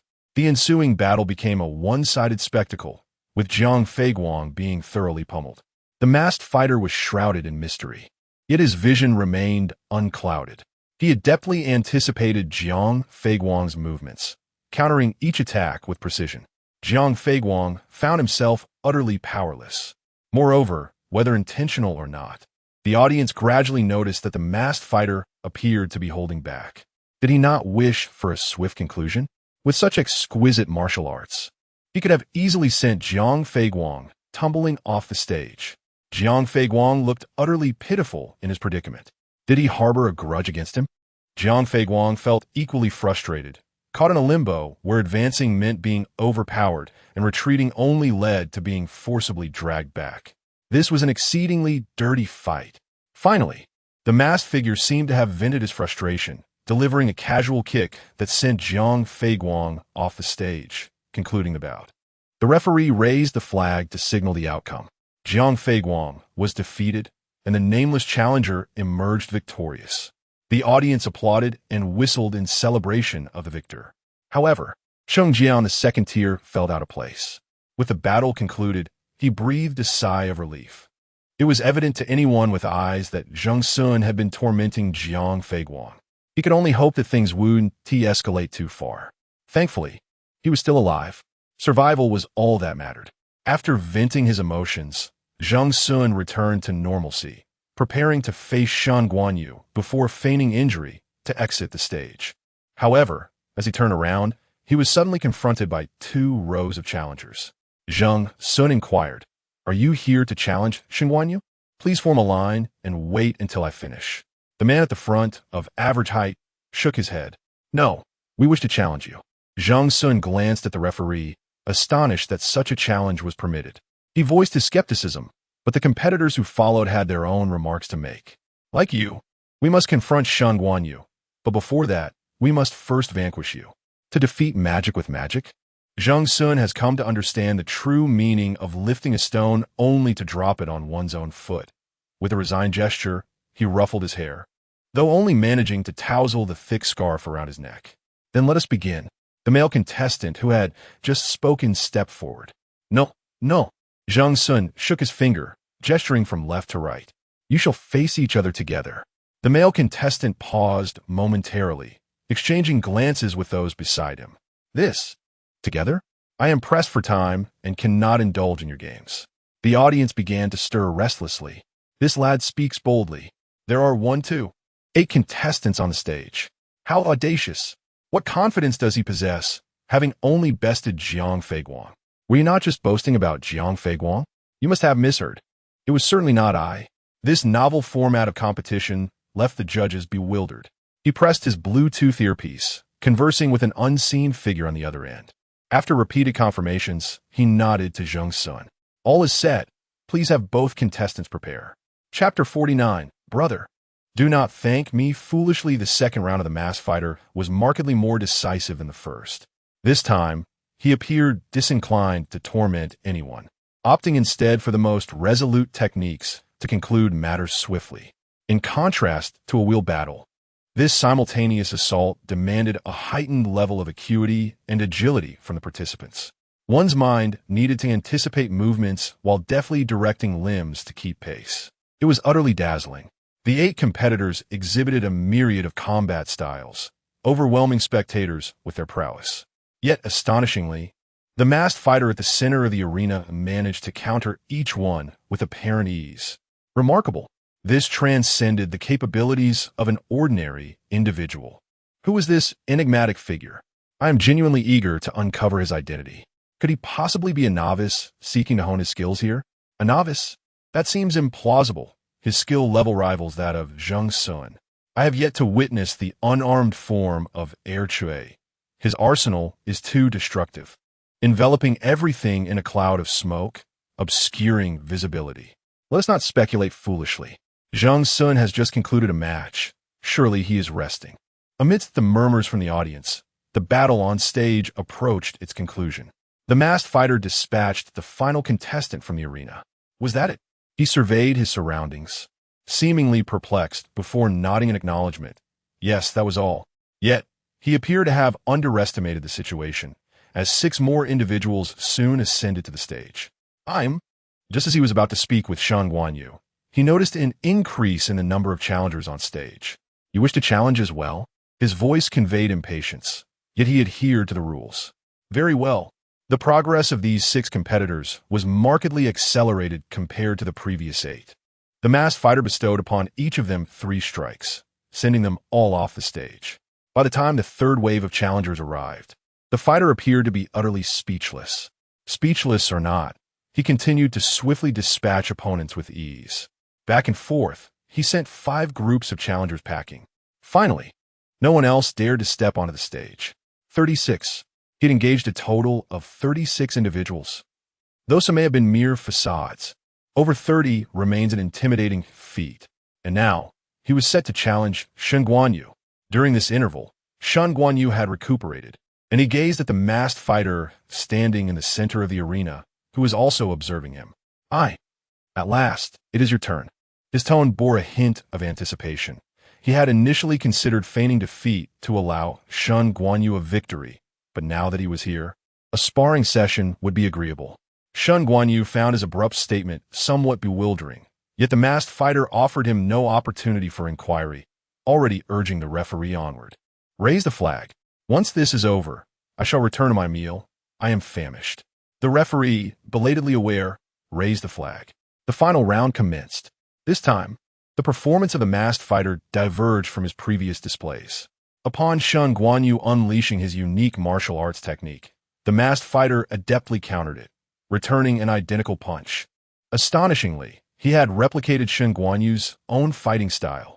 A wave of gasps rippled through the audience, and even Shen Guanyu himself was momentarily taken aback. This was a martial art passed down through generations in his family, a closely guarded secret, meant solely for the heirs of the Shen lineage. There exists no other avenue for learning. Could it be that he merely observed a few moves and subsequently mastered the entire martial art? Shen Guanyu's heart trembled profoundly. After all, at such a tender age, his temperament had yet to cultivate to a certain level.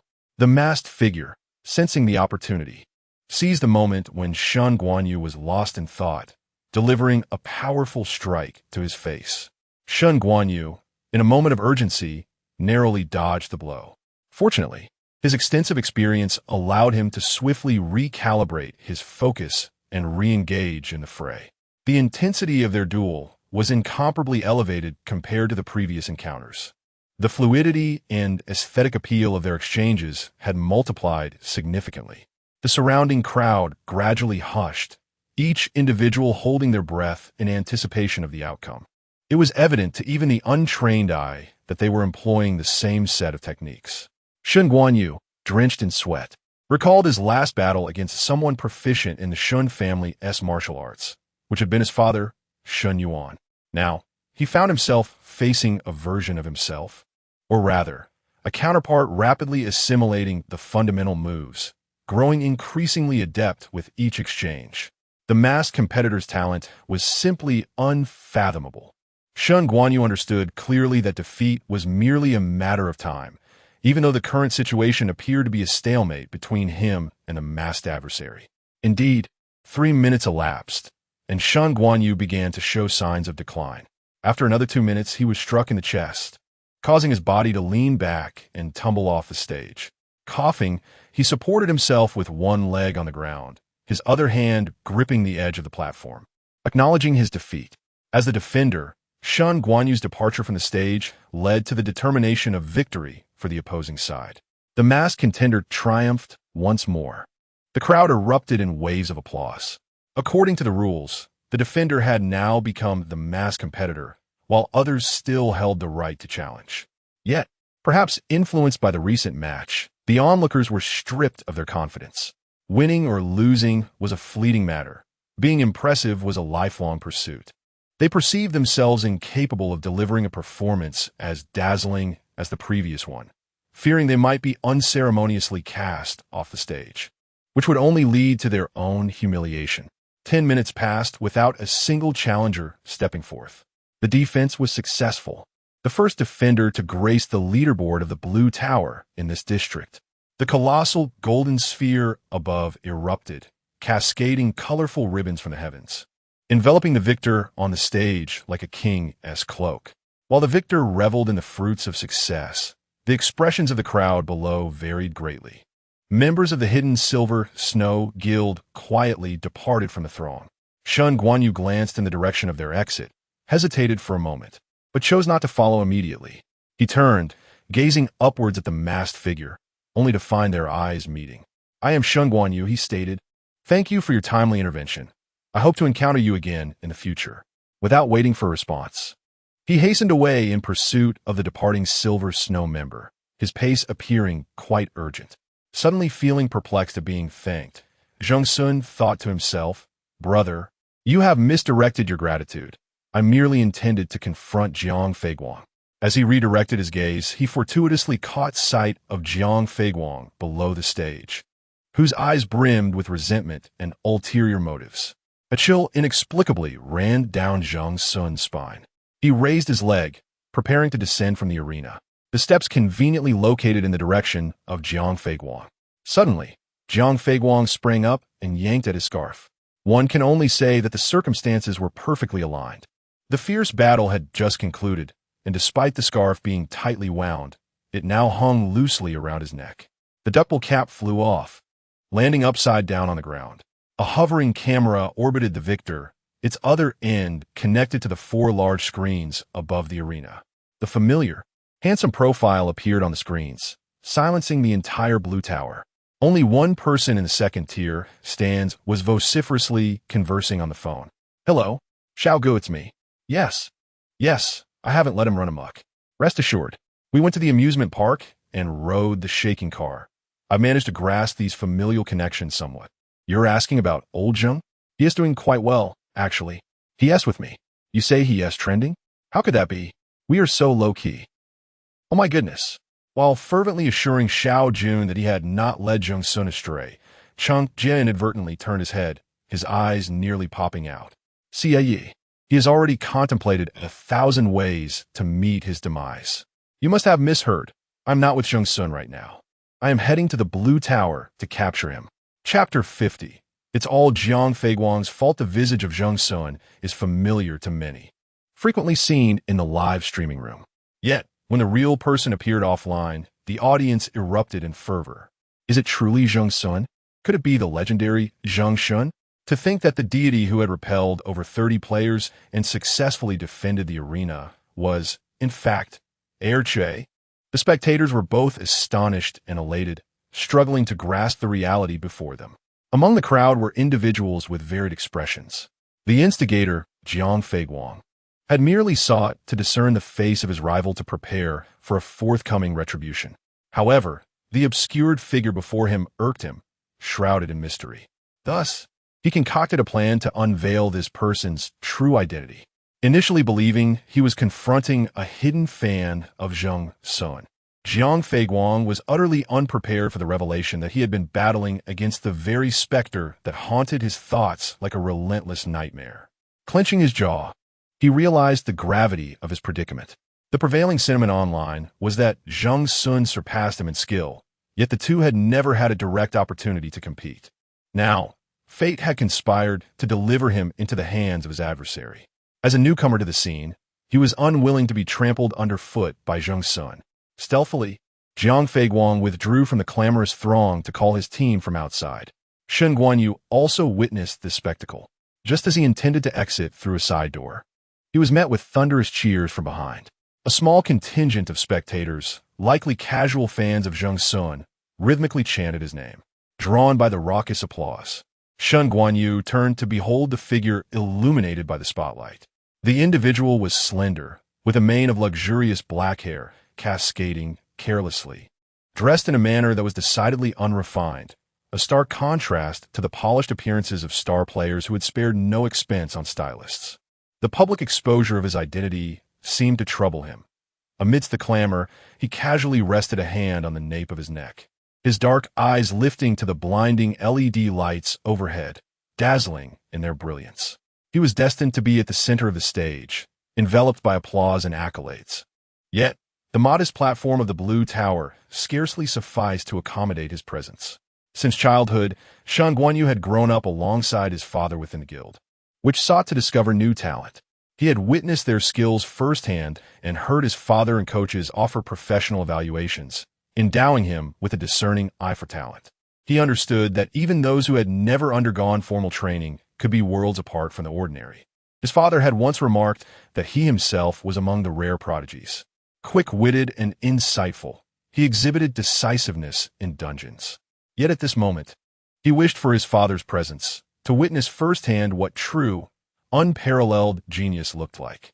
Unrestrained and audacious, he radiated brilliance that eclipsed even the brightest lights. A bittersweet smile of self-deprecation graced Shen Guanyu's lips as he turned away from the illumination, gradually stepping into the shadows until he was entirely consumed by them. If Zheng Xun's identity revealed any harm beyond Jiang Feiguang, it would undoubtedly be to Cheng Jie. Embodying the noble virtue of a friend's peril is no concern of mine. Cheng Jie feigned poor signal reception and abruptly terminated his call with Xiao Jun, clutching his phone tightly as he fled. It was one thing for Zheng Xun to be trending tomorrow. He certainly did not wish to share the spotlight with Cheng Jie. Regrettably, Zheng Xun's penetrating gaze zeroed in on the shadowy figure darting away. Quick on his feet, he understood the urgency of escaping the throngs of spectators and fans that would soon converge upon him. Seizing the moment while everyone remained enraptured by their shock, he decisively pursued Cheng Jie's route of escape. Cheng Jie, desperately attempting to conceal his identity, felt a sudden, forceful clap on his shoulder. Whirling around, cold sweat trickled down from his forehead to his back. "How did you follow me?" he gasped. "You're leaving without me? That's rather inconsiderate. Taking you along? In our current predicament, it is precisely due to your presence that we find ourselves in this mess. Quickly, this way, fewer people can't entirely blame me, you know. My plan was to make a clean getaway." He cursed Jiang Feiguang under his breath. "Do you actually have a plan? Forget it. It's too late for that now. This way. The fans are closing in. One must admit that seasoned professionals excel in such situations." Utilizing their remarkable stamina and adept evasion techniques, the duo eventually shook off the pursuing crowd and hurriedly slipped into their vehicle. Given the unusual circumstances of the day, Cheng Jie had opted for a car that had long languished in his garage, and he now felt immensely grateful for this astute decision. With a press of the accelerator, they swiftly departed the scene of chaos, returning to the Minke Guild. On the way, Cheng Jie implored Zheng Xun repeatedly to refrain from speaking too candidly. "When we meet Xiao Ge, just say you wanted to visit the Blue Tower." Zheng Xun, bored, fiddled with his seatbelt. "Do you think Xiao Jun is foolish? He won't believe that. After all, the classic phrase from Air Chue, 'What even is the Blue Tower?' would surely be beyond his comprehension. Not to worry. None of this will matter. Xiao Ge has always looked after you, and certainly won't reprimand you. If I were the mastermind, you'd be searching for my corpse displayed in the guild hall by tomorrow morning." Zheng Xun chuckled insensitively. "Still laughing? My friend's gravestone seems poised to rise, and you have the audacity to find amusement in this. I must inform you in advance that whether I take you out next time will depend on your performance this round." The journey back felt considerably swifter than the journey there, despite their earlier perception of time dragging. As they drew closer to Minke, Cheng Jie's complexion grew increasingly pallid. Indeed, upon their arrival, Xiao Jun had been awaiting them for quite some time, standing at the entrance with a welcoming demeanor. "Well, you've returned," he remarked with a smile, causing Cheng Jie to instinctively retract his neck. "Game over." Zheng Xun dutifully recounted to Xiao Jun, adhering to Cheng Jie's earlier instructions. "Xiao Ge, I was the one who dragged Cheng Jie out for some fun. Do you think I will believe that?" Zheng Xun shrugged, casting a helpless glance at Cheng Jia. The latter's spirit had all but extinguished. He felt as if he were merely a skin speaking. Xiao Go, I was wrong. He resolved to admit his fault before deliberating on the specifics of where he had erred. Xiao Jun nodded in response. Your matter can wait. I shall contemplate how to address it later. Zheng Xun, please follow me for now. Is that agreeable? The death penalty has been commuted to a suspended sentence. Outside the instance, Zheng Xun often heeds Xiao Jun's counsel, as they share a contract that safeguards him from harm. Xiao Jun led him to his office, whereupon, entering, he extinguished all the lights, clutching a remote control, and directed Zheng Xun's attention to the projection on the wall. The content displayed on the projection was from the White Tower Forum, and, predictably, Zheng Xun had engaged in several of the hottest topics. Zheng Xun Blue Tower, Zheng Xun Lu Zheng Xun Jiang Fei Guang. Xiao Jun specifically selected the last topic and delved into the latest discussions. Is Zheng Xun maliciously targeting the newcomer Jiang Fei Guang? What is the perspective on the Blue Tower arena? Zheng Xun versus Jiang Fei Guang. As fellow newcomers, the disparity in character between Zheng Xun and Jiang Fei Guang is rather stark.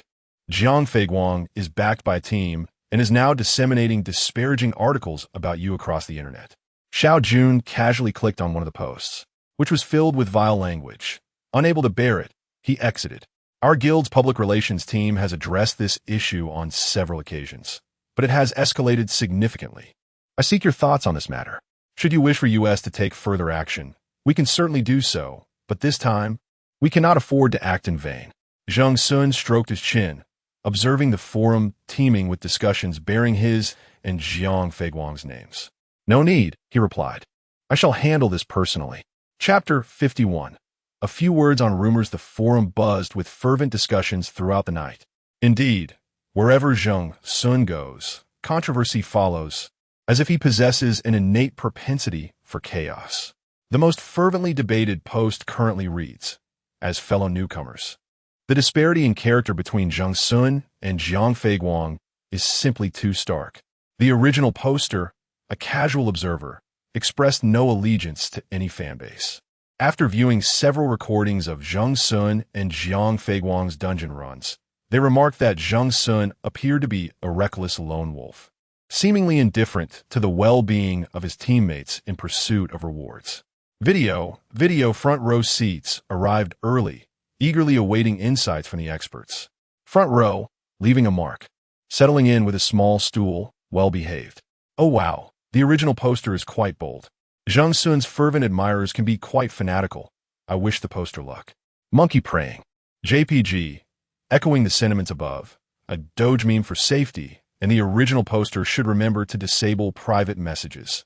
See you on the next account. Is it true? The original poster references the Paradise Dungeon regarding team dynamics, but who doesn't know that Zheng Xun was merely a team journalist for that run? The corpse forest cut? What does that prove? Everyone in the team was too preoccupied to assist one another. Did Su want help anyone? Here they come. The Zheng fans are getting anxious. To the poster above, when discussing Zheng Xun, keep my Su team out of this. I'm taking my leave. Am I the only one concerned about when the forum began resembling a fan club? Fans from the entertainment industry should stay out of the tower community. Objectively speaking, Zheng Xun did save the player surnamed Een during the Paradise run, did he not? How amusing. With millions watching the live stream, he was closest to the situation. Would he dare to let someone die without intervening? You all are quite peculiar. You simultaneously criticize Zheng Xun for not saving others, while claiming his actions were influenced by the audience's gaze. By the way, there is no law mandating players to rescue one another. Even within the same team, one must consider the bigger picture and cannot recklessly sacrifice oneself for another. Thus, Jiang Fei Guang exhibited great loyalty. Previously, in a dungeon run, he voluntarily carried an injured player out. Is Jiang Fei Guang truly not just putting on a show? That player fell as if from thin air. It seemed rather contrived. A renowned expert has even analyzed it frame by frame. Zheng fans, cease your evasion. Your hero saved someone, while if it were our Jiang, it would merely be a performance? In such perilous dungeons, who would risk their life for mere theatrics? I fail to comprehend when character became a criterion for evaluating a player's worth. The White Tower has always upheld the principle that skill speaks for itself and will not grant leniency based on someone's virtue or appearance. Here we go again. The Zheng fans are back with their usual arguments. They demand emotional intelligence, skill, decoding ability, and character, all backed by competence. What else is there? Without skill, what merit is there in your words? Monkey's speechless. The forum's discussions continued to intensify, while at the heart of the controversy. Zheng Xun had just finished showering and lay comfortably on his bed, perusing his phone to see how he was being criticized online. The door swung open, and a disheartened Cheng Jie entered. Oh, back already? MHM. Though Cheng Jie had not faced true public humiliation, his countenance suggested otherwise. How did Vice President Xiao penalize you? 3-month salary and bonuses, and a 2-week ban from dungeon runs. That's lighter than I anticipated. Cheng Jie seemed as if he were conversing with a ghost. Can you articulate something resembling human speech? I find myself in such dire straits. Yet you remain here engrossed in your phone. What can I do? I must see how others are disparaging me. Who is it that insults you? Let me take a look. Cheng Jie suddenly regained his vitality, squeezing himself beside Zheng Xun. Here, take this. I shall go dry my hair. Zheng Xun methodically attended to his own matters. When he emerged from the bathroom, having ruffled his hair, he discovered Cheng Jie lounging at the bedside, engrossed in his phone, fingers tapping furiously on the screen. What are you doing? I'm creating an alternate account to help you insult them. Venting some pent-up rage I have nowhere else to release. Cheng Jie had previously mentioned his youthful indiscretions of hurling insults under various pseudonyms. Judging by the rapidity of his replies and the fervor with which he engaged in verbal sparring, this experience was indeed authentic. The reflexes he honed in gaming proved quite effective in dealing with trolls. Zheng Xun inquired if there were any quick-fix techniques, to which Cheng Jie replied, "What sort of technique is needed? Just go wild." And that is precisely what he was doing on the forum. What did Zheng Xun do to warrant your ire? ISNT, it only just that someone who has exerted effort should receive their due rewards? My goodness, there are still fools who would leave opportunities for others? Is it possible that your little Jiang has suffered a concussion in some dungeon, leading him to be so self-sacrificial? Those of you engaging in moral high ground would do well to visit the 3S dungeon and see if you still have the heart to utter such nonsense as to question why Zheng Xun did not rescue someone. To call you dogs would be an affront to canines. Could it be that Jiang Feiguang, having never bested Zheng Xun in the Blue Tower, is seeking to salvage his reputation by rallying his team for a smear campaign? There is enough wealth to go around. Next time, be sure to include me in your group. To say Zheng Xun lacks strength, what of Jiang Feiguang? Must he possess looks and character, skill and integrity? Strength and virtue? How laughable. One could easily imagine a Jiang fan drowning and still managing to surface with a remark on my brother's good character. It appears that Xiao Fu will penalize him from participating in dungeons, which has indeed inflicted considerable psychological harm upon him. Cheng Jie's ferocious grievances had reached a point that even other Zheng fans could no longer tolerate. Let us engage in rational discussion. Do not tarnish Chui's reputation. Precisely, otherwise the opposing side will claim our Zheng fans lack decorum. I find his elder brother's arguments well-reasoned. Why fear it? Zheng Xun is innocent. Must we endure slander and allow them to besmirch our name? While Cheng Jie continued to reply, Zheng Xun observed for a while. I must admit, compared to you, my own standards could indeed be improved. Well, wait. Are you covertly insulting me? Cheng Jie vented his frustrations with gusto, contentedly setting his phone aside to regard Zheng Xun. Yet, what do you intend to do? Jiang Feiguang's team is currently twisting the truth. Though you may not care much for matters beyond the dungeons, we cannot allow our reputation to be sullied. Zheng Xun took the phone, opened his messaging app, and appeared quite earnest in his communications. Cheng Jie assumed he was summoning reinforcements, but a glance at the chat revealed the glaring name of Su Guan at the top. Desperate measures, indeed. Qing Lan cannot assist you with this. You would be better off seeking aid from us, Ming Quebec. This is not concerning this matter. This may not be a matter of great significance, yet I intend to address it before the next dungeon run. Oh, how do you plan to resolve it? Zheng Xun replied with a mysterious smile. Of course, I shall dispel the rumors. After assigning the task of posting disparaging comments to the team, Jiang Feiguang indulged himself in the aftermath, relishing the sight of Zheng Xun being mercilessly criticized online. As night fell, Zheng Xun remained unresponsive. Jiang Feiguang could hardly believe that his opponent was so unfazed. Perhaps he had already created an alternate account to defend himself. Finding this insufficient, he decided to stoke the flames further. He shared the link to the next dungeon's live stream, recently sent by the team, on his social media account, accompanied by the words, "Regardless of the external turmoil, come to Xiao Zhang's live stream for a moment of tranquility." A simple phrase, yet it wafted with the fragrance of tea, nearly causing Zheng Xun's fans to shatter their phones in outrage. Zheng Xun possessed his personal account, yet he remained silent online. However, offline, before sleep, he had memorized the coordinates of Jiang Feiguang's dungeon post, the blue glow of his phone illuminating his face, casting an eerie shadow upon his smile. The following morning, Jiang Feiguang awoke refreshed and full of energy, making his way to the designated dungeon in Area 806. His team had already prepared a strategy for him, rated A. He needed this dungeon as a transitional step. Unlike Zheng Xun's reckless approach, he was quite mindful of the pacing of the dungeon run.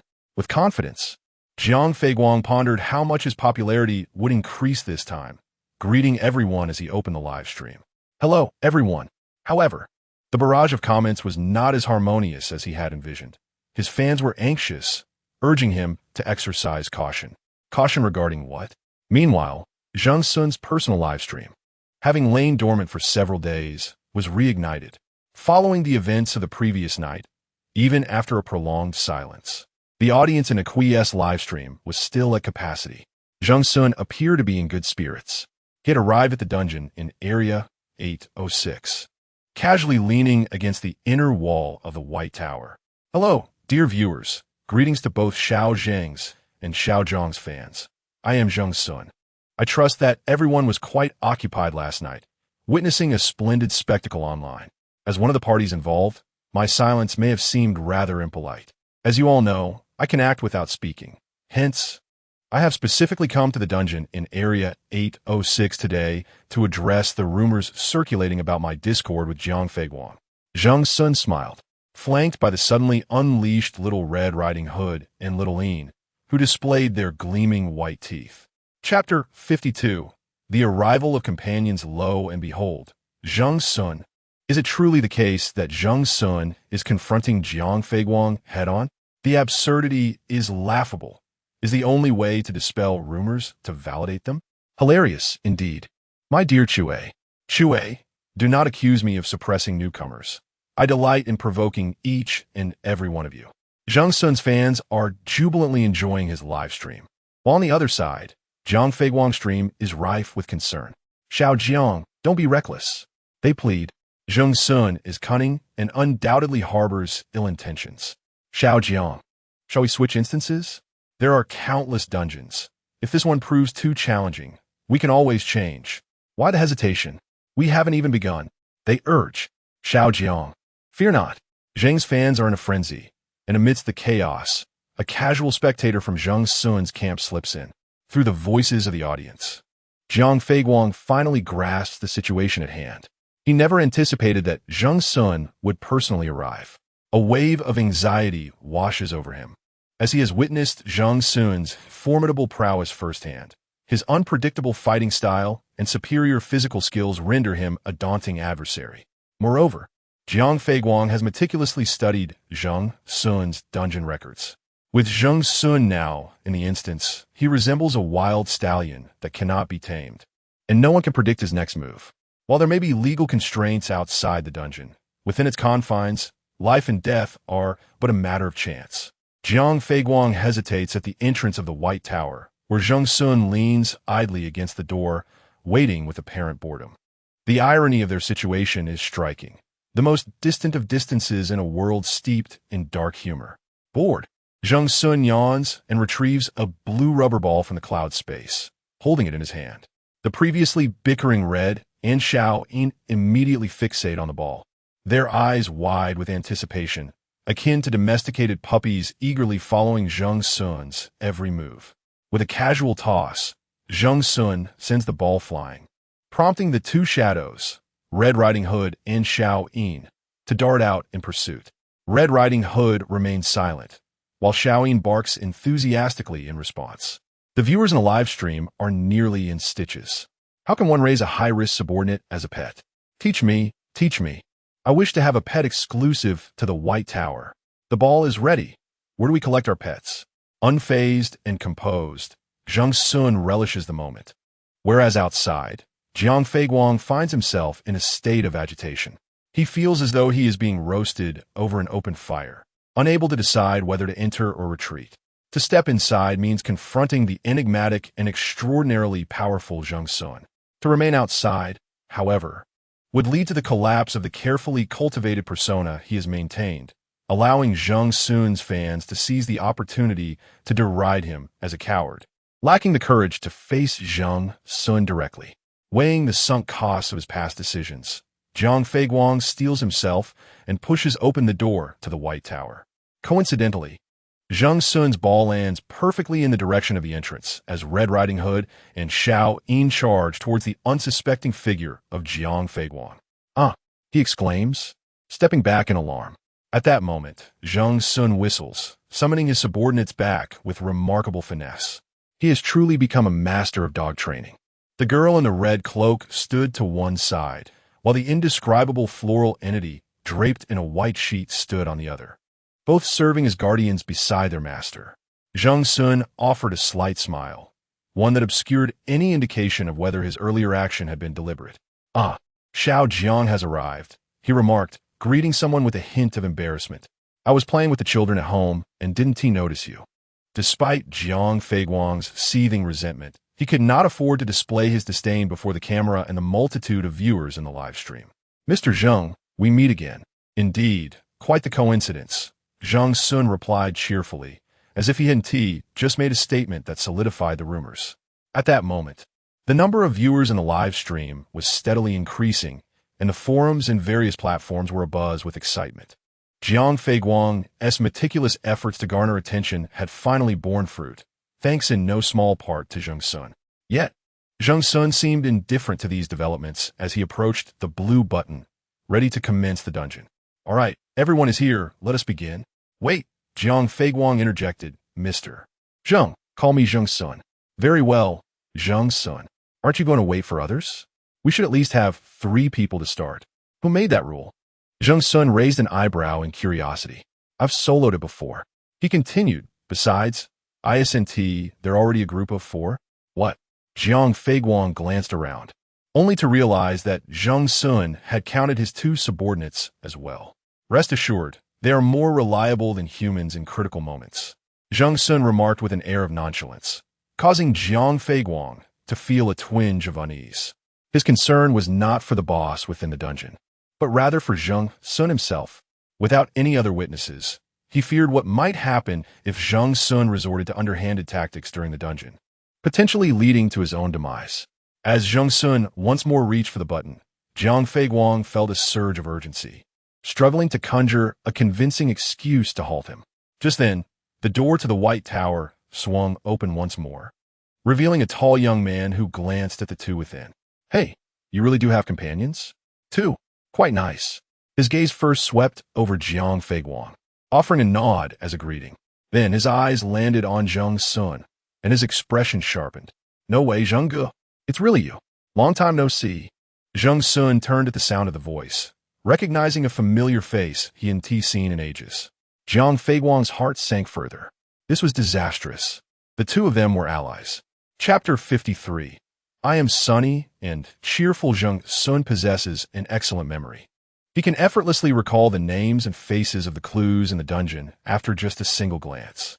While he tends to overlook many occurrences in the world beyond the dungeon, this does not imply he is unable to recognize faces. To claim face blindness would be a blatant falsehood. Moreover, the initial dungeon left a profound impression on him, as it marked his first connection to this world of the White Tower. Naturally, he remembers the faces of the players who accompanied him through that adventure. Thus, when Zhong Yu appeared at the entrance, he immediately recognized who it was, the boy in the hoodie, once dubbed the Crouching Dragon alongside him. After a considerable interval, Zhong Yu's demeanor remained largely unchanged, He was still boisterous and exuberantly friendly. He approached Zheng Xun with enthusiasm. Feng Yi, long time no see. What a coincidence to run into you here. Zheng Xun nodded in acknowledgement. What brings you here? Zheng Yu, ever frank, replied. Aren't you fond of tackling high-difficulty initial dungeons? This one is merely rated A and has been thoroughly dissected online. It should pose no challenge for you at all. Zheng Yu likely did not intend to belittle anyone. Yet his straightforward remarks inadvertently cast a shadow over Jiang Feiguang, standing nearby. No challenge. Not an initial dungeon. The controversy surrounding Jiang Feiguang primarily revolved around these 2 points. Jiang's face noticeably paled. Zheng Xun smiled, initially considering to push away Zheng Yu's hand that rested on his shoulder, but ultimately decided to let it remain. In the absence of difficulty, the greatest challenge often comes from teammates. Haha, the old yin-yang man, you've cracked me up. Chue. Maybe you should say a little less. What if you make our little Jiang brother cry? Truly worthy of my Zheng Xun. Instead of internal strife, why not torment others? Dying of laughter, what's the color of the pot bottom? And what's the color of Jiang Feiguang's face? Zheng Yu, devoid of guile, thumped his chest in assurance. Don't worry, brother. Although I'm not skilled at anything, I won't be a nuisance to you. Why am I suddenly feeling inexplicably blocked? The two of them engaged in light-hearted banter, leaving Jiang Feiguang awkwardly sidelined. Thus, he took the initiative to speak.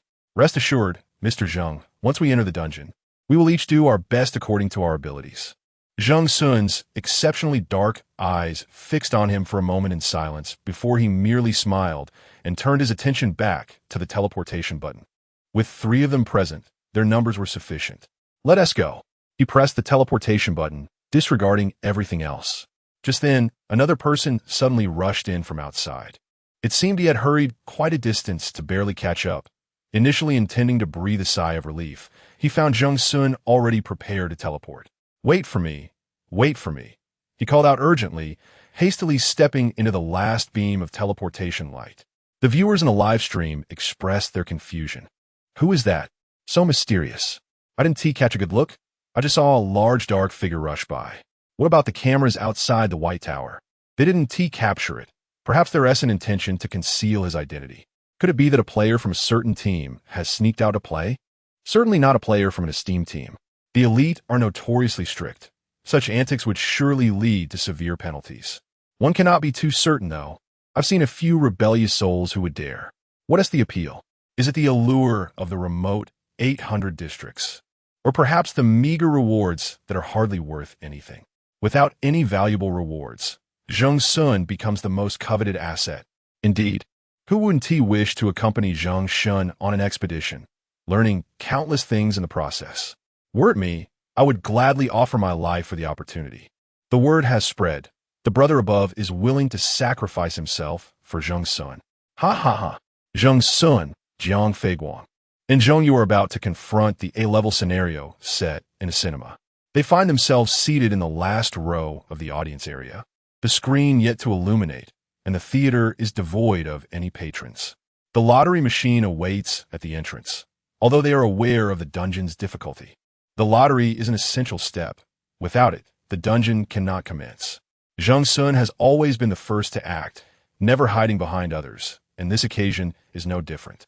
Without any suspense, he steps forward, only to find his foot landing on something soft. With a startled exclamation, the trio looks down to see a man sprawled beside Zheng Xun, barely alive. Typically, the dungeon is initiated once all players are prepared, as the teleportation times vary across different towers. Forcing entry into a dungeon without adequate mental and physical preparation can lead to dizziness, nausea, and tinnitus, with symptoms varying in intensity among individuals. The unfortunate soul lying before them likely belongs to the more sensitive group, though Zheng Xun's foot barely grazed him. It inflicted considerable discomfort. After a lengthy bout of coughing, the man managed to rise, and Zheng Xun noted his resemblance to the character from his previous experience in the Blue Tower. Adorned with a black cap, a mask obscuring his face, and exaggerated sunglasses perched on his nose, his attire was a kaleidoscope of black, so dark it seemed to have come from his grandmother's abode. Zheng Xun frowned. Perhaps he could opt for a green top next time. It truly looks peculiar. The man in black mused that with such a lackluster sense of aesthetics, Zheng Xun had no right to critique others. He had disguised himself from head to toe, possibly a core member of a formidable team here to play, or perhaps to gauge Zheng Xun's prowess. The other two were merely astonished by the sudden appearance of this fourth player, without any further commentary. Jiang Feiguang felt relieved to finally encounter a normal individual, by his definition, one not affiliated with Zheng Xun. Zheng Yu, however, furrowed his brow, sensing something amiss. It wasn't he until he caught a glimpse of the tattoo, resembling bird wings, peeking from the man's wrist as he bent to tie his shoelaces that he could not suppress his exclamation. He Yuxing, almost called by name, jolted at the sound, abandoning his shoelaces and inadvertently stepping on Zheng Yu's foot in retaliation. Zheng Yu winced, the latter part of his name swallowed by the outburst. Zheng Xun glanced at the two, but chose to ignore them, proceeding towards the lottery machine. He Yuxing stood in the shadows, gripping Zheng Yu's neck tightly. His teeth clenched as he said, "Don't speak carelessly. I am here on a mission." Zheng Yu perked up his ears. What mission? He Yuxing cast a fleeting glance at Zheng Xun's silhouette. Are you here to chase stars? Do you also admire Lord Zheng? He Yuxing could not restrain himself and kicked him again. I am here to gather intelligence on the enemy. Zheng Yu shook his head, disapproving. Liking Lord Zheng is akin to cherishing something shameful. Every man loves it, yet none can openly discuss it. How is it that you can simultaneously belittle him and insult me? Talent, pure talent, my brother, spare me the flattery. Today is quite lively. In this small venue, we have the illustrious He Yuxing, the most promising newcomer Zheng Xun, the controversial Jiang Feiguang, and the sunny and cheerful classmate Zheng. At this moment, Zheng Xun had completed his draw. The sound of an old projector crackled, and the big screen displayed a countdown. 3, 2, 1. With a sharp clap, everything around them dimmed, leaving only the screen illuminated, displaying a black and white image. They squinted to discern what the film was portraying, while the characters on the screen also squinted, peering out at them, assessing those beyond the lens. They were astonishingly in sync with the film. Chapter 54. How many scenes are there? Wow, the players are actually in the movie. What? It can be played like this? What's so surprising about it? The cinema strategies were previously dissected on forums, weren't they? This is just the beginning. The latter part is even more thrilling. No spoilers. Please consider the new players. Let's avoid spoilers. Isn't there a code of conduct in a live stream? Just watch how Zheng performs. With him around, there will be no issues. The cinema instance is rated A, presenting a relatively high difficulty, though not as terrifying as S. Its fame stems not only from the inherent dangers, but also from its remarkable entertainment value. According to players who have shared strategies online, the scenes in the cinema instance are limited, numbering only 2 or 3. The debate lies in whether there are indeed 2 or 3. This matter sparked considerable discussion online, initiated by a seasoned player who posted a thread titled, "Just Survived an A-rated cinema instance. Feel free to ask." At that time, the cinema instance was not widely known, and users were intrigued by how the thread's author managed to survive.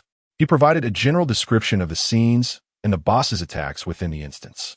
Initially, the comments were quite normal, but as the discussion reached about 30 replies, an unexpected comment emerged. The author is definitely exaggerating. Aren't there 3 scenes in the cinema instance? A 3D hall, a 2D hall, and a VIP hall. This ignited a heated debate. 1/3 of the participants sided with the author, another third supported the mysterious commenter, while the remaining third sat back to observe the spectacle. The author responded to this comment. Without a replay, there is no truth. Do you have any footage to present? He then shared a segment of his instance replay. After about half an hour, the skeptic reappeared, first posting a video and then responding. My computer lagged terribly, so this is what came out. Now what can you say? The viewers clicked on the 3-minute video, revealing, indeed, a previously unseen sign indicating the VIP hall glaring before them.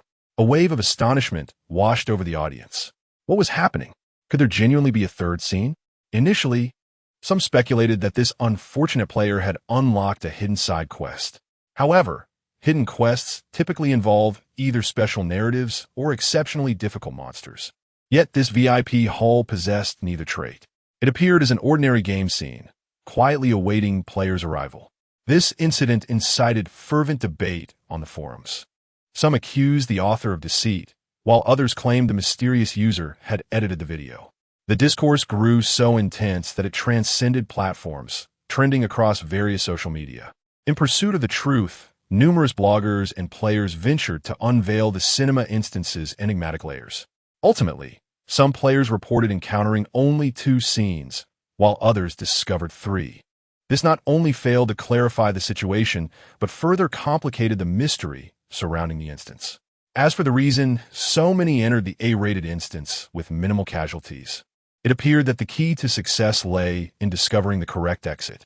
If not found within a certain time frame, one will be expelled from the dungeon. Players remain oblivious to the exact moment and manner in which they are transported back to the real world. The cinema-themed dungeon has grown increasingly sinister, sparking much speculation. Yet no one has managed to clear it. It can only be said that Zheng Feiguang's team is perfectly suited to uncover this dungeon, as it generates considerable discussion without posing significant danger. Even if they fail to clear it, it merely adds an air of mystery to the cinema-themed experience. Moreover, every member of Zheng Feiguang's team earns their salary well, as they have already begun to stir excitement in Zheng Xun's livestream. Although the cinema-themed dungeon is quite complex, I'm sure Zheng Xun will manage just fine. If Zheng Xun cannot solve this dungeon, then it must truly be unsolvable. Others stand no chance. Indeed, Zheng Xun is so formidable. He will undoubtedly succeed. Initially, the fans in Zheng Xun's live stream echoed these sentiments, praising him enthusiastically. However, it did not take long for some seasoned viewers to sense something amiss. Brothers, don't be led astray. ISNT this just flattering air chue? Wow, this is a coordinated script. Where do these bots come from? Everyone, don't fall into their trap. I noticed this earlier, but hesitated to speak up. It's truly infuriating. This must be Zheng Feiguang's team pulling strings. The end of the universe is Zheng Feiguang, right? I say, you fans of Sun mustn't go overboard. Can everything be blamed on him? What is this strange entity infiltrating? Mods, please ban them immediately. It's such bad luck. The comments erupted into chaos, a battlefield of fans versus critics. Zheng Xun's moderators, borrowed from the association, were now numb from silencing the barrage of comments. Fortunately, Zheng Xun refrained from hiring a public relations team. Otherwise, with his tendency to stir trouble, he would likely find himself blacklisted within the industry. As Zheng Xun entered the dungeon, he preferred not to watch the live stream or concern himself with the camera's location unless necessary. Zhong Yu, being a complete novice, followed his only brother cluelessly, indifferent to fans and the live stream. Zheng Feiguang was attentive to such matters and placed great importance on managing them. Yet, his immediate adversary stood before him, and merely being cautious of the opponent was already exhausting him. As for He Yuxing, the team's manager would invest generously in hiring a professional operations team to cultivate their players' personas, even patiently instructing them on how to increase their fan base and engage with fans. In this increasingly commercialized environment, it has become a requisite for every star player, with the only difference being how each individual perceives and embraces this endeavor. He Yuxing is the type of ace player who maintains a close rapport with fans, devoid of pretentiousness or aloofness. The mobile cameras within the dungeon shift with the change of scenes. The exterior typically showcases crows, while the interior transforms into a floating orb of light. He Yuxing noticed the camera and instinctively wanted to greet his fans. However, he suddenly recalled his garish ensemble and restrained himself. No. What if the captain and vice captain discover that he is not training and has come to this remote area to obtain another A-level certification? If he happens to be caught on camera, the media and the opposing guild will seize the opportunity to sensationalize the incident. It would be a disgraceful spectacle, akin to hanging him upside down in the hall as punishment. The mere thought of it sends shivers down his spine. He shuddered, tightening his grip on the mask, wishing to envelop his entire head within it. Zheng Feiguang and He Yuxing had different thoughts, while Zhong Yu belonged to the straightforward and cheerful faction. The only one truly concerned about how to navigate the challenges was Zheng Xun. Zheng Xun observed them on the screen for a while, and the figure on the screen mirrored his observations. He changed his movements several times, raising his hand, standing on tiptoe, and swinging his arms, with the figure on the screen following suit. Zheng Xun slowly lowered his arms. He suddenly voiced his confusion, drawing the attention of others towards him. What is the matter? Chapter 55. A peculiar request. As Zheng Xun spoke, the other three turned their gazes toward him, curious about his newfound discovery. Zhong Yu leaned in closely. However, Zheng Xun was not focused on the illuminated screen, but rather turned his head backward. The texture here was unlike that of a wall. With a flick of his wrist, he activated his flashlight, directing the beam of stark white light onto the wall behind him. Everyone's attention followed the white glow of the flashlight. To their astonishment, the so-called wall was, in fact, another white screen. Goodness, can movies be played there as well? No wonder many say that entering the cinema feels akin to navigating a labyrinth. Could it be that all the surrounding walls are screens? That clarifies the debate online about the 2 or 3 scenes. I doubt it's that simple. Just illuminating one screen is already disorienting. If all 4 sides lit up, wouldn't we be utterly lost? Is it possible that no one noticed the walls were screens before? The main reason is that when the instance commenced, shadows identical to ourselves appeared on the screens, leaving anyone shocked. While the discussion in the bullet screen area thrived, the hearts of the trio within the instance grew cold. Their greatest concern was the changes that would arise once the screens illuminated. Zheng Xun, at the forefront of the group, exhibited little surprise. To him, this place, rife with absurdity, was far less thrilling than the S-rated instances he had encountered previously. The essence of the instance hinged upon 2 elements, puzzles and bosses. Even in forums rife with debates over dumpling recipes, these 2 points would elicit no dissent. The distinction between instances lay solely in the intensity of the bosses, the complexity of the puzzles, and whether the focus was on solving enigmas or confronting adversaries. If one were to inquire about Zheng Xun's preference, he would profess a fondness for instances centered around formidable bosses. After all, a boss could be vanquished with brute force, whereas being stymied by a puzzle was truly ruthless. It was difficult not to reminisce about experiences of grinding through hidden side quests to the point of exhaustion. Zheng Xun adjusted the flashlight, allowing the beam to sway and shift. The screen loomed high, reaching nearly to the ceiling, while its base touched the floor. He pivoted halfway to examine the other 2 walls. Indeed, they too were white projection screens. Regarding this cinema instance, Zheng Xun had perused highly rated strategies on forums the night before, conducting 4 or 5 simulations. Frankly, he had completed it on his first attempt, a speed that astonished him. Initially, he had not anticipated achieving anything significant on his first try. After all, he was merely testing the waters, seeking to familiarize himself with the environment. Upon entering the instance, he held his hammer firmly, and a replica of himself appeared on the screen. At first, he was taken aback, but soon enough, it felt rather mundane. As Zheng Xun advanced, so too did his shadow. He pushed open the door marked as a safe passage, and his shadow mirrored the action.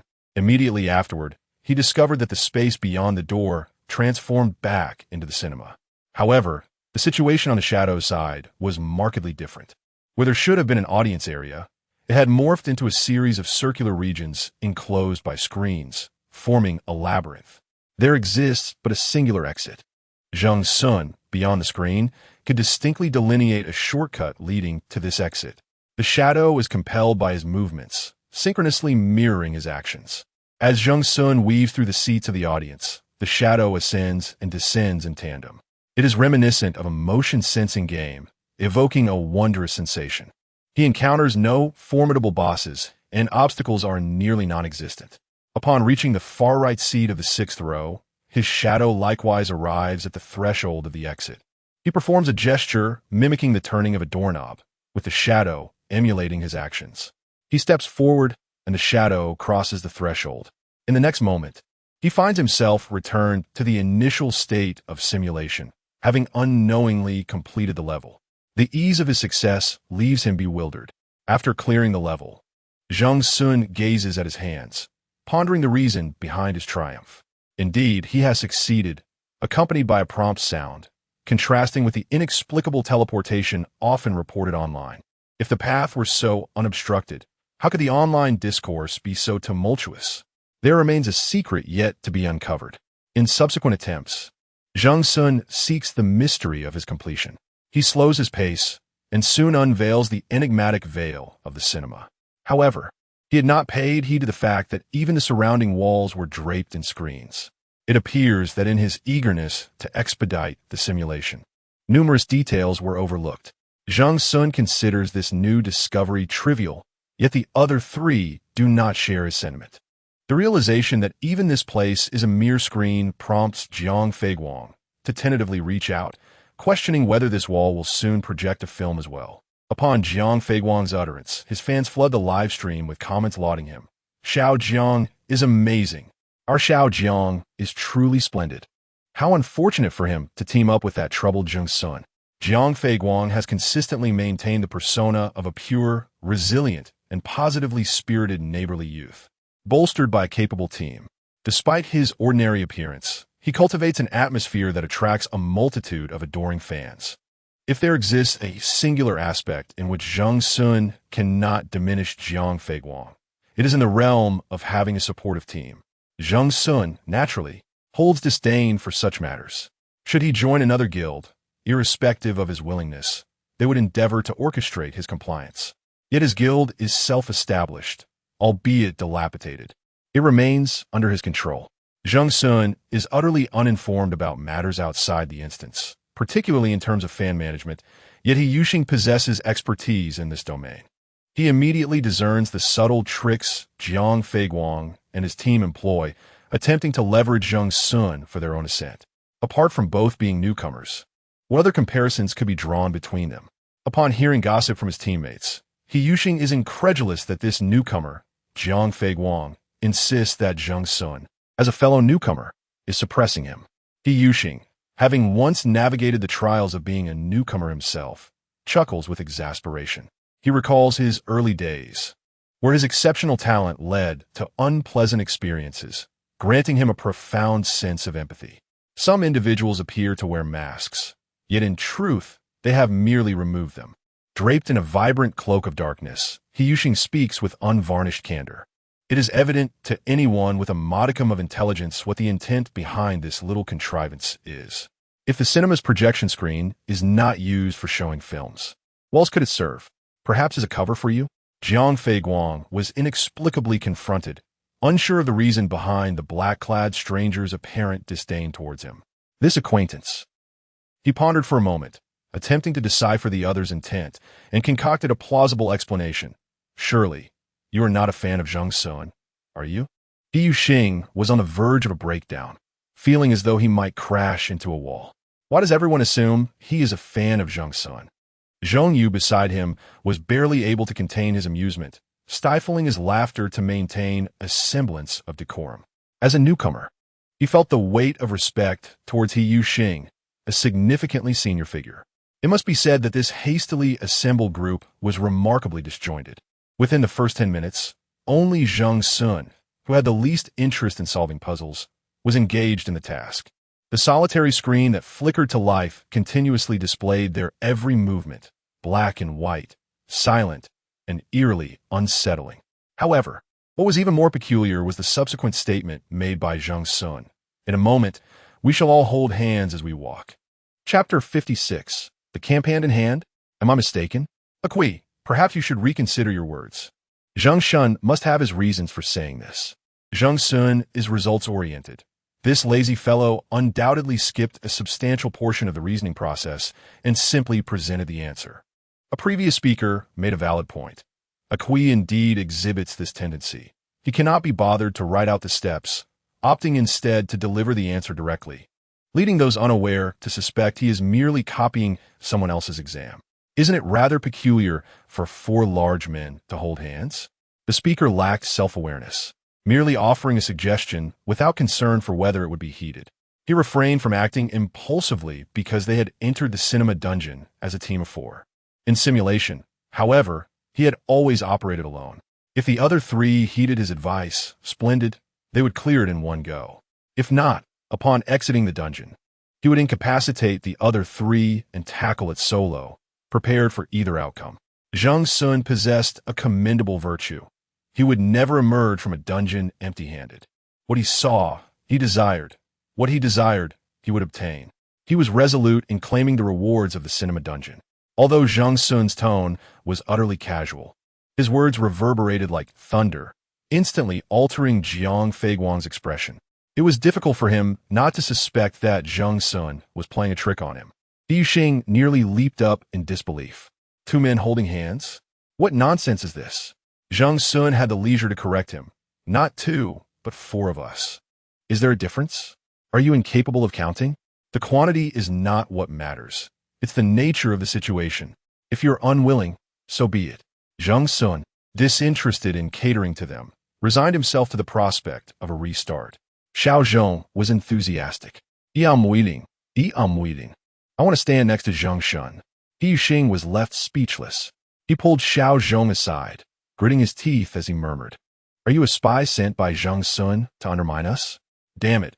Our guild has invested so much in training a traitor. Zhong, you felt wronged. I wanted to join the team, but I couldn't find a recruitment website. My resume couldn't be submitted." Yu Xing was at a loss for words. In the end, among the three remaining, only Zhong Yu firmly sided with Zheng Xun, while the other two remained awkwardly hesitant. Zheng Xun sighed. "Xiao Zhong, let it go. Your cooperation is of no use." "My apologies," Zhong Yu said, embodying the earnestness of a naive student in the face of adversity. "What are you apologizing for?" Zheng Xun patiently instructed him on the ways of the world. Do not reflect on oneself, but rather torment others. Xiao Zhong nodded vigorously. "Brother, I have learned." Yu Xing was nearly rendered speechless by the absurdity.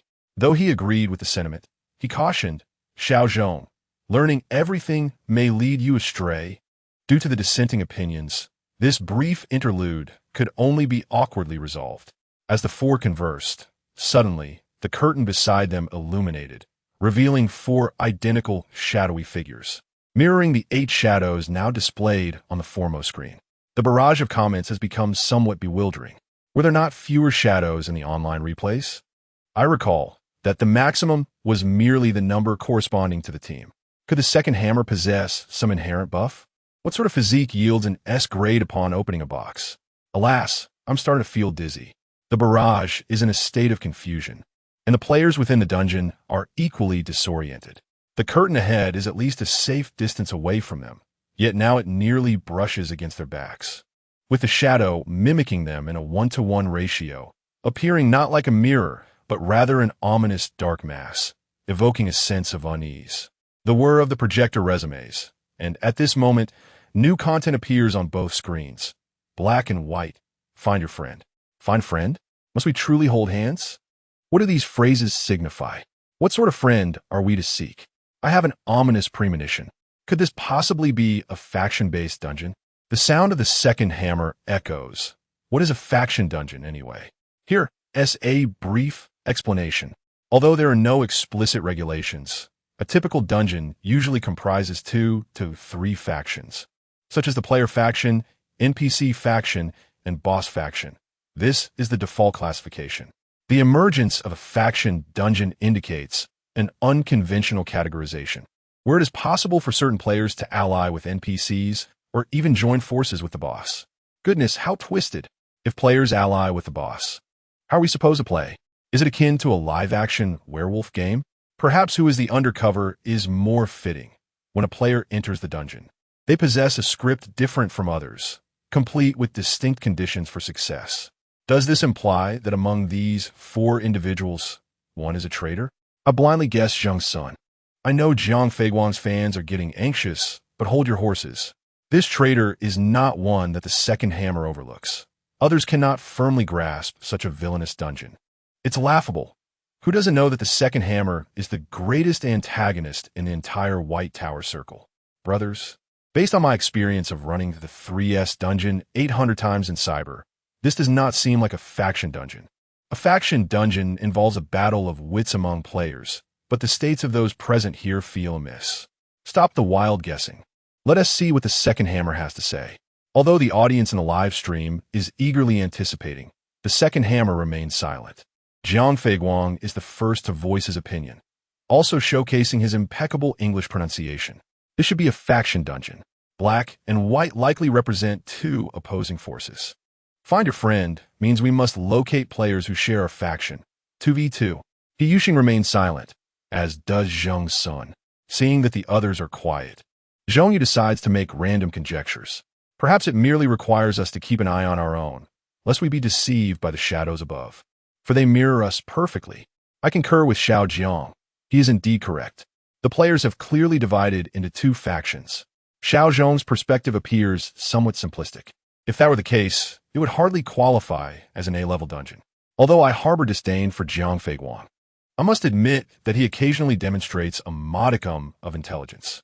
The preceding remarks were rather harsh. Our Xiao Jiang is undeniably astute. In response to Zhong Yu's conjecture, He Yuxing remained silent, yet he heard Zheng Xun emit a chuckle. It was not a derisive sneer, but rather a satisfied laugh, as if to say that among these three fools, one could still be deemed clever. He Yuxing found himself incensed by his own assumptions. How could this be? Was he truly less astute than Xiao Zhong, that innocent and naive university student? Throughout the discussion, Zheng Xun had refrained from speaking. While initially indifferent, he subsequently devised an alternative strategy to achieve victory. Though he could not ensure the survival of others, he could guarantee success. Before everyone, he revealed his hammer. Chapter 57. It is you I target, what on earth? Why has Akui suddenly revealed his true form? What does it mean to unveil Erchui's essence? This is utterly hilarious. Why has Akui brought out that manly tears hammer? What a bizarre name. It's the kind of hammer that would make any man weep upon seeing it. The delightful pink, inflatable hammer that squeaks. Please, do not mock me with such a ridiculous name. Could there be a combat round? Yet, in all the strategies discussed on the forum, there was no mention of any combat required. Do not even mention combat rounds. I feel as if I have not encountered either of those creatures at all. What do you mean there are no monsters? Are not those on the screen all monsters? Those lack any combat capability, and besides, has anyone ever seen them emerge from the screen? The comments section was ablaze with discussion, although some were simply stirring the pot. A portion of the audience spoke the truth. Indeed, no one had discovered any trace of monsters in the Cinema S storyline. This in itself is peculiar. How can there be no monsters in an A-level game? It is improbable that mere puzzles could earn such a high rating. Yet, this is the reality. Reviewing all cinema gameplay, no player had encountered any monsters. They merely found themselves inexplicably transported outside the dungeon, unable to pass through. Upon witnessing Zheng Xun brandishing his hammer, the expressions of the others varied. Zhong Yu was the first to react. Seeing Zheng Xun draw his weapon, he too retrieved his own, a grand long spear. Jiang Feiguang was bewildered, but, given that Zheng Xun had revealed his weapon, he felt compelled to extract his own for self-defense. Jiang Feiguang wielded a long sickle, adorned with numerous ostentatious decorations, clearly prioritizing aesthetics over functionality. The remaining He Yuxing brought nothing at all. Wasn't it obvious? If he displayed his signature weapon, it would be akin to brandishing a loudspeaker and shouting, "The illustrious He Yuxing is here for the next A-level dungeon." How could the noble and aloof He Yuxing stoop to such a non-initial dungeon without an S rank? It would be utterly humiliating. Zheng Xun paid no heed to the internal calculations of the others. He focused solely on his path. Since you all refuse to hold hands, I shall venture forth alone, he thought, eager to hasten the process. There lies a safety exit. Let us investigate that first. Zheng Xun pointed towards the glowing green sign. Jiang Feiguang was the first to express dissent. It appeared very much like a trap. Based on past experiences, such scenarios usually ensnared players, potentially leading to total annihilation.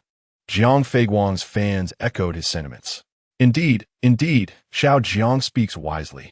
What a blatant trap. Zheng Xun must have relied on others to clear dungeons before. Fear not the dungeon's difficulty, but the foolishness of teammates. I'm starting to worry about Xiao Jiang. Jiang Feiguang's skepticism elicited a mere shrug from Zheng Xun. You may stay. I shall proceed there. You. Jiang Feiguang was utterly taken aback. Zheng Xun didn't even bother to engage in a debate. Zheng Xun was indifferent, stepping forward towards the safety exit. As a steadfast follower of the Zheng faction, Xiao Zhong naturally chose to accompany Zheng Xun. However, Jiang Feiguang was taken aback to discover that the enigmatic figure clad in black, concealing their identity, also followed Zheng Xun's lead in departing.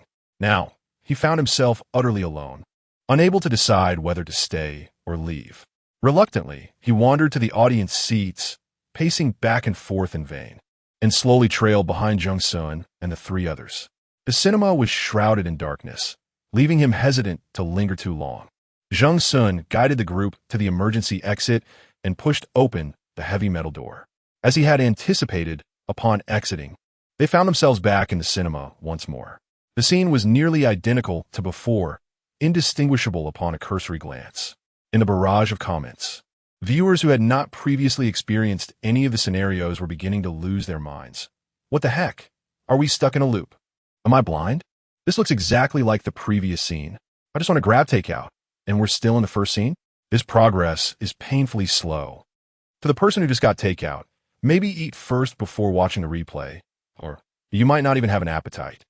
Can you believe someone didn't do their homework? One of the defining features of this cinema is its cyclical nature. So what if I didn't do my homework? Not everyone has the time to watch every video replay. What is all the fuss about? I honestly don't understand. Aren't there just two people arguing? Can you not follow the order of the comments? Can't you just be quiet and watch? Oh, look at you, acting all high and mighty. Wherever there are people, there will be disputes, especially in scenarios featuring Zheng Xun, where the crowd is particularly dense. As the comments erupted once more, Zheng Xun gazed at the same room and sighed deeply. This was not how it was meant to be. He muttered softly, his words caught by the attentive fans. Please stop the noise. Zheng Xun is trying to gather his thoughts. What do you mean it shouldn't be this way? Is there something amiss? Wait, really? This was originally marked as a 2D theater, but now it's transformed into 3D. Is there even a difference? The shadows on the screen haven't moved at all. Just watch Zheng Xun. You must have thought of something. Zheng Xun's words piqued the interest of the other three. Zheng Yu, still innocently curious, voiced her question. Brother, what do you mean by that? The black-clad figure remained silent, observing Zheng Xun and meticulously capturing his micro-expressions. Zheng Xun could only feel a sense of helplessness. Originally, he had no intention of proceeding this way, as it was too jarring, although he assured himself of its safety. Zheng Yu, anxious, implored, Brother, please don't keep us in suspense. Just tell us what you have in mind. We can lend our strength to assist you. Jiang Feiguang seized the moment to add, Yes, Zhengge. If there are any difficulties, just let us know. We will do our utmost to cooperate. Zheng Yu's heartfelt words elicited no immediate response from Zheng Xun. However, when Jiang Feiguang spoke, Zheng Xun's eyes suddenly sparkled with realization. This is what you said. Jiang Feiguang hesitated, uncertain of how to react. It was only when Zheng Xun approached him, wielding an inflatable hammer with fervent determination in his eyes, that Jiang Feiguang comprehended the intent behind his actions. You cannot. Jiang Feiguang retreated 2 steps, but Zheng Xun advanced, and the hammer in his hand came crashing down with a resounding force. Chapter 58. Silhouette. When Zheng Xun brought down that hammer, no one realized what had transpired. Even the well-informed He Yuxing and the carefree Zheng Yu were left in stunned silence. Brother Zheng, oh my goodness, Zheng Xun. The two rushed forward to intervene, fearing that Zheng Xun had suddenly succumbed to madness and committed an impulsive act, though he had a long-standing enmity with Jiang Feiguang. This was in full view of the public. There were countless cameras capturing the moment. If he wished to confront someone, it should have been done in private. The audience in the live stream was equally bewildered. They were aware of Zheng Xun's notorious volatility, yet they never anticipated such a display of insanity. While there might have been personal grievances, surely it could not warrant taking another's life. Although they could not see, the barrage of comments urged Zheng Xun to regain his composure. Don't act rashly. Hammer 2. Hammer 2. If you seek revenge, do it discreetly. I've exited the live stream. Now Zheng Xun's hammer won't fall. Jiang Feiguang's live stream was in complete disarray. Why is no one intervening? My little Jiang, why is Zheng Xun, this lunatic, allowed to proceed? What is the governing body even doing?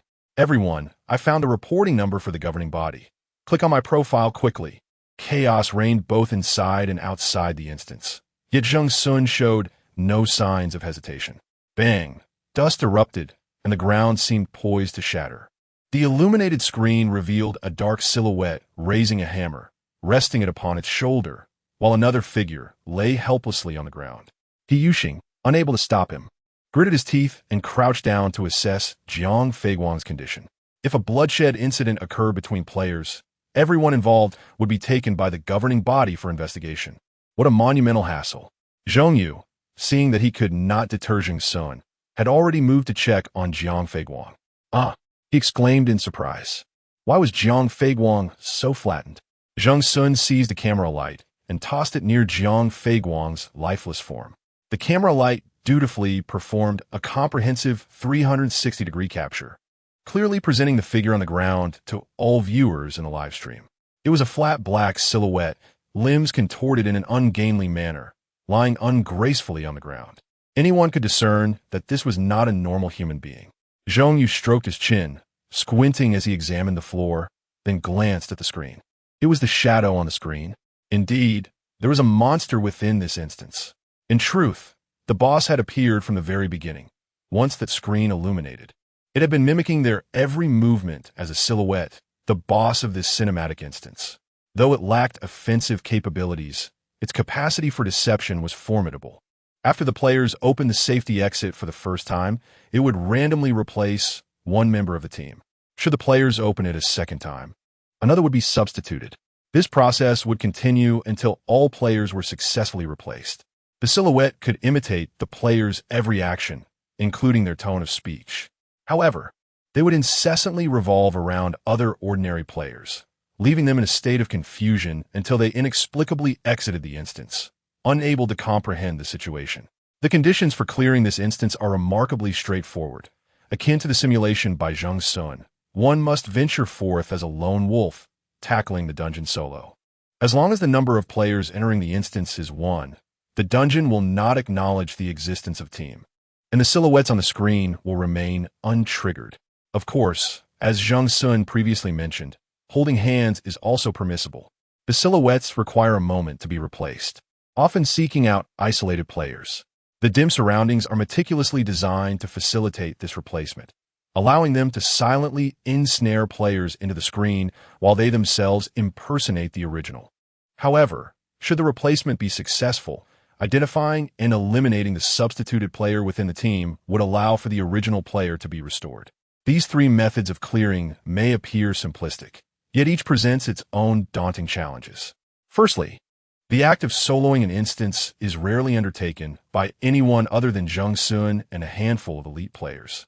Even the star players of a team would seldom attempt to solo a dungeon unless absolutely necessary. The White Tower instance is ever-changing, its patterns too elusive for anyone to fully decipher. Each ace is a product of substantial investment by the guild, a key asset that cannot be sacrificed for such reckless behavior. Secondly, the notion of holding hands among a group of grown men is, at first glance, quite difficult to embrace.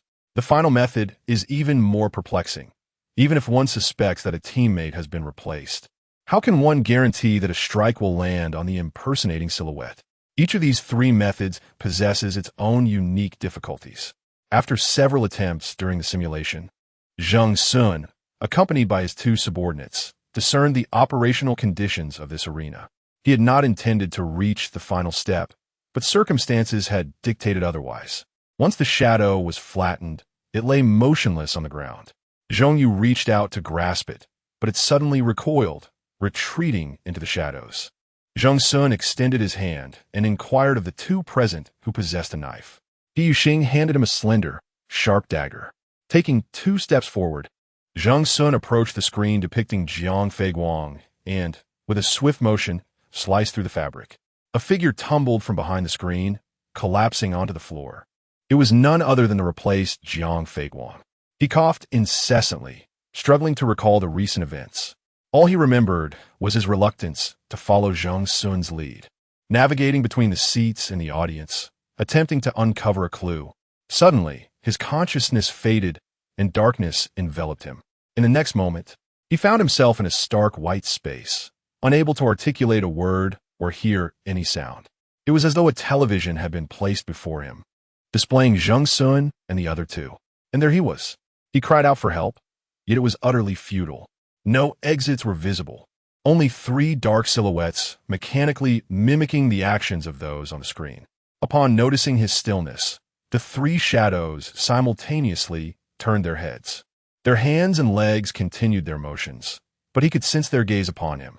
A cold sweat cascaded down Zhang Feiguang's back. He had thought that he would be trapped here for eternity, when suddenly, Zheng Xun turned around and struck at his silhouette with a hammer. Meanwhile, Zhang Feiguang, ensnared within the curtain, was likewise struck by Zheng Xun's silhouette and fell unconscious. Upon reopening his eyes, he found himself in the outside world. He gasped for breath, lifting his gaze towards the other three. Zheng Yu kindly offered him support, while the mysterious figure, shrouded and obscured, revealed no discernible expression. Zheng Xun stood with his back to him, the weapon in his hand having vanished, positioned beside the exit with a calm demeanor, remarking, "Now do you understand why I insisted you hold hands?" Chapter 59. The Dark One. Reluctantly, the four individuals ultimately ventured forth together. The act of holding hands felt rather awkward, prompting Zheng Xun to suggest that they instead grasp each other's weapons. Leading the procession, Zheng Xun tucked his hands behind his back, holding the head of an inflatable hammer, while Zheng Yu held the other end. Following them were He Yuxing and Zhang Feiguang. In that order, Zheng Yu, filled with curiosity, inquired, "Brother, is this hammer quite light for you to carry regularly?" "It's inflatable," Zheng Xun replied. "Oh, so do you need to remove the air plug to inflate it before use?" "Not at all." The ensuing journey proved to be quite smooth. They arrived at the maze Zheng Xun had previously encountered during a simulation, maneuvering laboriously between the audience seats before finally reaching the safety exit once more. The recurrent appearance of the green passage sign was indeed disconcerting. When the success notification chimed, the other three exhaled in relief, with the exception of Zheng Xun. The barrage of comments also reflected their collective ease. Finally made out, these cyclical dungeons are utterly vexatious. That second hammer nearly frightened me to death. When he struck Zhang Feiguang, I was contemplating which establishment to deliver his meals to. But how did the second hammer recognize that Zhang Feiguang had changed? He shouldn't be familiar with Zhang Feiguang. Zheng Xun has his own methods. Matters of the divine are best left to him. Quick, look. The rewards are being revealed. This time, the completion rewards were shared among all, and unexpectedly, Zheng Xun's gift box turned out to be the smallest of them all, scarcely the size of 2 feet placed together. Zheng Yu, impatient as ever, tore open the gift box, and a yellow skill card tumbled out. An enhancement card? What is this? Zheng Yu flipped it over to examine its contents.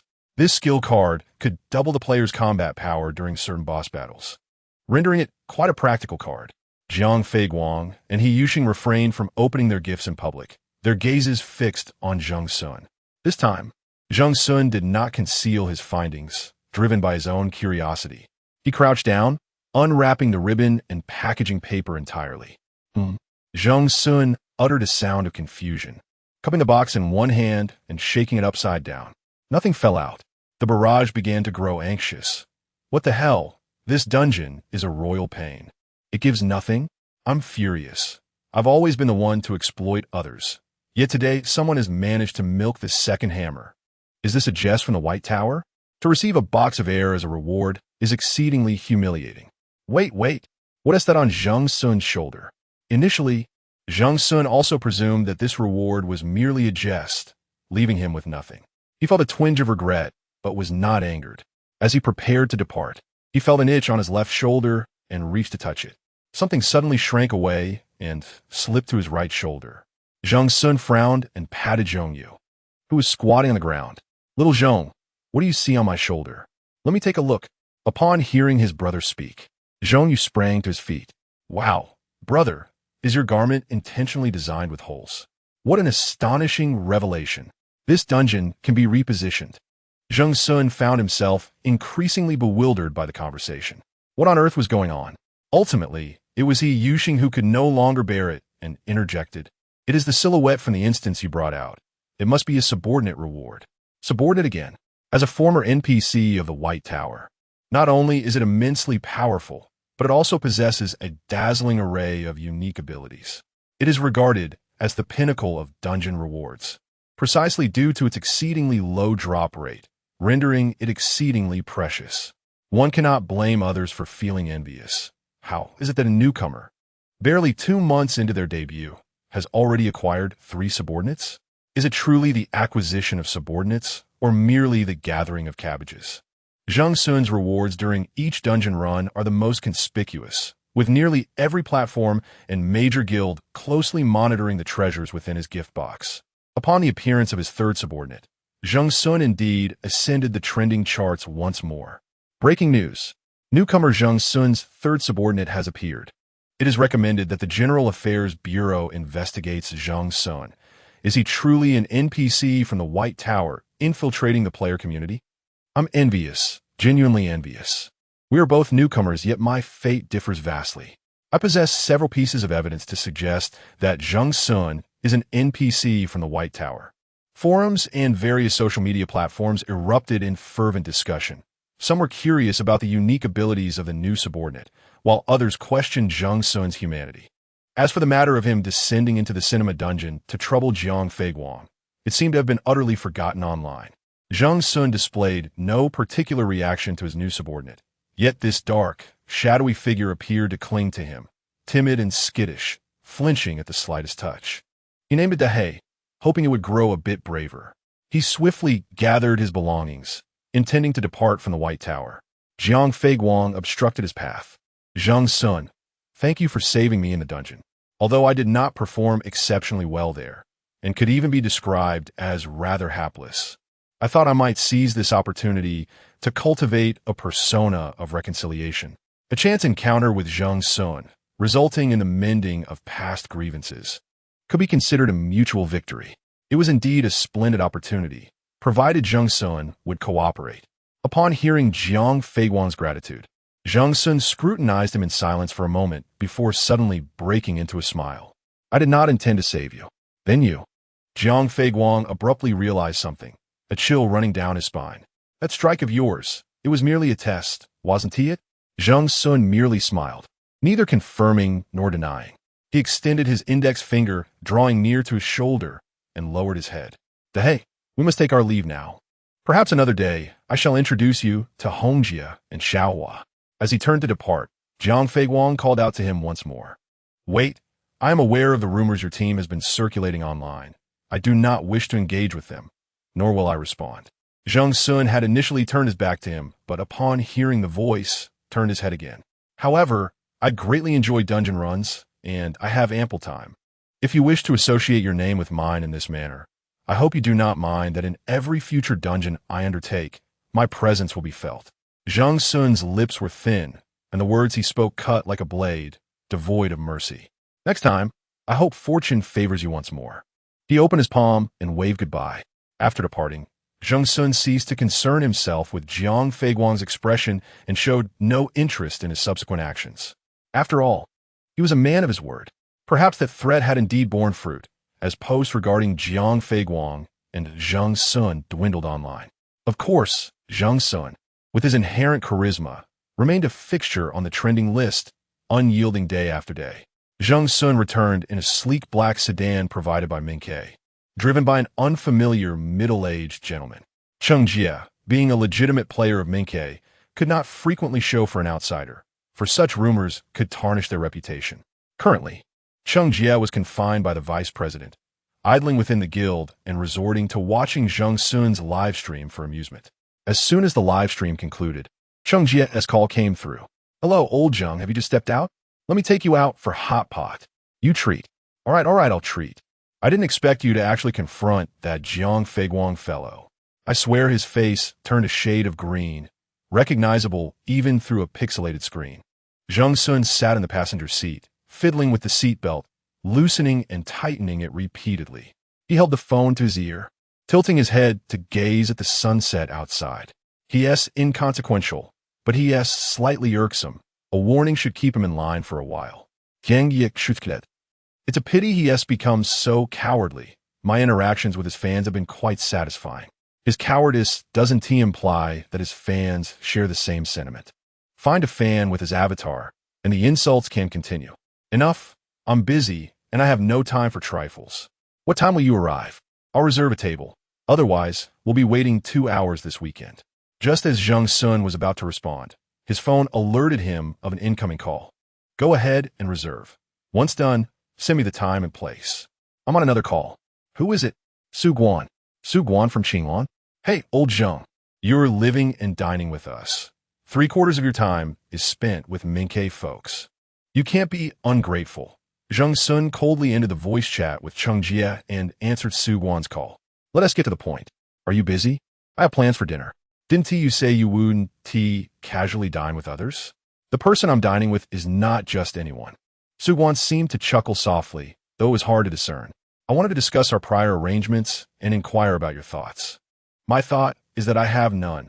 After all, isn't Xiao Hua being wasted on your third team? Just let me know if he is occupied when I need him for a raid. Hua Zian is fine. I'm asking if you'd like to come to Qinglan to prepare for a few days. No need. I'm allergic to your vice captain. Zheng Xun's fingers traced A7 on the car window before erasing it. Allow me a couple of days to rest. On the afternoon of the day after tomorrow at 1 o'clock, I'll have Xiaohu come over. Just pretend you know nothing. It would be best if you could also schedule a raid that day, ensuring you have an alibi. Just so we're clear, Su Captain, I have rendered you such a significant favor. Merely renting Xiaohua is insufficient. You must remember my kindness for a longer duration. Return alive, and the term shall be entirely at your discretion. Chapter 60. The sealed instance Zheng Xun accepted Cheng Jie's invitation and arrived at a hot pot restaurant. The establishment was bustling with patrons on this weekend, but fortunately, they had reserved a table in advance. Both wore masks to avoid drawing undue attention, yet their tall statures inevitably attracted many gazes. Zheng Xun concealed his head under the hood of his sweatshirt as they navigated through the crowded space. Finally reaching their reserved private room, Cheng Jie beckoned with his finger, pulling down his mask and exhaling deeply. Thankfully, he went unrecognized. Otherwise, the vice president would have caught wind of it, and he would have faced dire consequences. Does Brother Xiao really have such a tight grip on things? I'm currently under house arrest, and the vice president has advised me to limit my interactions with you. People outside won't speculate that you're coming to Minke, but they might wonder if I'm being recruited by Xuan Hui. That cannot happen. Zheng Xun declined gracefully. You are far too valuable. My meager guild cannot afford to support you. Though such a scenario was impossible, Cheng Jie felt a twinge of discontent at being so bluntly turned down. You can't just focus on clearing instances. Your popularity is sufficient, but what about the guild? Zheng Xun had been engrossed in his phone since entering, appearing quite preoccupied. What should I do then? You ought to seek sponsorship for projects. As for a training camp, that is out of the question since you currently lack funds. However, with your own inherent appeal, securing a few advertisers shouldn't be a problem, right? How troublesome. Perhaps I should just hire a manager for myself then. People are seeking direct hires for bosses. Are you suggesting we should hire a boss directly? Indeed. You're still indeed ing. I'm asking what you're so distracted by. You haven't even looked up since entering. I'm browsing forums, looking for a strategy guide. You, the eternal reckless Zheng Akui, still need a strategy guide? What kind of guide could I assist you in finding? Don't peek. This is confidential within our guild. Then you can pay for this meal yourself. Suwon 1T, let me mention that I'm going to tackle the instance at the 7th hospital. Cheng Jie initially held disdain for Zheng Xun's inability to keep secrets, but upon reflection, he sensed something was amiss. Are you heading to the 7th hospital? Hasn't that instance already been sealed by Qinglan? What does sealed mean? Seeing Zheng Xun's confusion, Cheng Jie patiently explained to this naive newcomer who only knew how to tackle S-level instances. Sealing an instance means that not only is it of high difficulty, but it has also been the site of catastrophic incidents that significantly impacted the entire guild. Consequently, the guild declares that it will no longer attempt that instance, effectively putting it in storage. If major guilds aren't attempting it, can ordinary players still engage with it? Listen to yourself. That is a classic case of why not eat cake. Do you think everyone is like you, starting their journey with countless S-level instances? Instances are not sealed lightly. This conclusion is reached after thorough evaluation by specialized teams within the guild. Other guilds and individual players will reference this result and refrain from approaching that instance lightly. After all, there are thousands of instances in the White Tower. If one proves unmanageable, we can simply switch to another. It's not as though we're facing a life or death scenario where we must engage with a high-risk instance at all costs. At this point, Cheng Jie recalled another matter. Previously, Brother Xiao specifically invited you to the Huayin script. Had it not been for Xu Etching being trapped, we would have already sealed the script with Mingke. Upon hearing this, Zheng Xun began to comprehend the gravity of the so-called incident. During that occasion, Mingke was nearly left with psychological scars due to the minor hidden threats lurking in the corridor. Had Zheng Xun not been summoned, and if they had failed to clear the stage on their second attempt, the consequences would have been utterly unimaginable. In the era of the White Tower, tall structures rise easily, yet they can just as easily collapse. Even for a guild like Mingke, which has broken into the top 20, poor management could lead to its abrupt dissolution. Chang Jie's intention was to counsel Zheng Xun to proceed with caution, yet Zheng Xun, embodying a spirit of rebellion, resolved, after careful consideration, to act with recklessness. Chang Jie found himself at a loss for words. Next time I advise you, who is impervious to reason, I shall plunge headlong into a pot of hot sauce. Zheng Xun raised his phone, directing the camera towards him. Then you must call me. I will go live. As they spoke, a waiter arrived with the hot pot and ingredients. The two then conversed for a while about matters concerning the 7th hospital, with Chang Jie sharing the insider information he had gathered. The interruption of Qinglan's run in the 7th hospital was due to the incident involving Deputy Meng Yijia, which you're already aware of. However, even if Meng Yijia had been unharmed, that script is notably sinister. What makes it sinister? Zheng Xun inquired, puzzled. At that moment, Chang Jie suddenly leaned in closer, lowering his voice. It is said that during the live broadcast of that script, the experiences witnessed by the audience were entirely asynchronous with those of the team members. Zheng Xun, who was in the midst of extracting chilies from the spicy pot, responded with a puzzled expression. There are countless versions of this tale. The 7th hospital is an abandoned facility that had already gained notoriety as a hotspot for supernatural occurrences long before the arrival of the White Tower. Many bloggers ventured there alone, and while the footage is rather dated, it remains accessible in mobile libraries. Subsequently, with the emergence of the White Tower, it naturally transformed into a high-difficulty dungeon. With a backdrop of endless eerie tales and bizarre rumors, the 7th hospital script garnered significant attention among players upon its debut. Prior to Qinglan's involvement, various guilds and individual players had already begun to explore it. Each recorded instance in the dungeon is sufficiently peculiar. To this day, no one or team has managed to uncover the complete map of the 7th hospital. The number of secrets concealed within that eerie establishment remains unknown.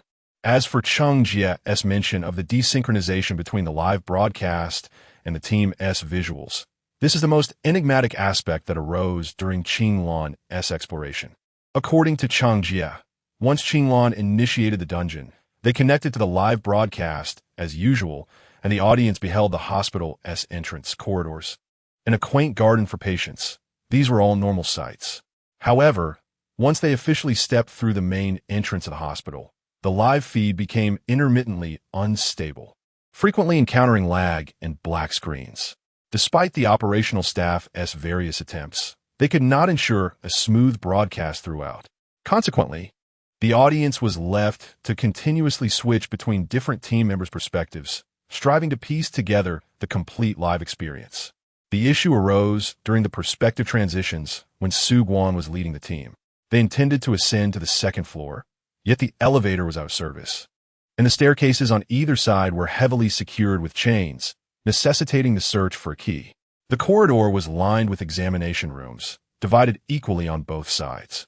To expedite their efforts, they split into 2 small teams, each entering the closest examination room to seek valuable clues. Despite being divided into 2 teams, they advanced simultaneously to ensure that their numbers remained intact. Both teams entered their respective examination rooms together, then emerged to share information before proceeding to the 2 examination rooms ahead. The doorframes of the examination rooms were marked with numbers, starting from 201. Odd numbers were on the left side, while even numbers were on the right. After confirming this detail, they decided on a course of action. Initially, the plan was for half of the team to go to room 201 and the other half to room 202. However, the outcome was rather unexpected. Chang Jie teased them with suspense, refusing to divulge the details, as Zheng Xun picked chili peppers into his bowl one by one. Hey, I'll tell, just don't sabotage. The result was that the team members believed they had entered two separate examination rooms, while the audience realized they had only accessed room 201. Chapter 61. The vanishing players in the center of the square table, a pot of red soup simmered, exuding steam, while the lively chatter outside the private room filled the air. However, Cheng Jie's words abruptly chilled the festive atmosphere. Room 201. Zheng Xun furrowed his brow, wondering whether there was only this single room, 201, or if they had merely entered an odd-numbered side. It was indeed room 201. Regardless of what the players entering the instance claimed, we're heading to 202, or let us check 205, to the viewers in the live stream. They were repeatedly entering room 201. Was the interior decor identical? If the arrangements differed, it would indicate that they were in distinct rooms. The most absurd aspect lay here. According to the players' descriptions, they genuinely observed dissimilar rooms, with varying furnishings and hospital beds. Yet, to the audience, it appeared as if they were continuously re-entering the same space. Zheng Xun remained silent, gripping his chopsticks in his left hand, the meat halfway submerged in the broth, seemingly lost in thought. Cheng Jie sipped some plain water. These star players prioritized their physical health, abstaining from alcohol unless on special occasions, and even limited their intake of juices and sodas. Did Team Qinglan realize they were going in circles? Zheng Xun inquired. Wazti had said that Huizian and Meng Yijia later went to the operating room. It can't truly be called a discovery. Later in the live stream, there was a particularly loud, shattering sound, as if a glass door or mirror had broken. At that moment, the audience noticed a shift in the visuals. They could see the team had progressed to room 220 and found the key to the third floor. Without that sound, regardless of how they spammed the bullet screen, it seemed the opposing side remained oblivious. It appears that Qinglan's operations team couldn't contact those within the instance. So, what you're suggesting is Zheng Xun transferred the meat onto his plate, but made no move to eat, pondering the implications. Only the livestream's visuals were disrupted, yet the individuals within the instance still witnessed the actual scenes. He had initially surmised a phenomenon akin to spatial folding, or perhaps a recurrence due to improper methods of clearing the instance, as had occurred in his previous cinema experience. Now, it seemed there was a magnetic field or some other force interfering with the livestream. If the actual scenes remained unchanged, no, it cannot be that simplistic. Cheng Jie shook his head. The anomalies in the livestream are one aspect, but apart from Su Huan's instance, there have been no survivors in this one. Zheng Xun dismissed this notion. Isn't that quite typical? In an S-rated instance, if one fails to clear it, it usually results in total annihilation, unless one employs alternative methods to forcibly tear open an exit. What you described typically occurs when one is slain by a boss or some other mechanism, at the very least leaving behind a corpse. However, in this instance, the players who failed to clear it have simply vanished. Vanished? Cheng Jie recounted how players who had explored the 7th hospital instance silently lost their presence during the live stream. Often, the camera would follow an individual to a corner, but when it panned back, only an empty corridor remained. Compared to screams and bloodshed, this silent disappearance was the most terrifying, for one could scarcely fathom the nature of the entity they stood in opposition to. Unable to discern one's adversary, how can one hope to combat it? Zheng Xun listened intently throughout the discourse, occasionally interjecting with a question or two. It was only after Cheng Jie had painstakingly divulged nearly all the information he possessed, akin to squeezing toothpaste, that Zheng began to ponder. The 7th hospital was a place he had once dreamt of and simulated. Typically, he approached the first encounter without full commitment, focusing instead on mapping the terrain and outlining the narrative backdrop of the dungeon. Each instance within the White Tower possesses its own narrative foundation, particularly those rated S and above. They boast well-defined timelines and story arcs, and with meticulous exploration, one can unravel the histories of the NPCs and even the bosses therein. Zheng Xun's approach to clearing the dungeons was predominantly straightforward, a result of having replayed the narrative too many times during simulations, leading to a sense of tedium. Nevertheless, he would still allocate attention to the finer details amidst the simulations. Only by comprehending the background of the dungeon could many clues acquire a discernible direction. On that occasion, as was customary, he activated the simulation mode, releasing only Little Red Riding Hood. The capriciousness and destructiveness of the Little Hidden were too pronounced. She had a penchant for recklessness. In contrast, Red Riding Hood exhibited remarkable restraint. They stood at the wrought iron gate of the 7th Hospital's perimeter, and as Zheng Xun attempted to enter, Little Red Riding Hood grasped his hand. The force of her restraint was gentle, yet Zheng Xun took note. This was peculiar. Little Red Riding Hood was a reticent subordinate, obedient by nature. Unless tasked, she behaved like a typical well-mannered child, standing close to him, refraining from wandering or touching anything, and not bothering him with idle chatter. Yet this time, she was actively preventing him from proceeding. Perhaps, as an NPC prior to the White Tower, she sensed something dreadful lurking within this dungeon, unwilling to let Zheng Xun take unnecessary risks. Alternatively, the mere presence of a creature formidable enough to instill such caution in Little Red Riding Hood was indeed alarming. Zheng Xun recalled the sense of unease that washed over him at that moment, yet he still reached out to pat the girl's head, clutching her frigid hand tightly. The rusted gate creaked open before them, revealing a narrow passageway through which they could enter. An atmosphere of desolation and decay wafted towards them. A gust of cold wind swept by, scattering a few maple leaves from the trees, which rolled across the desolate garden path.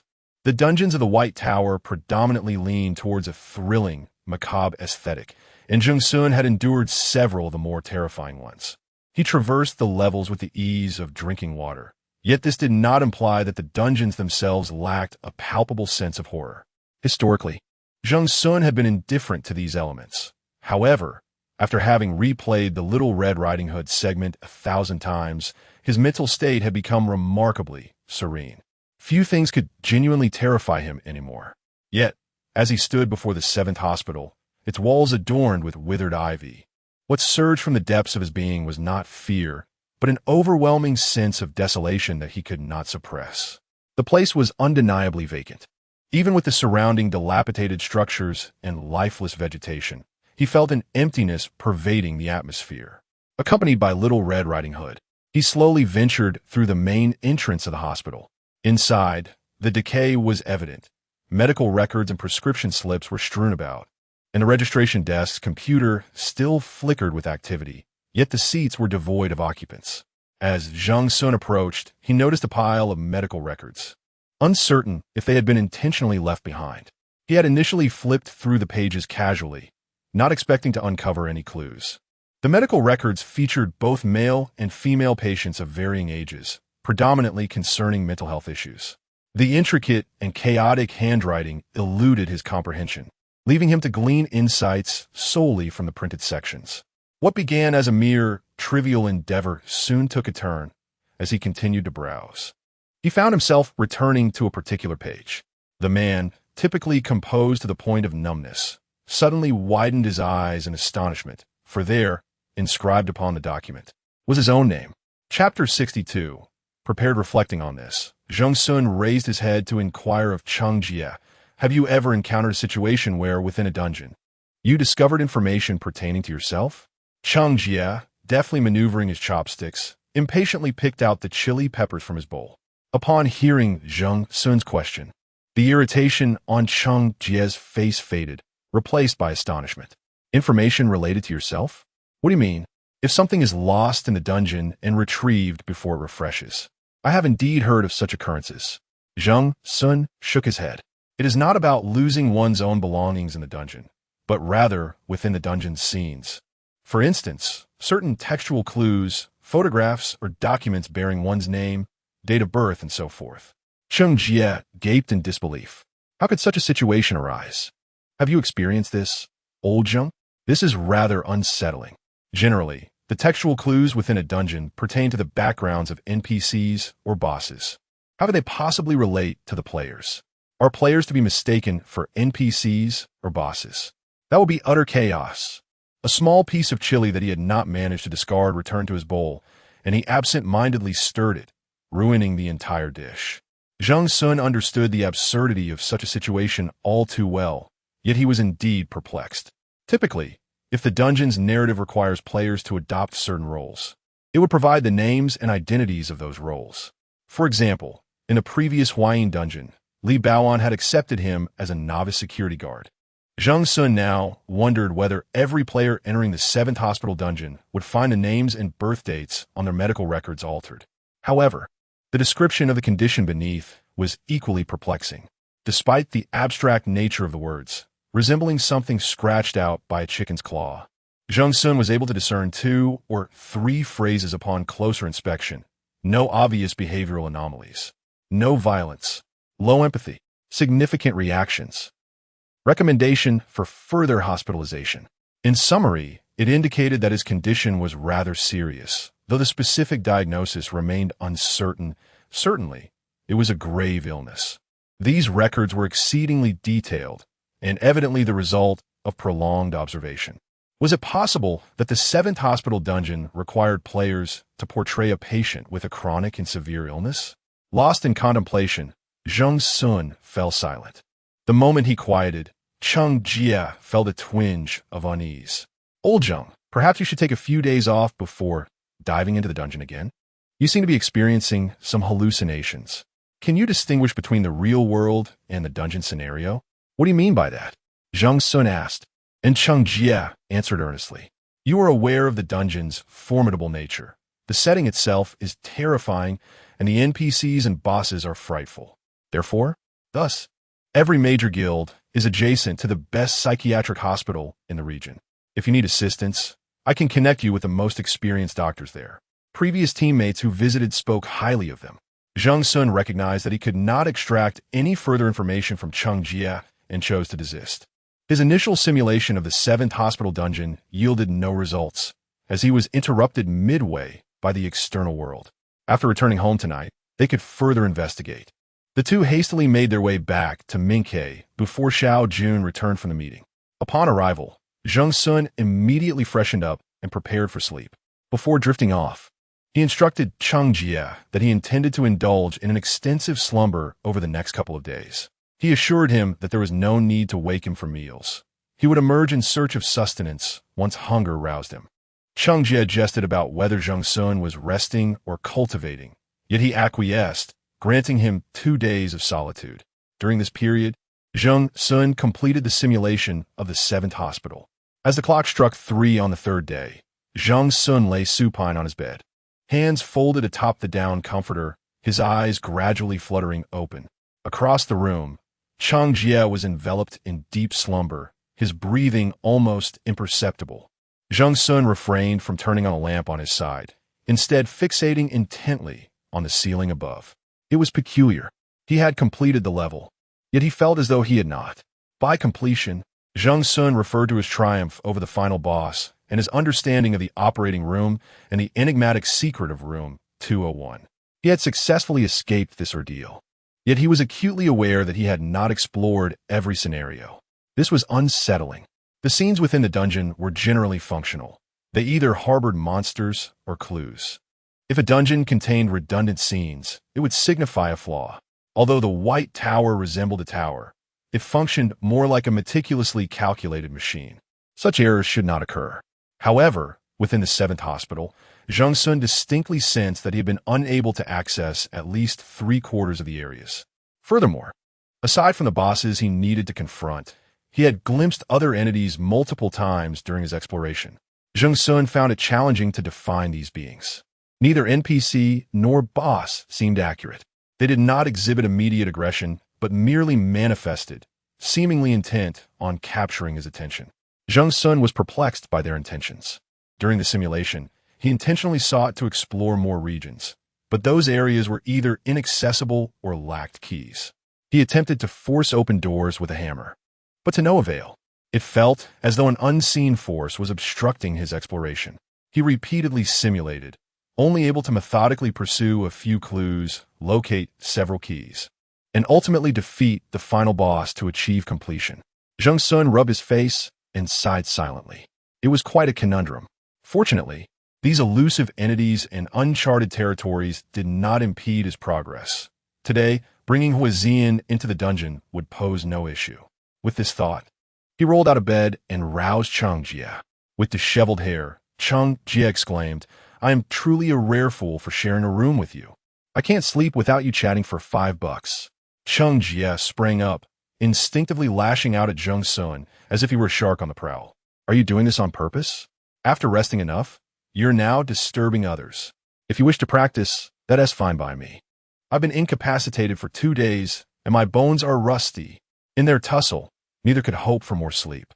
As Xiao Jun passed by in the morning, he noticed Zheng Xun, brimming with vitality, standing at the entrance of the double dormitory, alongside Cheng Jie, whose face was clouded with irritation. Xiao raised an eyebrow, bemused. "Has the situation reversed today? Zheng Xun, you seem rather spirited." Cheng Jie, "Up all night gaming?" Cheng Jie stifled a yawn. "No, it was a late-night session of offline Mortal Kombat." Zhao's gaze shifted back to Zheng Xun, who flashed a grin revealing 2 rows of pearly whites. "He's just sleepwalking. Xiao Ge, don't pay him any mind." This morning, Cheng Jie was scheduled for routine training at Minke, and Zheng Xun had called Huizian, requesting him to arrive at Zone 079 by 1 in the afternoon. Little did Huizian know that Zheng Xun intended to guide him through the 7th hospital dungeon. Otherwise, he might not have agreed so readily. He presumed Zheng Xun was merely being kind, wanting to cheer him up given his recent low spirits. At 12 noon, after dining in the Minke cafeteria, Zheng Xun bid farewell to his enthusiastic fans. Through his own efforts, he had garnered a significant following within Minke, a testament to his prowess. Xiao Jun was already assisting him in finding accommodation, likely fearing that if Zheng Xun lingered any longer, Minke would undergo a complete transformation, becoming an entirely different entity. Meanwhile, there were also developments on Qinglan's side. The guild's official account had released a live stream announcement a day in advance. And at 9 in the morning, Su Guan had led a team to the marked dungeon in Zone 104, which included Meng Yijia. It appeared that Su Guan had not only secured an alibi for himself, but had also eliminated a potential distraction for Zheng Xun. Quite reliable indeed. With everything in place, Zheng Xun powered on his little genius watch, and once again, without any prior notice, he opened the live stream. Good afternoon to all the viewers in the stream. I am Zheng Xun, seated in the back of the car, the sunlight streaming through the window cast an amber hue over his eyes. Today, I will be tackling a duo dungeon, one that I'm sure everyone is quite familiar with, Zone 079, the 7th Hospital. Chapter 63, One White. Amidst 10 black shadows, Zheng Xun is about to descend into the 7th Hospital. After a year-long hiatus, the 7th Hospital reopens, with the prominent newcomer Zheng Xun leading the charge. Zheng Aqi is once again tackling an S-level dungeon. Hasn't the 7th Hospital been sealed off? Can Qinglan actually allow Zheng Xun to enter? Is there anyone knowledgeable who can join the discussion? Unlike previous occasions when he would only start a live stream after arriving at the White Tower, this time, Zheng Xun opens the stream while en route to District 079, presenting himself to the audience. Compared to his previous unannounced live streams, this one has a slight prelude.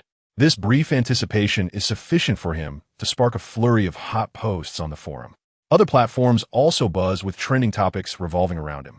In the era of the White Tower, anything related to it carries immense traffic, and Zheng Xun is currently at the pinnacle of that flow. While other newcomers have garnered attention upon their debut, none have maintained such a high level of discussion as Zheng Xun. He never engages in mediocre dungeons. Every instance he undertakes is of exceptional quality and difficulty, resonating strongly among players. From the initial life and death battles in the server to the recent highly entertaining cinema dungeon, each of his adventures is a spectacle to behold. It is important to note that Zheng Xun does not intentionally seek out sensational dungeons.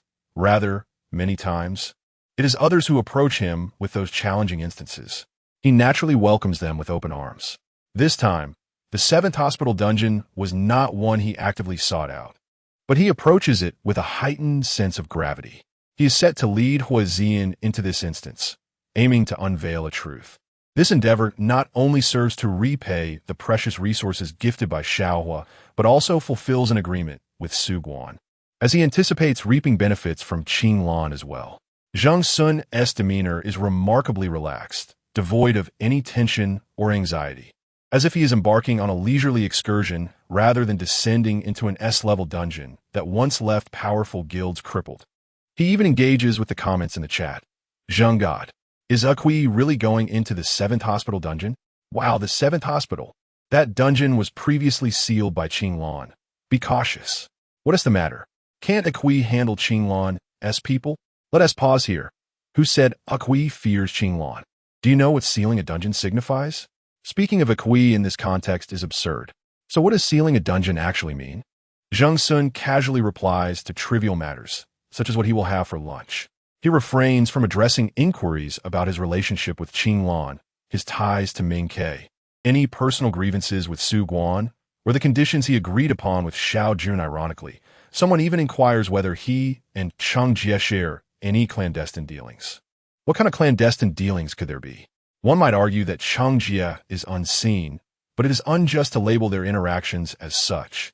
During his break, Cheng Jie happens to browse through Zheng Xun's livestream and catches this remark, prompting him to angrily comment in the chat. Cheng Jie, after 2 hours apart, I become the unseen person? Zheng Xun feigned ignorance, while Cheng Jie showcased a yacht, pinning his own barrage at the top of the livestream. After engaging in casual banter with his fans for a while, the moment to venture into Area 079 was drawing near. In half an hour, he would reach his target, the White Tower. Observing that the atmosphere had been sufficiently heightened, with trending posts and hot topics circulating the forum, he seized the moment to drop a significant announcement on his phone screen. Joining me in the 079 area dungeon today is a friend you might remember, Hua Zhen, also known as Little Hua, who will also be tackling the 7th hospital dungeon. The Hua Ziyuan from Qinglan. This revelation sent the barrage section into a frenzy. What? It's actually Hua Ziyuan? The one who has messed everything up since his debut? I recall now. Recently, Chui and Meng Yijia made headlines, and his name was mentioned. Let me explain. Hua Ziyuan was a much-anticipated rising star a year ago, later signed by the Qinglan Guild with a copper contract. However, during Qinglan's debut, an incident occurred where Hua Ziyuan abandoned his deputy team leader, resulting in severe injuries from Meng Yijia. That's the backstory. Now it all makes sense. But why does Chui insist on bringing him along? With his history at the 7th hospital, wouldn't he carry a lifelong psychological burden? I'm more concerned if Chui was coerced into this. Why bring along a liability? Chui is formidable on his own. By the way, can members of Qinglan choose their own dungeons? I thought Hua Ziyuan wasn't in the 2nd team. That was ages ago. Now, Hua Ziyuan is under a rental agreement. Qinglan would prefer to offload him quickly. I see. Could it be that Chui wants to rent Hua Ziyuan at a bargain to use him as a laborer or muscle? After looking around, you seem the most credible. Given Chui's penchant for free riding, this likely aligns with his little scheme.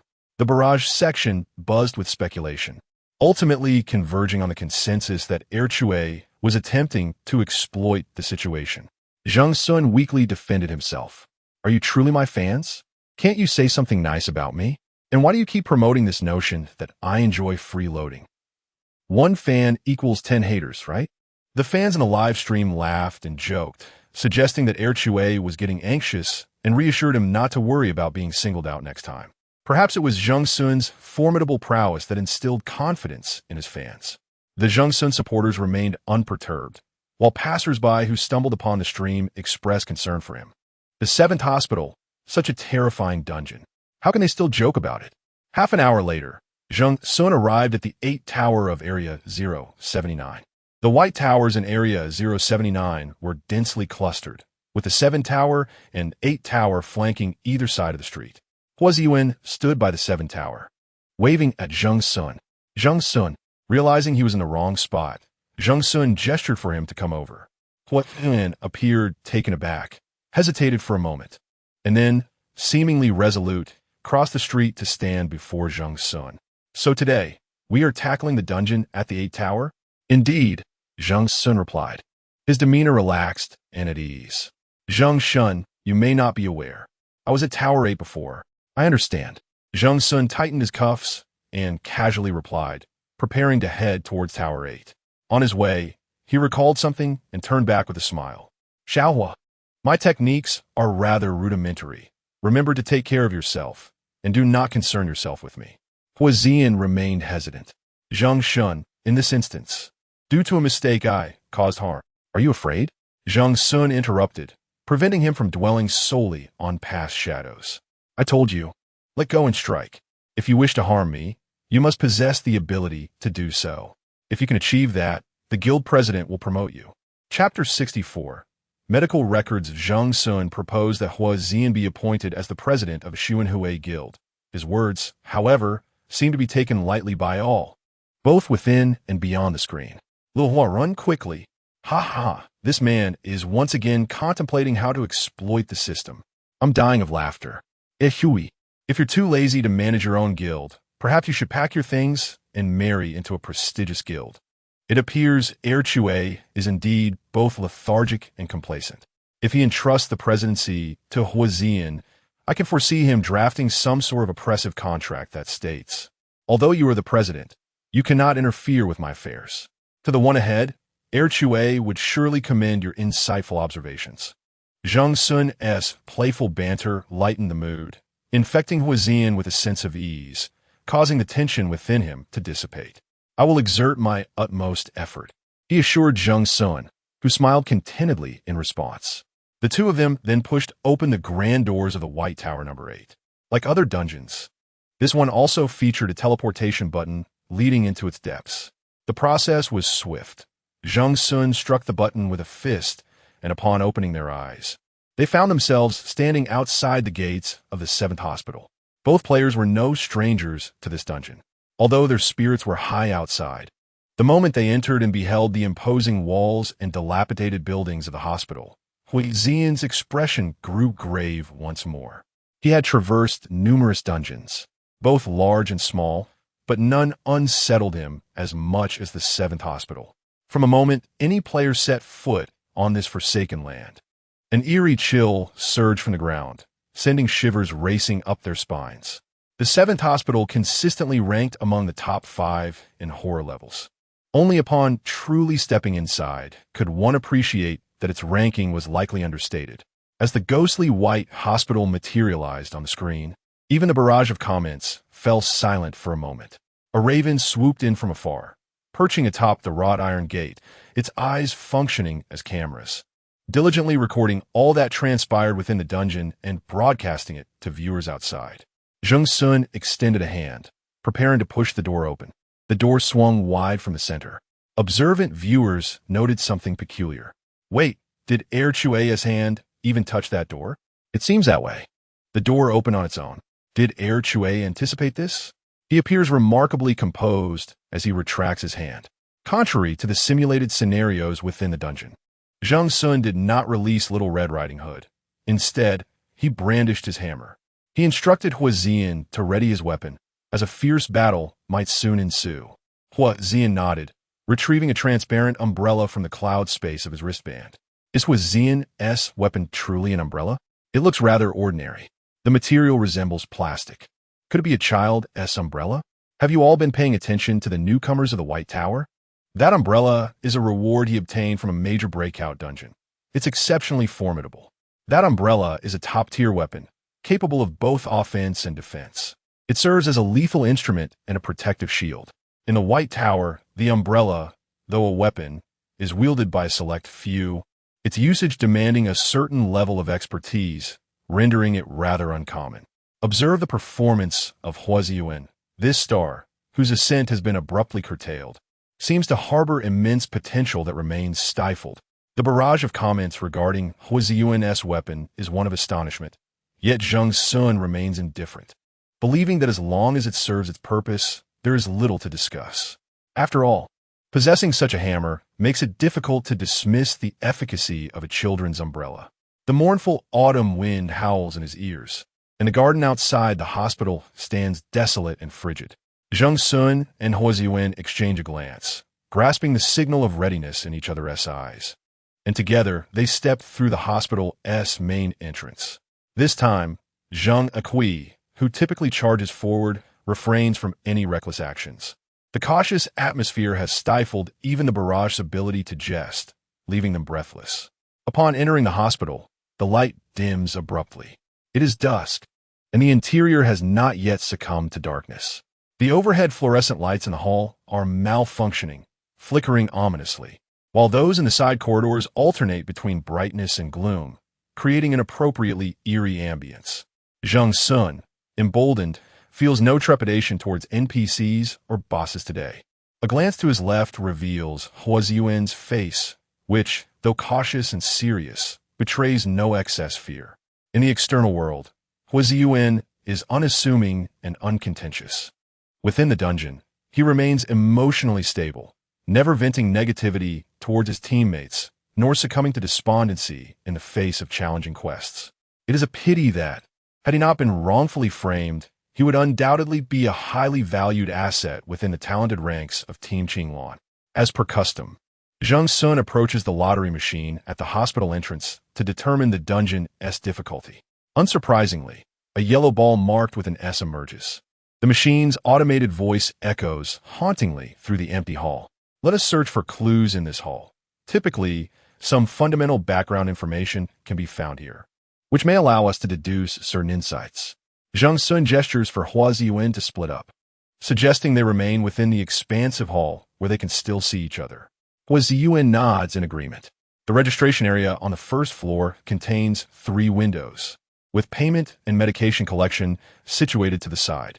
Zheng Xun heads toward the registration window, while Hua Ziyuan instinctively proceeds to the latter 2 locations. Zheng Xun's decision to search this area is not without reason. He aims to discern any alterations in the stack of medical records.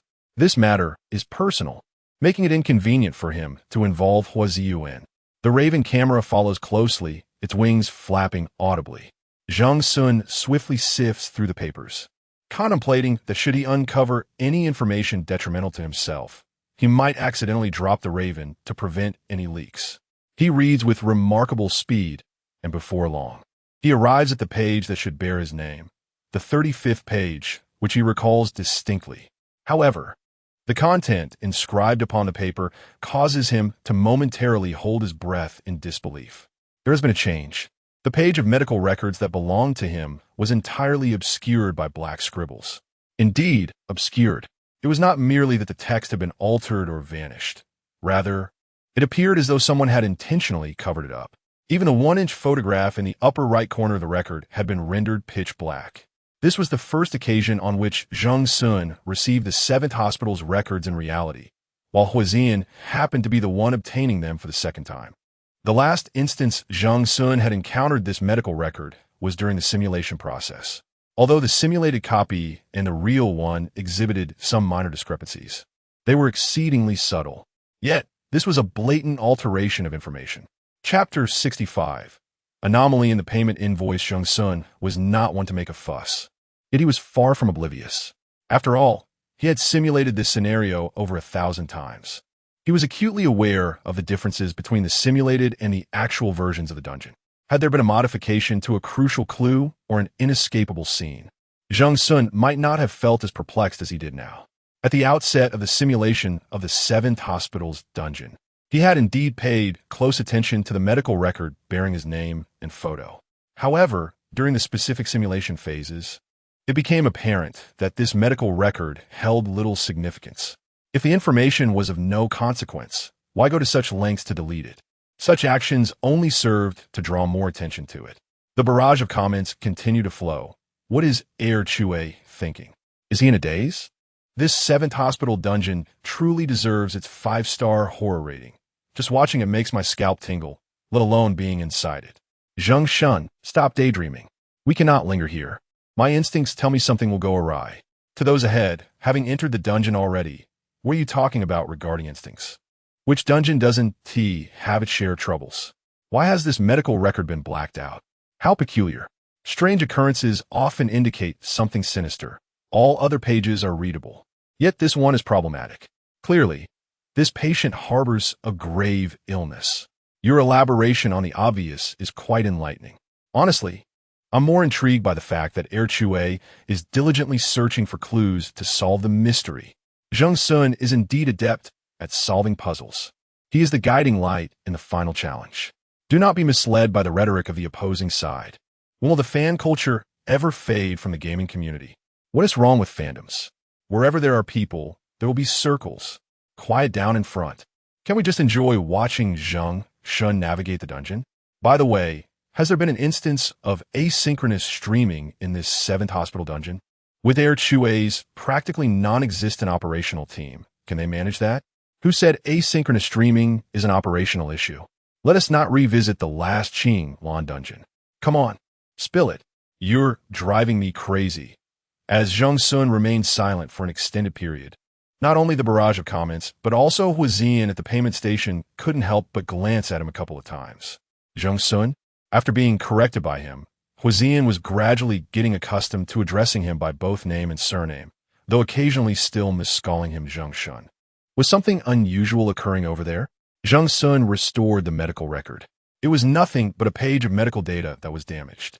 Oh, Huizian nodded, perceptively sensing that Zheng Xun preferred not to elaborate further, so he refrained from pressing on, perhaps having grown accustomed to the suppression experienced in the Qing Lan dungeon. Huizian had developed an unfortunate tendency to read others' emotions. Zheng Xun appeared coarse on the surface, yet he was quite meticulous. He simply chose to be indifferent at times. However, this time he spoke up. Xiaohua, don't be so reserved. This dungeon is just the two of us, perhaps 3, maybe 4, or even 5 individuals. In any case, you and I can trust each other. Zheng Xun's prowess was evident. Even the most ardent critics could not deny his capabilities. However, he expressed his faith in Huizian, which deeply moved Huizian himself. All right, Zheng Xun, I have made a discovery. Take a look. The audience was equally touched. Zheng Xun gazed at the straightforward man, surprised by his consideration for team camaraderie. I've been a fan of Xiaohua for a year and a half. I truly appreciate Zheng Xun for including him in the dungeon. The child seemed bewildered by the manipulative tactics employed in Qing Lan. Don't be too moved just yet. Air Chue is likely preparing for future free rides. Earlier, someone mentioned his attentiveness to team sentiments. Jiang Feiguang requested to speak on the mic. Although the dungeon was desolate and grim, the chat area buzzed with activity. As Zheng Xun's fame grew, more guilds began to focus their attention on him. The Minke Guild maintained an intimate relationship with Zheng Xun, from the president to ordinary members. One could say the entire guild is not far from adopting the surname Zheng. Presently, the Qing Lan Guild's relationship with him is rather strained. The guild's fans and Zheng Xun's admirers are at odds, though the greatest traitor lies within the first team. With Su Guan backing him, Zheng Xun, who already had no fears, became even bolder. The Wancher Guild, being affluent, displayed a relatively tolerant attitude towards a unique newcomer like Zheng Xun. After all, a prestigious guild has previously welcomed various eccentricities. Occasionally, players from the team would mention Zheng Xun, exchanging their opinions. Someone like He Yuxing, who is particularly impatient, has already privately ventured into dungeons with Zheng Xun, witnessing his prowess, intellect, and quick reflexes firsthand. However, Wancher has not shown any clear intention to pursue him. Their internal player reserves are sufficient, and they do not currently require a newcomer as conspicuous as Zheng Xun. Conversely, Wancher's old rival, Wielding, has expressed considerable interest in Zheng Xun, with rumors circulating. Yet, Wielding is known for their fickleness. Their guild typically employs a strategy of luring promising newcomers with flattery, placing them in the 2nd or 3rd team for a month's trial. If they do not fit, they are discarded and sold off, epitomizing a short-sighted approach, reaping new talent like chewing gum, discarding it once flavorless. One cannot blame their poor reputation among new players. They are often criticized as freeloaders who abandon their recruits. The remaining guilds, lacking the financial strength of Wancher, Wielding, or Qing Lan, maintain an ambiguous stance toward Zheng Xun. The owner of Senmyo once mentioned Zheng Xun's name in an interview, but he is a seasoned schemer, often feigning poverty or ignorance. When pressed by reporters for his thoughts on Zheng Xun, he evaded the question. Currently, various guilds and individual players have created alternate accounts to lurk in Zheng Xun's live stream. They are among the most qualified to voice their opinions. Yet constrained by their identities, they remain silent despite their insights. In dungeons, what may appear as trivial chatter often conceals vital clues. The medical record page alone could elucidate numerous issues, and Zheng Xun's oversight seems somewhat deliberate. For now, this small interlude is set aside as Zheng Xun focuses on the clues presented by Huazian. Prioritizing this matter is of greater significance. On screen, Zheng Xun has approached Huazian at the payment station, where they review the clues together. Huazian wishes to show him a thick stack of payment records, comprising dozens of pages. This payment record appears to be handwritten, presumably noted by a nurse at the hospital as a backup. Zheng Xun flipped through the pages, noting that the time span covered over a decade, yet the names of patients listed were remarkably few. Given the vast scale of the hospital, it seemed improbable that there would be such a limited number of patients. Perhaps this payment record was not comprehensive. Zheng Xun did not dwell on this thought and continued to turn the pages. As he progressed further, the names dwindled even more. He stumbled upon an intriguing detail. While other patients were recorded by name, the patient in room 501 was registered by room designation, shrouded in mystery. Furthermore, the payment records for this particular patient extended all the way to December 18, 2060, which coincidentally was the very date they had made their initial investment today. Chapter 66. On the staircase. Goodness. Did you all see the date on that payment slip? Isn't it today? Could it be that there are still people living in this abandoned hospital? Don't scare me like that. I'm getting goosebumps. Attempting a rational analysis, one mused. If 501 is still being paid for, it implies that someone remains within the hospital. That must be the final boss, right? So we need to ascend to the 5th floor to complete our quest? Who remembers how many floors Qinglan reached last time? Was it the 4th floor? Or perhaps the 3rd? In any case, it definitely wasn't the 5th. The 5th floor. How vast is the setting of this dungeon? Does this building even have 5 floors? I thought it only had 4. Come on, if 501 exists, there must be 5 floors. Who said I was dreaming? Haven't you all watched the replay of Qinglan's dungeon run? They check the elevator, and the highest button only goes to the 4th floor. Oh my goodness, I'm truly terrified. Stop scaring yourself. It's normal if there's no elevator. Perhaps for safety reasons, the 5th floor can only be accessed via the stairs. In the 7th hospital, players can only ascend or descend by stairs. One would expect elevators to be more convenient, if it's set up so that the 5th floor can only be reached via stairs. Doesn't that suggest that the inhabitants of the hospital want to prevent whatever is on the 5th floor from descending? I can't bear it. I'm already frightened just reading the text. Let's hear what Erchue has to say. The issues raised by the bullet comments. Even if Zheng Xun has no time to read them, he is naturally aware. There's something terribly wrong with 501. However, during his simulation, he could only reach the 4th floor. Contrary to the audience's speculations in the live stream, he found no passage to the 5th floor, no stairs or elevators, none at all. Moreover, even upon completing the simulation, he couldn't discern the connection between 501 and the completion conditions. The 7th hospital resembles a colossal onion. Beyond each secret lies another, endlessly unfathomable. He has merely peeled away the outermost layer. Of course, Zheng Xun's immediate priority was to lead Huazian to completion. He briefly exchanged thoughts with Huazian, who advised that they should pay close attention to 501. Zheng Xun replied that there was no rush. Each floor above the 2nd required a key to ascend. Direct access to the 5th floor was impossible. They needed to progress step by step. Huazian nodded in agreement, though he felt somewhat astonished. He considered himself a partial fan of Zheng Xun, following his live streams whenever they did not coincide with training times. Even if he missed a live session, he would watch the replay later. He had come to understand Zheng Xun's character to some extent. Zheng Xun preferred straightforward solutions over riddles and action over unnecessary chatter. Yet, in the context of the 7th hospital dungeon, he exhibited an unusual level of caution. It is worth noting that Zheng Xun had previously participated in even more challenging SSS-level dungeons, during which he had maintained a notably relaxed demeanor. Perhaps the sheer size of this dungeon made it difficult for him to fully utilize his skills, Huazian pondered. The transition from the 1st to the 2nd floor did not require searching for keys. Likely a deliberate decision by the developers to lower the difficulty and ensure players were not hindered by key-related obstacles right from the start. To the left of the registration desk lies the staircase leading to the 2nd floor. Zheng Xun gazed at the elongated steps, illuminated by the dim yellow light at the stairway's entrance.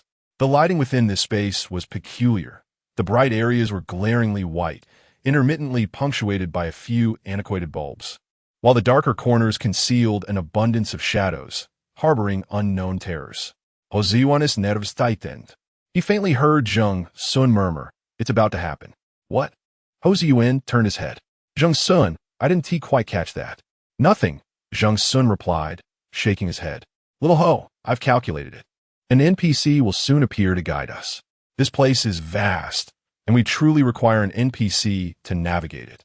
Ho Ziyuan felt a flicker of confusion. "All right, but during our last venture, I didn't encounter any NPCs. Perhaps one was stealthily trailing your party, unnoticed," Zheng Xun suggested, lowering his voice suddenly. "Or maybe he has already infiltrated your ranks, disguised as an additional team member." "Ah." Ho Ziyuan felt a chill creep up his spine at this remark. Zheng Xun chuckled, his adeptness at spinning tales and jokes making it difficult to discern truth from fiction.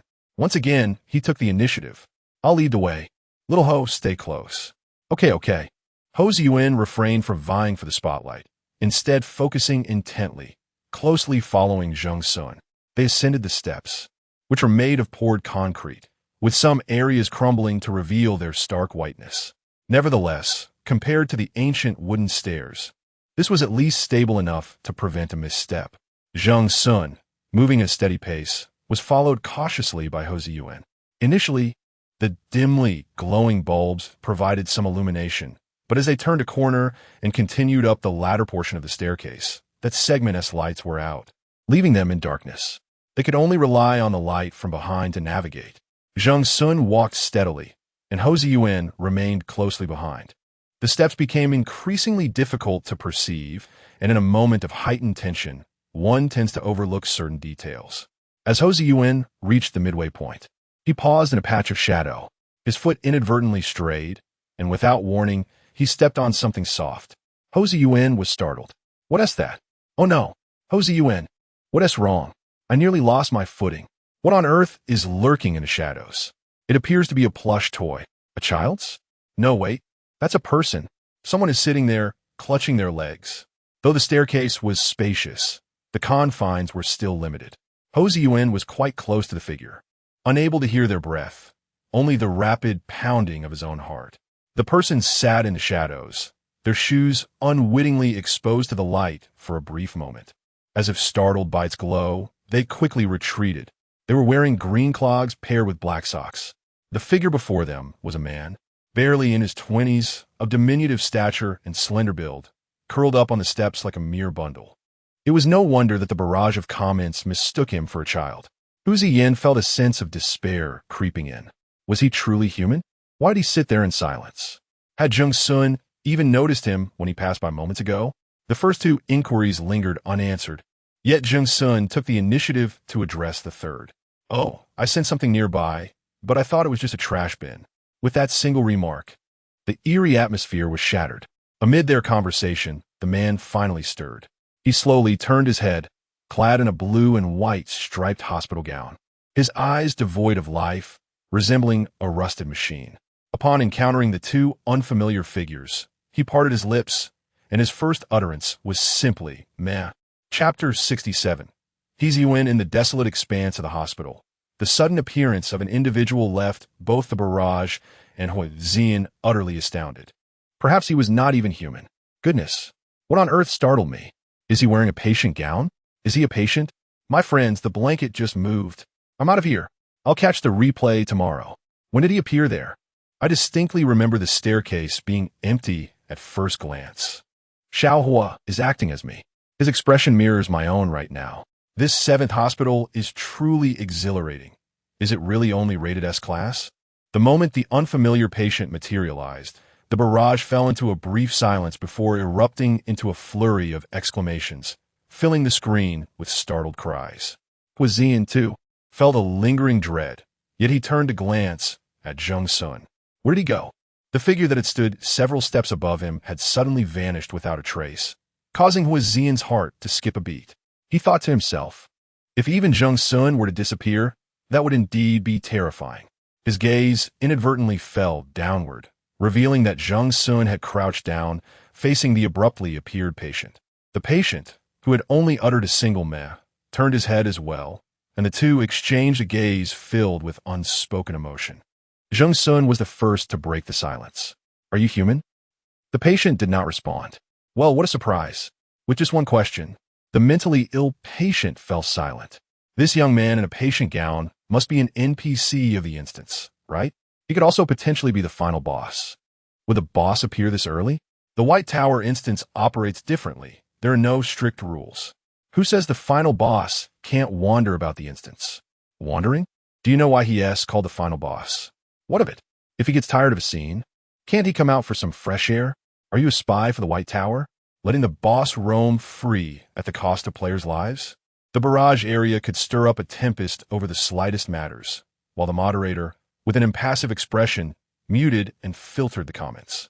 Meanwhile, Zheng Xun and the NPC continued their silent exchange. The NPC was a frail young man, seemingly of university age, with pronounced dark circles under his eyes, yet otherwise appearing unremarkable. Upon hearing Zheng Xun's question, he opened his mouth, then closed it, and opened it again, as if contemplating the very essence of his humanity. "No, I am not human." The NPC finally clarified his identity, providing a definitive response. Huizian, wielding his shark children's umbrella, stood poised for the next move. At that moment, the NPC spoke once more, his demeanor entirely serious. "I'm a sheep." Huizian fell silent, while Zheng Xun, already familiar with this NPC from previous simulations, also lapsed into silence. No wonder he uttered meh so readily. The NPC's aggressiveness seemed rather feeble. He appeared to be of a purely guiding nature. Huizian crouched down as well. "Why are you sitting here?" "Because I want to graze." "But there is no grass here." "It matters not whether there is grass here. What is paramount is my desire to consume it. To linger in this place without seeking out verdant pastures is a futile endeavor." "Who claims that there is no grass here?" He suddenly opened and closed his mouth twice. "And I'm indeed feasting on grass. You are merely ingesting air." Up until now, Huizian has refrained from losing his temper, maintaining a serene dialogue with his counterpart. "Nonsense. I am consuming grass. You speak of air, yet I assert that it is grass. I could just as easily declare that I am devouring meat." He again took 2 bites of air and suddenly froze, like a machine abruptly severed from its power source, his entire being rendered motionless, including his thoughts. After a brief interlude of perhaps 10 seconds, he stiffly turned his head to face Zheng Xun. "I'm a bear." Huizian was too weary to retort, while Zheng Xun appeared to adapt quite well. "Very well then, I beseech this bear gentleman to lead the way. I have a name. I am Zheng. "Very well, bear gentleman. I have stated my name is Zheng. You ought to call me by it. Then you too claim to be a bear. Are you a bear now? Or Zheng?" The CPU of Zheng has once again overheated. The initially ominous atmosphere was unexpectedly dissipated by the banter between Zheng and Zheng Xun. Laughter erupted in the comments. "Ha! How did Air Chue sync his brainwaves with him?" "Don't ask. Only someone with a wildly erratic mental state, like Zheng Air Chue, possesses such capability. Does no one care why this NPC has appeared? I remember that during Qinglan's dungeon run, this character was absent. Perhaps it was randomly generated for this instance. The replay of the White Tower dungeon serves merely as a reference. Some challenging instances exhibit slight deviations. Didn't T-Season players discuss this?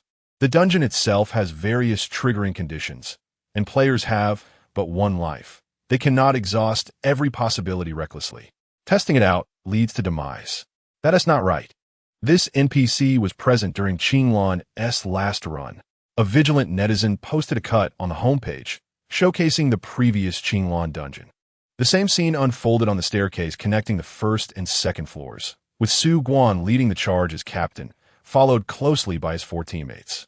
Their party consisted of 5 members, yet upon the 5th male player ascending the final step, a shadow suddenly emerged behind him, quietly trailing the group. This figure remained silent, deliberately turning away whenever a teammate would chance upon its visage. The lights on the 2nd floor were nearly all malfunctioning, and the players could only illuminate their path with flashlights. The limited range of light meant that the shadow continued to follow unnoticed. It spoke but a single word upon entering room 201, remaining otherwise silent. Viewers who witnessed this video cut were left astounded. The figure lingered behind, undetected by the others. An unsettling memory that would send shivers down the spine, even in retrospect. Yet this time, for reasons unknown, this NPC seems disinclined to completely conceal its presence. Not only the two players within the dungeon, but even the viewers watching the live stream have managed to discern its existence, a stark contrast to the previous encounter. Here, Zheng Xun engages in a tactical dance with the NPC, while outside the dungeon, Qinglan's team has also made significant progress. Su Guan and Zheng Xun had coordinated in advance. As per their agreement, he led a team to undertake a dungeon run. This particular dungeon is classified as Grade A. Although they began 2 days earlier than Su Guan had anticipated, they were well prepared and thus would return safely. The dungeon's map is expansive, requiring ample time for exploration. Su Guan remains unhurried, encouraging his teammates to maintain their composure and proceed with patience. Since the last incident in the amusement park dungeon, Meng Yijia has been in less than optimal condition. This time, their team included 2 newcomers. When the newcomers sought guidance, Meng Yijia was momentarily distracted, only snapping back to attention when called vice captain twice. "I apologize for my distraction. What would you like to ask?" Meng Yijia replied gently, while Su Guan stood nearby. Speaking little, his gaze calm and steady. Calculating the time, he noted that by the time they concluded, Zheng Xun's team would also have progressed to 2/3 of their endeavor. Chapter 68. The imprisoned room 201. Zheng Xun was determined to continue his exploration of the second floor, which presented a rather intricate layout. He needed to locate the key that would grant him access to the 3rd floor. Huizian trailed alongside him, familiar with the surroundings and thus remained composed. Huizian stood silently behind them, lost in her own thoughts, her mind racing with ideas. Doesn't Huizian seem rather unlike an NPC? He appears somewhat dim-witted. One observer mused, "What's wrong with being not particularly bright and still being an NPC?" Another retorted, "First, he claims to be a sheep, and then he asserts he is a bear. There's a philosophical air to his words," someone remarked. "Hey, are you all right? Need to visit a hospital? I have connections." Another quipped, "What could he possibly be contemplating? He isn't engaging in conversation and offers no clues. Will we have to rely on our own exploration in the end?" Someone pondered, "I find his mental state quite compatible with that of Air Chue." Another added, "Wait, it seems he is about to speak. Listen closely. Could it be that we are finally about to receive some guidance?"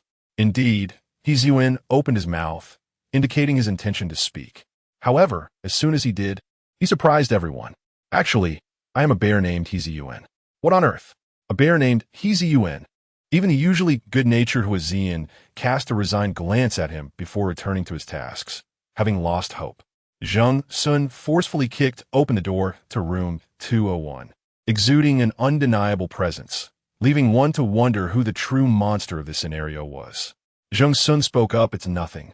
My neighbor even named their golden retriever Wei Zhaokai and Wei Jinbao.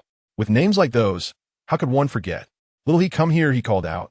Huizian, who had been deeply contemplating whether his bear persona should have a name implying prosperity, was stirred by Zheng Xun's casual reference to him as Little He. He instinctively approached. Zheng Xun gestured for him to come closer. Prior to this, Zheng Xun and Huizian had been whispering conspiratorially for quite some time, seemingly plotting something sinister, all while Huizian remained oblivious. The comments from the audience were rife with speculation. Is there anyone who can decipher lip movements? What mischief is Zheng Xun concocting? I'm so anxious. Why is he just opening his mouth without uttering a sound? Next, we are likely to witness the infamous ghost wall segment of the 7th hospital. All we will see is 201, 201, and 201 again. This is quite chilling. Let us see if Air Chue can unravel this conundrum. He seems quite confident. Knowing Air Chue, he might just choose to break through all 4 walls of room 201. Goodness, is he really attempting to physically dismantle the ghost wall? I genuinely believe Air Chue could pull this off with his lack of common sense. By the way, why suddenly call the NPC by name? Referring to him as Little He seems overly familiar. I nearly thought there were 3 players tackling this dungeon. Don't misunderstand. Perhaps there are indeed 3 players, or maybe just 2. Careful now. Are you implying air, chue, isnt human? Watch out. He might just reset your vibrant life with a single strike. Inquiring about the mental state of the NPCs, it has become increasingly difficult to discern whether you are being sarcastic or genuinely responsive. Thank you for your concern. The mental state of the NPCs is as splendid as that of the players. At this moment, they stand at the entrance of Door 201. Much like the previous encounter with Qinglan, the illumination on the second floor is exceedingly limited, with only a solitary dim bulb hanging at the far end of the staircase, casting minimal light over the confined area. The two players activated their flashlights for illumination. Zheng Xun waved his hand, and He Ziyuan stiffly stepped forward a couple of paces.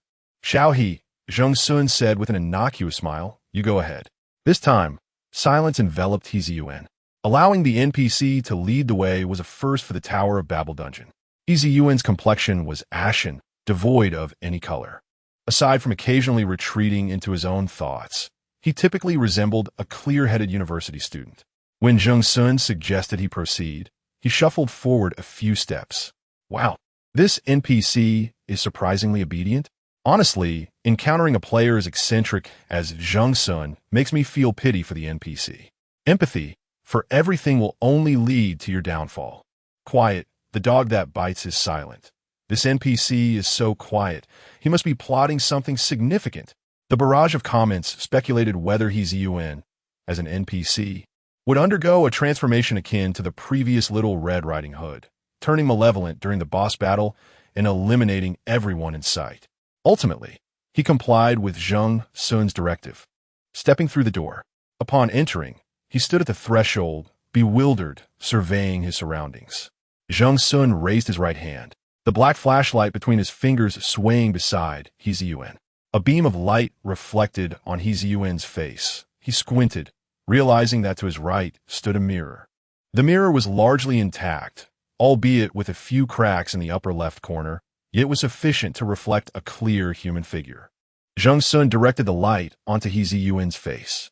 The flashlight's white beam illuminated his chin, accentuating his numb expression and pale skin, creating an exceedingly eerie image in the mirror. The chap began to grow uneasy. Wow, that is genuinely frightening. What on earth is the second hammer trying to achieve? Is he using the NPC as a human reflector? Who uses a reflector like that? Hurry up and make your next move. If we don't clear this soon, I might scare myself to death at home. Something S happening. Cut down on the comments. I can't even see the second hammer's handsome face. Weren't you the one spamming comments earlier? Goodness, what if the NPC, upon seeing his reflection, discovers he's not a bear and turns malevolent? I truly despise you internet users. Why am I both frightened and amused right now? He stood before the mirror, fixated on his own face. Just as everyone anticipated a transformation, perhaps sprouting tentacles or other grotesque features that would induce madness, he suddenly flashed a sinister grin at the mirror. I actually look rather good. Haha. If only I could admire this all the time. In the midst of the barrage of comments and the equally speechless presence of Huazian, the only audience member to respond fervently was Zheng Xun. Xiaohua, now is the moment. Suddenly, a slender umbrella emerged from the left shoulder of Huazian, its sharp tip pressing against the existing cracks, forcefully piercing downwards. With a resounding crack, the mirror shattered completely in less than 3 seconds, and within it, He Ziyuan's face fragmented into several shards. He stood before the mirror in disbelief, watching his handsome visage splinter into pieces. Am I merely an egg? Chapter 69. Lily Mushroom, why did a Kui shatter that mirror? Goodness. Huazian's strike was exceedingly forceful. I barely had time to react. Is there anyone who could speak up for Little He? Their mirror is shattered, and they are left in despair. Slowly piece yourself back together, Little He. This NPC, Little He, is rather amusing. He seems to possess a more extensive vocabulary than other NPCs, yet he also exhibits a touch of eccentricity. How does one manage to be both foolish and clever? If I recall correctly, he uttered something similar while descending into the Qinglan dungeon. Did he not? What was that? The line where he praises his own handsomeness. Goodness. Could that line trigger some sort of keyword? NPCs rarely perform actions unrelated to puzzles or plot. His action of gazing into the mirror serves as a clue. I agree with the earlier comment. The mirror inherently signifies symmetry and convergence, and many places with mirrors exhibit spatial distortions. This makes sense. No wonder Aqi instructed Xiao Hua to break that mirror. However, Aqi is remarkably perceptive. Did he notice something while reviewing the Qinglan footage?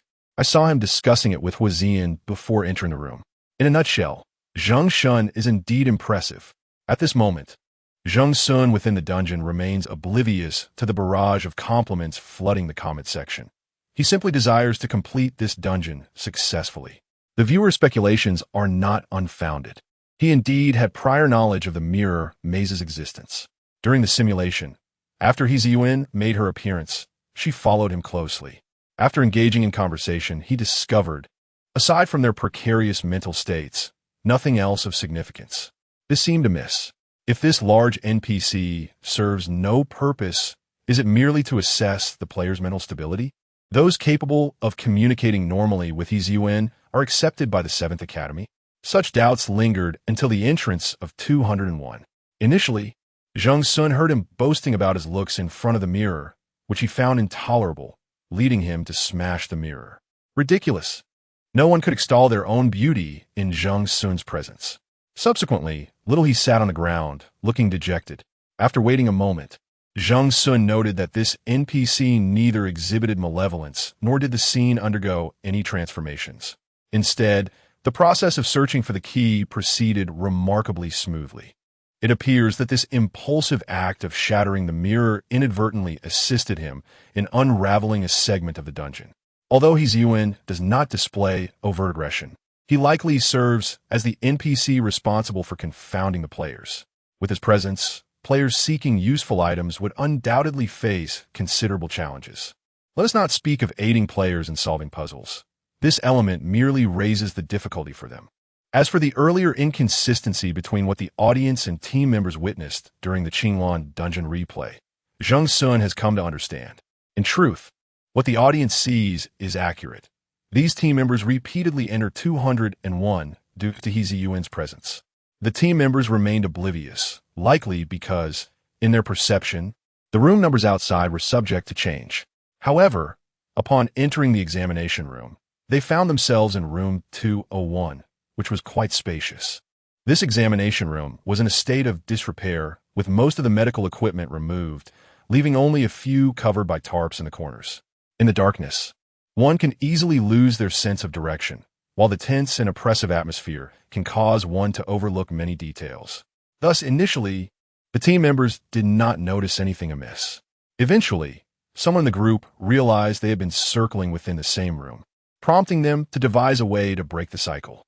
Had they not detected the anomaly of this examination room, they might have never found the key, or even managed to exit the instance. Returning to the present scenario, Zheng Xun illuminated his surroundings with a flashlight, confirming the presence of various objects. Though he was well aware of the situation, he feigned a casual inspection to avoid drawing attention. This instance tested not only their physical endurance, but also Zheng Xun's acting skills. Lacking patience, he aimlessly wandered for a brief moment, considering it merely a routine part of their exploration. He then approached a corner diagonally across, lifting the dust cover. Here, there were no other medical instruments, only a knee-high storage cabinet with 3 drawers. Upon opening them, he found them all empty. As Huazian approached, he also shone his flashlight on the cabinet. Zheng Xun, none of these have anything. Should we check elsewhere? He vaguely recalled discovering something in a storage cabinet during their last encounter. But that was over a year ago and a rather unpleasant memory, one he had deliberately chosen to forget. Many details had become hazy over time. Zheng Xun had unexpectedly taken him back to the 7th hospital. Had he known, he would have reviewed the previous replay. Shaking his head, Zheng Xun signaled for patience. He reached into the 2nd drawer, feeling around. The sound of jingling keys echoed softly. After confirming their location, he grasped the keyring and extracted it. The substance adhering to the keys was not glue, but a viscous green liquid that, while lacking a foul odor, appeared quite repulsive. Zheng Xun glanced at his sticky hand, maintaining a neutral expression as he handed the keys to Huazian, then turned to engage with He Ziyuan, who was morosely huddled in the opposite corner. Xiao He. I am not Xiao He. Yuan's voice sounded despondent, likely burdened by the weight of shadows brought on by the prior incident. I am a mushroom. Very well. Xiaoyi mushroom. Can you lead us to the third floor? We wish to explore above. No, I'm sad. Do not be disheartened. There are mirrors on the third floor for you to look into. Zheng Xun gently patted Yuan's back, inadvertently transferring some of the green substance onto his patient gown. Laughter erupted in the comments. Huh, you are so mean. Chue. Chue, don't bully the NPC. Just ask for directions without making a mess. Xiaoyi, ha ha. Don't be sad. Worse things are yet to come. A well-crafted horror film is on the verge of being transformed into a comedy by these two. Zheng Xun wiped his hands clean and finally released Yuan. Meanwhile, Huizian made a new discovery. Oh, Zheng Xun, come here, there is something here. What is it? Zheng Xun obediently returned, this time accompanied by the quiet mushroom. Yuan moved without a sound, and his breathing was barely perceptible, creating an eerie stillness, suggesting he was originally a well-behaved youth. Yet, in this dimly lit environment, his silence felt particularly sinister and frightening, as one could never tell when he might suddenly appear from behind, catching one off guard. However, Zheng Xun possessed an instinctive awareness of someone closely following him. He paid it no mind. Little Hua, what have you discovered? Chapter 70. I do not bully NPCs. What Huizian discovered was an old photograph. The paper had yellowed with age, its edges curling slightly. Regrettably, the date inscribed upon it had been obscured. The image depicted a tall man and a shorter girl, seemingly a father and daughter. The man, clad in a white coat and sporting rimless glasses, exuded a scholarly demeanor, suggesting he was a physician from the 7th Hospital. He held the girl's hand, who appeared to be around 7 or 8 years old, her hair styled in 2 braids, dressed in a purple frock. Judging by their ages and the way they posed, they could indeed be father and daughter, though it also might simply represent a doctor and his patient. Nevertheless, the fact that this photograph was tucked away in a drawer indicated it held a significant meaning for the doctor, even if the girl were a patient. Yet, the crux lies in the girl's demeanor. Although her hand was being held, her expression was one of palpable tension. Her smile seemed forced, a fade rather than a reflection of genuine joy. It appeared as if she were frightened by something. Is the expression of the girl in the photograph rather unsettling? Are these two indeed father and daughter? They bear a slight resemblance. One cannot claim they look alike. The photo is too blurred to discern such details. Could it be that the little girl witnessed something that terrified her? Is there a possibility she was threatened by that doctor? That is a precarious statement. I would argue that the girl herself might have some profound issues. Who has to say she is even human? Regardless of her past, within this narrative, she could potentially transform into a boss character. Gentlemen, let us cease our speculations. Since this photograph is included, one of them must be a boss. Or perhaps both, a royal flush. Goodness, your words send shivers down my spine. At that moment, in the lounge of the Wanshur Guild, others were gathered in small clusters, taking a respite after participating in a particularly challenging simulation. This scenario, rated S for difficulty, heavily tested their physical endurance. The participants had been engaged for a full 2 hours, just finishing their lunch, now indulging in light conversation to alleviate their fatigue. He Yuxing, typically the most loquacious among them, was unusually quiet, occupying a 2-person sofa alone, with his hands cradling his phone, and a pair of custom white headphones perched atop his head. He furrowed his brow in concentration, his eyes fixed intently on the screen. Unbeknownst to him, the volume of his voice escalated as he became engrossed, resulting in a loud exclamation as he slapped his thigh in frustration. What a ridiculous assumption. This is no ordinary photograph. It's akin to revealing a wild card. Curious team members approached him. Yuxing, are you watching Zheng Xun's livestream again? Perhaps you should explore other forms of entertainment. Grinding dungeons offline during the day and online at night. Don't you tire of it? Why not watch someone else? There are so many beautiful streamers. Why fixate solely on Zheng Xun? You seem a bit obsessed. What is so captivating about Zheng Xun? While he possesses remarkable skill and smooth gameplay, he is merely passable in appearance goodness. You two are a fan of Zheng Xun. Our Wanshur Guild is overrun with traitors. Silence, please. With a piercing glare, Yuxing could no longer tolerate the incessant chatter of his teammates. They were in a jovial uproar, lacking any semblance of seriousness. After a while, they shifted to discussing something of substance. Which dungeon did Zheng Xun tackle this time? Another SSS level? Is it the 7th hospital? Goodness, the 7th hospital dungeon? Isn't that the one that Qinglan had sealed off? What kind of grudge does Zheng Xun hold against Qinglan to pry open a dungeon they have sealed? Not only that, he even lured one of Qinglan's players to embark on a duo run. Who? Zheng Xun? A duo run? Isn't he typically a lone wolf, traversing the world alone? I see in the comments that Zheng Xun intends to recruit Huizian to their guild, perhaps sweetening the deal now for a future transfer. Can Suguan really let him go? With his unwavering demeanor, it seems unlikely, given the current tension between Qinglan and Zheng Xun. Even if Huizian holds no value for the guild, would Suguan grant Zheng Xun such a monumental favor? What does Huizian even represent? He is but a discarded pawn of Qinglan, burdened with severe psychological scars. Moreover, how can we be certain that Zheng Xun hasn't already won over Suguan? I believe he possesses considerable skill. If he manages to sway Suguan, I might as well switch to their guild right now. Well, hold on. They might not even want you. The teammates were engaged in a fervent discussion while Yuxing remained aloof. His brow furrowed as he scrutinized the photograph and Zheng Xun's reaction. The sealing of his 7th hospital dungeon by Qinglan had caused quite stir. Where there is commotion, there is Yuxing. With such high stakes, he had certainly conducted his research. Although he could not personally enter the dungeon, he had gleaned some insights and truths from various online recordings of Qinglan's gameplay. This photograph was one of the crucial leads. He anticipated that this clue was directly tied to the final challenge and the outcome of the run. However, within the dungeon, Zheng Xun merely cast a fleeting glance before moving on. Yuxing could hardly contain himself. Previously, he had dismissed claims that Zheng Xun was disinterested in solving puzzles. But now, with such an important clue laid bare, Zheng Xun barely acknowledged it. This left Yuxing in a state of agitation.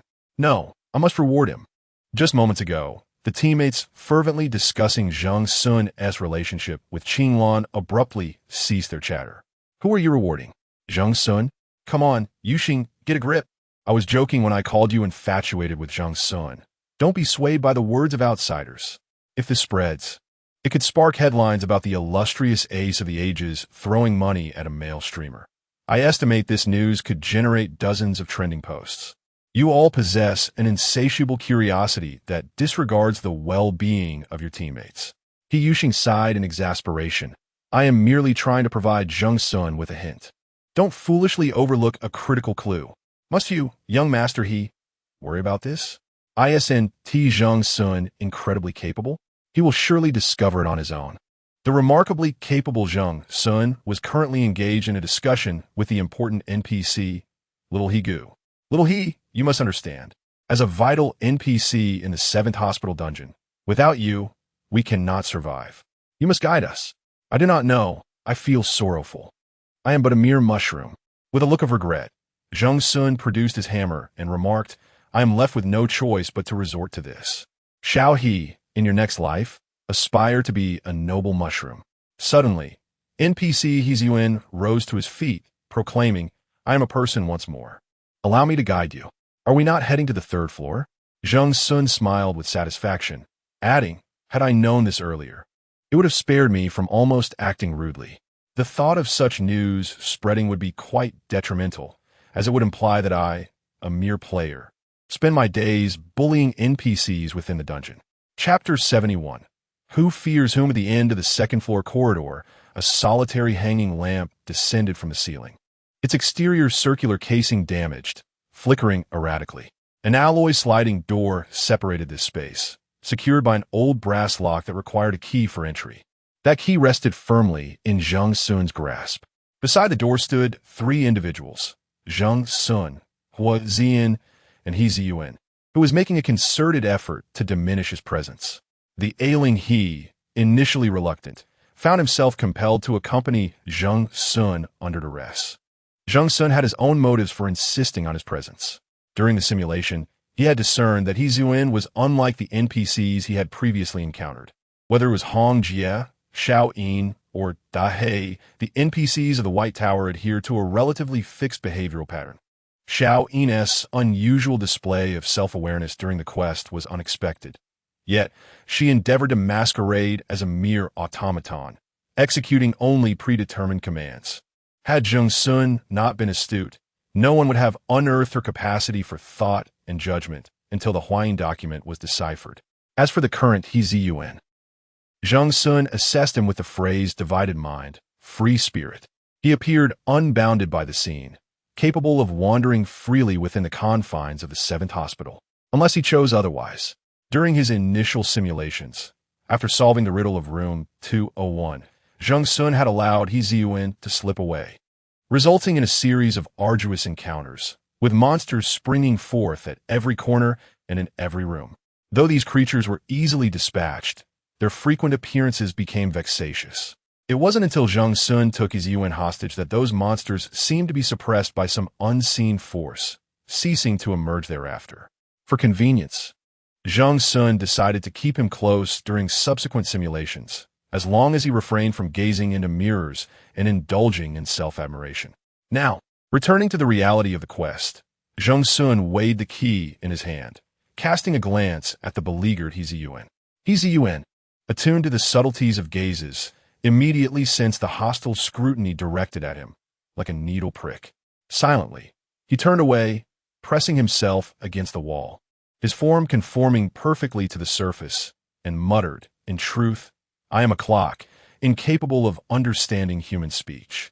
Zheng Xun rested his hand on He Ziyuan's shoulder. Palm open, the key nestled within. Allow me to share a secret with you. I am a hammer, quite effective at striking clocks. Ha ha. Can Air Chue be any funnier? Ha ha. I'm dying of laughter. Having watched over 100 quest streams, this is the first time I've seen someone threaten an NPC. To be a hammer, unbound by definition. Isn't He Ziyuan a tad too clever? He can converse freely with players, and yet his CPU hasn't overheated. Moreover, he can execute the player's commands. Listen to their dialogue. Is it not that of ordinary humans? No, compared to Air Chue, I find He Ziyuan to be more akin to a normal person. This NPC gives me the impression of a wolf in sheep's clothing. He won't transform into a boss at the last moment. Will he? Oh no, please don't jinx it. He Ziyuan's face bore an expression of despondency as he took the key from Zheng Xun, standing before the alloy door to unlock it, his very silhouette exuding a sense of melancholy. Huizian quietly inquired of Zheng Xun, is this really all right? Zheng Xun reassured him, rest assured, Xiaohua. He Ziyuan is originally from the 7th Institute, and now he has joined our ranks. This establishes a bridge of communication between us and the 7th Institute. If anything arises, Xiao he will take care of it. He rambled on, nodding to himself in affirmation. In this endeavor, the essence lies in the nuances of human relations. At this point, even Huizian found himself at a loss for words. Reluctantly thrust into the forefront, He Ziyuan turned back with a glum expression, fingers pinching the key, extending his arm to return it to Zheng Xun. All right, Zheng Xun said with a cheerful smile. Our little he has worked hard. He Ziyuan continued to lean against the wall, closing his eyes, ears, and mouth in silence. The alloy door, aged and rusted at the bottom of its sliding track, required Huizian and Zheng Xun to pull from either side, combining their efforts to create a gap wide enough for passage. Huizian had intended to take the lead, having had prior experience, but Zheng Xun halted him. Xiao He, you go first. Originally wishing to remain inconspicuous, He Ziyuan was compelled to become the leader of their makeshift team. He felt as though his very soul had been drained, his steps heavy and sluggish, resembling a wandering spirit ascending the stairs one laborious step at a time. Huizian thought that since he could not lead, at the very least, he could provide cover from the rear. To his surprise, Zheng Xun had already taken the initiative to stand behind him, urging him forward. What are you waiting for? Xiaohua, hurry, don't delay our progress. With a gentle push from Zheng Xun, Huizian found himself positioned in the middle of the group, an optimal place for self-preservation. As they ascended the staircase to the 3rd floor, photographs depicting doctors, nurses, and patients interacting adorned the walls. There were images of caregivers visiting the bedridden elderly and playing with child patients in the garden. The yellowed photographs captured moments of warmth and joy, appearing quite heartening were it not for the ominous atmosphere surrounding them. However, keen-eyed observers detected something amiss. What the heck? Those photos are moving. What? What do you mean? The pictures. After someone passes by, the faces in those photographs suddenly turn towards us. The audience was not mistaken. As Zheng passed by with his head lowered, everything seemed fine, but when Zheng approached the first photograph, he noticed the nurses and doctors gathered around the ailing elder. Initially, they had exchanged gentle glances, but in that instant, they abruptly turned their heads to gaze at the players ascending the staircase.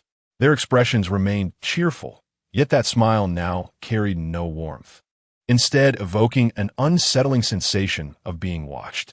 Zheng's spirit was entirely focused on the steps beneath him and the silhouette of Zheng ahead, seemingly oblivious to the alterations in the photographs adorning the walls. As he passed, those images reverted to their original state, quiet and still, awaiting the next visitor. Zheng Xun waited until Zheng had ascended 4 or 5 steps before he began his ascent. Nonchalantly wielding a hammer, his gaze was fixed straight ahead, unwavering. He brushed past the nearest photograph. Much like Zheng's experience, the figure within the image initially remained unchanged, but as Zheng Xun's form momentarily brushed against it, the visage within the photograph transformed once more. Just as the spectators assumed Zheng Xun remained unaware and would exhibit no reaction. Having already ascended 2 steps, he suddenly whirled around, fixating intently on the figure in the photograph. The scene was utterly bizarre.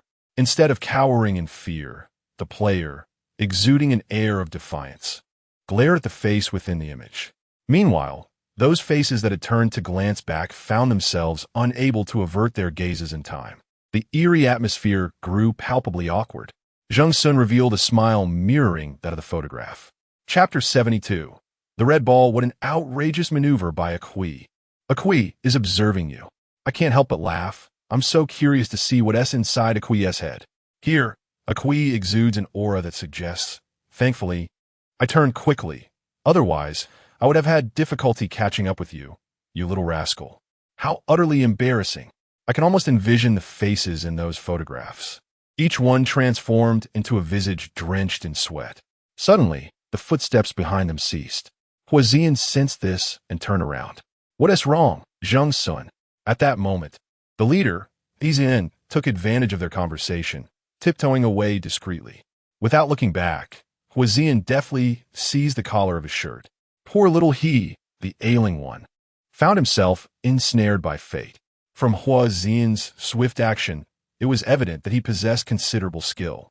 However, his primary concern lay with Zheng Xun's state. Given the formidable strength of his opponent, the abrupt halt surely indicated a grave issue. Zheng Xun remained lost in a soulful gaze with the faces in the photographs, his lips moving ever so slightly. He was speaking to Zheng. Xiao huo, ba, hai, mo, bang. No sooner had Zheng Xun's voice faded than the figures in the photographs burst forth. Zheng released his grip, and Zheng vanished in an instant. Now, only he and Zheng Xun remained on the staircase. The grotesque creatures from the photographs surged forth wildly, resembling aberrations rather than humans. Their heads and faces bore a semblance of normality, while their limbs were either excessively long or painfully short, with bodies that were either remarkably robust or alarmingly frail. Rather than humans, they resembled peculiar insects sporting human faces. They intertwined like a relentless tide, advancing toward Zheng Xun and Zheng. Their eyes, once squinted in mirth, now gaping with dark, abyssal voids. Zheng Xun wasted no time, raising his hammer and striking each one squarely in the face. In an instant, the previously serene staircase erupted into chaos. The cacophony of the monster's screams, the resounding impacts of the hammer, and the splintering of the aged steps forming a symphony of destruction. The creatures attempted to encircle Zheng, but he skillfully dispatched them one by one with his weapon. The once silent ambience was thoroughly disrupted, and the burdened staircase crumbled under the strain. Indeed, wherever Zheng Xun was present, destruction followed. The duo coordinated seamlessly, gradually carving a bloody path. As the entrance to the 3rd floor loomed ahead, Huazian swung his umbrella to block a wave of monsters. He reached out, and Zheng Xun leveraged the momentum, leaning back. They both tumbled through the alloy sliding door of the third floor, with Zheng Xun's toes catching in the door's lattice, forcefully slamming it shut. Huazian reacted swiftly, rising to secure the brass lock on the door with one hand, effectively barring the creatures outside. The monsters clawed desperately at the alloy door, shaking it violently. Unfortunately for them, they lacked the ability to traverse between scenes like Zheng. They could only glare resentfully at the individuals separated by a mere door. In the end, their malevolent gazes faded, retreating like a receding tide, reverting to the photographs on the wall. Silence once again enveloped the surroundings. Had it not been for the chaos outside the door, it is likely that no evidence would exist to testify to the immense transformation that transpired in less than 3 minutes. Zheng Xun rose to his feet, standing beside Huazian, both holding their breath as they gazed outside. Only upon confirming that the creature outside was indeed blocked by the door did their shoulders simultaneously relax. The live stream's audience was nearly petrified. I scarcely dared to breathe. Though I had a premonition, I never imagined there would be so many monsters from those photos. Well, it seems the reputation of Kui as a demolition contractor cannot be salvaged now. Thank goodness, that staircase was quite perilous. Even without being torn apart by a monster, a collapse could be fatal. Let us not even mention Kui. That newcomer Huazian is surprisingly competent. Huazian is no novice. I never anticipated Huazian possessed such prowess. Not everyone can keep pace with Zheng Xun. So has Kui struck gold? I thought he had little faith in Huazian, which is why he brought him along. Speaking of which, if Huazian is this capable, why is he struggling in Qinglong? Could it truly be related to the suppression from the deputy leader of Team 1? Deputy leader of Team 1? Are you referring to Meng Yijia? Meng was left behind by Huazian. Mind you, abandoning teammates in a dungeon is an act of treachery. I've said it before, our little Hua is wronged. Meng Yijia is craftier than the seeds I spit out. I don't believe he didn't say anything to little Hua in the operating room. But there needs to be evidence. The replay from Qinglong is glaringly obvious to everyone. Yet that segment seems to lack audio, and there were lags and black screens. In any case, I trust in Meng's character. Damn it, I've been patient for too long. Where did this Qinglong dog come from? Could it please leave Zheng Xun's livestream? Though the previous scene was chaotic, Huazian's performance was nothing short of astonishing. He did not resemble the once-remarked Zhong Yong of the world, whose brilliance as a newcomer faded into mediocrity. His personal prowess remained consistently high. At the very least, his adaptability and teamwork skills will be well suited for training within Team 1 of Qinglong. The moment he grasped Zheng Xun's arm indicated he was not one to abandon his teammates. This was not merely a matter of refraining from wrongdoing under the gaze of an audience. In such a rapidly shifting and perilous scenario, any number of unforeseen events could occur. Certainly, Zheng Xun's fans believed he could escape unscathed through his own abilities. Yet it was in that crucial moment that Huazian instinctively saved him. In that fleeting instant, there was no time to contemplate the likelihood of escape or the risk of dragging another down. Huazian pulled Zheng Xun up to the third floor. For this alone, Zheng Xun's fans, including Zheng Xun himself, recognized Huazian as a good person. Such selflessness, devoid of hesitation, radiated a courageous kindness. Because of this act of rescue, Huazian gained notoriety with a trending post. Huazian saved Zheng Xun. Many passers-by may not know who Huazian is, but most have heard of Zheng Xun's name, a formidable and reckless figure. Who could possibly save him? Or perhaps he could accept being rescued? With such curiosity in his heart, tens of thousands of viewers flocked into Zheng Xun's live stream, a number that continued to rise. The operations manager, hastily summoned to save the day, genuinely hoped to persuade the leadership to grant her a raise on the spot. Huazian remained oblivious to the tumult outside. He was merely vexed at having let Zheng slip away. Zheng Xun patted him on the shoulder. It's all right. He is currently envisioning himself as a clock. If we follow the wall, we may just find him hanging somewhere. The earnestness in the other's demeanor left Huazian momentarily unsure whether Zheng Xun was jesting or speaking earnestly. Suddenly, a sound drew their attention, A thud echoed through the air, and they turned to see a dimly lit corridor stretching before them. A red rubber ball bounced twice on the ground, rolled halfway around, and came to a halt, its vibrant hue resembling watchful eyes, silently observing the two. Chapter 73. Lil He Danger. As the crimson rubber ball materialized, a cacophony of children's laughter echoed in my ears, receding from proximity to distance, reverberating through the desolate corridor, infusing this eerie scene with an added layer of terror.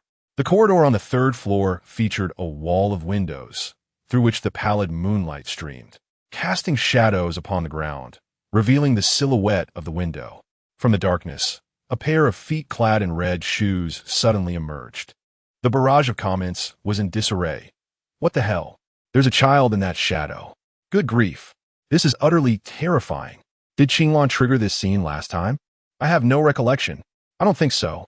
Didn't Qinglan only reach the operating room on the third floor before being forced to stop? That is how I remember it. How come Zheng Xun's experience this time is entirely different from last time? And now there's this NPC, he's Yun, who has never appeared before, along with a frightening child. It is understandable that the viewers in the live stream question this. Clearly, it is the same 7th hospital script. Yet under Zheng Xun, it has transformed into something entirely different. While some viewers express confusion, others with more experience in the game noted that S-level dungeons and above often exhibit such traits: significant changes, multiple side quests, and complex narratives. Thus, the introduction of previously unseen NPCs and monsters made sense. Is the 7th hospital really only rated at S level? That corridor triggered a monster that was quite terrifying. It feels like it should be at least an S. Is it possible that the currently accessible areas of this dungeon are only S level? What does that mean? The individual who sent that last comment was likely a low-level account from a guild player. This player proposed a new perspective. The map of the 7th hospital dungeon is vast, and not all areas are accessible. This was evident in the earlier replay of Qinglan, where they encountered numerous dead ends. Zheng Xun's route was not significantly different from Qinglan's previous path. Perhaps the monsters and quests along this particular route were set to S-level difficulty. But the areas beyond this route may encompass challenges far exceeding that. Perhaps the emergence of Zheng Xun as a variable has stirred the monsters in other regions, causing them to converge here. So how is Zheng Xun supposed to handle this? This has turned into a major dungeon. It would require at least 10 or 20 people to tackle it. Forget it. I unconditionally trust Zheng Xun. Let us first deal with this bizarre child before us. Could this child be the one in the photograph? The girl in the red shoes remained silent, standing still. She did not move. And Zheng Xun and the others hesitated to act. Who knew what her intentions were? After a moment, the child finally stirred. The moonlight shifted, revealing the lower half of her face. Her visage lacked lips, exposing her teeth. She seemed to struggle to form a smile, which only rendered her appearance more sinister. Cool me. Play with me. The sound of children laughing resonated once more as the red rubber ball inexplicably bounced high into the air without any external force applied. With a leap and a bound, she landed right in front of Zheng Xun. He lowered his gaze. Huazian remained tense, for he had encountered this girl before. In fact, he was one of only 2 individuals from the Qinglan team who had laid eyes on her.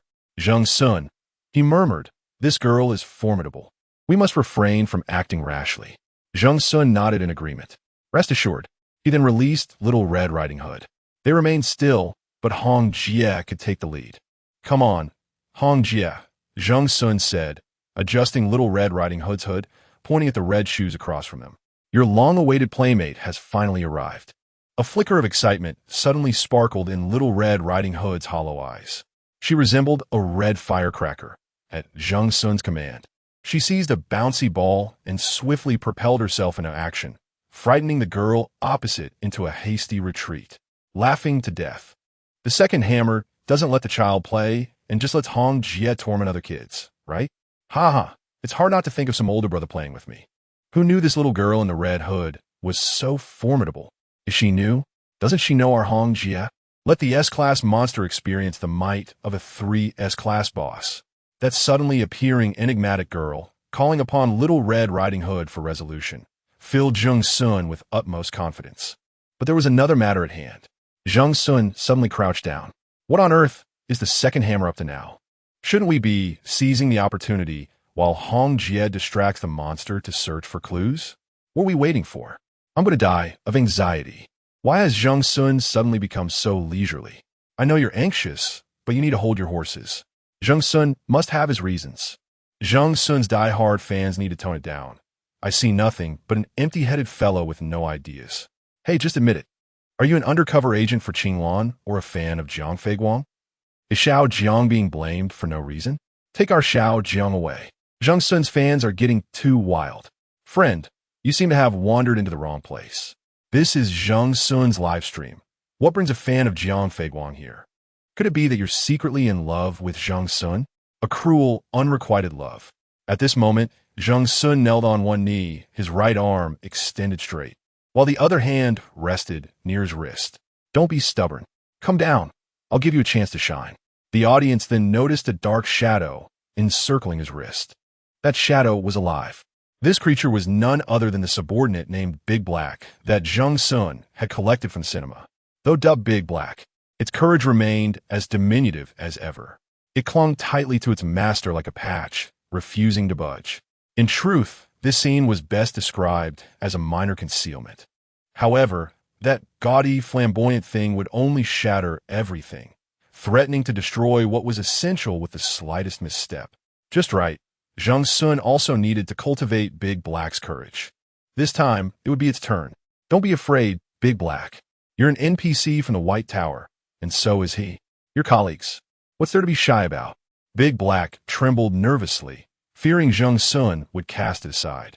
Well, if you're unwilling to seize such a splendid opportunity, next time, I'll have to place you in the same room as Little Flower, so it can help you become a bit more outgoing and give you a lesson.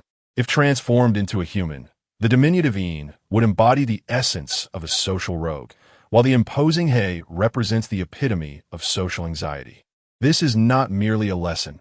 It resembles a form of punishment. He's body, writhing in resistance, momentarily falters, hesitant to assert itself further. With a sharp sound, it tumbles from Zheng Xun's wrist, akin to an arrow released from its bow, darting away in fear of being summoned back. Zheng Xun is exceedingly pleased. Hua Zian, observing from his side, is perplexed. Zheng, you let it go as that. Zheng Xun grins. Let us seek out our dear and lovable patient he. Without his presence, your endeavors will falter, and I shall have no explanation to provide. Meanwhile, having narrowly escaped, He Ziyuan, hiding at a distance, listens intently. Chapter 74, Overwhelming Public Opinion. He's efficiency was remarkably high. Its speed of movement was matched only by its strong desire to avoid being in the same room as Xiao Yin. Ultimately, He Ziyuan was brought before Zheng Xun, thoroughly bound. Xiao He lay on the ground, unwilling to lift his face, completely resigned. Zheng Xun crouched down and greeted him warmly. Ah, is that not Xiao He? I was worried when I saw you wandering off just now. He Ziyuan turned his face away in indignation, avoiding Zheng Xun's gaze. The little Red Riding Hood was nowhere to be found, and that little girl had also vanished. However, Zheng Xun was unperturbed. Hong Jie could handle everything. He extended his hand, beckoning to He to climb back up, and then patted Xiao He's shoulder. All right, stop playing dead. You're going to be needed on the path ahead. Reluctantly, He Ziyuan stood up from the ground, neither responding nor retorting, emphasizing merely his presence.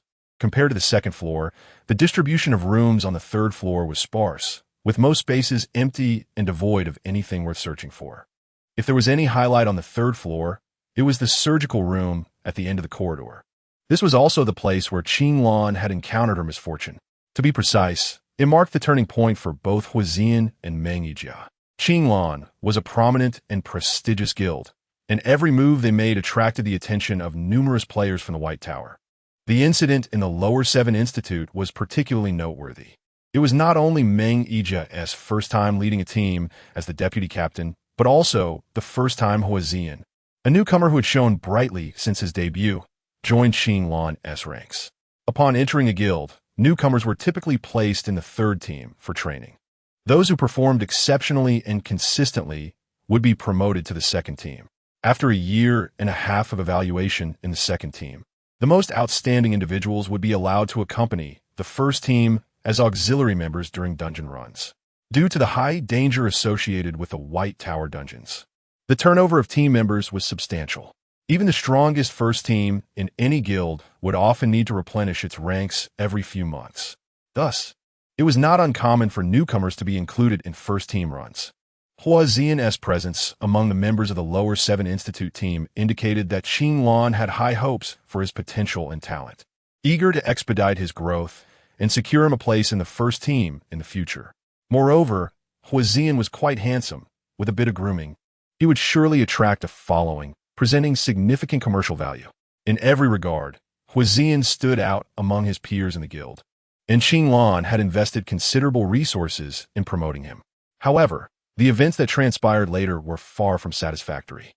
The truth of what occurred in the surgical room that year remains clouded in speculation. The live broadcast was plagued by severe lag, leaving even the audience present unable to piece together the entire sequence of events. The prevailing narrative is that Hua Xian abandoned Meng Yijia in the surgical room and fled. After all, it is a fact that Meng, the deputy captain, sustained life-threatening injuries. It is hard to believe he could have inflicted such serious harm upon himself. A star that was destined to rise quietly faded into silence. Hua Xian had attempted to justify himself, yet his efforts proved futile. The overwhelming public opinion on the internet left this newcomer devoid of any powerful connections, utterly defenseless, subjecting him to a prolonged psychological torment. Now, as Hua Xian revisits familiar grounds, to claim he bears no grudges is merely self-deception. Since ascending to the 3rd floor, his aura has grown markedly somber. Zheng Xun has sensed this shift, yet he refrains from offering any words of comfort. He prefers action over discourse. Indifferent to the treachery and intrigue among team members, he recognizes the necessity of Hua Xian's presence. Before they can bring him into their fold, it is essential to cleanse the taint of the past. Xiao He once again pressed himself against the wall, attempting to masquerade as a clock. Zheng Xun gently nudged him with a hammer, detaching him from the wall. After taking a couple of steps forward and noticing that Xiao He did not follow, he slung the hammer over his shoulder and turned back. He asked on, Xiao Hua. All right. Hua Xian shook his head, striving to avoid being ensnared in the shadows of his unfavorable memories, and hastened to match Zheng Xun's pace. Zheng Xun moved with an ease that belied the perilous environment, as if they were merely in his backyard rather than a treacherous dungeon. They soon stumbled upon the operating room. Its door vanished, leaving the space open and exposed. The surgical lights above flickered to life the moment they crossed the threshold, illuminating a pristine white cloth draped over the table. The cloth lay carelessly, flat and devoid of anything beneath. At that instant, the audience in the live stream gasped in surprise. However, Zheng Xun and Hua Xian remained unfazed. Zheng Xun turned to his companion. Let us search here. This light is clearly a trap. Hua Xian's expression faltered. This scene feels peculiar. Zheng Xun, why don't you investigate elsewhere? I'll take care of this. Having previously experienced such a scenario, he wished to shield Zheng Xun from danger. Despite his psychological scars, Hua Xian resolved to bear the risk alone. Before Zheng Xun could respond, the barrage of comments began. What is up with Hua Xian? Why is he suddenly telling Zheng Xun to bail? I have no idea. Is this place really that perilous? Surely you all remember. Xinlan encountered trouble here before. Suit 1 forcibly evacuated all team members. It seems rather unremarkable. Isn't it frightening enough that the light turned on by itself? Is Hua Xian really reliable? Wasn't he the one who left Xinlan's deputy alone in the operating room, leading to the incident? Now he's declaring he'll stay behind? Probably wants to keep Zheng Xun safe. I doubt it's that simple. Perhaps he has sensed something. A traitor is a traitor. One's nature is hard to change. Zheng Xun, run quickly. I told you, you could solo this dungeon. You've probably already earned the rewards. Now you've buried a landmine for yourself. Zheng Xun understood Hua Xian's good intentions, yet he was merely making dumplings out of a dish of vinegar. If that were the case, with so many dungeons to choose from, there was no need to endure the trials of this 7th hospital dungeon. Let's take a look around first. Xiao He, you come over here too. I am but a potted flower, incapable of walking. Zheng Xun turned back, finding Yuan squatting against the wall, her back turned to him. You. Before Zheng Xun could take any action, the little one, who was supposed to be potting the plant, suddenly exclaimed, "There's a ghost." The NPC in this horror game, fearing ghosts, is truly one of a kind. Zheng Xun was speechless. Upon closer inspection, there was no ghost in sight. Little Red Riding Hood retrieved a glinting knife from her basket and scampered over to Zheng Xun. Recently, she seemed to delight in making noise, perhaps believing it to be endearing. Did she run away? Sister Hong hung her head, appearing quite disheartened at having failed her task. It's all right. Zheng Xun consoled her with a gentle pat on the head. She will appear again. As they spoke, Huazian made a new discovery. Zheng Xun, there's a picture book here. Chapter 75. This is not your fault. Zheng Xun approached to observe that Huazian was holding a blue-covered picture book, filled with the whimsical drawings of children. Where did you find this? He inquired, noticing its sudden appearance on the ground. The stark contrast between the surgical room's sterile ambience and the cheerful illustrations in the book was jarring. It seemed to have appeared deliberately, as if beckoning for discovery. Huazian cradled the book with one hand while flipping through its pages with the other. Zheng Xun directed the beam of his flashlight upon it. The book was not particularly thick, containing perhaps a dozen pages, all adorned with crayon drawings by young children, the strokes revealing their tender age. The first page bore a warm hue, depicting 3 doctors in white coats, each adorned with smiling faces. On the left half, the right half presented a father and daughter. The father holding his daughter's hand, his expression joyful, while the daughter appeared frightened, clutching a teddy bear tightly. On the second page, the father was absent.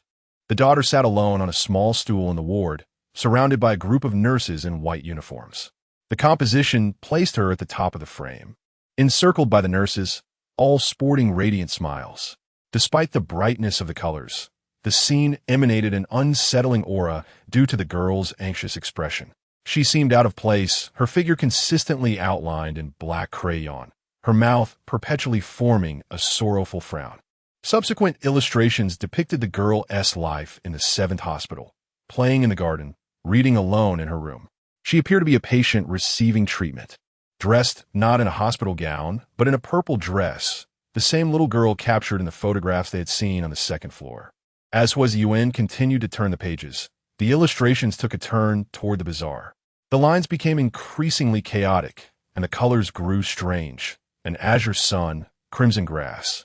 And the faces of the doctors and nurses twisted into grotesque visages, their smiles transformed into menacing fangs.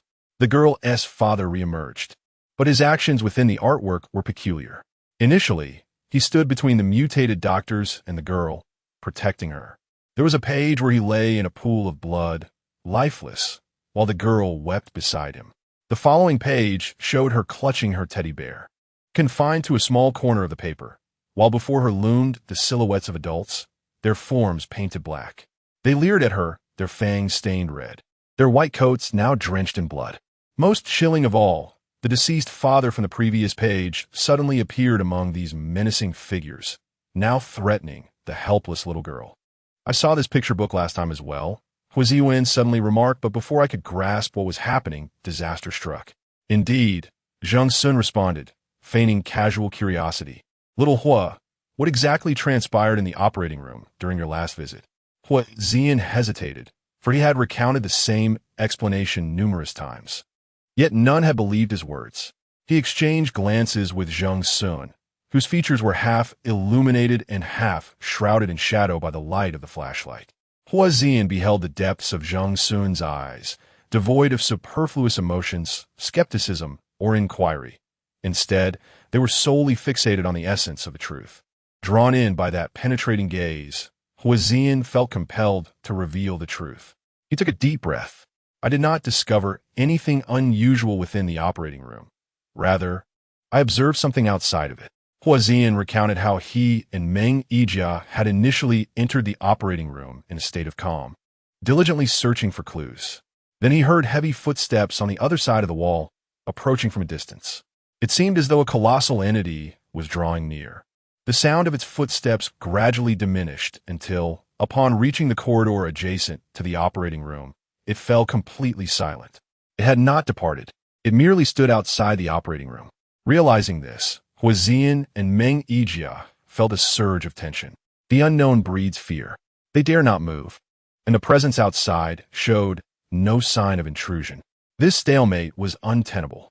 At that time, Huizian was still a spirited young man. Meng Yijia, as the deputy leader, held significant importance to the entire team and the guild. He could not afford to falter in the dungeon. Moreover, Meng Yijia had sustained a slight ankle sprain. Though he never mentioned it, Huizian discerned it from his awkward gait. Despite his own trepidation, Huizian was willing to step forward in the face of life and death. Thus, he proposed to Meng Yijia that he would investigate the situation. Meng Yijia cautioned him to proceed with caution, to which Huizian nodded, armed himself, and silently made his way towards the door. Outside lay an empty expanse, yet the moonlight cast a vast shadow just a few meters away.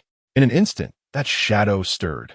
Huizian beheld a grotesque, contorted creature, a patchwork of limbs that made it impossible to discern how many bodies had been fused together.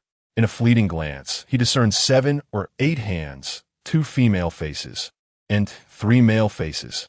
All the eyes were closed, save for the noses that sniffed the air. The creature had caught wind of their presence and charged toward Huizian.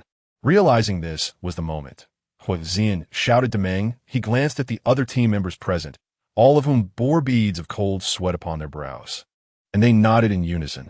Subsequently, Su Guan employed a skill card, forcefully extricating everyone from the dungeon. I'm only aware of what I faced, as Huizian honestly confessed. At that moment, my sole concern was to lure the monster away from the operating room, to ensure the safety of the vice captain. Yet, I remained oblivious to the peculiar mutations that had emerged within the operating room, which ultimately led to Vice Captain Meng sustaining such severe injuries. Huizian was not a traitor who abandoned his comrades. Rather, he acted out of a desire to protect, even willing to sacrifice himself for the greater good. However, for reasons unknown, the footage broadcasted at that time only captured his solitary figure fleeing, leaving the audience entirely unaware of the amalgamated creature. Zheng Xun completed his explanation, shifting his gaze to the left, fixating on the furtive escape of He Ziyuan. This is not your fault. It is because of him. Chapter 76. The Delayed Truth He Ziyuan. This NPC is quite extraordinary, as previously mentioned. His role is to elevate the difficulty for players. As long as he is present, players, and even the audience behind the screen, find themselves ensnared in a web of confusion. Zheng Xun uncovered this secret during his simulations. The patient, Xiao He, serves not only to assess the player's mental states, but also to create chaos. He does not directly assault the players. Rather, he introduces numerous distractions. His abilities seem to revolve around concealment and deception, making it trivial for him to complicate matters for a mere crow camera. He Ziyuan does not exhibit any overt hostility towards the players, and Zheng Xun confirmed this during his simulations. He speculates that the disruptions caused by the NPC may not even be intentional. It is precisely due to his inadvertent actions that Huizian has endured prolonged unjust suppression. However, Zheng Xun does not wish to place blame on an NPC who perceives himself as a flower. The fault lies with Meng Yijia. Regardless of the dangers he faced in the operating room, the individual who harmed him was not Huizian, yet he attributed all the responsibility to a newcomer who, at that time, was sacrificing himself to save him. Huizian briefly recounted the truth of the events that transpired, yet he no longer cared about how he was perceived by the outside world. His only concern was whether something truly terrifying lurked within the operating room. Zheng Xun. Xiao Hua inadvertently reverted to the original form of address. This operating room is quite sinister. Let's take this picture book and leave. Xiao Hua. Zheng Xun did not follow his lead, but posed a question. If that monster were to appear outside again, what would you do? Huizian hesitated. The events of that year vividly replaying in his mind. The countless scorn and insults he endured, the ostracism from teammates, the oppression from the guild. These experiences had robbed him of sleep many nights. Were it not for his sister, who was still in school, he would have long since succumbed to despair. Now, Zheng Xun placed the choice before him once more. He closed his eyes momentarily before reopening them. I would still rush out and draw the monster away. You must understand, Meng Yijia and I are not comparable. Naturally, you are as well. If I confront that beast, my chances of success are quite high. That cannot be. Huazian responded urgently. If one of us must sacrifice, it must be the one of greater value. Besides, I am well aware of my own capabilities. If I lacked confidence, I would not recklessly face danger. Confident in your skills, yet inclined towards self-sacrifice? Zheng Xun summarized, nodding with apparent satisfaction. Very well. I understand. Huh? Huazian was somewhat perplexed, but Zheng Xun provided no further explanation. Instead, he produced his hammer. Xiaohua, sometimes it is not merely a choice between two. One must inevitably sacrifice. He weighed the hammer in his hands. Collaboration is possible. He smiled at the seemingly bewildered Huazian. Of course, it could also be 1 against 2. However, let us postpone that for today. Outside, the familiar sound of footsteps approached once more, causing Hua Ziyuan's expression to stiffen. Zheng Xun raised his chin slightly. Do what you believe you must. You need not concern yourself with matters here. Did you not claim you could handle whatever lurks outside? I, too, wish to witness your prowess. However, should you dawdle further, I shall not invite you to join our escapades again, nor will I involve you in mining activities. Then, I shall take my leave, Huazin exclaimed in a hurry, greeting briefly before hastening towards the door.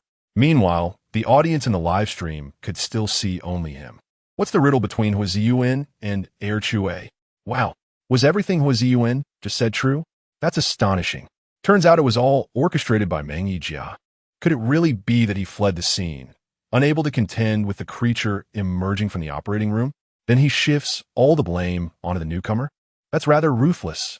One can understand, considering he had just been promoted to vice captain and wouldn't want to be ousted so swiftly. I told you, Meng Yijia is no pushover. He previously bullied Air Chue. Wow, I almost forgot about that. Meng Yijia. Encrypted calls resurfaced, and the moderator was busy adding to the list of blocked words. This incident sparked heated discussions in Zheng Xun's live stream, and naturally, it became a trending topic outside as well. So, it turns out that back then, the newcomer Huaziyuan did not abandon his teammates? Has anyone watched Zheng Xun's live stream? Shocking revelations about Qinglan. The allegations against Meng Yijia for suppressing newcomers are substantiated. Let us see how Qinglan fans defend him. Countless trending posts and topics emerged in succession. Qinglan swiftly initiated damage control, aiming to stabilize the situation by deleting a large number of posts to reduce the heat. Simultaneously, they attempted to reach Meng Yijia. However, Vice Captain Meng had already been taken into the dungeon by Su Guan, making him unreachable at that moment. Everything seemed so coincidental, so organic. Unbeknownst to Vice Captain Meng, who was amidst the dungeon, he was on the brink of a scandal that could tarnish his reputation irreparably. With the rising heat and the guild's involvement, Zheng Xun's live stream suddenly saw a surge in viewers. Voices began to rise in defense of Meng Yijia. I believe in Vice Captain Meng. We can't solely rely on Hua Ziyuan's account. Now Hua Ziyuan has run off again, was left outside. Rather than worrying about our vice captain, perhaps we should see if your male broadcaster can survive this ordeal. Let us hope he isn't betrayed by the treacherous. The live stream was now a chaotic mix. Exactly the effect Zheng Xun desired. He heard the sound of Hua Ziyuan's hurried footsteps. Hongjia, Zheng Xun called out, prompting the little red hat in the corner to spring to her feet. She tapped He Ziyuan's waist with the back of her knife, startling him into standing at attention. Zheng Xun expressed his satisfaction. Xiao He, you are now alone, he said as he approached Yizhen, gazing into his eyes. You know nothing. You are merely one person. He Ziyuan appeared bewildered. I am a person? The scene in the live stream abruptly transformed. The corridor, previously empty save for the fleeting figure of Huazian, was suddenly occupied by a monstrous amalgamation. It relentlessly pursued Huazian. This revelation was stark for all to witness. The once fledgling Xiao Hua had never chosen the path of flight. He was destined to ascend brilliantly, yet he was forcibly dragged into the abyss. While Huazian busied himself outside, Zheng Xun had his own affairs to attend to.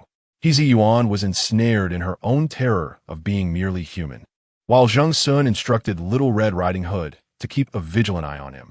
A sketchbook, passed from Xiao Hua, tumbled to the ground, fortuitously flipping open to its final page. At the center of the illustration stood a man clad in a blood-red robe, wielding a sharp cleaver. As that page unfurled, a strikingly identical man materialized before Zheng Xun. The hammer in Zheng Xun's hand lightly tapped the ground. Is this the one Meng Yijia encountered? Oh dear. It seems he possesses considerable skill, capable of matching me in a 9-to-1 duel. Chapter 77. The illusion in the corridor. The creature confronted by Hua Zian, although it appeared to drain one's sanity, was still somewhat inferior to the one within the operating room. A biting dog does not bark. This grotesque figure, clad in a properly fitted attire and sporting a neatly groomed appearance, bore a striking resemblance to a human. Were it not for the fact that its body was largely tainted with blood and wielding a gleaming machete, Zheng Xun might have engaged in a casual conversation with it. Given Zheng Xun's current mental state, one could only say he had seamlessly integrated into the 7th hospital. Fortunately, his companion was Hua Zian. Had it been a random stranger, no one would have believed him if he claimed to be the boss of this scenario, masquerading as a player. Jest aside, Zheng Xun's hammer was no trivial matter. The two faced off, neither daring to move, the atmosphere thick enough to freeze. Suddenly, the creature made the first move. It brandished its machete and charged at Zheng Xun. As the blade sliced through the air, Zheng Xun leaned back, narrowly evading the sharp edge. He grasped the hammer lodged in the ground, switched modes, and delivered a powerful swing, forcing the creature to retreat. Your knife is impressive, Zheng Xun remarked, adjusting his disheveled hair. I desire one just like it. The man in the corner disregarded his banter and lunged forward once more. If their previous exchange was merely a test of strength, this time Zheng Xun showed no mercy. He raised his hammer and met the creature head-on. What followed was a fierce battle. Zheng Xun, a man who relied solely on his hammer to vanquish foes, frequently switched the hammer's mode, transitioning from initial restraint to relentless aggression. Wherever the hammer struck, destruction followed. In mere minutes, the operating room was riddled with craters, and even the wall across the corridor was partially demolished. Xiao He, huddled in the corner, narrowly avoided injury, pressing himself against the wall and pretending to see nothing. The battle in the operating room was nearing its end. The swirling dust finally began to disperse, leaving only one standing figure. Zheng Xun's hammer crashed down upon the creature's back. He bent to retrieve the fallen machete, weighing it in his hand. Indeed, it was a fine weapon. Now it belonged to me. A burst of blood mist erupted, tainting the Raven's camera that had come for close-ups. The live broadcast now awash in crimson. Is it over? Wow, that second hammer fight was truly fierce. Is the novice always this relentless in hammering the creature? He's changed quite a bit. He used to chase the boss all over the map. Look at that one standing in the corner. It's an NPC. I said to investigate the second hammer's background. This fellow is certainly not ordinary. Has Hua Zian finished on his end? Just wrapped up. This young Hua is indeed impressive, albeit hindered by Qinglan for a time. Noise has erupted outside. Meng Yijia's people are busy washing away traces. Washing? Mute it. The evidence is irrefutable and highly egregious. Meng Yijia's deputy might very well be dismissed. Quick, look. They have regrouped. Zheng Xun dispatched the man in the operating room, stowed away the hammer, and took up his beloved machete before venturing out in search of Hua Ziyuan. Hua Ziyuan had just concluded his encounter with the assembled monstrosity, sustaining only minor abrasions. Zheng Xun approached, crouching down to prod the creature that had devolved into a mass of flesh with his machete. Amongst the remains, a woman's hand was tightly clenched. Zheng Xun pried her fingers apart, revealing a key that fell to the ground. Indeed, the key was nestled within this abomination. Hua Ziyuan remarked casually, wiping the sweat from his neck, his gaze drawn to the key as well. Zheng Xun rose, bracing himself on his knees. Xiao Hua, are you all right? Iem fine. No injuries. Then let us go. Zheng Xun instructed Little Red Riding Hood to escort the unfortunate He Ziyuan out as they made their way to the 4th floor. The 4th floor was an uncharted territory for both the audience and Hua Ziyuan. As was customary, Zheng Xun had He Ziyuan unlock the door leading to the 4th level, and they entered. Strangely, after vanquishing 2 monsters on the 3rd floor, the oppressive atmosphere surrounding them lightened significantly, although the dangers escalated with each passing moment. Both the viewers in the live stream and the players within the instance felt as though the peril had been left behind. The duo ascended the stairs to the 4th floor, and upon arrival, they illuminated their surroundings with a flashlight. All that met their eyes were the stark white walls, offering no indication of a passage to the so-called 5th floor, consistent with Zheng Xun's observations during simulations. However, this was illogical. They had encountered clues regarding the 5th floor and the 1st floor hall, yet the 7th hospital seemingly lacked a 5th level. The White Tower would not create such contradictory premises. The existence of room 501 was undeniable. The reason for its inaccessibility to players remained a mystery. If players were barred from entry, who else could possibly be allowed in? Zheng Xun considered in vain. Dwelling on these uncertainties held little purpose. They had lingered in the 7th hospital for quite some time, and it was imperative that they expedite their progression. Upon opening the alloy door to the 4th floor, the pair once again encountered the pair of red leather shoes. The girl stood shrouded in shadows, the moonlight illuminating only her petite shoes. The moment Little Red Riding Hood spotted the girl, she instinctively assumed a predatory stance. Zheng Xun placed a reassuring hand on her shoulder, signaling her to remain still. The girl moved, the heels of her shoes clicking sharply against the tiled floor. As she stepped forward, the silvery moonlight revealed her face. There was no gruesome or unsettling sight. Her countenance bore no additional eyes nor lacked a nose. Although it was the same individual, she appeared utterly transformed from the grotesque figure they had seen below. She was an enchanting and charming girl, cradling an illustrated book before her. The girl advanced several steps until she stood before the two players. Huaziyuan glanced at Zheng Xun, a question evident in his eyes. This girl appeared harmless.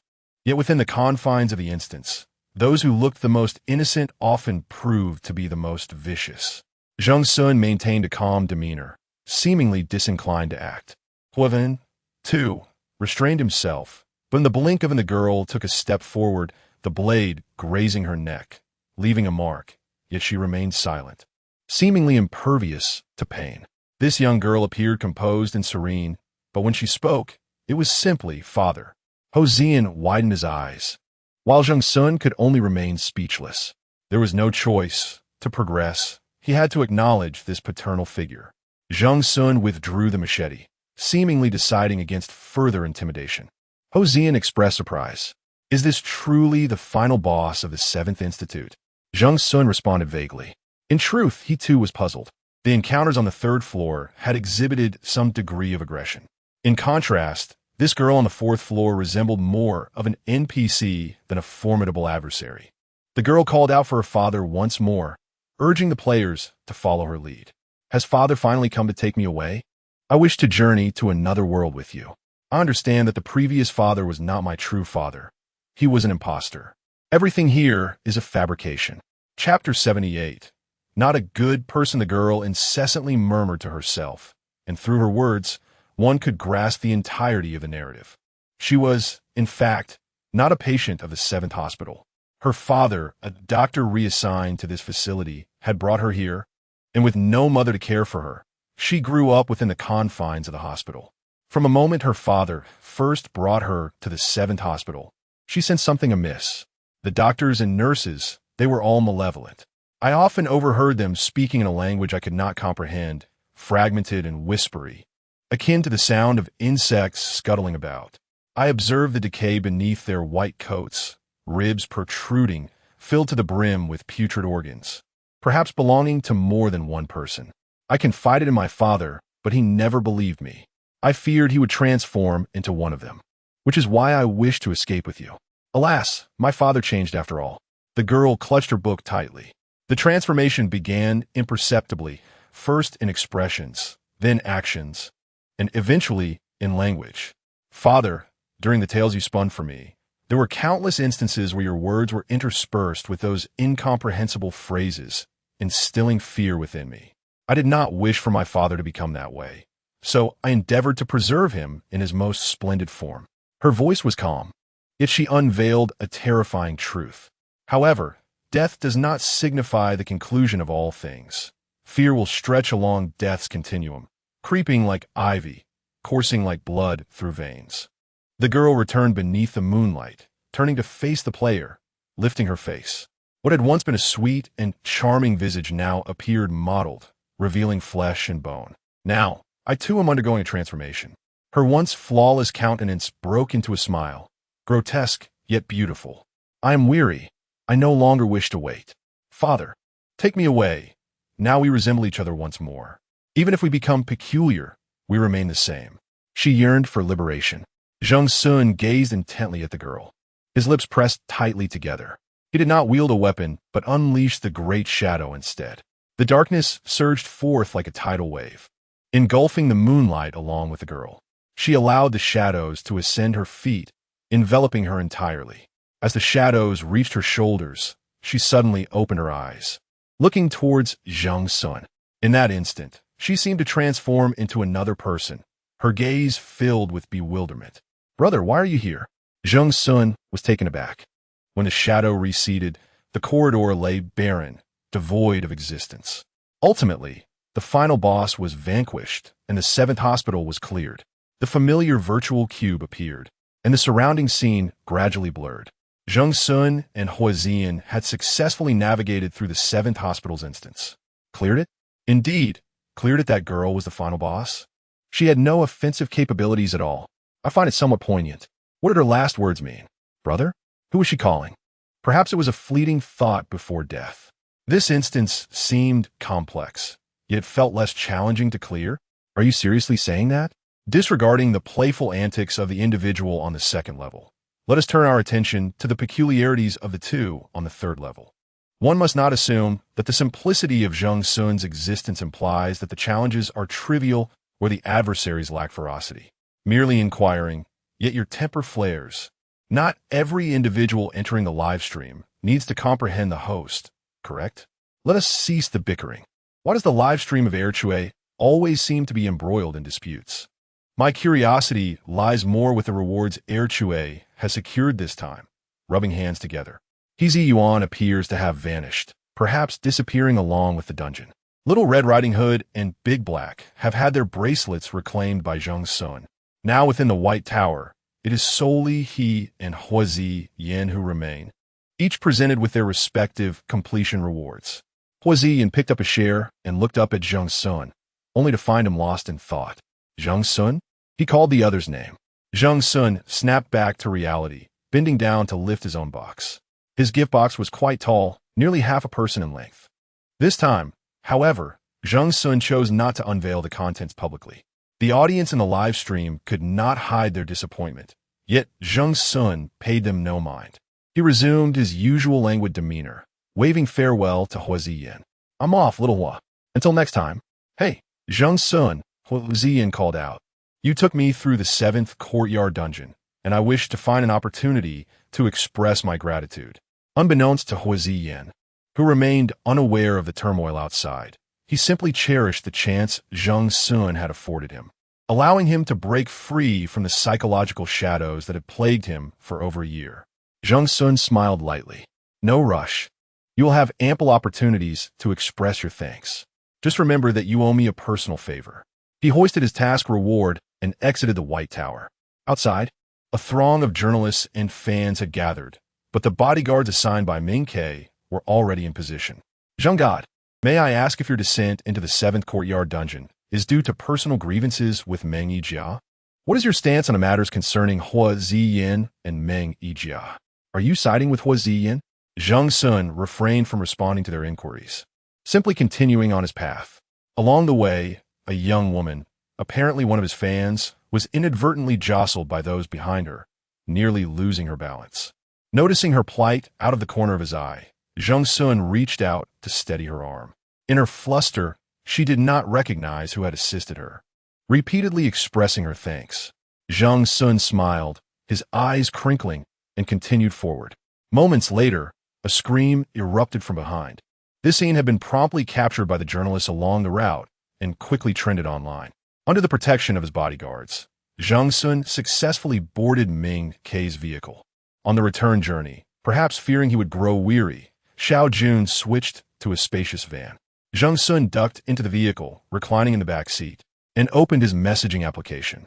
Initially intending to message Team Su for his reward, he noticed two new friend requests. One was from He Yuxing of Wanshi, and the other from Mo Qian of Jiuding. Though he did not know either, he had at least heard Chang Jie mention both Wanshi and Jiuding. After a moment's deliberation, he decided to disturb Su Guan first. I have completed the dungeon. Reaching out for payment. JPG, Su Guan did not reply, as anticipated. Qinglan was likely in a frenzy right now. Exiting the current chat interface, he navigated back to the friends list. The avatars of the two individuals are strikingly distinct, both depicted as dogs. He Yuxing S is a frontal view of a golden retriever, while Mo Qian S showcases a profile of a border collie. The social media posts are restricted to friends only. Without adding them, one cannot view their content. After much contemplation, Zheng Xun ultimately decided to place a call to Chang Jie. Hello. Chang Jie's tone was notably agitated, yet he still answered. You just had to call me during my training, didn't you? If Xiao Ge discovers I brought my phone in, it would spell disaster. Since you brought it, aren't you prepared for the consequences? Besides, aren't you prohibited from placing bets? Zheng Xun stretched lazily in the back seat. Am I not allowed to train if I don't place bets? Just get to the point. Someone wants to add me as a friend. Who? Just accept the request. I don't know them. That's why I'm asking you. Zheng Xun replied, counting on his fingers. One is He Yuxing from Wanshi, and the other is Mo Qian from Jiuding. There was a brief pause on Chang Jie's end. Zheng Xun sensed something amiss and held the phone a bit further away. As anticipated, the next moment, Chang Jie erupted with fury. Wanshi is one thing, but why on earth would Jiuding's notorious playboy pursue you? Isn't there already enough chaos caused by those newcomers? Chapter 79. Politely choosing to selectively omit Chang Jie's more extreme remarks. Zheng Xun ultimately discerned the underlying motives behind the two friend requests. The two individuals were distinctly different. Chang Jie noted that while both sought to curry favor with him, He Yuxing leaned more towards personal inclination, whereas Mo Qian evidently approached with a specific mission in mind. He Yuxing, a star player with immense popularity, possessed an extroverted personality and maintained amicable relationships with many players from other guilds, including a relatively close rapport with Chang Jie. After regaining his composure, Chang Jie concluded that He Yuxing merely wished to forge a friendship with Zheng Xun. In stark contrast, Mo Qian represented a formidable entity. The operational sophistication of the Jiuding Guild was unparalleled. If it acknowledged a second place, no one would dare claim the top. Although there were few guilds that could rival Jiuding in terms of overall strength, in the realms of commercial value extraction and market expansion, Jiuding stood as the unequivocal leader, particularly in the management of its competitive players. When scouting for new talent, Jiuding's talent scouts not only evaluated capabilities, talent, and character, but also scrutinized the physical attributes of the players. The phrase appearance is part of strength originated from a seasoned scout within Jiuding. The teams, from a first to the third, showcased players whose looks and stature were impeccable, regardless of gender. During every all-star event, the cameras seemed particularly enamored with Jiuding's players, who were undeniably a visual delight. The captain of the second team, Yu Shuishan, frequently trended on social media due to her striking beauty, while the first team was colloquially referred to as the male model team, all comprising handsome individuals over 180 centimeters tall. Disputes had arisen online regarding Jiuding's preference for aesthetically pleasing players, with critics arguing that in the era of the White Tower, appearance should be irrelevant, even in defeat. One was merely a heap of flesh. However, Jiuding's players were not merely ornamental. They never faltered in dungeon raids. Not to mention, even the seemingly most delicate female players demonstrated formidable prowess, striking down monsters with relentless vigor. The combination of beauty and strength was undoubtedly infuriating. Yet, such a high-yield team was sustained by substantial investments and the elimination of countless aspiring players who never even had the chance to step onto the stage. Jiuding earned the moniker of the newcomer meat grinder for this reason, as the growth period allotted to newcomers was exceedingly brief, even if they could eventually join other guilds. The prideful and ambitious novices often bore psychological scars from the experience. Success brought widespread attention, while failure resulted in a swift departure. Moreover, wielding was notorious for poaching talent from other guilds. Numerous players, having only recently entered the scene, would find themselves receiving invitations from wielding after a standout performance in a dungeon. At this juncture, the true test for the players began. Once ensnared in the meat grinder, no one could guarantee their survival. Should they falter, returning to their previous guilds was not an option, leading to a dismal fate. Yet, who could firmly reject an invitation from such a prestigious establishment?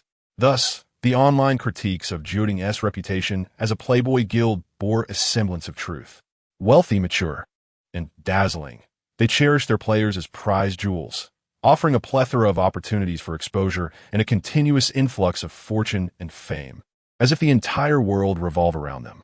However, once their affection waned, they would cast aside their former favorites without a second glance, swiftly pursuing the next standout newcomer. During his early days, Cheng Jie received an invitation from wielding, yet the significance of Ming Ke to him was unparalleled.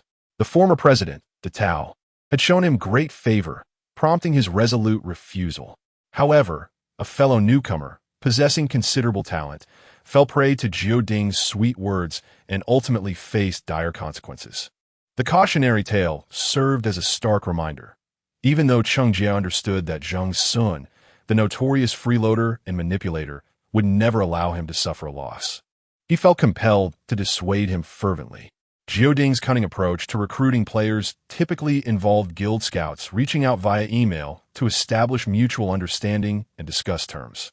Yet, they had likely studied him and were aware of his disdain for official protocols, which is why they sent the captain of Team 1, Mo Qian, to make a friend. Given the intense training and dungeon schedules, wielding's willingness to deploy their captain indicated their high regard for Zheng Xun's potential.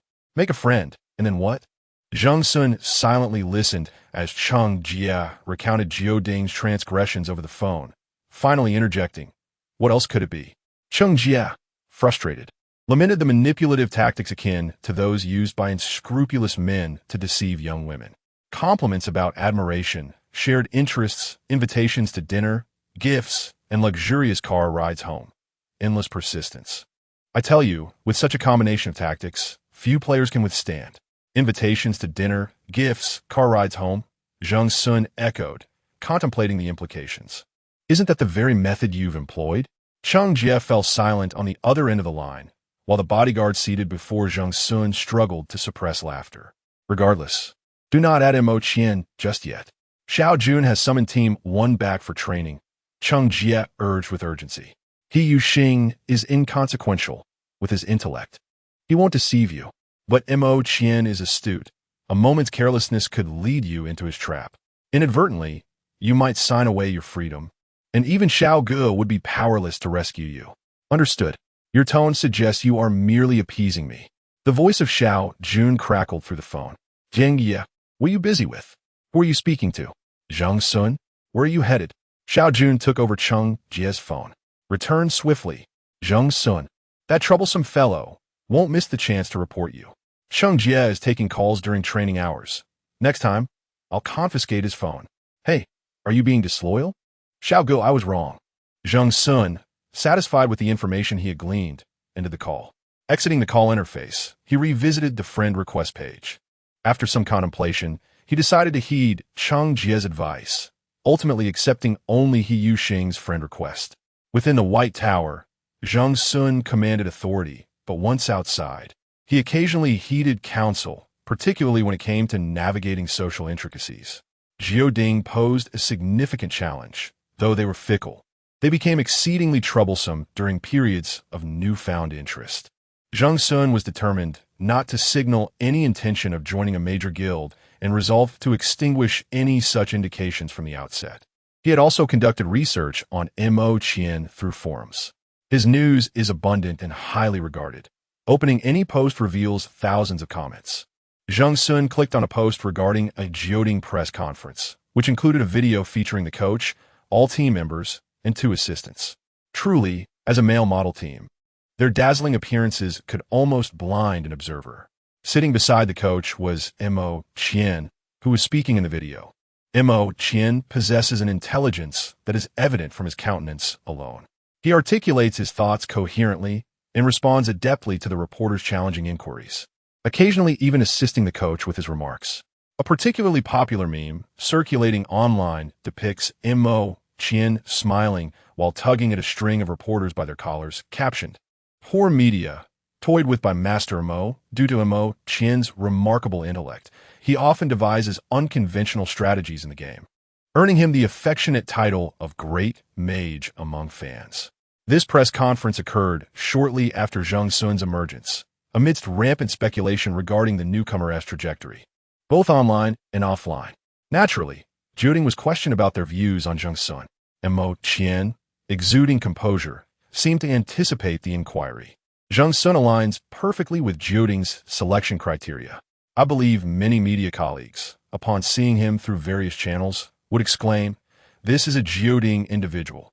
Mo Qian, with a playful jab at the criticism that Wielding only selects aesthetically pleasing players, elicited knowing laughter from the journalists present. Of course, Zheng Xun possesses potential. We will not overlook any promising newcomer. Wielding needs them. The gates of our guild will always be open to those who are talented and courageous. As long as they are willing, Wielding will offer terms that are undoubtedly satisfactory. This statement was impeccably crafted, affirming Zheng Xun's value while simultaneously promoting the guild and encouraging other newcomers to join. It indicated Wielding's interest in Zheng Xun while leaving room for negotiation. For quite some time, Wielding had refrained from making a move, likely observing and assessing Zheng Xun's true worth. When they finally decided to act, it was at a moment they deemed imperative. If it were another newcomer, even without genuine interest, one would still engage in a brief chat to forge connections. Unfortunately, Erchue was resolute, firmly declining to add friends. "I must decline." Zheng Xun dismissed the notification, passing through He Yuxing's message, then placed his hands behind his head to rest his eyes, awaiting the return of Ming Quebec. His phone vibrated in his palm. He turned his arm back to check the message, which was from He Yuxing.